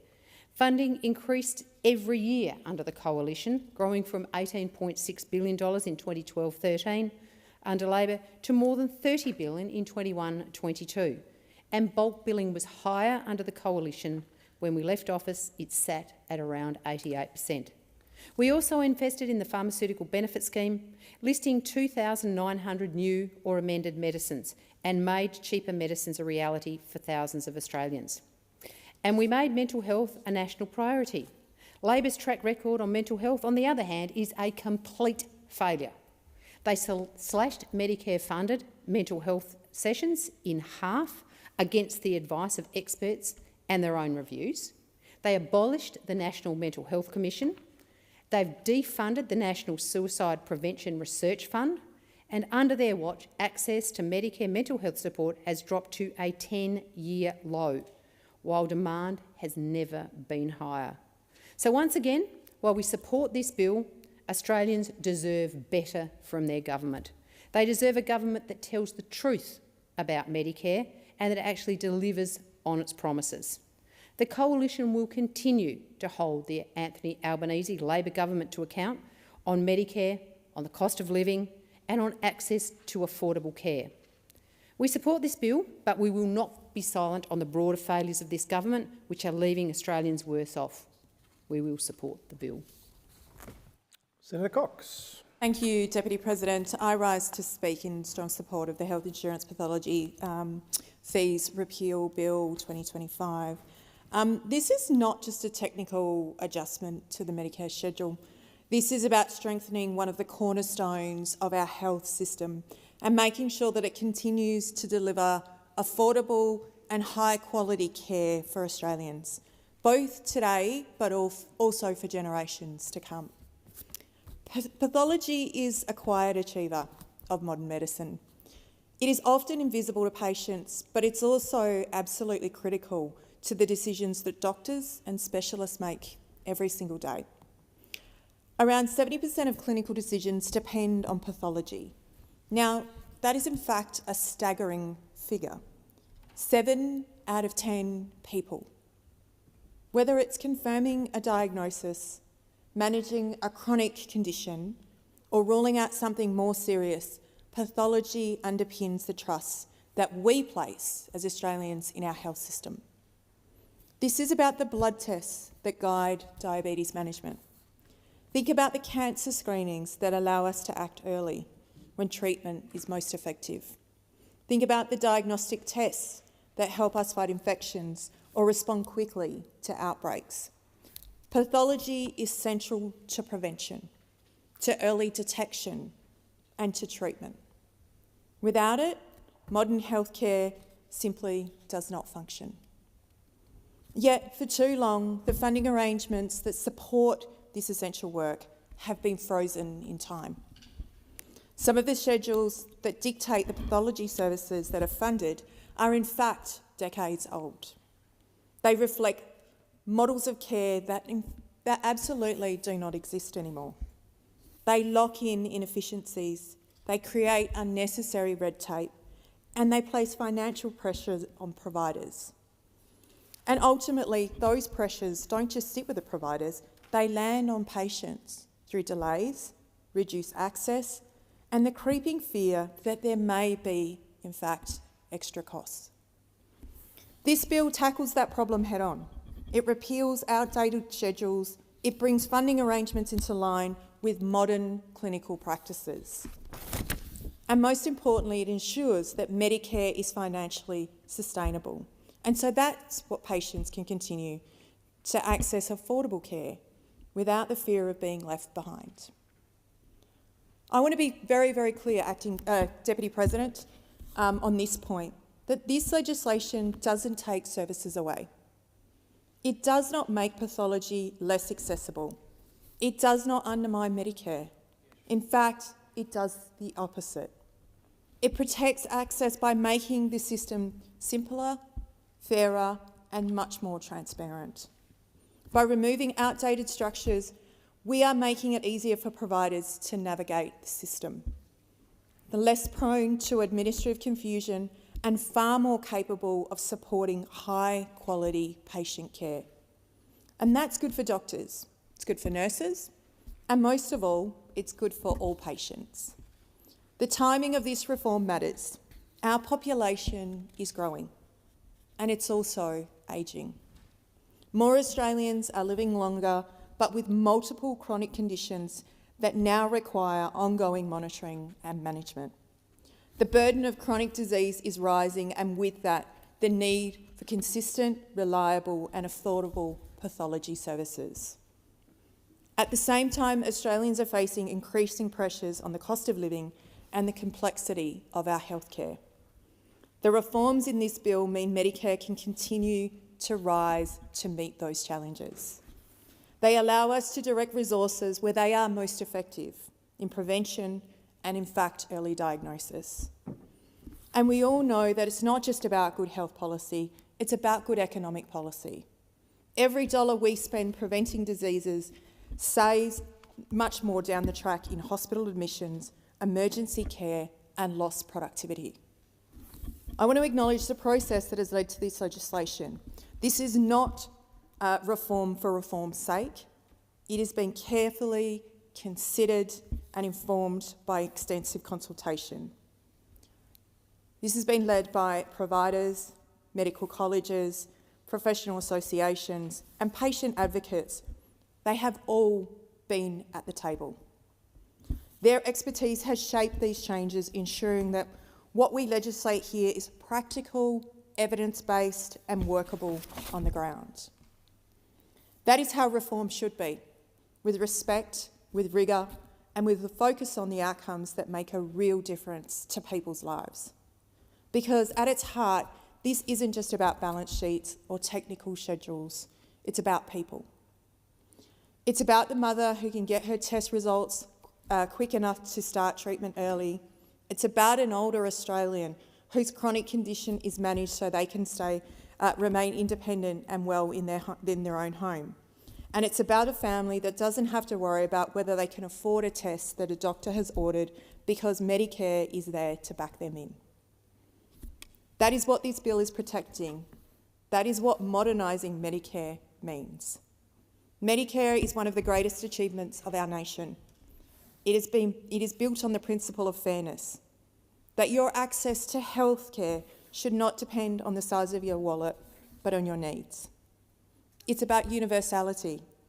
It's about dignity, and it's about knowing that when you or your loved ones need care, it will be there. Labor built Medicare. Labor has always defended Medicare, and Labor will continue to strengthen Medicare because we believe that healthcare is a right, not a privilege. This bill is another chapter in that story, and it shows that we are not content to let Medicare stand still. We are making sure that it evolves with the times. We are making sure that it remains strong enough to face the challenges of the 21st century.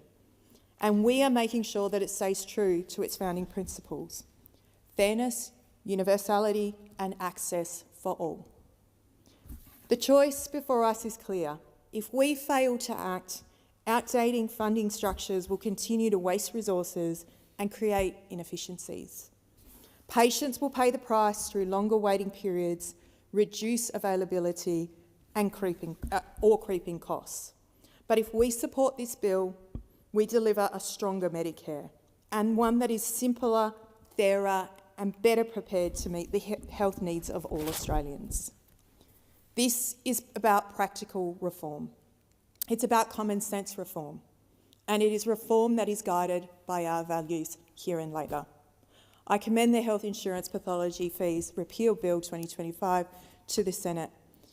It is the right step at the right time, and it is reform that strengthens Medicare for us today, for tomorrow, and for the generations who will rely upon it after us. Senator Steele-John. Thank you, Deputy President. I am pleased to speak to the Health Insurance Pathology Fees Repeal Bill of 2025. I lead out my contribution by sharing that the Greens will be supporting this bill, as this bill will relieve some of the pressure that the pathology sector is currently experiencing. It will remove some small administrative fees, an important step, as the Health Portfolio Charging Review identified that administration fees have not been reviewed since they were initially introduced, and that the fee costs more than the actual administrative cost of approving the relevant applications. However, this bill does not fully address the issues threatening bulk billing of pathology services in Australia. One of the things we can be so proud of in this country is that almost all pathology services are bulk billed. Universal access is something that is much treasured by our community, and it must be maintained. I have spoken to pathologists across the country, and it is clear they are struggling to continue to provide bulk billed services. This is because their Medicare rebate has been subject to a decade-long indexation freeze. Pathologists are raising the alarm. They couldn't be clearer that we have travelled far down the slippery slope towards an out-of-pocket cost system to access pathology services. Given the key role that pathology plays in diagnosis, in monitoring, and in the management of health conditions, it is essential that pathology remains a bulk billed service. We are seeing people skipping regular appointments, prioritising their kids' appointments over their own health, or not following up on test results because going to the doctor is too expensive. It is disgraceful that in a cost of living crisis, where people are choosing between going to the doctor, paying rent and putting food on the table, that this government thinks that this bill is enough to declare mission accomplished, enough to pat themselves on the back this evening on a good day's work. The Greens are pleased to see the government adopt part of our plan to incentivise bulk billing more broadly, but that will not be enough alone. The RACGP surveyed 283 GPs in March, and 66% said they would not change their bulk billing rates at all as a result of the changes to bulk billing incentives, while only 6% said they would switch to fully bulk billed. The RACGP has been calling for a raise of the rebate for longer GP appointments in addition to bulk billing incentive changes, saying this move would, and I quote, halve the out-of-pocket cost for people who are not being bulk billed. Yet this government has failed to support our community to access longer appointments.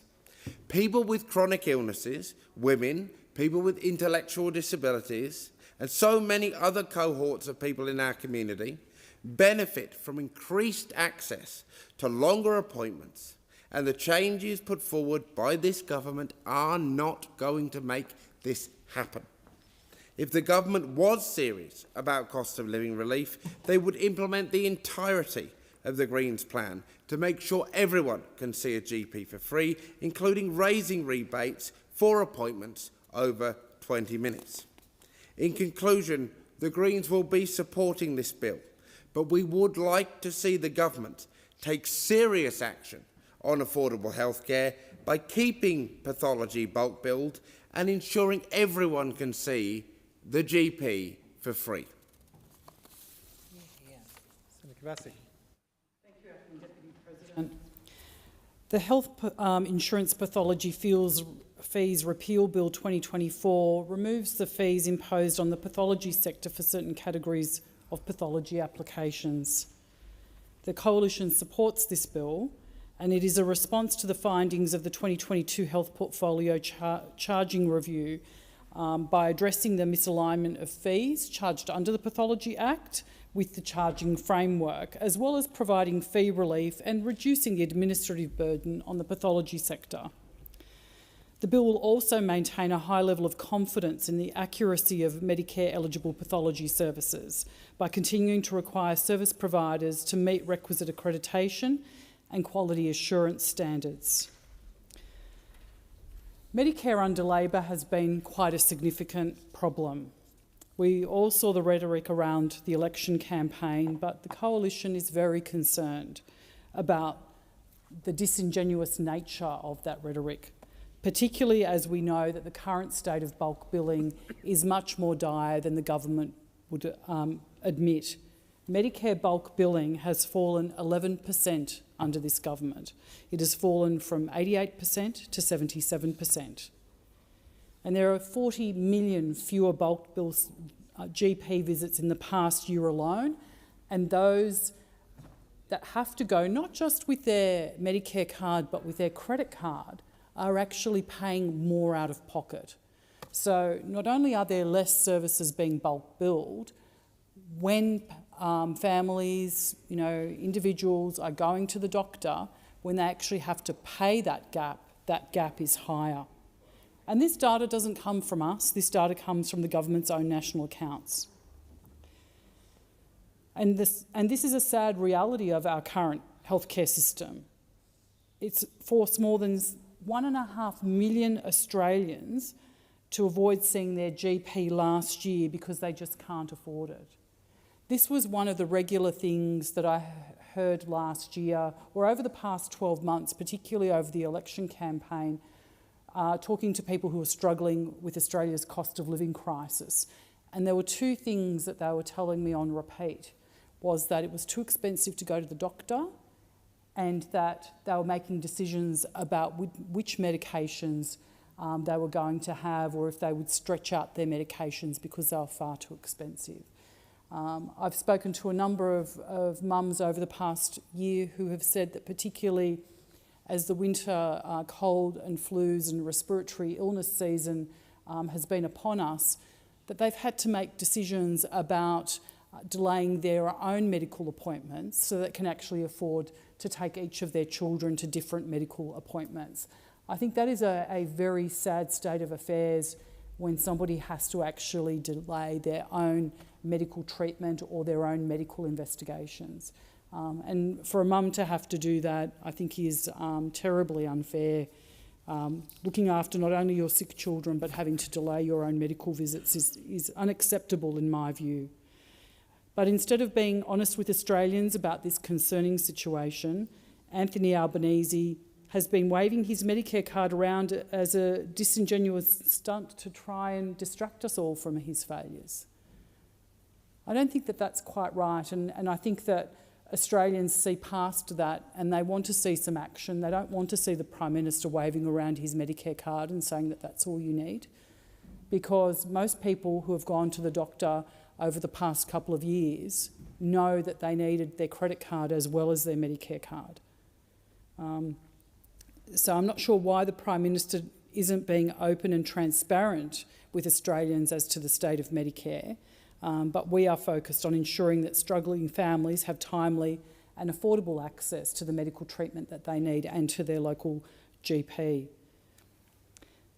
When I talk about the Prime Minister and his rhetoric around you only need your Medicare card, not your credit card, this wasn't just something that he said once or twice. He actually said that 71 times. So on 71 separate occasions, he has said to Australians, you just need your Medicare card, you don't need your credit card, when the lived reality of Australians is very different to that. In addition to that, the Department of Health's incoming government brief, released under Freedom of Information, estimates that a quarter of GP clinics across our country will not bulk bill, despite all of the Albanese Labor government's promises. So it's 25% of clinics won't provide bulk billing at all. This data from the Health Department shows that millions of Australians will absolutely still need their credit card as well as their Medicare card when they go to see their GP. The Health Minister, Mark Butler, has now tried to backtrack from the Prime Minister's promises by saying they never said there would be 100% bulk billing. I'm not sure how you can, on the one hand, say all you need is your Medicare card, and then on the other hand say, we actually never said there would be 100% bulk billing. To me, they are saying the same thing. They're using different words. You only need your Medicare card, 100% bulk billing. That's what it would be. But now Minister Butler is saying that the government never said that there would be 100% bulk billing. On that basis, I'm not quite sure what you only need your Medicare card actually means. Well, the Prime Minister certainly said, and many, many times, one card covers it all. Not your credit card, just your Medicare card. Either the Prime Minister was mistaken or it was a stunt. I'm not quite sure which is worse. I think it's probably worse if it were a stunt. If it were an honest mistake and the Prime Minister were to stand up and say, I got that wrong, I was very wrong, you actually do need your credit card as well as your Medicare card, then we could perhaps move on. And while the Prime Minister was out waving his Medicare card around during the election campaign and propelling what we can only assume are these false promises, Australians paid a combined $166 million in out-of-pocket costs at the GP in the month of May alone. And I'm assuming many of them use their credit cards. So let me repeat that.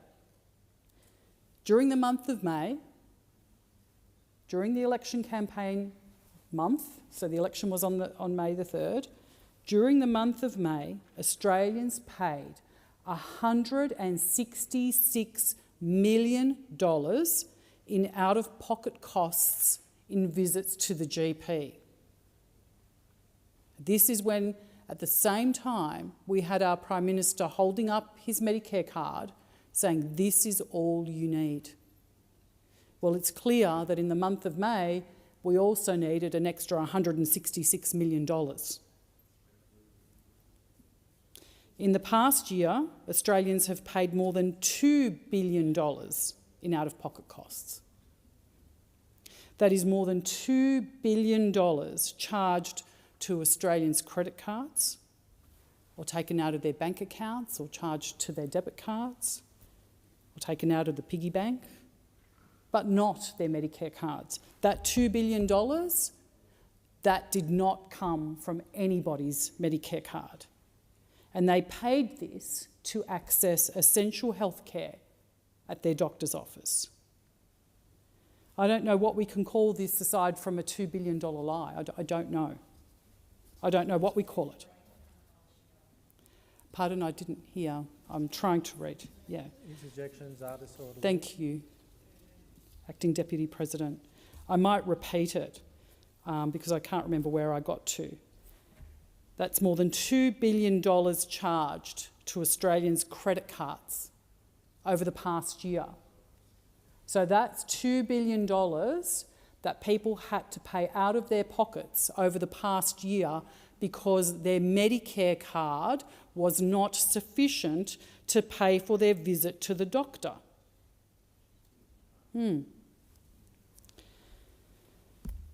I think any type of falsehood is egregious, but I think when it comes to falsehoods in relation to medical treatment, where it's something that people don't choose to do, it's something that people have to do, it's actually even more egregious.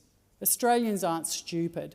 They know that they need to have their credit card or their debit card or some cash when they go to the GP because the Medicare card is not enough. But what the Prime Minister has done here is he has created false expectations in the minds of Australian families at a time where they are already struggling under a cost of living crisis. And that is quite appalling because he's giving them false messaging at a time when they can least afford it. Not around something that they may like to buy or something that they may like to spend their money on, but on their health care, which is something that they need to spend their money on. But now they're having to make decisions on whether they can actually afford it or not. And what he has proven by doing this is that he really does not understand the cost of living pressures that everyday Australians are under. And that in itself is a very, very sad thing.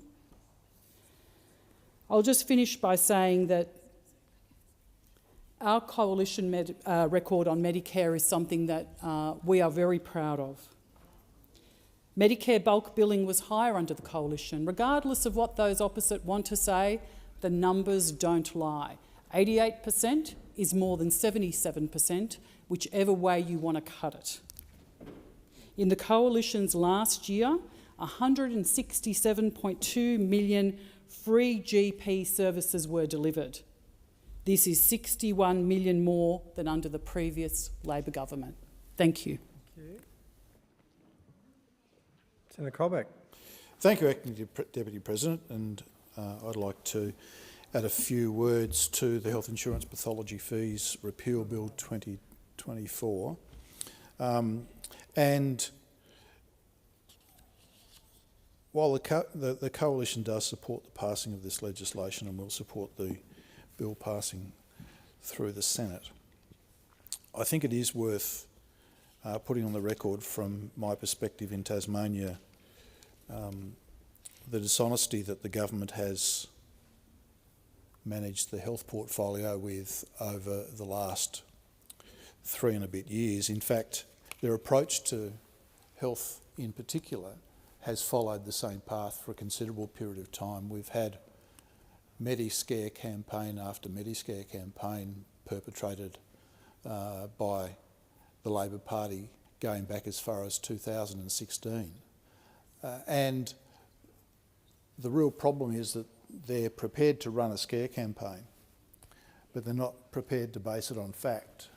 And at the last campaign, where the Prime Minister on 70-odd occasions stood up and said the only thing that you'll need to go to the GP is your Medicare card, demonstrates how low they're prepared, that the Labor Party are prepared to go in misleading the Australian people with respect to health services, because we know that 23% of Australians will need more than their Medicare card.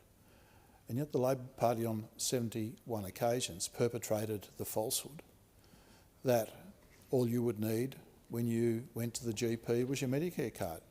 The Department of Health have put on the public record that 23% of Australians will need more than their Medicare card. They'll have to produce their credit card as well. And yet this is not what the Labor Party say when they're standing up publicly. They like to try and deflect the blame from themselves. They like to contribute the blame to the coalition, and yet the statistics are very, very clear that Medicare bulk billing was 11% higher under the coalition than it was under the Labor Party. They try and deflect the blame to somebody else, as they do in so many things. We heard during question time today when the Labor Party were talking about home care. They neglected in any of their answers to talk about the fact that the waiting list for home care packages had dropped for an unacceptable high of 129,000 down to 28,000, a reduction of over 100,000 people on the waiting list. And the waiting time had dropped from an unacceptably high number to 30 to 90 days for a home care package at any level.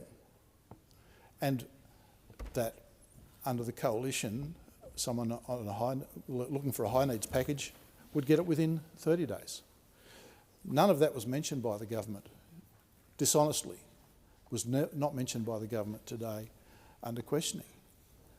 They try and pretend that the period of time where significant progress was made on home care packages doesn't exist. And the great shame that the Labor Party should feel is that they squandered the hard work and the investment from the Australian people into home care packages, where the number of people on the waiting list got down to 28,000 and the waiting time was 30 to 90 days. And there are now 87,000 people on the waiting time. It's more than tripled under Labor because of their lack of investment. Tripled under Labor because of their lack of investment. And the waiting time has blown out from 30 to 90 days to 15 months for a level 4 home care package. It's outrageous. And they continue to perpetrate the falsehood that they care about senior Australian people. And yet their actions completely and utterly belie that. Their actions completely and utterly belie that. It's simply not true. It's simply not true. They throw around phrases and clauses from the interim report on the Aged Care Royal Commission, but they neglect to say, with respect to the Aged Care Royal Commission, that the Labor Party still has not put on the record a full response to the Royal Commission. Still have not done that. Still have not done that. And they won't. They don't have the courage, they don't have the moral fibre to stand up for the fact that their complete failure on home care packages has seen the waiting list blow out more than threefold, from 28,000 to over 87,000. And then, of course, we learn last week that there are 120,000 people who are waiting for an assessment. 120,000 waiting for an assessment, which means those waiting for a home care package is over 200,000 people. It's an absolute outrage that that occurs. But we see that all through the Labor Party's management of the health system. We see that all along. They're not prepared to stand up, take responsibility for their own failures. They refuse to acknowledge that the bulk billing rate has dropped from 88% to 77% under their watch. They try and blame it on someone else. They try and deflect it somewhere else. It's a continuation that they perpetrate as a part of what they're doing. And then they have the gall to go to the election making a promise that the only thing that you'll need when you go to the GP is your Medicare card, not your credit card. A promise they made 71 times. And yet they know that it's not true. There were no qualifications around the promise. There's plenty of evidence to demonstrate that the commitment was all you will need to go to the GP is your Medicare card, not your credit card. But even as they said it, even as the Labor Party said that, they knew it wasn't true. And now there's every excuse under the sun as to why it's not the case.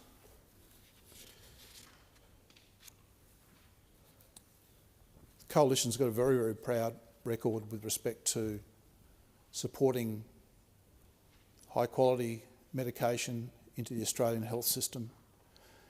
And in fact, we undertook a major review of the PBS, review of medications available on the PBS, and we listed more quickly than the Labor Party did a whole range of medicines. And we shouldn't forget that the last time they were in government, they stopped listing because they ran out of money, because they can't manage the budget. Now we're seeing the spending, and Australians should be very, very cautious, very, very cautious that the unbridled spending, they don't want any guardrails, they don't want any disciplines placed around the way they spend the Australian people's taxes. They just want to be able to keep on rolling it up. That's what they do. Spend, and of course, then they'll come after more of your money. Spend and tax. That's what the Labor Party do. And so, Acting Deputy President, with respect to the health insurance pathology fees repeal bill, while the opposition supports this particular piece of legislation, we offer a sincere word of caution to the Australian people. You need to be very, very careful when the Labor Party are speaking with respect to the health system and the promises that they make with respect to the health system. Because there is a sordid trail of broken promises from this government, of broken promises in relation to health, in relation to aged care, in relation to energy prices. The list goes on and on. In relation to being open and honest with the Australian people, we heard earlier in the day where the pricing for the NDIS is being sought by this chamber and the government won't release it. They promised to be an open and transparent government. How's that going? I can tell you my constituents who are concerned about what's happening with the NDIS don't believe that that's the case. And they're very, very concerned about what's going on. And quite frankly, releasing that information is fundamental to the trust of the Australian people in the NDIS system. In the same way it is with releasing of the hospital costs that are done by the same organisation. And also in the same way that the costings assessed for the aged care system need to be released so that people can understand what the assessment is and then benchmark that against what's actually being supported through the system. So this history of broken promises from the Labor Party, this litany of broken promises from a government of broken promises, needs to be well and truly understood by the Australian people. Well and truly understood by the Australian people.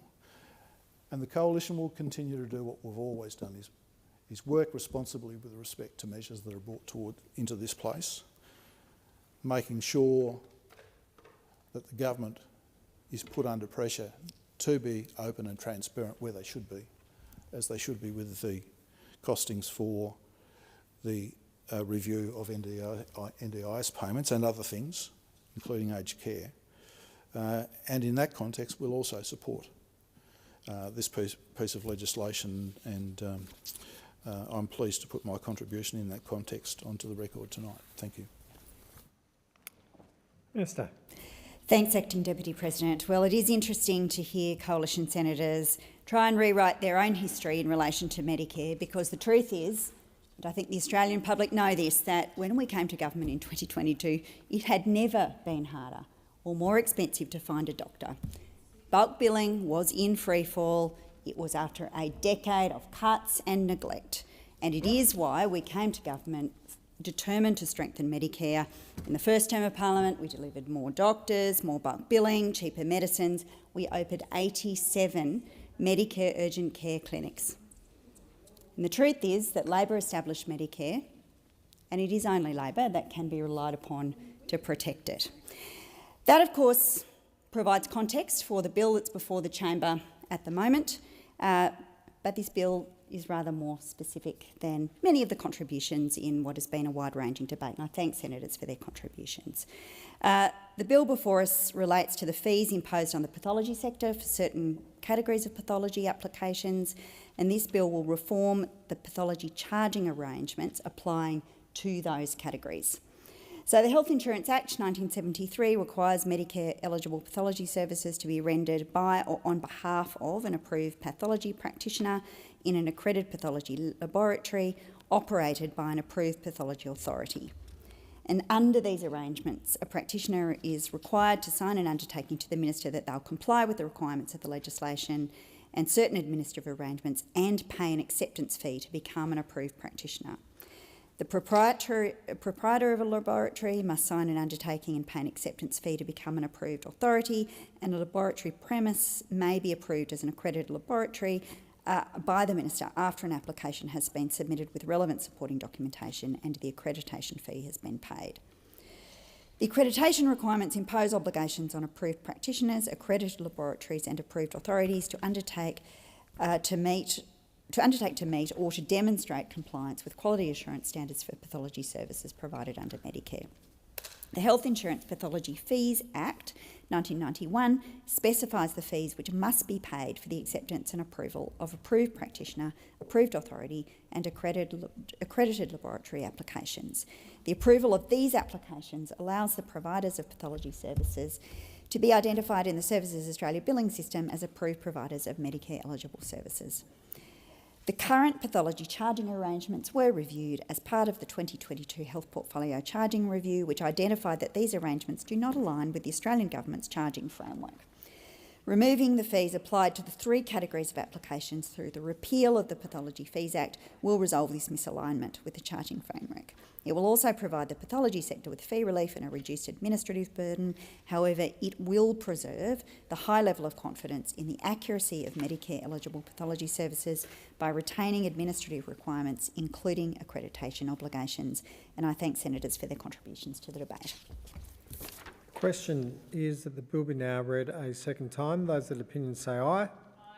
Those against say no. The ayes have it. The clerk.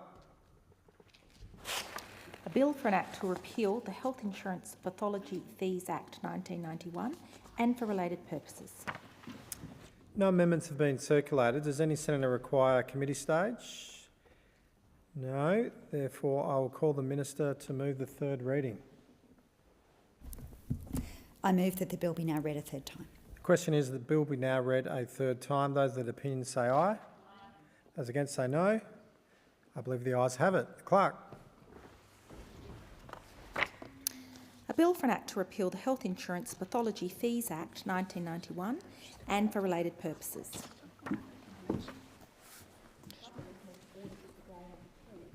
Aged Care and Other Legislation Amendment Bill 2025, Aged Care Accommodation Payment Security Levy Amendment Bill 2025, resumption of second reading debate. Senator Ruston in continuation. Thank you. And following on from my contribution of last week. And now, as a result of the government's failure to provide flexibility to implement their reform, older Australians are being denied their rights. And they've been denied the care that they've been assessed as needing by this government. And because of their failure to consider transitional provisions, the government were forced into an embarrassing backflip to delay the implementation of the Aged Care Act 2024. And whilst the Albanese government will claim their delay was a result of consultation with the sector to provide them with time, the truth is it was the government that wasn't ready. The government's steadfast commitment to this chamber in November last year that all government systems would be ready by the 1st of July was nothing but politics. This bill here today proves exactly that. This bill proves that the government's decision to vote down all the amendments moved by the coalition in relation to transition provisions was nothing more than a political stunt, because without this bill today, critical information cannot be shared between the government departments to ensure the reforms can be implemented, and this was confirmed in the Senate inquiry on the 8th of August. Departmental officials confirmed that without this bill in front of us today, elements of the Aged Care Act 2024 could not be enacted. Most concerningly, this government was aware of the need for the legislation change as early as January this year. They did nothing about it till June. Clearly, this government lied at the election about their commitment to supporting older Australians, as this transition has been anything but supportive of those that rely on the system. The Albanese government refused to admit they were not ready to transition to their new aged care system and framework that they'd celebrated so loudly. Then, when they were forced to do an embarrassing backflip on the start date for their reforms following the election, the Albanese Labor government continued to use the sector as a scapegoat, stating that the deferral of support at home was appropriate to give more time for aged care providers to prepare their clients, support their workforce and get their systems ready for change. But the Senate inquiry into this bill confirmed that existing legislation was not adequate to implement aged care reforms and that it was the government who required more time to get their systems for change and not the sector. Even more shocking is the evidence we heard last Friday, where the department confirmed more than 121,000 older Australians waiting to be assessed for care. The department refused to provide updated figures on how many vulnerable older Australians are waiting for the care they've been assessed as needing. We know this figure is more than 87,000 from data provided in March, but experts suggest this number has skyrocketed to more than 100,000 people. And whilst the minister continues to claim that the sector weren't ready, peak bodies, providers, advocacy groups unanimously told the Senate Community Affairs Committee on Friday that the sector is absolutely ready to provide that care and provide it now. And most importantly, the department confirmed that there are no barriers to release of additional home care packages beyond it being the minister's decision. The department is ready, the sector is ready, but the government continue to withhold critical aged care packages without any reasonable excuse. The inquiry highlighted that within existing legislation, the government was not able to implement the no worse off principle. Through our persistent negotiations on the Act, the Coalition achieved significant improvements to the government's proposed reforms that will protect the interests of older Australians and future generations. One of the most critical outcomes of our efforts was the introduction of grandfathering arrangements. These arrangements guarantee that Australians who are already in the residential aged care system on a home care package or is assessed as waiting for their allocated home care package will not see any change to their existing arrangements. But the government could not implement this critical policy without this bill we're debating today, because this bill creates the necessary legislation to exempt existing residents from payment obligations of the new Act. Specifically, item 77 and item 183 inserts section 275A and 285A respectively into the Aged Care Act 2024. Without these provisions, the no worse off principle cannot be implemented within the rules. This is a clear failure of the government to implement their promised reform, and this is a clear example of the contempt of this government, because the Senate inquiry provided confirmation that the government knew of this error as early as January. The government didn't just fail to deliver legislation to implement the no worse off principle, they failed to ensure that older Australians could enter new service agreements with informed consent. Because yet again, without the bill we're debating today, and to quote departmental officials, the transition of information from the old Act to the new Act would not have been able to occur. And again, the government was aware of this as early as January this year. But here we are in August, after a federal election, with another broken promise from the Albanese Labor government. ICT readiness was consistently raised throughout the inquiry as an area of concern, given many department builds are yet to be operational. And this asks the question, how was the government ever going to be ready for July 1, 2025 if internal ICT remains incomplete? It's no secret that we are the party of hard-working Australians, and that is why we also advocated for a lower taper rate towards care contributions to ensure those who have worked hard and saved for their retirement are dealt a fairer deal under this government. We doubled down on a fairer deal for all Australians and held the government to account on their commitment to remain the majority funder of aged care.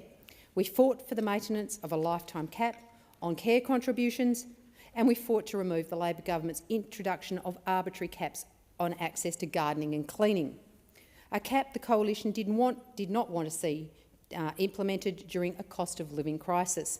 Item 20 of this bill removes the ridiculous caps imposed by Labor's government, including in primary legislation and affirms the amendment as moved by the Coalition during debate of the Aged Care Act last year.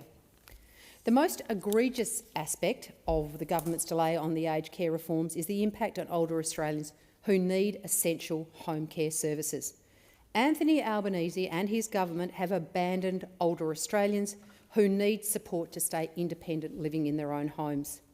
They promised to deliver 83,000 packages from the 1st of July 2025, but they have broken this promise, leaving more than 87,000 older Australians waiting for a home care package and without the care that they've been assessed as needing. This is an appalling decision by the government, and the Coalition absolutely condemns the government for the skyrocketing wait lists and wait times that they have overseen and their refusal to provide the promised packages. The wait list for home care packages has almost tripled in the last 2 years under Labor's watch. Many vulnerable older Australians are waiting more than a year to access the care they've been assessed as needing. This is nothing short of a national crisis. Minister Ray must urgently deliver the promised packages and address this skyrocketing waitlist as a matter of absolute priority. Because older Australians deserve access to the care, they need to stay independent in their own homes for longer. And home care providers deserve the certainty as to know how many packages will be released over the coming months so that they can plan their workforce so they are ready to support the older Australians in their care. Under this Labor government, over 87,597 older Australians are currently waiting on the National Priority System for a home care place they have been assessed as needing, and that was back in March. We don't know how many people are waiting now because the government won't tell us. 121,596 older Australians are waiting to be assessed as for a home care place. Therefore, overall, more than 200,000 older Australians are waiting to access home care support under Labor. Labor has released none, new home care places this financial year. Labor only released 41,215 home care places over their entire first term in government. This compares with 123,000 additional home care packages that the former government committed in our last term of government. The most vulnerable older Australians are now waiting up to 15 months for access to home care packages they have been assessed as needing, compared to between 3 and 6 months under the former Coalition government. The Coalition remains absolutely committed to an aged care system that provides dignity, choice and control to Australians. As this legislation is essential for the delivery of the Aged Care Act, the Coalition will not seek to delay the passage of this bill, because without the passage of this bill, the aged care rules cannot be registered, and we know how essential the final release of supported legislation is to ensuring a smooth transition. That is why this bill must be passed without delay to ensure older Australians can finally receive the care they've been promised by this government and have failed to deliver. Because older Australians deserve better than another broken promise and delay by the Albanese Labor government. I therefore foreshadow a second reading amendment, which I will move in my name, and other second reading amendments that will be moved in other Coalition senators' names, in recognition of the outstanding information still required by the sector to implement these reforms in a timely manner. Because we all know that if the government had been truly ready for a 1 July start date, this information would already be finalised and it would have been published. Other amendments in relation to the concerns raised throughout the inquiry will also be moved by the Coalition, most particularly the absolutely disgraceful blowout of the number of people on the wait list and the time that they are waiting. We will seek to make sure that there is some remedy for older Australians who are continuing to wait for home care packages, and quite sadly and quite frankly, some of them are dying while they're waiting for the care that they've been promised by this government. So the Coalition condemns this government's clear decision to put politics above the rights of older Australians. We condemn the government for preventing older Australians of getting care because they simply will not release the packages that we know the sector is ready and capable of delivering, and we know from the department's advice that they are ready and capable of being able to deliver. But as I said, we will not stand in the way of this legislation. We will not stand in the way of of this bill passing, because Australians deserve a rights-based system that they have been promised for such a long time. But on the record, we want Australians to understand that this is a government that promised to put the care back into aged care in 2022. They continue to make promises to older Australians throughout their first term of government. But in the process of the last 3 years, this government has abjectly failed older Australians, as we've seen wait times and wait lists blow out.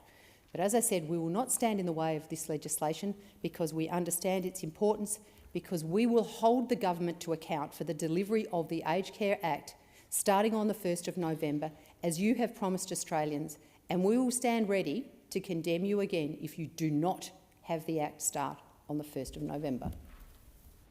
Senator Polley. Thank you, Acting Deputy President. And I rise to speak on the Aged Care and Other Legislation Amendment Bill 2025 because there are over 3 million Australians currently over the age of 70, and it's crucial that we get the policy settings right in the aged care space. The Royal Commission into the Aged Care Quality and Safety, which released its final report in March 2021, shocked Australians to their core. It shocked them because of the failings of the Liberal government over almost 11 years of neglect. So to have the opposition now lecture us about aged care, you had five failed aged care ministers because not one of them had any interest in aged care. So for you to come in here and try and rewrite history with your record on aged care is, it's beyond belief that you would have the gall to come in here and mislead the Australian people. But I remember only too well that it was the Liberal coalition government at that time called the Royal Commission into your own failings. That's the reality. It wasn't anyone else. It was the Liberals calling for a Royal Commission into their own failings because they had no idea, they did not have a competent minister, and they didn't know how to regulate and reform the aged care sector. Now, the Aged Care and Other Legislation Amendment Bill 2025 will make technical, transitional and consequential changes to support the commencement of the Aged Care Act 2024. Now, the first recommendation of the Royal Commission was the development of a new Aged Care Act to put rights of older people at the very centre of their care. And the Albanese Labor government is ensuring that this is implemented and will be transformative for the sector and for senior Australians.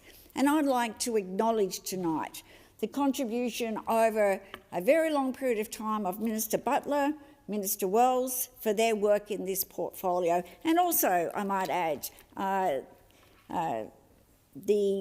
the time was the Shadow Minister for Aged Care, Shane Newman. And I wanted to acknowledge the new Minister for Ageing, Minister Ray. He recognises the work that has been achieved and knows there is still much more that we can do as a government to improve the sector. And I think we can all agree that regardless of the failings of the past, we must all work together for the well-being and dignity of senior Australians. So the Aged Care Act 2024, which commences on the 1st of November 2025, replaces the Aged Care Act 1997, will deliver on its recommendation and establish a new rights-based framework for the delivery of aged care in Australia. This new legal framework builds on Labor's achievements in the last term of government, including 24/7 nursing in aged care homes with a registered nurse on site in aged care more than 99% of the time. Mandatory care minutes with an additional 6.8 million minutes of care provided every single day. $17.7 billion investment in higher wages for aged care workers. Where was the opposition over that 11 years when we were crying out for people to work in aged care? Where were they? nowhere to be seen because they didn't care. They didn't respect, and they still don't respect, those people who work in aged care, looking after some of the most vulnerable people of our communities. Now, mandatory care minutes with an additional, as I said, 6.8 million minutes of care provided every single day makes a huge difference to those older Australians. Around 306,000 people assessing a home care package today compared to less than 200,000 people 5 years ago. They're the figures too that don't lie. The new Act puts the dignity of older Australians first and foremost, with the statement of rights underpinned by Australia's obligations under the International Covenant on Economic, Social, Cultural Rights and the Convention on the Rights of a Person with Disabilities. As a former Shadow Assistant Minister for Aged Care, I understand how important it is that we get this generational reform right, because it will serve Australians for years to follow. As Minister Ray has stated, this is why the Albanese Labor government chose to defer the start of the Aged Care Act 2024 and the new support of home care package. Because we must provide more time for aged care providers to prepare their clients, support their workforce and get the systems ready for this significant reform. Therefore, this bill will provide further support for the Albanese Labor government's ambition to transform the experience of older Australians receiving care, wherever they reside across the country. The bill also includes amendments to the Aged Care Consequential and Transitional Provisions Act 2024 and other legislation that supports the aged care system. The bill allows for transitional change to ensure that subsidies are paid correctly to support the provisions of funded aged care to all. Older Australians are now receiving an additional 6.8 million minutes of care every single day, 2.5 million of which are delivered by qualified registered nurses because of our vision for this sector. Now, I remember in those days the sector and older Australians around the country and their families were calling out for more registered nurses. And what did those opposite, when they were in government for almost 11 years, what did they do? Nothing. Nothing to support those working in aged care, nothing to encourage more registered nurses. Now, care minutes and related measures were introduced in response to a recommendation of the Royal Commission to ensure that older people in aged care homes receive dedicated care time that we all know they need and deserve. This means more than one-on-one time so residents receive the emotional connection they deserve. The bill also contains amendments to support the continuation of accommodation bond arrangements, which amounts to paid to enter. A bond is put in there so that you can actually enter into residential care and receive care in a residential setting made under the 1997 Act for people who entered care before 2008. The amendments also include a new civil penalty provision comparable to existing accommodation payments framework under the new Act. The bill also provides for greater transparency and clarity. The updated provisions will support means testing arrangements under the new framework for financial contributions.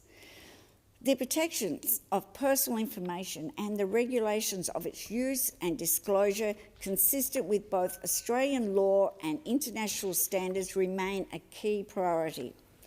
Under the new Act, this information is protected information and the Act provides substantial penalties for misuse.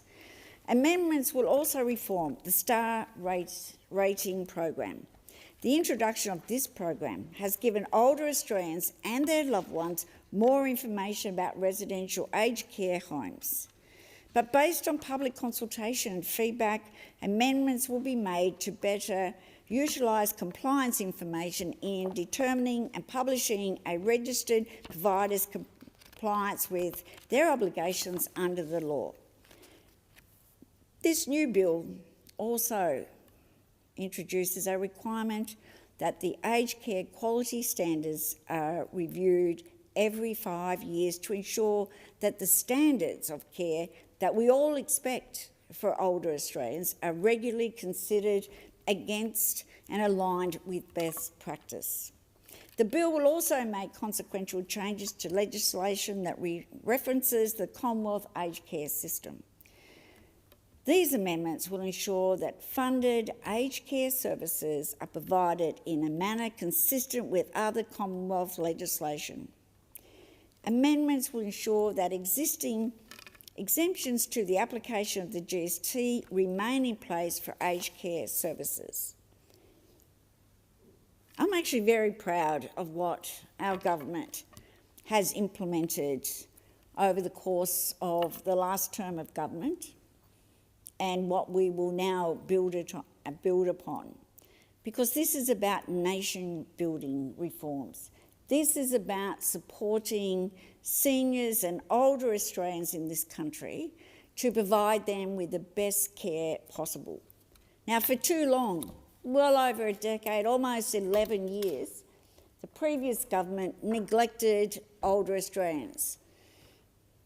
Don't think that the Australian people don't remember the terrible things that were exposed during the Royal Commission.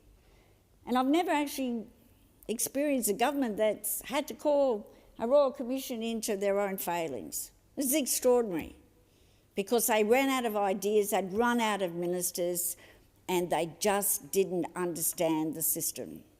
Because it was Labor prior to that that restarted the foundations under Minister Mark Butler at that time. We recognised that the system was broken when we started to fix it. But what did those do when they came in? They did absolutely nothing. One, they never supported a pay rise for workers in this sector, even though they knew that the demand for workers were outstripping those that wanted to work. And we experienced through COVID the result of those workers being so underpaid that they had to go from aged care home to aged care home, which helped to actually spread COVID, and that's why so many died during that time in residential care. So to have a former failed minister come in here and lecture us about what we haven't done, when we lived through the experience of what he did and his priorities, which I really don't think that I have to go into, because I would have thought aged care and being Minister for Aged Care was far more important than any sporting event during COVID. So I'm not going to stand here in my contribution and allow those opposite to try and rewrite history. Because it has always been Labor that has led the reform into the aged care sector.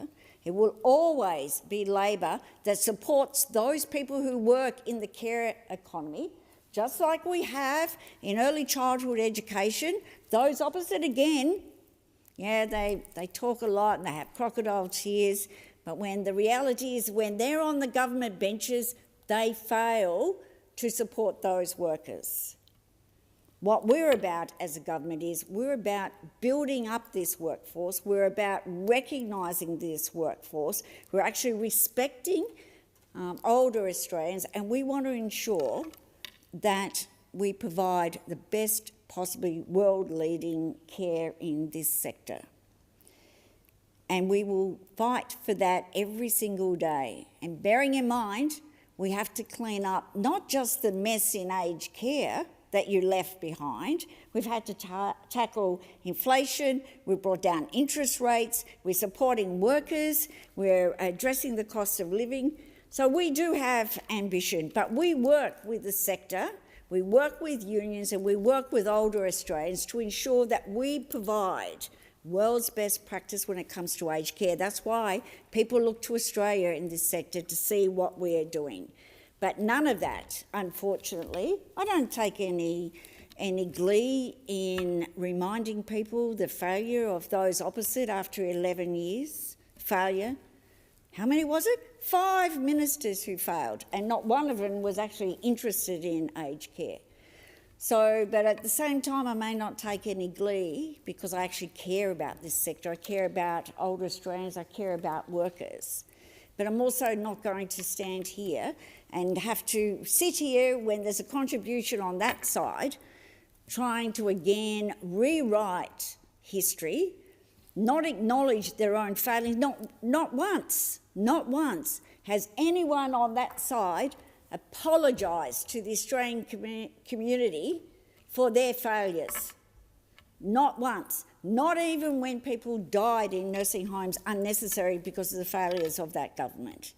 So if you're going to be genuine and you want to work with us and pass this legislation, that's great. But it does not resolve you from what you left behind, the mess you left behind, and the misfortune that too many Australians had to wait very long periods of time to get home care packages. We don't have a magic wand. We can't fix your mess overnight. Senator Blythe. Thank you, Acting Deputy President. And I think I'll just start by saying there are people dying now waiting for home care packages. There have been 5,000 older Australians that have died waiting for their home care packages that were approved. The Coalition stands, and we will not stand in the way of this bill moving through and being approved, because it is necessary and it is overdue.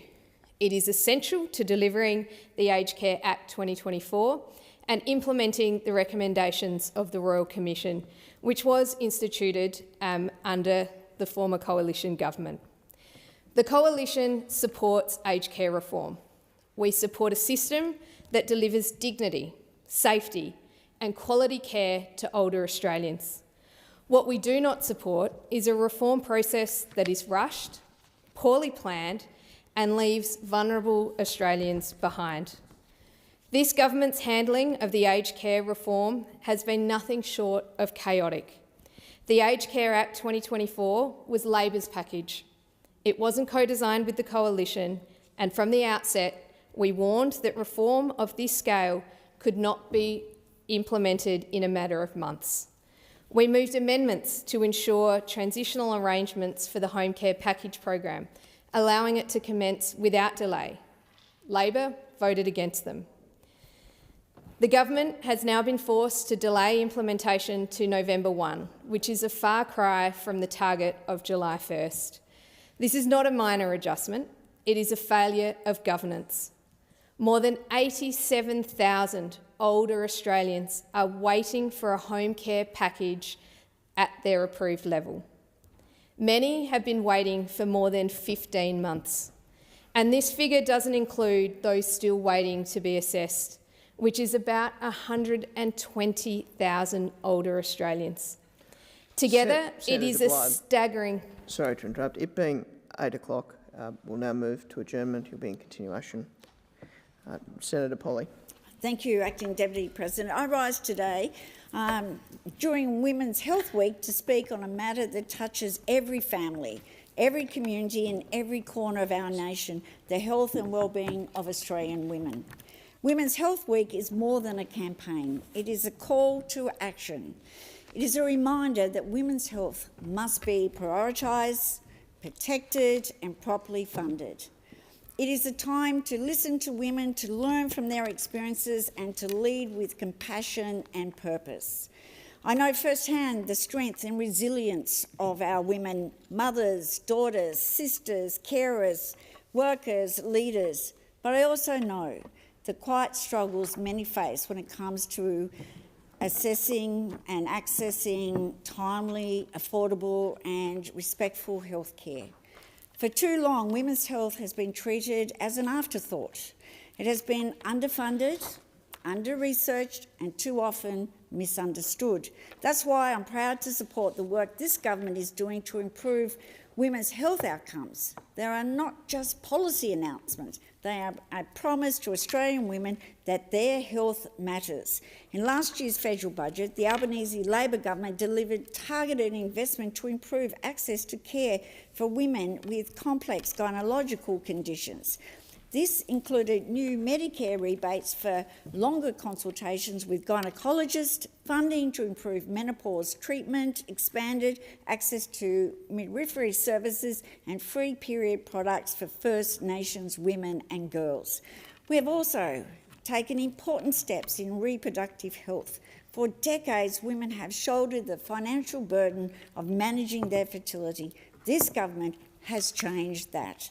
We have listened to what Australian women want. We've listed new oral contraceptions on the PBS, saving women hundreds of dollars each year. We've increased Medicare rebates for IUDs and implants, and we are trialling pharmacy access for contraceptives and uncomplicated urinary tract infection treatments, benefiting thousands of women, particularly in regional and rural communities. These reforms are about choice, equity and dignity. They are about giving women control over their health without the financial penalty. Menopause is another area where silence has reigned for too long. Women have been told to suffer quietly, to push through, to accept the discomfort, but that is no longer acceptable.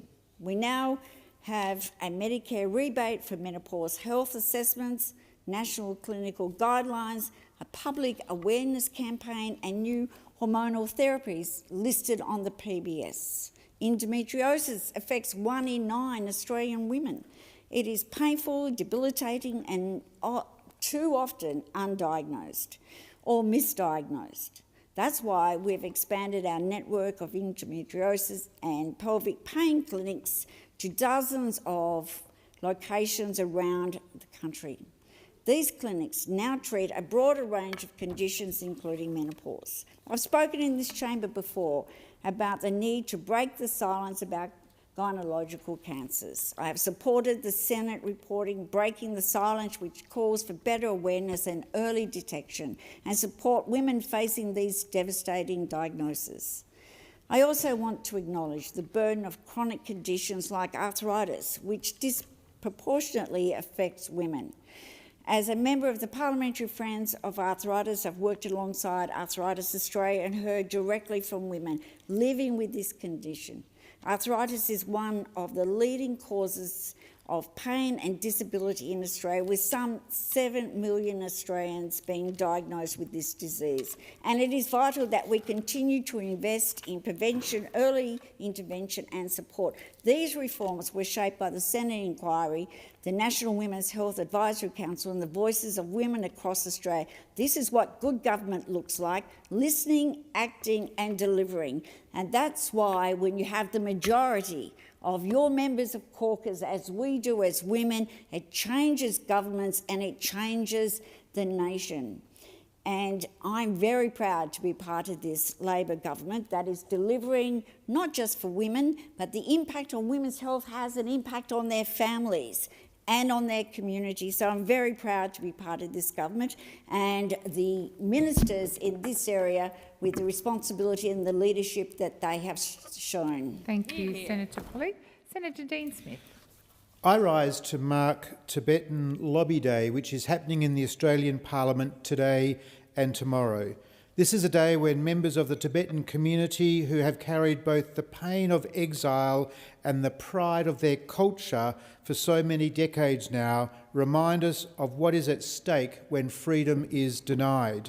This year, Tibetan Lobby Day coincides with the 90th birthday of His Holiness the Dalai Lama, a milestone in the life of a leader whose consistency and moral courage have inspired people across the globe. His story is intertwined with that of Tibet itself, a people who continue to fight for dignity, human rights and the right to preserve their identity in the face of overwhelming pressure. The Tibetan experience is a stark reminder of what happens when sovereignty is curtailed.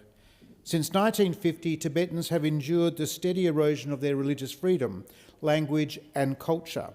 Monasteries have been destroyed, traditions suppressed and dissent punished. Even the centuries-old tradition of identifying the next Dalai Lama has been targeted for political control and influence. The disappearance of the 11th Pancha Lama in 1995, taken from his family as a 6-year-old child, is a clear example of how most all aspects of Tibetan life are being dominated. This is not simply a matter of religion, it is an assault on sovereignty itself.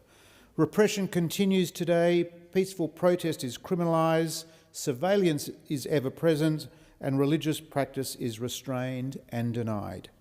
Tibetan children are separated from their families and placed in boarding schools, where their language and identity are stripped away with terrible consequences. These are not distant problems or something we can dismiss as internal matters. They are challenges to the core principles that underpin free societies. The right to live in dignity, the right to speak one's language, the right to practice one's faith, the right to chart one's own course, these are universal. Australia is fortunate to be a democracy and to respect human rights. We enjoy freedoms of speech, belief and association that Tibetans today are denied. But those freedoms we experience here in Australia come with responsibilities, because we cannot believe in democracy and sovereignty for ourselves and be indifferent when those same principles are threatened or denied abroad.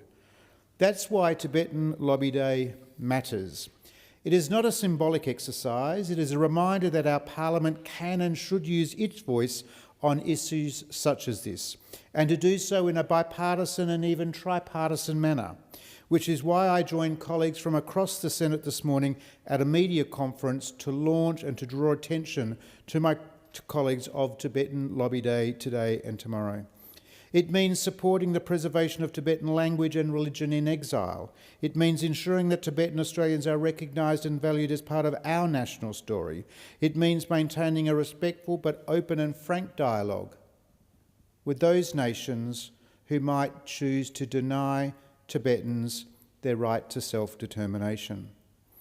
When Australia speaks up for Tibet, we are not only supporting a people in need, we are strengthening the values that underpin our own society and sovereignty. We are demonstrating that our democracy is not only something to be defended at home, but also something to be advanced abroad. So on Tibetan Day 2025, let us recommit ourselves to those values: democracy, sovereignty, freedom, and human dignity for all. And on this, the 90th birthday celebration of His Holiness the Dalai Lama, let us be reminded that true strength is not to be found in domination, but in dignity, and of course, enduring hope. Thank you, Senator Smith. Senator Lambie. Thank you, Madam President. I rise to talk about blood oil. 20 years ago, Australians were horrified to learn that the diamond in their engagement ring could be a blood diamond. Blood diamonds, also known as conflict diamonds, are used to fund rebel groups and wars in Africa. Today, Australians will also be horrified to learn that the petrol they're putting in their cars may be from blood oil. That is Russian oil that makes its way to Australia through a third party. Russia pays for their military build-up and attacks on Ukraine from its fuel exports. Countries which buy all products refined from Russian crude oil are enabling this ongoing invasion. And the biggest buyer of Russian blood oil refined by India is, yep, you guessed it, Australia. The government talks tough, telling us they are imposing sanctions on Russia. Those sanctions include an embargo and price caps on Russian oil products. The government boasts about measures it is taking to put costs on Russia for its illegal and immoral invasion of Ukraine. But underneath all the tough talk is a loophole Australia is exploiting. You guessed it, we can keep buying Russian blood oil. Australia and Australian companies are prohibited from buying or importing oil or refined petroleum products from Russia. The loophole is that Australia and Australian companies are importing Russian oil products which are refined from Russian crude oil in India. The oil products we are buying include diesel, gasoline, gas oil and jet fuel. Basically, we avoid the sanctions and get the blood oil through the back door. When we cut through all the spin about being tough on Russia, the truth is that Australian laws do not prohibit the import of laundered blood oil. India buys the Russian crude on the cheap from Russia, refines it and then sells it on to us. The big winners are Russia and India. The losers in this greasy little transaction are the people of Ukraine. Russia's invasion of Ukraine is illegally and absolutely immoral, but isn't enabling the invasion equally immoral? And laundering this blood oil through a third country doesn't make it any less grubby.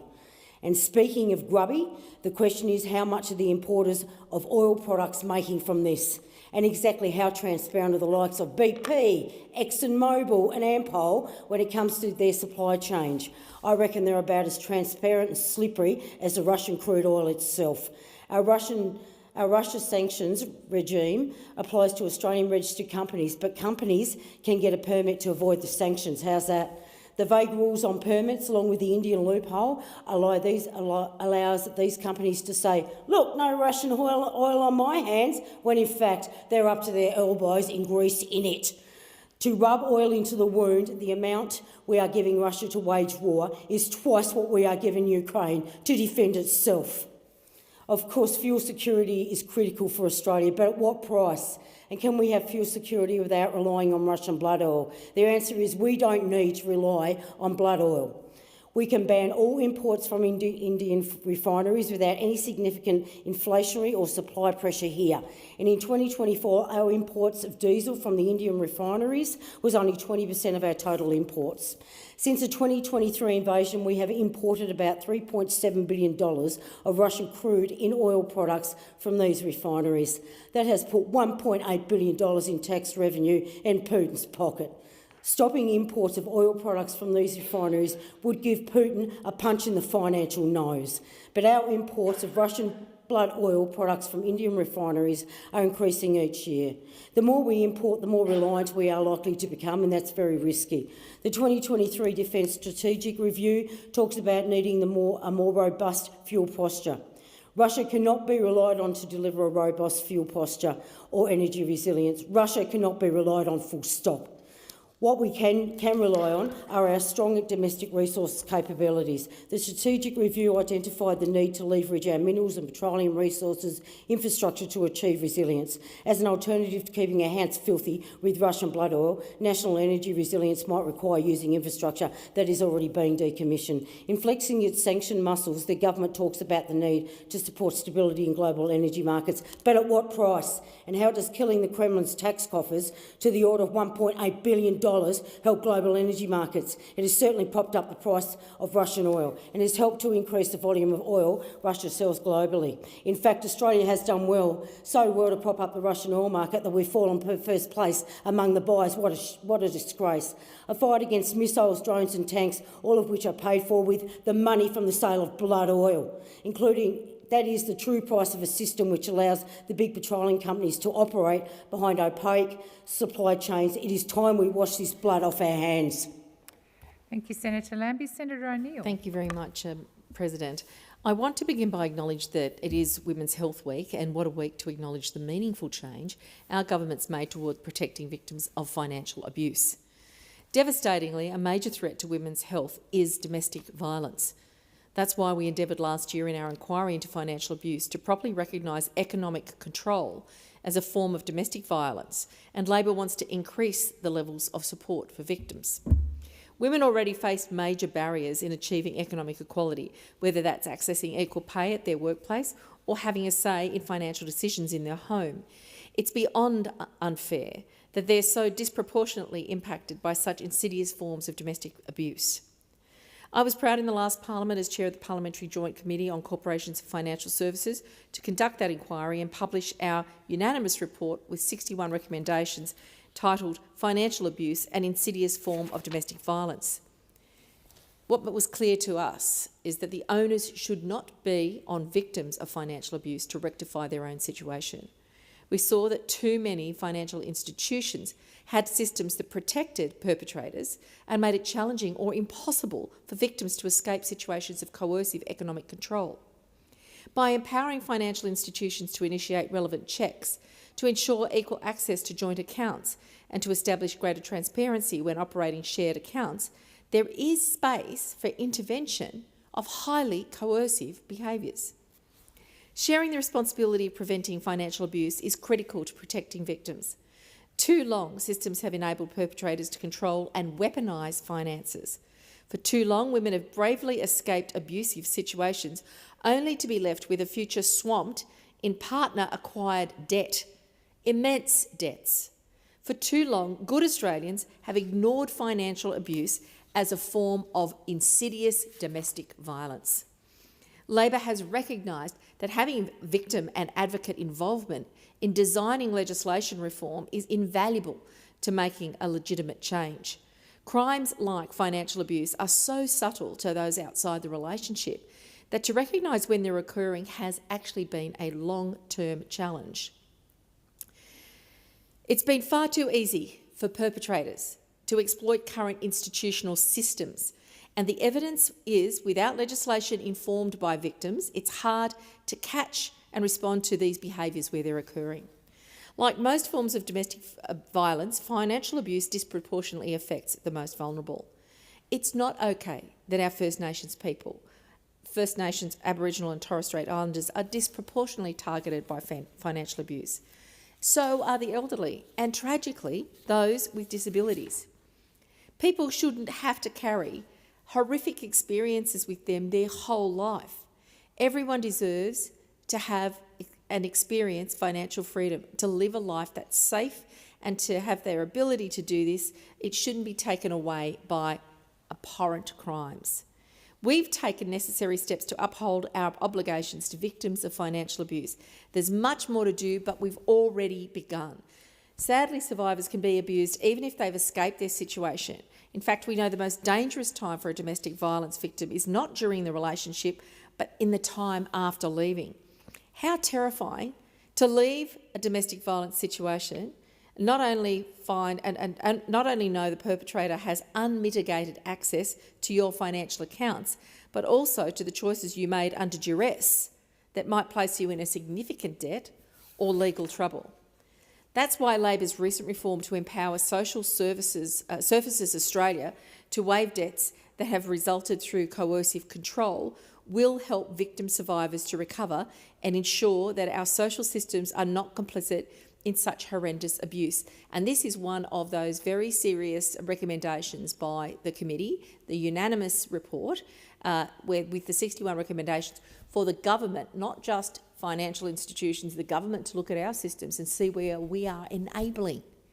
We have to change our structures. I want to sincerely thank the Minister for Social Services, Tanya Plibersek.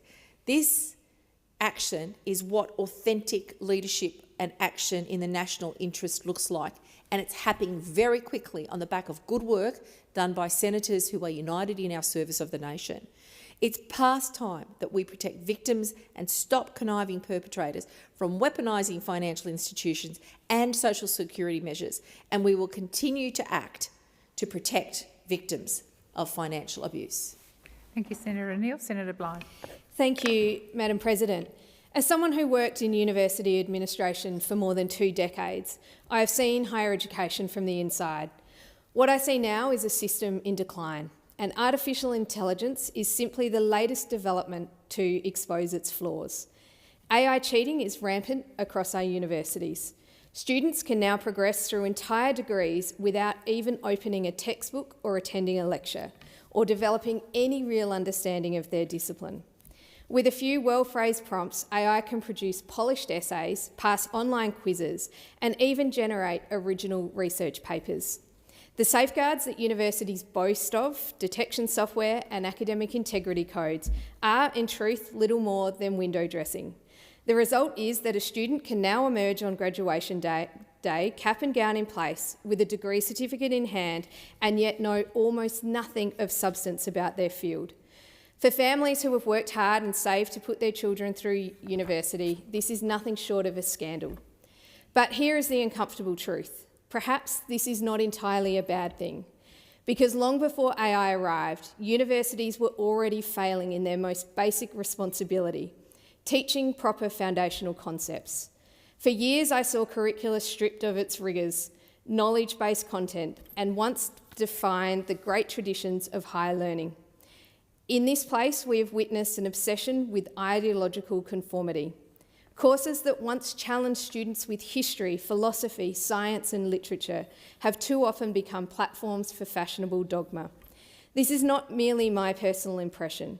There is evidence that students who have passed through this system often emerge less intellectually flexible than those who have not. Rather than learning to debate, to question, to weigh evidence, they are taught to repeat. The paradox is that in this age of information abundance, many graduates think more rigidly than ever before. Instead of the open minds that higher education once promised, we now see cohorts of students who treat dissenting views as threats to be silenced. If students are turning to AI, it is partly because they have been given fewer opportunities to engage with ideas worth wrestling with. Once a university essay might have asked a student to grapple with Plato's Republic, Adam Smith's Wealth of Nations, or Darwin's Origin of Species. Today, it is more likely to ask for a reflection on the student's lived experience or a predictable denunciation of supposed sins of Western civilisation. That is the deepest tragedy. Universities have allowed themselves to become degree factories. They are no longer temples of learning and experience, but are expensive bureaucracies selling credentials, not knowledge. Degrees are marketed as tickets to a job rather than the cultivation of an educated mind. Universities know that as long as employers demand degrees, students will keep paying regardless of the quality of the education they receive. It is convenient to blame AI for this collapse, but the real decline began long before. There are fields that require deep learning and contribute to society, like the economy, medicine, engineering, teaching, science and law. They also provide the skills and knowledge that a nation needs to prosper. By contrast, degrees that are little more than ideological training camps should be funded only by those who choose to take them. Universities themselves must also rediscover their mission. They must once again become places where the pursuit of truth is valued above fashionable politics, where young minds are trained to think, to reason, to argue and to disagree without fear. That means defending free inquiry, restoring the curriculum built around genuine intellectual traditions and refusing to treat students as customers buying a piece of paper. AI will not disappear, nor should it. Like the calculator or the word processor before it, AI will become a tool of professional life. But if universities cannot adapt by rediscovering the essence of education, then AI will expose them as obsolete. A university that does not teach, that does not value truth, that does not demand intellectual effort is no university at all. AI cheating is not the cause of the problem, it is the symptom. The real disease is a university culture that has abandoned knowledge in favour of ideology. Unless we change course, we will continue pouring billions into a system that produces neither wisdom nor skill. And that, Madam President, is the ultimate academic fraud. Thank you, Senator Blyth. Senator Hodgins-May. Thank you, President. I recently met His Excellency Jose Ramos Horta, the President of East Timor. We talked of Tony Stewart, the youngest of the Balibo Five, and his murder in the small crossroads town of Balibo, East Timor, on October 16, 1975. He was 21 years old. Events happened before I was born, but my parents had shared the story with me, knowing it through their friendship with Anne E. Stewart, younger sister of Tony and a well-known storyteller. Today, Anne is in the chamber as we head to the 50th anniversary of the murder of her brother and his colleagues. No one has been brought to justice or said sorry to the family in all this time. To honour her brother Tony and tell her family's story, she has published a collection of poems and prose, Crossroads, My Stories of Balibo. Almost every aspect of the events surrounding the murders, from the appalling duplicity of the Australian government's response to the devastating, lifelong consequences for that family, is detailed. It is moving and deeply disturbing. Anne E., a dear friend and the Shani, our nickname for grandmother, to my children, has written a moving account of small moments in time that tell the story and honour her brother. Quoting her parents, Anne shared that the only contact we had with the Department of Foreign Affairs was when some fellow rang up and said that he hoped we would realise we would have to pay for the body to be brought back to Australia. That just about finished us off. Tacit approval had been given by the Australian government to the invasion. In one of Anne's poems titled Gough, pompous, pissant Gough gave the green light to Suharto's invasion.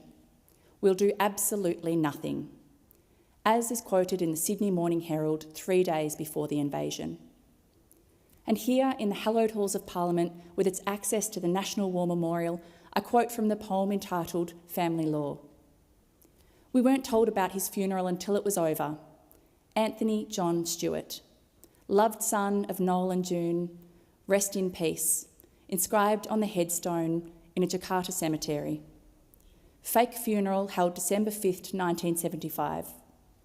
Woolcott and Whitlam's duplicity is part of our law. Buried, the charred remains of 5 men, collected from their hasty pyre in Ballabo. Was it the square, the crossroads, or near the Chinese house, where they died? Days later, the fire. Like shards of pottery from an archaeological dig, their bones, remnants raked and shovelled together, only enough for one coffin. Years later, some of the families wanted to exhume those fragments of 5 lives. Mum said it's probably only chicken bones. She'd always wondered, reading the words of a World War I artist who'd written, "The saddest thing on the battlefield was to hear grown men in their last moments crying out for their mothers. Was there a faint call in that crossroads town under the banyan tree? Mum, we have let this family down." It wasn't until 2007, as written in the poem Whispering Down the Line, the Truth. Pinch Deputy Coroner said deliberate. They weren't caught in crossfire as the Indonesians had proclaimed and the Australian government had accepted. From the same poem, in 2014, an invitation to a briefing with the Australian Federal Police, who announced they were abandoning the inquiry. After 1,868 days of gathering evidence, they had the names of those responsible for the slaughter, but hadn't interviewed one person in Indonesia. We were white with rage. I speak of this today to remind you of the importance of storytelling. Anne recorded many of my late father Rod May's stories, and if she hadn't, this knowledge would have been lost. But Anne assures me that amongst all of the clouds there have been rainbows. The East Timor Friendship Network has just celebrated 25 years. Old rockers, the Dili All-Stars, received the Order of East Timor. The work of the Ballabo House Trust. The Bright World Music Community, who commemorated 50 years of Timorese refugees in Australia. And the Alma nuns who I've met and who have so much to teach us about gratitude and compassion. I'm thankful for Anne's moving testimony, which has uncovered the true story from inside a family who lost a beloved son and brother. With 50 to 60 wars happening across the world today, I think of the collective grief that so many have and will endure. Thank you, Senator Hodgins-May. The Senate stands adjourned and we'll meet again tomorrow at 12 noon. Good night, Senators.